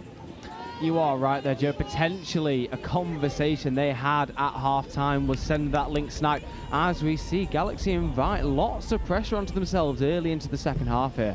Yeah, there's an early put down, and Grinter and Celeste Tuino will have another opportunity. Here is Anna Crosley. Link punish here for Crosley. Crosley diving at the line. Good covering defence from Shahab Dean, helping out Georgia Hack, who is a phenomenal defender. Tuino. Positioning, posturing. Back to Crosley. Fire up option potentially. It's coming. Celeste Tuino with a big hole in a big bat. But nothing doing, just finding the ground. Unfortunately, the referees give that one forward. An interesting battle there. So Chester decided to go for the cool down as opposed to the fire up. However, Galaxy were switched on there and read that as it came. And now De Silva getting up over halfway. Kendall Buckingham doing exactly the same, but that one's balled down. A really good defensive nudge there from Morris. Grinter. Tuino, Morris, lovely interplay, trying to escape and then getting off the field, and they have problem solved this subset the first time of asking. This is much crisper. Yeah, there was talk about the focus being on touch number 2, and that's exactly what they've changed in their transition. Yeah, fifth touch here, Hanson Wise trying to make something happen, left a little bit isolated. Crossley on the wraparound, lovely late switch, and maybe there was one more switch that should have gone. Or Hanson Wise and they will be penalised for throwing the ball away. Maybe a little bit of frustration creeping in there. Yeah, I think he wanted Hanson Wise to stay out and try and execute that 4v3. Nothing doing, so it gives Ed Day and Co an opportunity to get off the park with efficiency. Lovely savour of a play there from Arthur Calla. He's now positioning over towards Tyrrell. Lovely play away between Tyrrell and Kennedy. There is Kennedy. Oh, just caught behind the gain line. Static platform here on fifth. Kennedy has a fair bit of work to do. Hitch kick step, trying to get into the in-goal area. Does exactly that, leaves players in the dust, and then connects, and Chester Cheetahs just switch off and allow Galaxy London to ghost through. The Galaxy player there almost baffled, absolutely baffled by the amount of space he found himself in there, just looking for a receiver, and that is what he found. We find ourselves with Galaxy in the lead by 1. All three of you saw it out. Yeah, there's no need for you to throw the ball and give up there. I don't care. Keep going, Matt. Chester Cheetahs setting some high standards, enforced in the sub-box. Zach Richardson gets on the splitter. Richardson with a bit of a wobbly roll ball played at. I also thought that all three of those Galaxy defenders were potentially offside. So Richardson gets a fresh set of 6 to work with. There's Lawton. Richardson to Grinter, Hack with an amazing snipe. That's the warning shot. Grinter potentially needs to throw that one on instinct, however, going early. So fresh set of 6 again, first penalty on the line, second repeat set. Richardson to Grinter. Grinter, lovely bit of interplay, trying to get defenders offside. Now there's a sweeper set up, stepping back against the grain is Richardson, double pump, gets into the in-goal area, connects with Lawton. That's exactly what Chester needed, brings them back all square. That is Zach Richardson pulling strings. The puppet master has arrived. That is exactly how we'd have drawn that one up. A little show and go straight through the middle. That was superbly worked from Chester as a collective, not just Zach. Yeah, it's really well designed, and that little bit of interplay between Grinter and Richardson did the damage, got a lot of defenders offside. Very well done from Chester. 3 tries apiece, 10 minutes left to go. Day coming down in front of Buckingham. Buckingham to Walton. Walton driving hard at the line, ripping to Arthur, who hold crashes to perfection. Ollie, you're gonna like that one. We absolutely love that one, Joe. There is a right smile on my face there. A little bit rugby union-esque on the crash ball. That is really, really well fed. Jake Morris, again, millimetres away from the defensive interruption. Yeah, it's this game again. It's a similar script that this game is following, bursting into life in the second half. Hanson-Wise, Grinter to Grinter. Ben and Sam operating in the midfield. There's Crosley, Grinter, link punished, stepping, diving. That is ball down. Very clear comm from the referee. The 96, Mitch Kennedy, was offside, and Ben Grinter says thank you very much. Grinter asking questions, getting answers. Can I use cash, sir? Yes, you can. Defender's been called offside, just a foot short of the line. Well done, Ben Grinter. Yeah, absolute money from Ben Grinter. Back all square. This game has certainly burst into life. Shahabdeen, De Silva and Tyrrell operating in the middles with Kendall Buckingham on their outside.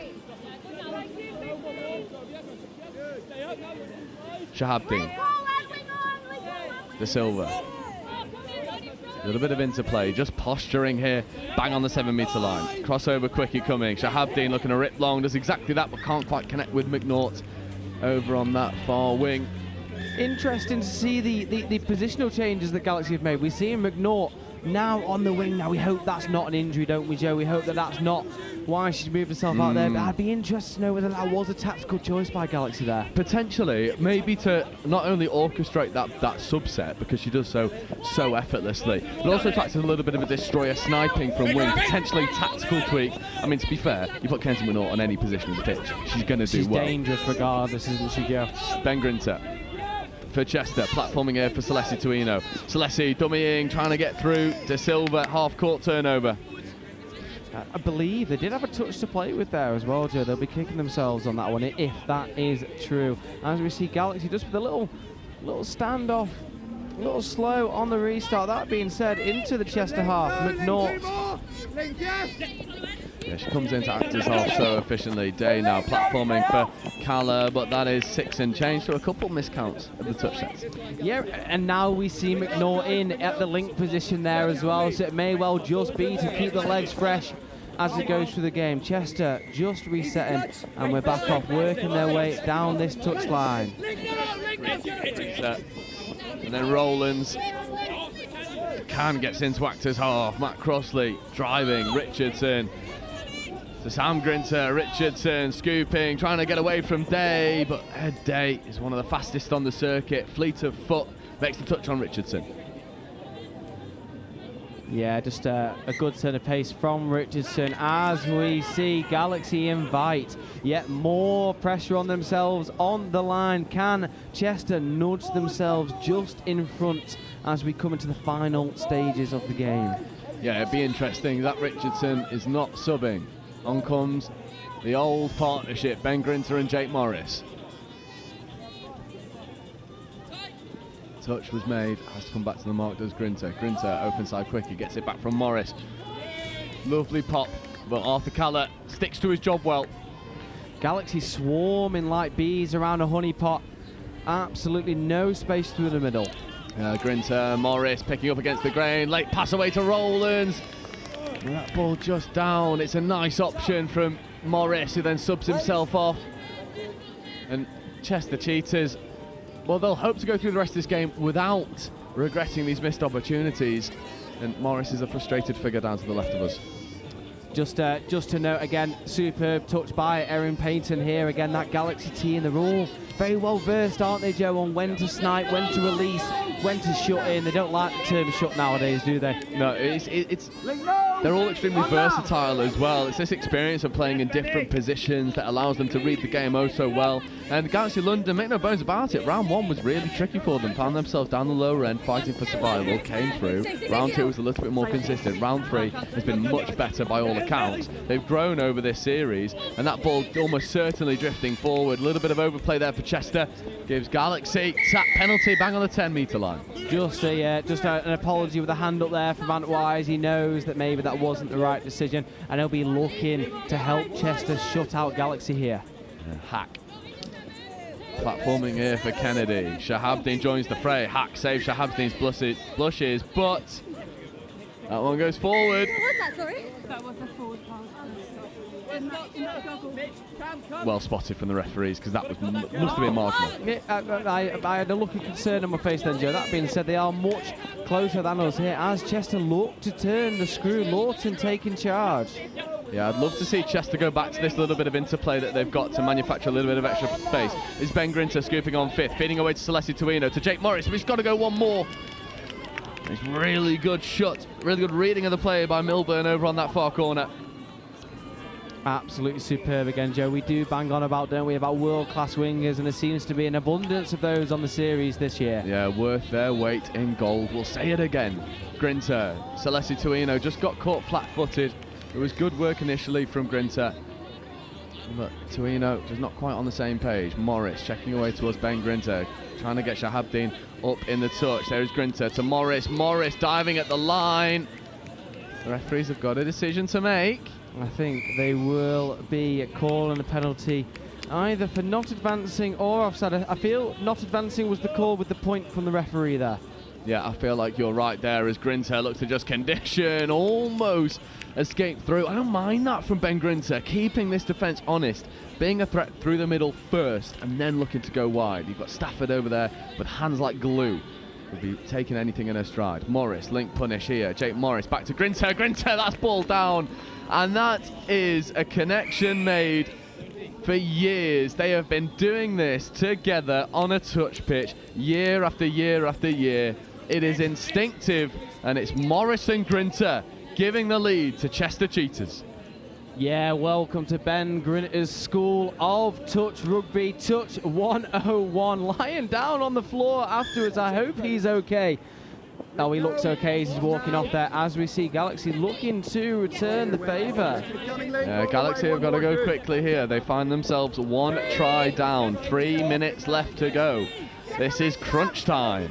De Silva, Walton, coming down in front of Calla to De Silva. De Silva with the left foot step. Unfortunately, Walton had taken a tumble, so it was only 5v6, but a hand in the passing lane gives Galaxy another crack at the line. Grinter, the Sam version of Grinter, not particularly happy with the call from the referee there, as we see Camille looking to work his magic. Yeah, Shahabdin trying to go hard. Anna Crosley it was, trying to put on a lot of pressure. And then Beth Stafford makes a good touch on Kenzie McNaught. Arthur Calla subs himself off in favour of Will Tyrrell. Here is De Silva, platforming here for Tyrrell. Tyrrell picking left foot step, right foot step. It's a wondrous bit of work, and it's just flashed into the face of Emily Can. And the referees err on the side of the Chester player, just giving ball down. Camille Shahabdin not happy.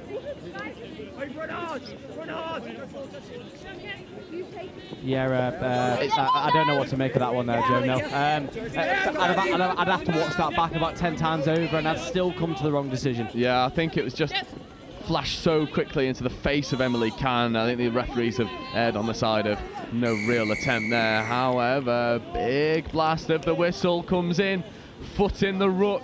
A score here with 90 seconds left on the clock would almost certainly secure the Cheetahs the victory.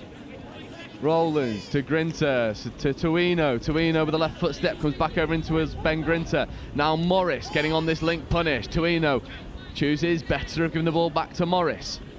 Grinter, just early posturing here in this set. Matador-like from Chester Cheetahs, who know that time is on their side. A minute left to go, one try to the good. Morris on the link punish. Morris getting the ball back, wanting to go early. But Kenzie McNaught, maybe that's why she's positioned over there on that far wing. Expert defensive work from McNaught. Grinter, Morris in motion. Here is Morris trying to dive at the line. And the referee, Zayn Abdeen, was offside. It was De Silva that made the touch, so no score.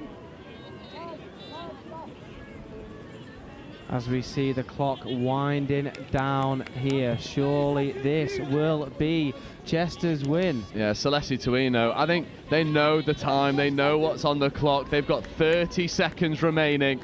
It is a keep a hold of the ball for all of your touches. Try and burn as much time off the clock as possible. Grinter chooses not to go to Morris. This is gamesmanship from Chester Cheetahs, trying to buy as much time as possible. Morris coming down in front of Rowlands. Only a couple touches left in the chamber. 10 seconds remaining. This is nail-biting. Grinter throwing long to Stafford, who might finish with a flourish, getting over towards Celeste Tuino. And what a way to finish this plate final for Chester Cheetahs. They punctuate their performance with a wonderful score right at the death, and they do send Stafford and Richardson back down to Australia with a bit of silverware to show for it.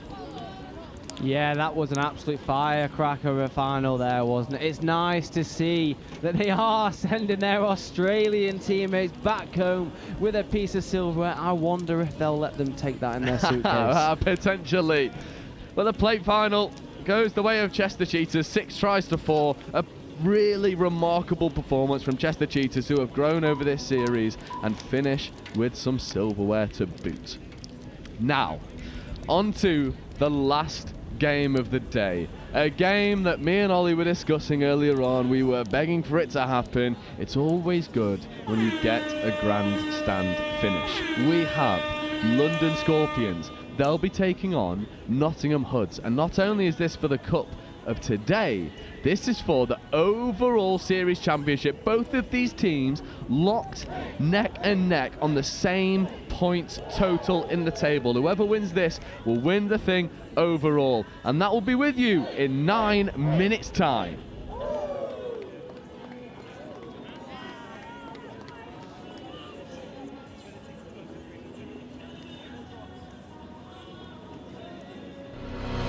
It's our turn now.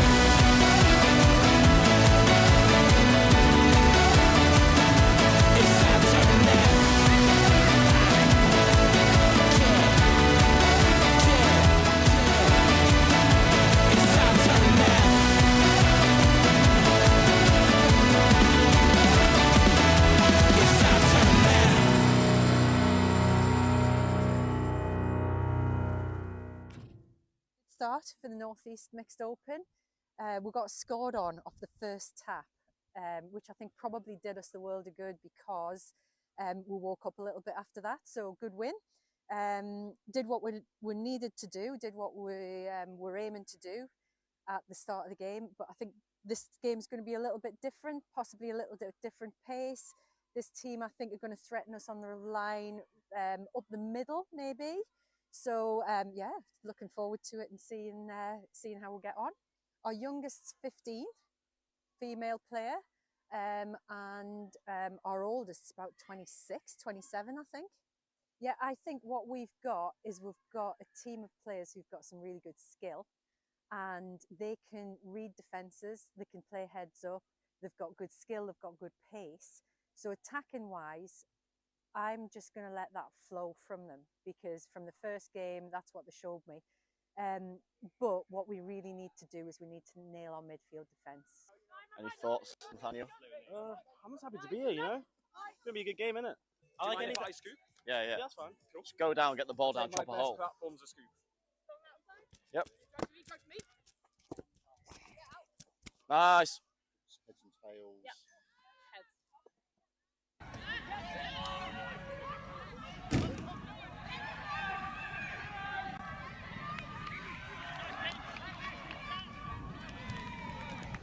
Keep on going forward, Tim. Go.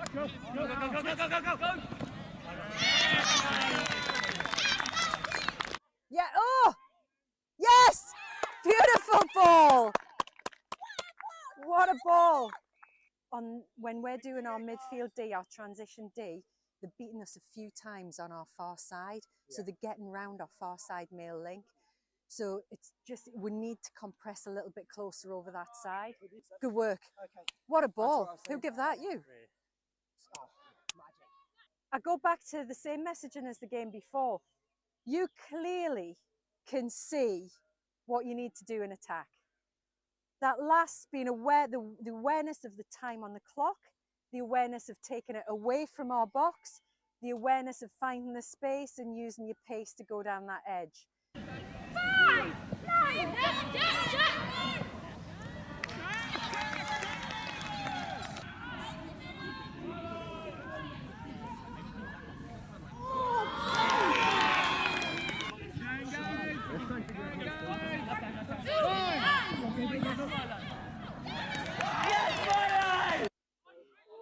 Yes!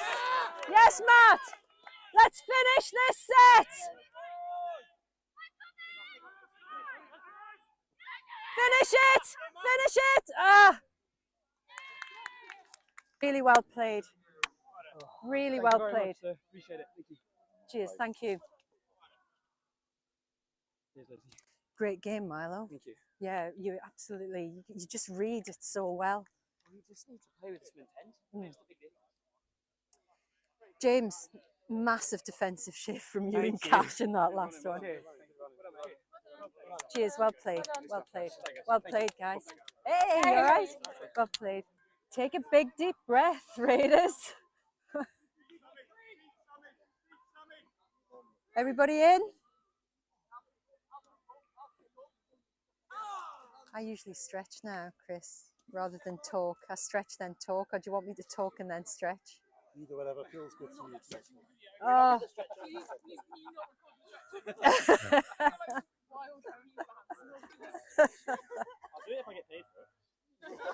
Well, what I need to say to you is I just need a few minutes to gather my thoughts. If you were watching that game as a neutral, that was such an exciting game of touch. And it was just neck and neck all the way through. Yeah, I just need a few moments to gather my thoughts, see what we're going to do, taking it into the next game, into the Northwest game. So let's have a little stretch.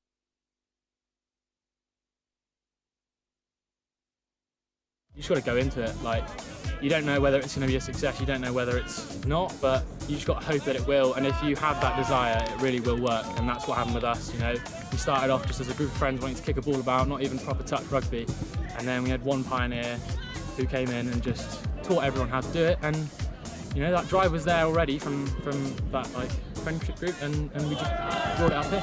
People love the fact that it's inclusive sport and it's a mixed sport. I think that's quite rare. So people say that like the vibes of touch is always just really good. Everyone's really friendly. That's probably the main selling point, and then they learn to actually enjoy the sport after that, I think. The key is to advertise. I think get your name out there. Touch, at least in Southampton, isn't very well known compared to rugby. So I think really getting your name out there, getting your uni to promote you as well, and really get in the socials and just spread the word. I think probably the biggest thing. Have you had that kind of support from your AE? We have in some ways, but I think I've always wanted a bit more like screen time, I guess, more like story posts, more Instagrams, more flyers, things like that. But I think we've got that at the moment, so I think that might help us in the future. Keep going, most importantly, but also reach out to those rugby players. You know, contact sports are more and more becoming a thing of the past, and touch offering a fast, flowing and non-contact version of the sport really is a really good opportunity to get involved and keep playing rugby, even after injury or, you know, just not wanting to hurt on a Sunday. I would say start small, because I don't think our club would have grown to the extent that it has if we hadn't got a really good core group who were dedicated, willing to train, willing to turn up when there weren't that many people. And then from that, it's a slow growing process, but you get more people coming along, the quality improves over time. I'd say don't be disheartened if at the start the touch maybe isn't that high quality or you're lacking numbers a little bit. Stick with it, because people will come and people love the game. And it's one of the only mixed sports at Bucks. And so you will get numbers, you just need to stick with it.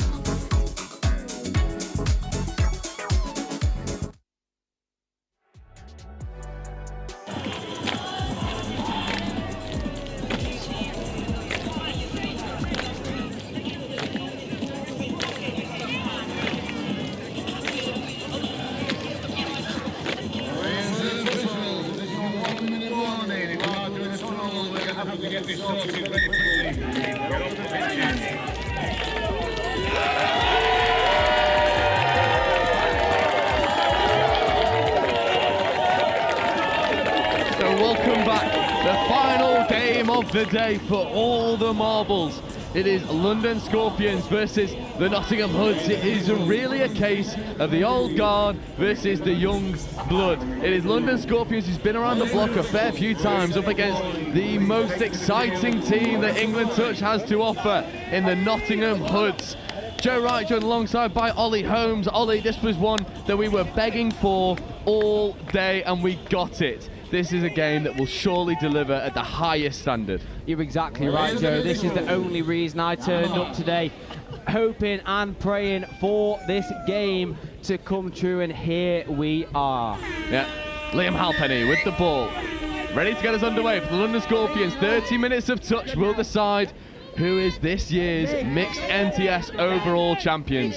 Sean O'Sullivan, Jimmy O'Donnell, back to O'Sullivan, back to O'Donnell. Lovely interplay between the two Irishmen. Jimmy O'Donnell going hard at the line, flick pass to O'Sullivan. Not quite connecting, but there's the first warning shot. Yeah, and just a slight knock taken there as well. Not what we want to see. He's up and moving. He looks well as the Hoods get back underway. The Nottingham Hoods will run at a furious pace and they'll maintain it all throughout the game. Ethan Gallagher platforming. Here comes Stockdale. Lovely bit of work from Isla Devlin in the transition. There is Devlin. Phoebe Simon. Sam Dixon driving, accelerating, coming over towards Simon.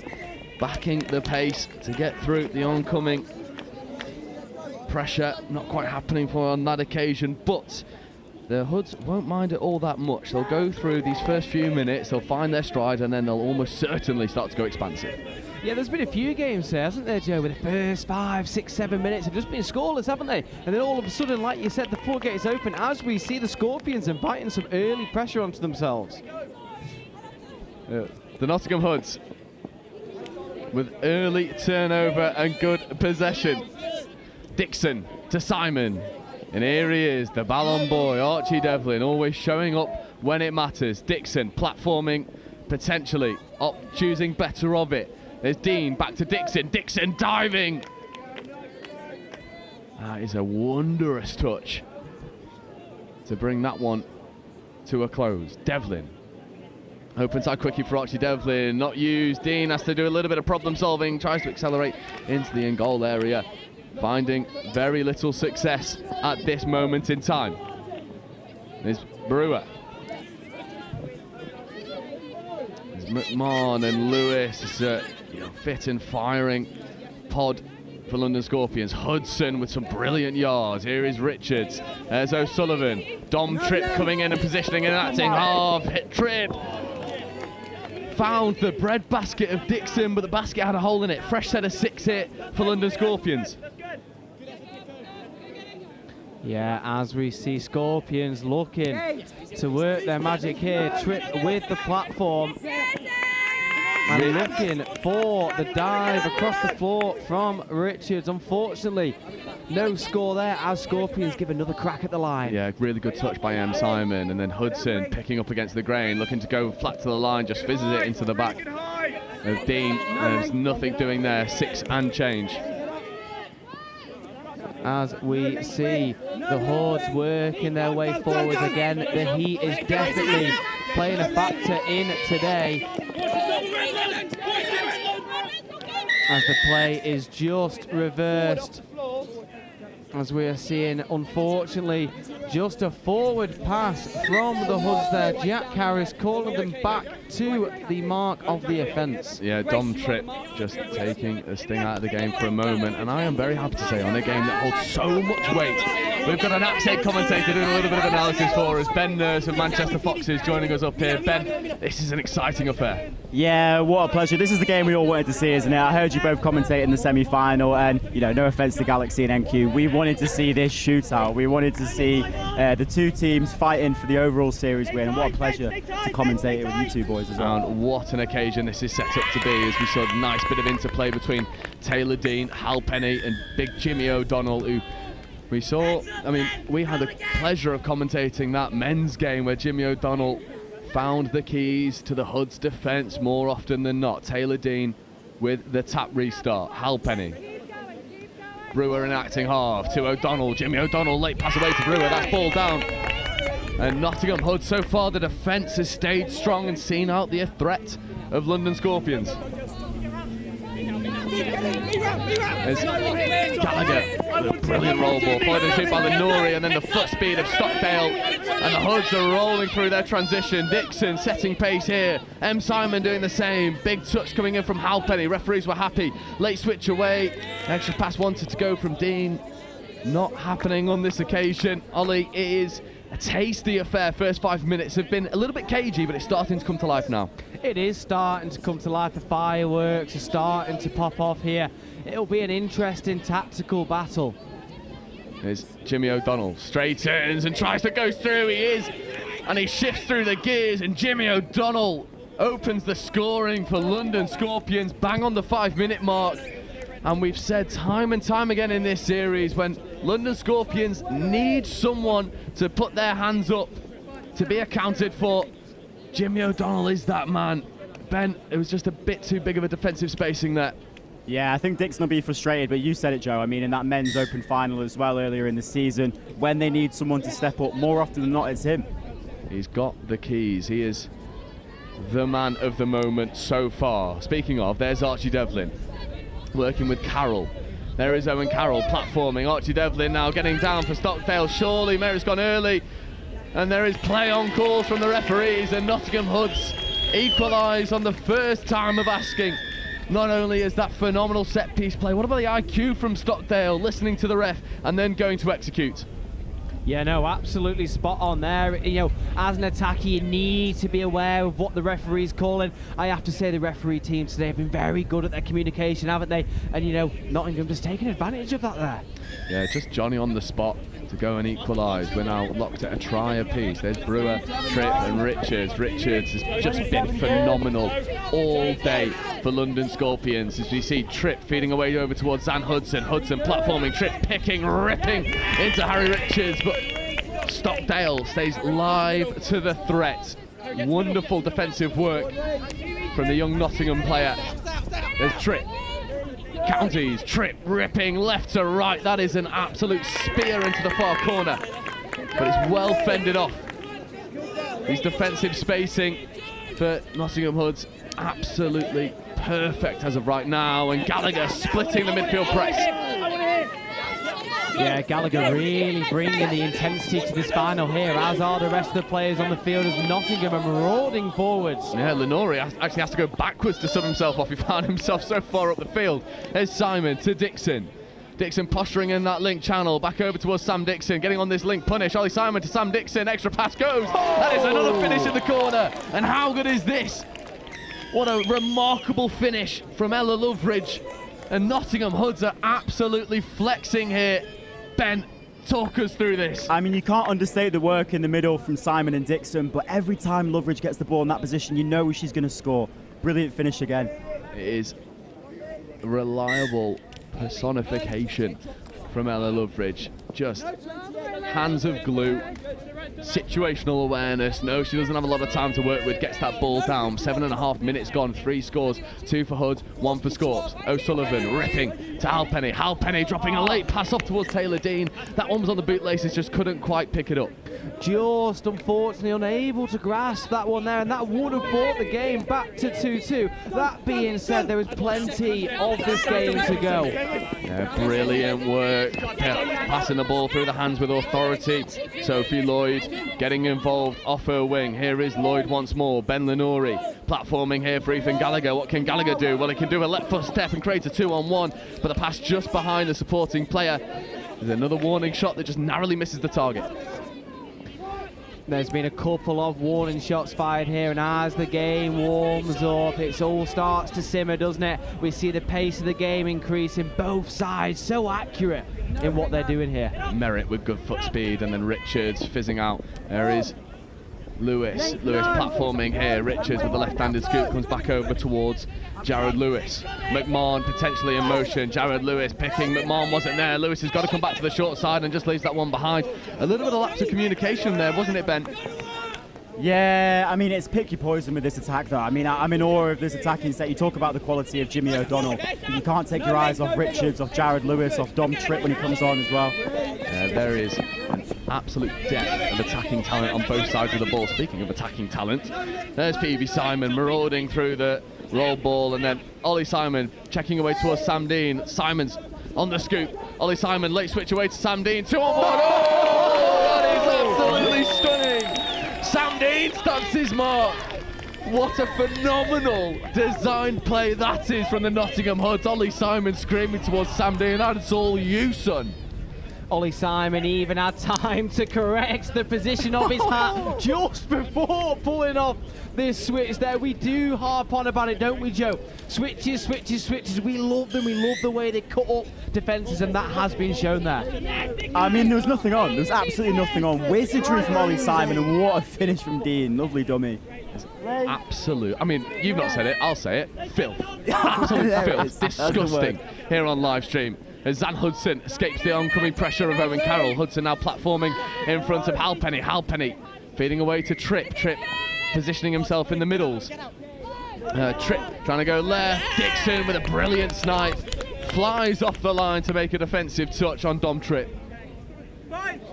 However, penalty going early. 4 minutes left to go in this half. I might be overzealous to be asking for another 40 minutes of this. Dom Tripp to Brewer.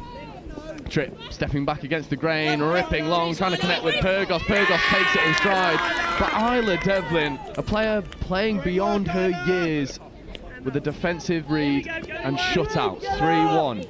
Brewer platforming, a little bit of miss of communication between Hudson and Tripp. Brewer platforming for the 32 platform. Halpenny back to Brewer. Brewer with the right foot step, tries to escape the oncoming pressure, and every single touch that Hoods make celebrated like a score in this sub-box.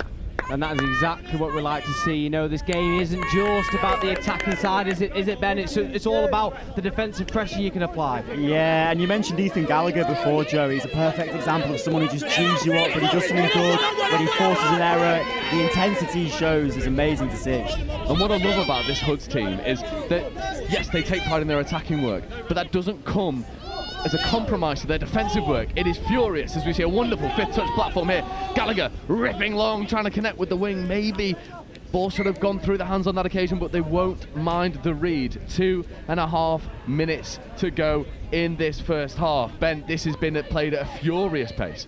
Yeah, and it's hard to understate how much touch has been played today. It's their 5th game of the day. The second 2 played 30 minutes long in this intense heat. It's amazing to see such intensity. You're absolutely right there, Ben. The heat, it is scorching, isn't it? We are stood on some scaffolders. Unfortunately, we see a ball down, and Gallagher taking no time to rest, straight back to it. However, the referees have spotted something that they're not happy with, so it's coming all the way back. I believe the hand signal was a forward pass, but we'll just wait for the referee's whistle. It was indeed forward pass, so the Hoods surrender possession to Jimmy O'Donnell, Sean O'Sullivan, Harry Richards and Mimi Taylor-Dean. That is not for people you want to be doing that to. O'Sullivan getting out into the link channel. Dixon with a flick touch. O'Sullivan, Richards, O'Donnell in motion. There is Jimmy O'Donnell. Late pass away to Taylor-Dean. And when you're hot, you're hot. Jimmy O'Donnell with the keys to the Hoods defence. Jimmy O'Donnell again. It's that Irish connection, isn't it, Joe? Is you know, it's hard to stop these guys. They almost know what they're doing without asking the other person what's going on. And it should not be understated. That is a superb hole to cut straight through the Nottingham defence. It's been on a few times as well. We saw Halpenny try and run the same play, and it just didn't stick to the hands on that occasion. But he's made that read. Fair play. And you speak about players being, you know, world class in their positions. Mimi Taylor-Dean's one of those. Hole crashing link. It is perfect. As we see Stockdale in motion. Skip pass over towards Simon.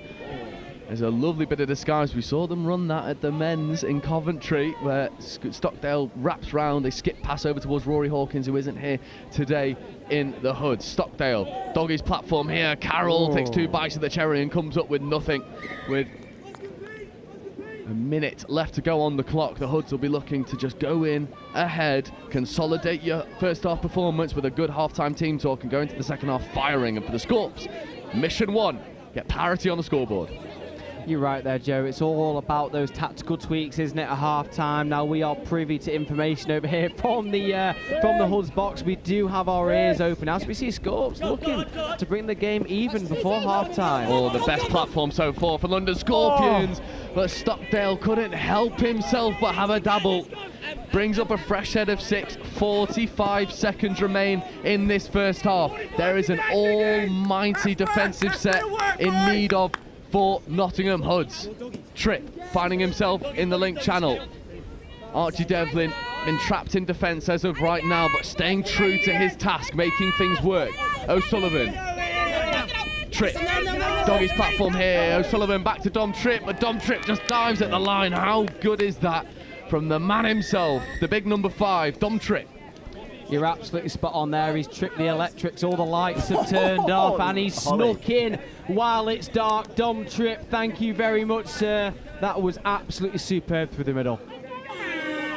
And that will bring up half-time. There'll be no more touch played here in this first 15 minutes, and probably rightly so. We go in all square, 3 tries apiece. Hoods and Scorpions neck and neck, as they have been all season. Ben, there is nothing to separate these two.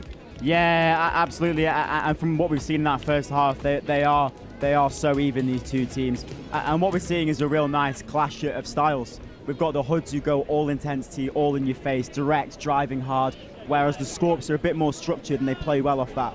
Yeah, it's all gas, no brakes for the Nottingham Hoods, whereas I'll pick your brains a little bit here, Ollie. We saw moments of magic from the Nottingham Hoods. They, namely amongst them, that score from Sam Dean, that lovely little late switch off Ollie Simon. What do you think that this Nottingham Hoods sub-box conversation is going to be? And Ben, you have a think, so I'm going to be asking you the same thing for London Scorpions in a moment. If you give me 30 seconds to listen, Joe, I'll come back to you. No. As we see them coming into the shade here, I just think they'll reinforce their use of all the players on the pitch. They're all a threat on the line, and for me, that's really, really difficult to defend against. Ben rightly said then Scorpions so structured, so rigid, but they can play off the cuff again. It's one of those, who do you mark, when do you go, when do you stay? I'd like to see the Hoods now. They've saved that Redlands, haven't they? And we will be seeing that in the second half. I would put all my money on it. That's an interesting point, because in the game earlier on live stream, we saw them use it 3 times in 20 minutes, and that extra little pass through the hands, fixing the wing. It's a lovely little variation of play that we love so much. We will see if they do dive deep into their bag of tricks in the remaining 15 minutes. And for Ben, what do you think that sub-box for Scorpions is looking like? I think from a Hoods point of view, they've won the midfield battle. I think where Scorps have found a foothold in this game is from the Hoods errors. If the Hoods completely cut out those errors on the opposition line and on their own line, I think they should cruise to a victory. For Scorpions now, they need to reach deep into their bag. They've run variations of similar plays all day and have not got a lot of joy off some of them. I think they need to reach deep into that bag that they've been training all year long and try and find something the Hoods won't be expecting. And I think as well, from a Scorpions perspective, potentially those interpersonal connections not really coming to the forefront as of right now. Nottingham Hoods with a deeper squad compared to London Scorpions, so maybe a little bit of mismatching happening between the pods. I know, from our time covering the Nationals, the likes of Dom Tripp and Sean O'Sullivan building that really nice connection from Lincoln Middle. Not quite seeing those two share the pitch too often. And for me, I think players like Sean O'Sullivan really get the best out of Dom Tripp. Yeah, I mean, he's scored a try and he's looked very good in this game, but I'll make the point, how many times have you seen Scorpions play or South East Sharks play and Tripp hasn't really been in the game, and he's waited for his moment, he's made the reads from the sub-box, and he's made the scores that counted at the end of the game when he knows what play to run and how to execute. And Ollie, speaking on the sort of wider repercussions of this game, the winner of this will take the overall championship title. For me, Nottingham Hoods started the brightest. They came out of the blocks firing, they set a furious pace, just found their defensive spacing a little bit too open. Is there either team that's really taking your fancy? I know you went brave quite early in round 1, saying that Hoods were going to go it. Are you still in that camp? I'm not cashing in my chips just yet, Joe. I do see the Hoods winning this. I did say at the start of round 1 it'd be really difficult to see past them. I think Scorps, like you said, it's the old guard, you know, they won't be happy with the noisy neighbours from the other end of the country coming and spoiling the party they've had over the last few years. But for me, as I said, Joe, I do see a Hoods win. I would like to see a drop off. Yeah. Dare we say that word? We have 15 minutes of quality touch ahead of us before we start thinking about that. I think probably the most apt conclusion to what has been, to my mind, the most tightly contested mixed series we've ever had here in the UK. The Nottingham Hoods have gone blow for blow with London Scorpions. This has the feeling of two heavyweights that are going all out for the championship. We are locked at 3 scores apiece. London Scorpions, Nottingham Hoods, neck and neck. Out on the pitch for the Hoods, Gallagher, Lenore, Dixon, Simon. For the Scorps, Tripp, O'Sullivan, Richards and Merritt. Dangerous propositions for both sides, and what's lovely, this game played at a furious level of competitiveness, but also with a bit of gamesmanship there, the Hoods and the Scorpions sharing a few jokes and a few laughs and a few smiles, but all of that goes out of the window now. We're off underway in the second half. Ethan Gallagher and Lenore operating in the middles. Dixon now in at link, coming to get involved. Lenore to Gallagher, taking the settler, third touch forthcoming, needs to get this done. Bang on the 7, checking away towards Sam Dixon. Dixon back to Gallagher. Gallagher repositioning in front of Lenore. Lenore with a less than forgiving pass for Sam Dixon, who with a blind pass away was able to manufacture a potential scoring opportunity. That one just goes to the floor. There's the first warning shot that narrowly misses the mark. Exactly that, and that'll be the first and only warning that Notts give them here. This game is starting to ramp up now. All the players will be looking to empty the tanks as we see the Scorpions early on in this half inviting pressure onto themselves. That's so unscorps-like, to coin a new term. You know, usually they're so composed with the ball, so structured, you can never force an error out of them. I think they just panicked there and they didn't need to. I think it's a symptom of the Hoods' pressure. Absolutely. As Devlin joins the fray. This is a dangerous pod, Archie Devlin. Ethan Gallagher and Sam Dixon all trying to make something happen, but if there's one player who will not bend an inch in defence, it's Sean O'Sullivan. Takes pride in the stubborn work that he delivers consistently. Gallagher in motion, Devlin platforming, Dixon to Gallagher, looking to go back towards Dixon, potentially looking for that skip pass over towards Archie Devlin, who I think just makes the point of Merritt's crashing. I mean, acres of space. We've got the opportunities, we've got the hands, we've got the skills to go and execute. Devlin, Gallagher, steadying the ship for a moment, split a platform here for Dixon. Dixon with a lofted pass over towards Simon, but Tripp recovers oh so well. Defensive spacings for Scorpions, absolutely perfect. Dixon, Devlin, lovely bit of interplay. Here is Sam Dixon, dummying, ripping long, connecting potentially. Can't quite find Sophie Lloyd, but they'll back themselves to put on a bit of pressure in their defence. No, you're completely right there, Joe. And I like to see Nottingham just go through the phases there. Dixon, you know, Dixon and co, they're all absolutely lethal in the middle of the field as we see Scorps allowed to relieve some of this pressure here. It's a dangerous proposition here. London Scorpions with a little away set, just buying some extra meters, and then Dom Tripp purrs through the gears, setting brilliant expectations. Taylor Dean follows in suit. There's Jared Lewis. Brilliant hands-on offer from Hal Penny. Hal Penny now positioning himself in an acting half, scooping, driving at the Hoods' defence, but it's well defended from Ethan Gallagher. Exactly that. You are my wonder wall, Gallagher. You're putting the pressure on. You're not allowing them to get a single inch around you. There's Devlin feeding over towards Simon. That's really good foot speed through the roll ball from Archie Devlin. Here is Phoebe Simon, just flies through. However, a ball down turnover for London Scorpions. That's less than classic from the Nottingham Hoods. As we see the Scorps working their way forwards here. You're right, again, uncharacteristic. Ben coined a new term, didn't he? Unscorps-like. That was Notts-like. Yeah, unhoods-like. Here's Hal Penny, Lewis, and McMahon. McMahon platforming. Lewis gets an acting half dummy and coming back over against the grain, connecting with Jared Lewis. Is that ball down? It is.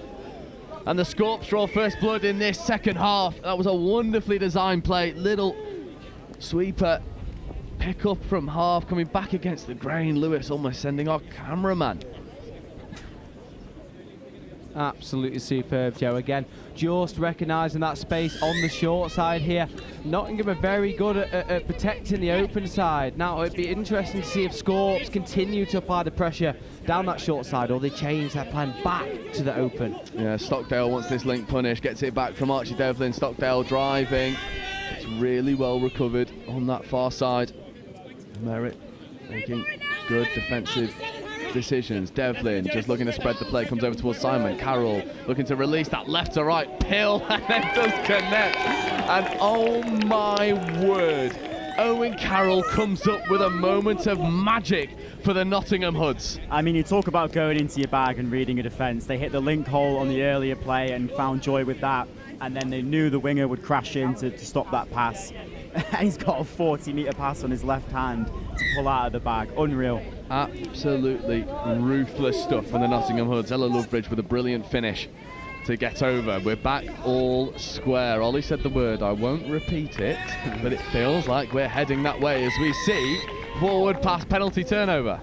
And would you see that as the fairest conclusion here if we were to see the forbidden word? That shall not be named. Oh, Tripp picks it off. Diving touch from Ben Lenori brings him to a grinding halt. A little bit of overplaying for the Nottingham Hoods. Then Tripp with a ball hawk in midfield says, give me that. Halpenny, O'Sullivan, Tripp and Hudson. This is terrifying stuff here for the Hoods. However, Sam Dixon taking a leaf out of the Tripp playbook, sniping in at link, making good defensive decisions. O'Sullivan to Tripp, back to O'Sullivan. Halpenny now in motion. There is Halpenny, back to Tripp, Tripp to O'Sullivan. Skip pass potentially the option. As Halman makes a very good defensive read to bring that one to a close. And that ball almost finds the deck as Tripp rips a speculative one into that far channel. Ben, Hoods are doing a really good job at restricting this this London Scorpions attack. They're having to work really hard for their attacking platforms. And what's obvious to see is the massive experience gap between these two teams on paper is not showing on the pitch. Such a mature performance from these Nottingham Hoods. Yeah, I think that's really well put, because on paper you do look at like the amount of international caps that these two teams have, and obviously Scorps boast the greater amount of international playing experience at the Opens level. However, we're just not seeing that as we see Archie Devlin go into his bag, bouncing away from one, and then two, and then three, and then getting into Stockdale. Stockdale wants this open side quickie, does get it back. Instead they go over to Simon, and Simon finishes. And Archie Devlin has pulled strings from the halfway line to the 7. It's finished expertly by Phoebe Simon, but the Ballon Boy living up to his namesake. Exactly that, the Ballon Boy has done it again. When will he stop? An absolutely superb read to pass across the front of the defending Scorps link, and that hole was wide open there, wasn't it, Ben? Yeah, I mean, she scored that on Dom Tripp, so it was no slouch, but that's unreal from Archie Devlin. Talk about taking the game by the scruff of the neck and saying, right, I'm standing up and I'm making a difference here. Yeah, he's got that in abundance. Brewer positioning, feeding away towards Lewis. Brewer feeding now to Jimmy O'Donnell, late pass away, but now the defensive work from Nottingham Hoods coming to the forefront. Jimmy O'Donnell with a lovely bit of invention to try and unlock the defence. Nothing doing on this occasion. It's go again time for Brewer, O'Donnell and Lewis. Brewer, O'Donnell, back to Brewer, trying to drive hard at the line. Ethan Gallagher with a good defensive touch, putting everything on the line. And Brewer, not happy, looking to reset and go again. Here is Lewis. Jimmy O'Donnell in motion. Jimmy O'Donnell dummied. Brewer coming back against the grain. This time does escape away. And then the ball is almost down, if not for an absolutely world-class touch from M. Simon, who doesn't buy anything. However, the referee's siding with London Scorpions. You can hear what the crowd make of it from a Scorpions perspective. Absolute money, Ben. I mean, it looked like the touch was in my opinion, Joe. Brewer's done really well. I thought the Hoods stood up defensively. It's a marginal call, Ollie. I'm going to ask you to put on your yellow shirt for a moment. What do you make of it? It's a tricky one, you know, when you're seeing it in live time, even that close. It's a game of fine margin. Seeing milliseconds difference is tricky as a referee. So all credit to the team here. I probably would have given that score there. Yeah, and we always want the referees to err on the side of the attacking players, and that's exactly what we've seen here. Phoebe Simon dummying, getting into the goal area. Phoebe Simon, and then ripped. How good is that from Phoebe Simon? And the Hood sub box erupts. And Phoebe Simon reminding us not to forget about her attacking chops. Look at this, dummying, sends Harry Richards to the shop and then rips a lovely left-handed long ball. And when you think you've marked up all of the attacking talent for Nottingham Hoods, Phoebe Simon says, no thank you, let me just destroy that defensive line. Richards will be jogging all the way home. He's been sent that far. That is an absolutely ridiculous dummy. I think all of us would have bought that one. Yeah, I think the cameraman also got sent to the shop for a moment there as Halpenny ripping open side to Lewis. Lewis with the left footstep accelerating over. And now we're in for a little bit of a shootout. 6 minutes left to go. 6 tries apiece. Ben, this is absolutely magic. I mean, you said it, mate. It's a shootout now. This is what we wanted this game to turn into, I'll be honest. It was a low-scoring first half. This is what we wanted to see. 2 teams just going at each other.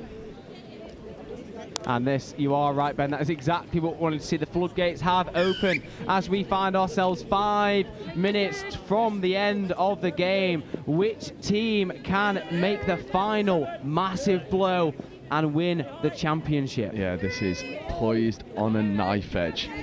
This is, you literally could not write it. 2 teams that have gone blow for blow all season, now going blow for blow in the grand final, the big dance, as Ethan Gallagher looks to rip long. Only finding Pyrgos, who stood in a very smart area over on this near side wing.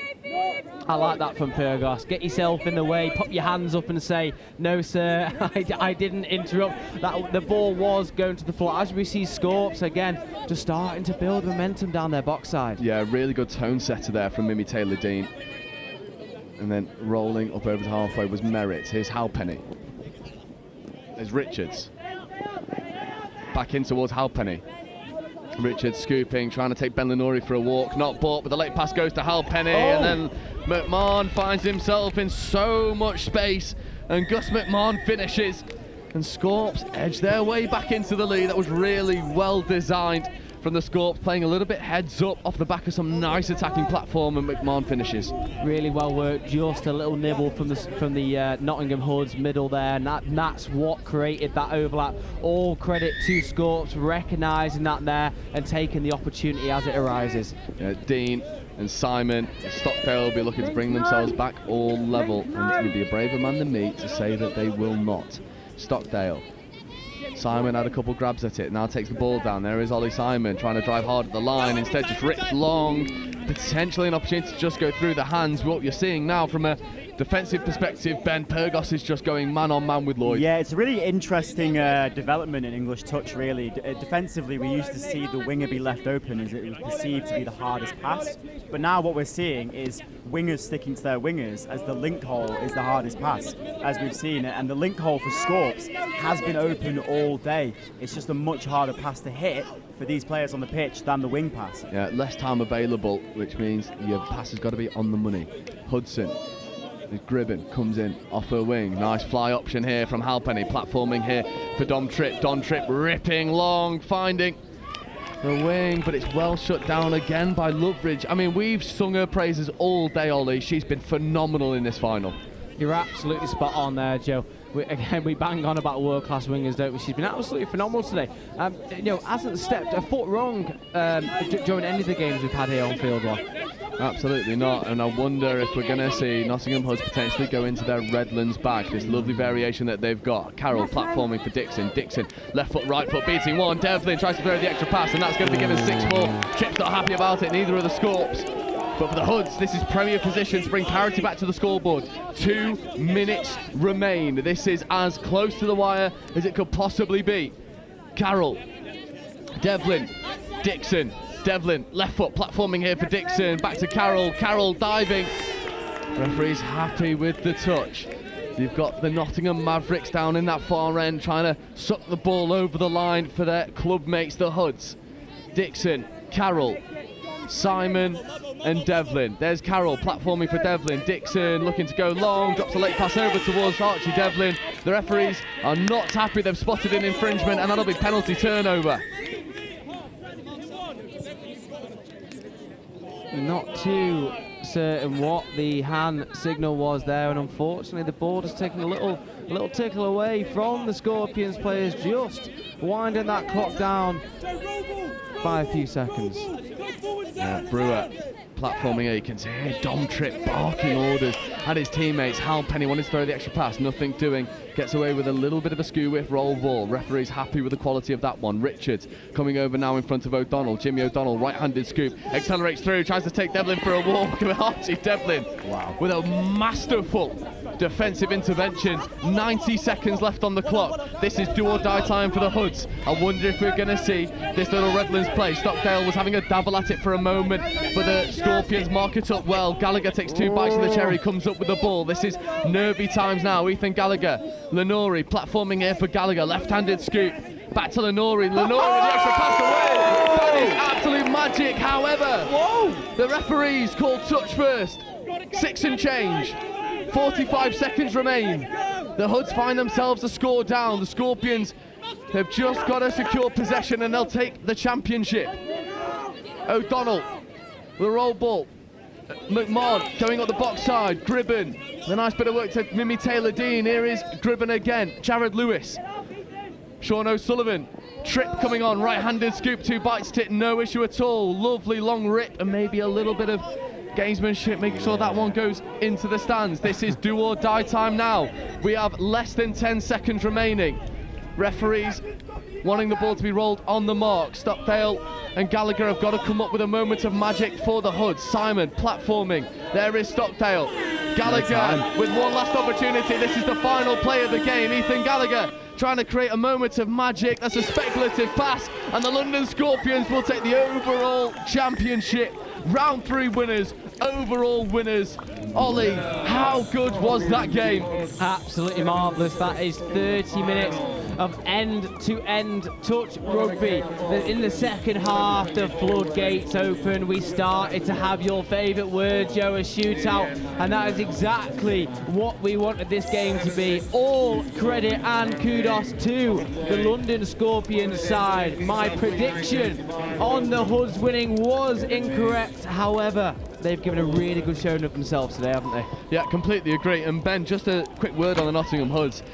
For me, maybe the most terrifying prospect in England touch. There is a potential dynasty on offer for this Hoods team that for me has an average age of about 18, which is just ridiculous. Yeah, I mean, full congratulations to London Scorpions. Absolutely unreal from them. But shout out to both teams. A brilliant series, a brilliant game we've seen there, which really went down to the wire. So yeah, shout out to both teams. Unreal game of touch we just watched there. Yeah, Scorpions celebrating as they should do, spearheaded by some remarkable touch. Jimmy O'Donnell, and you know, this London Scorpions side is so rich with pure talent.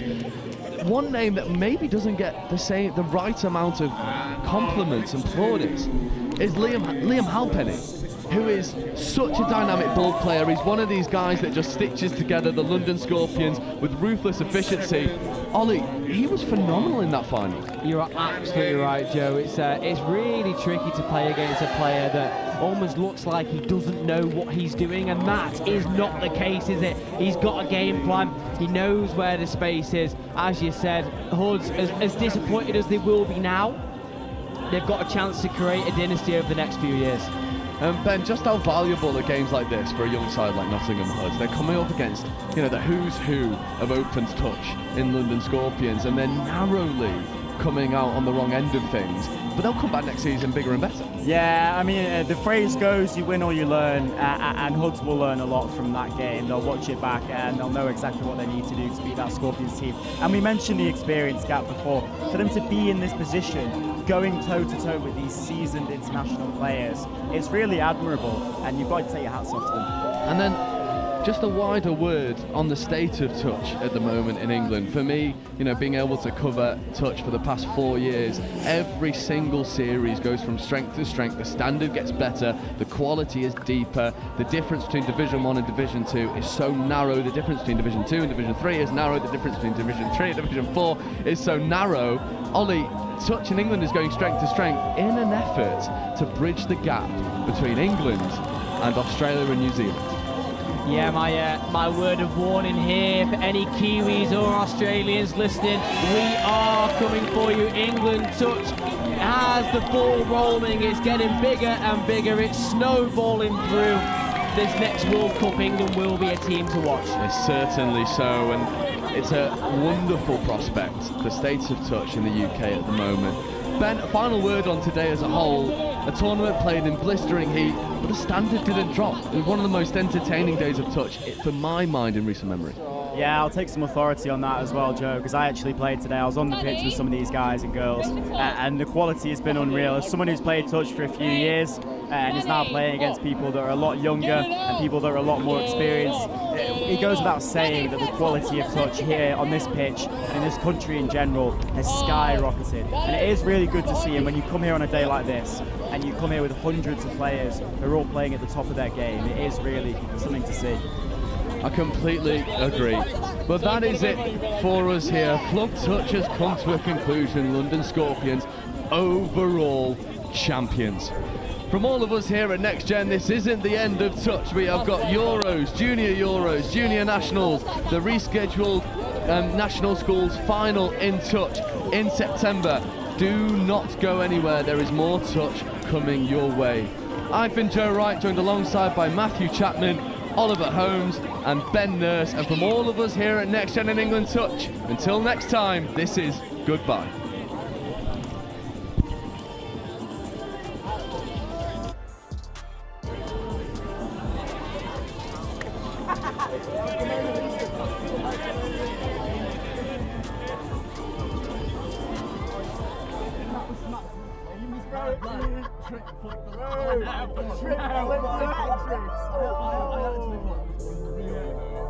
I thought Gallagher, you're my Wonderwall was my favourite. You had that on the back. That was the one.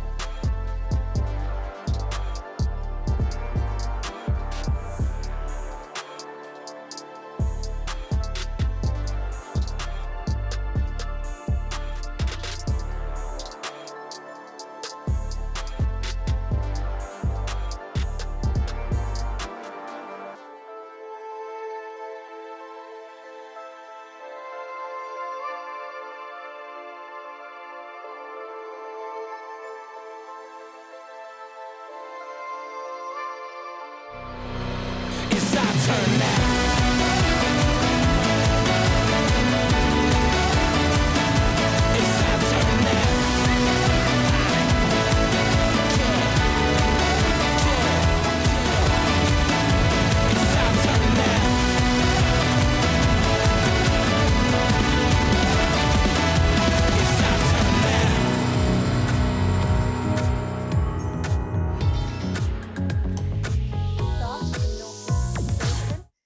We got scored on off the first tap, which I think probably did us the world of good because we woke up a little bit after that. So good win.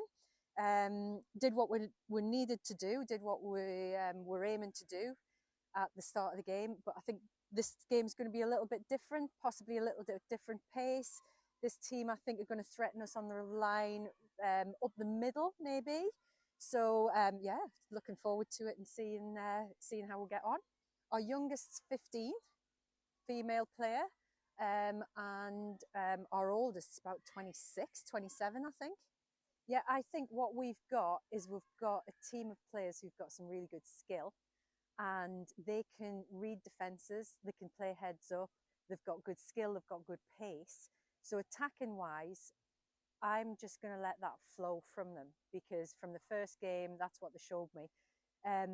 But what we really need to do is we need to nail our midfield defence. Any thoughts, Nathaniel? I'm just happy to be here, you know. It's going to be a good game, isn't it? I like any scoop. Yeah, yeah. That's fine. Cool. Just go down, get the ball down, Take chop my a best hole. platform's a scoop. Yep. Nice. Heads and tails. Yep.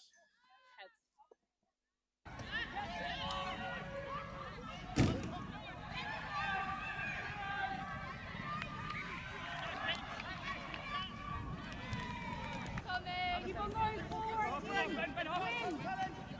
Go, go, go, go, go, go, go, go, go. Yeah, oh! Yes! Beautiful ball! What a ball! When we're doing our midfield D, our transition D, they're beating us a few times on our far side. So they're getting round our far side male link. So it's just, we need to compress a little bit closer over that side. Good work. Okay. What a ball. Who gave that? You? Oh, I go back to the same messaging as the game before. You clearly can see what you need to do in attack.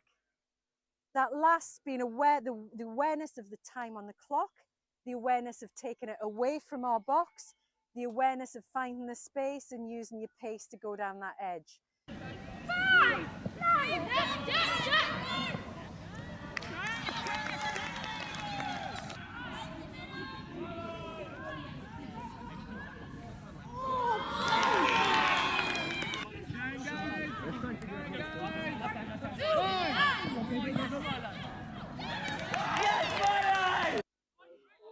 Yes! Yes, Matt! Let's finish this set! Finish it! Finish it! Ah! Really well played. Really well played. Appreciate it. Thank you. Cheers, thank you. Cheers, Lindsay. Great game, Milo. Thank you. Yeah, you absolutely, you just read it so well. We just need to play with some intent. That's the big deal. James, massive defensive shift from you and Thank you. Cash in that last one. Cheers, well played, well played. Well played, guys. Hey, you all right? Well played. Take a big deep breath, Raiders. Everybody in? I usually stretch now, Chris, rather than talk. I stretch then talk, or do you want me to talk and then stretch? Either whatever feels good to you. Oh. I'll do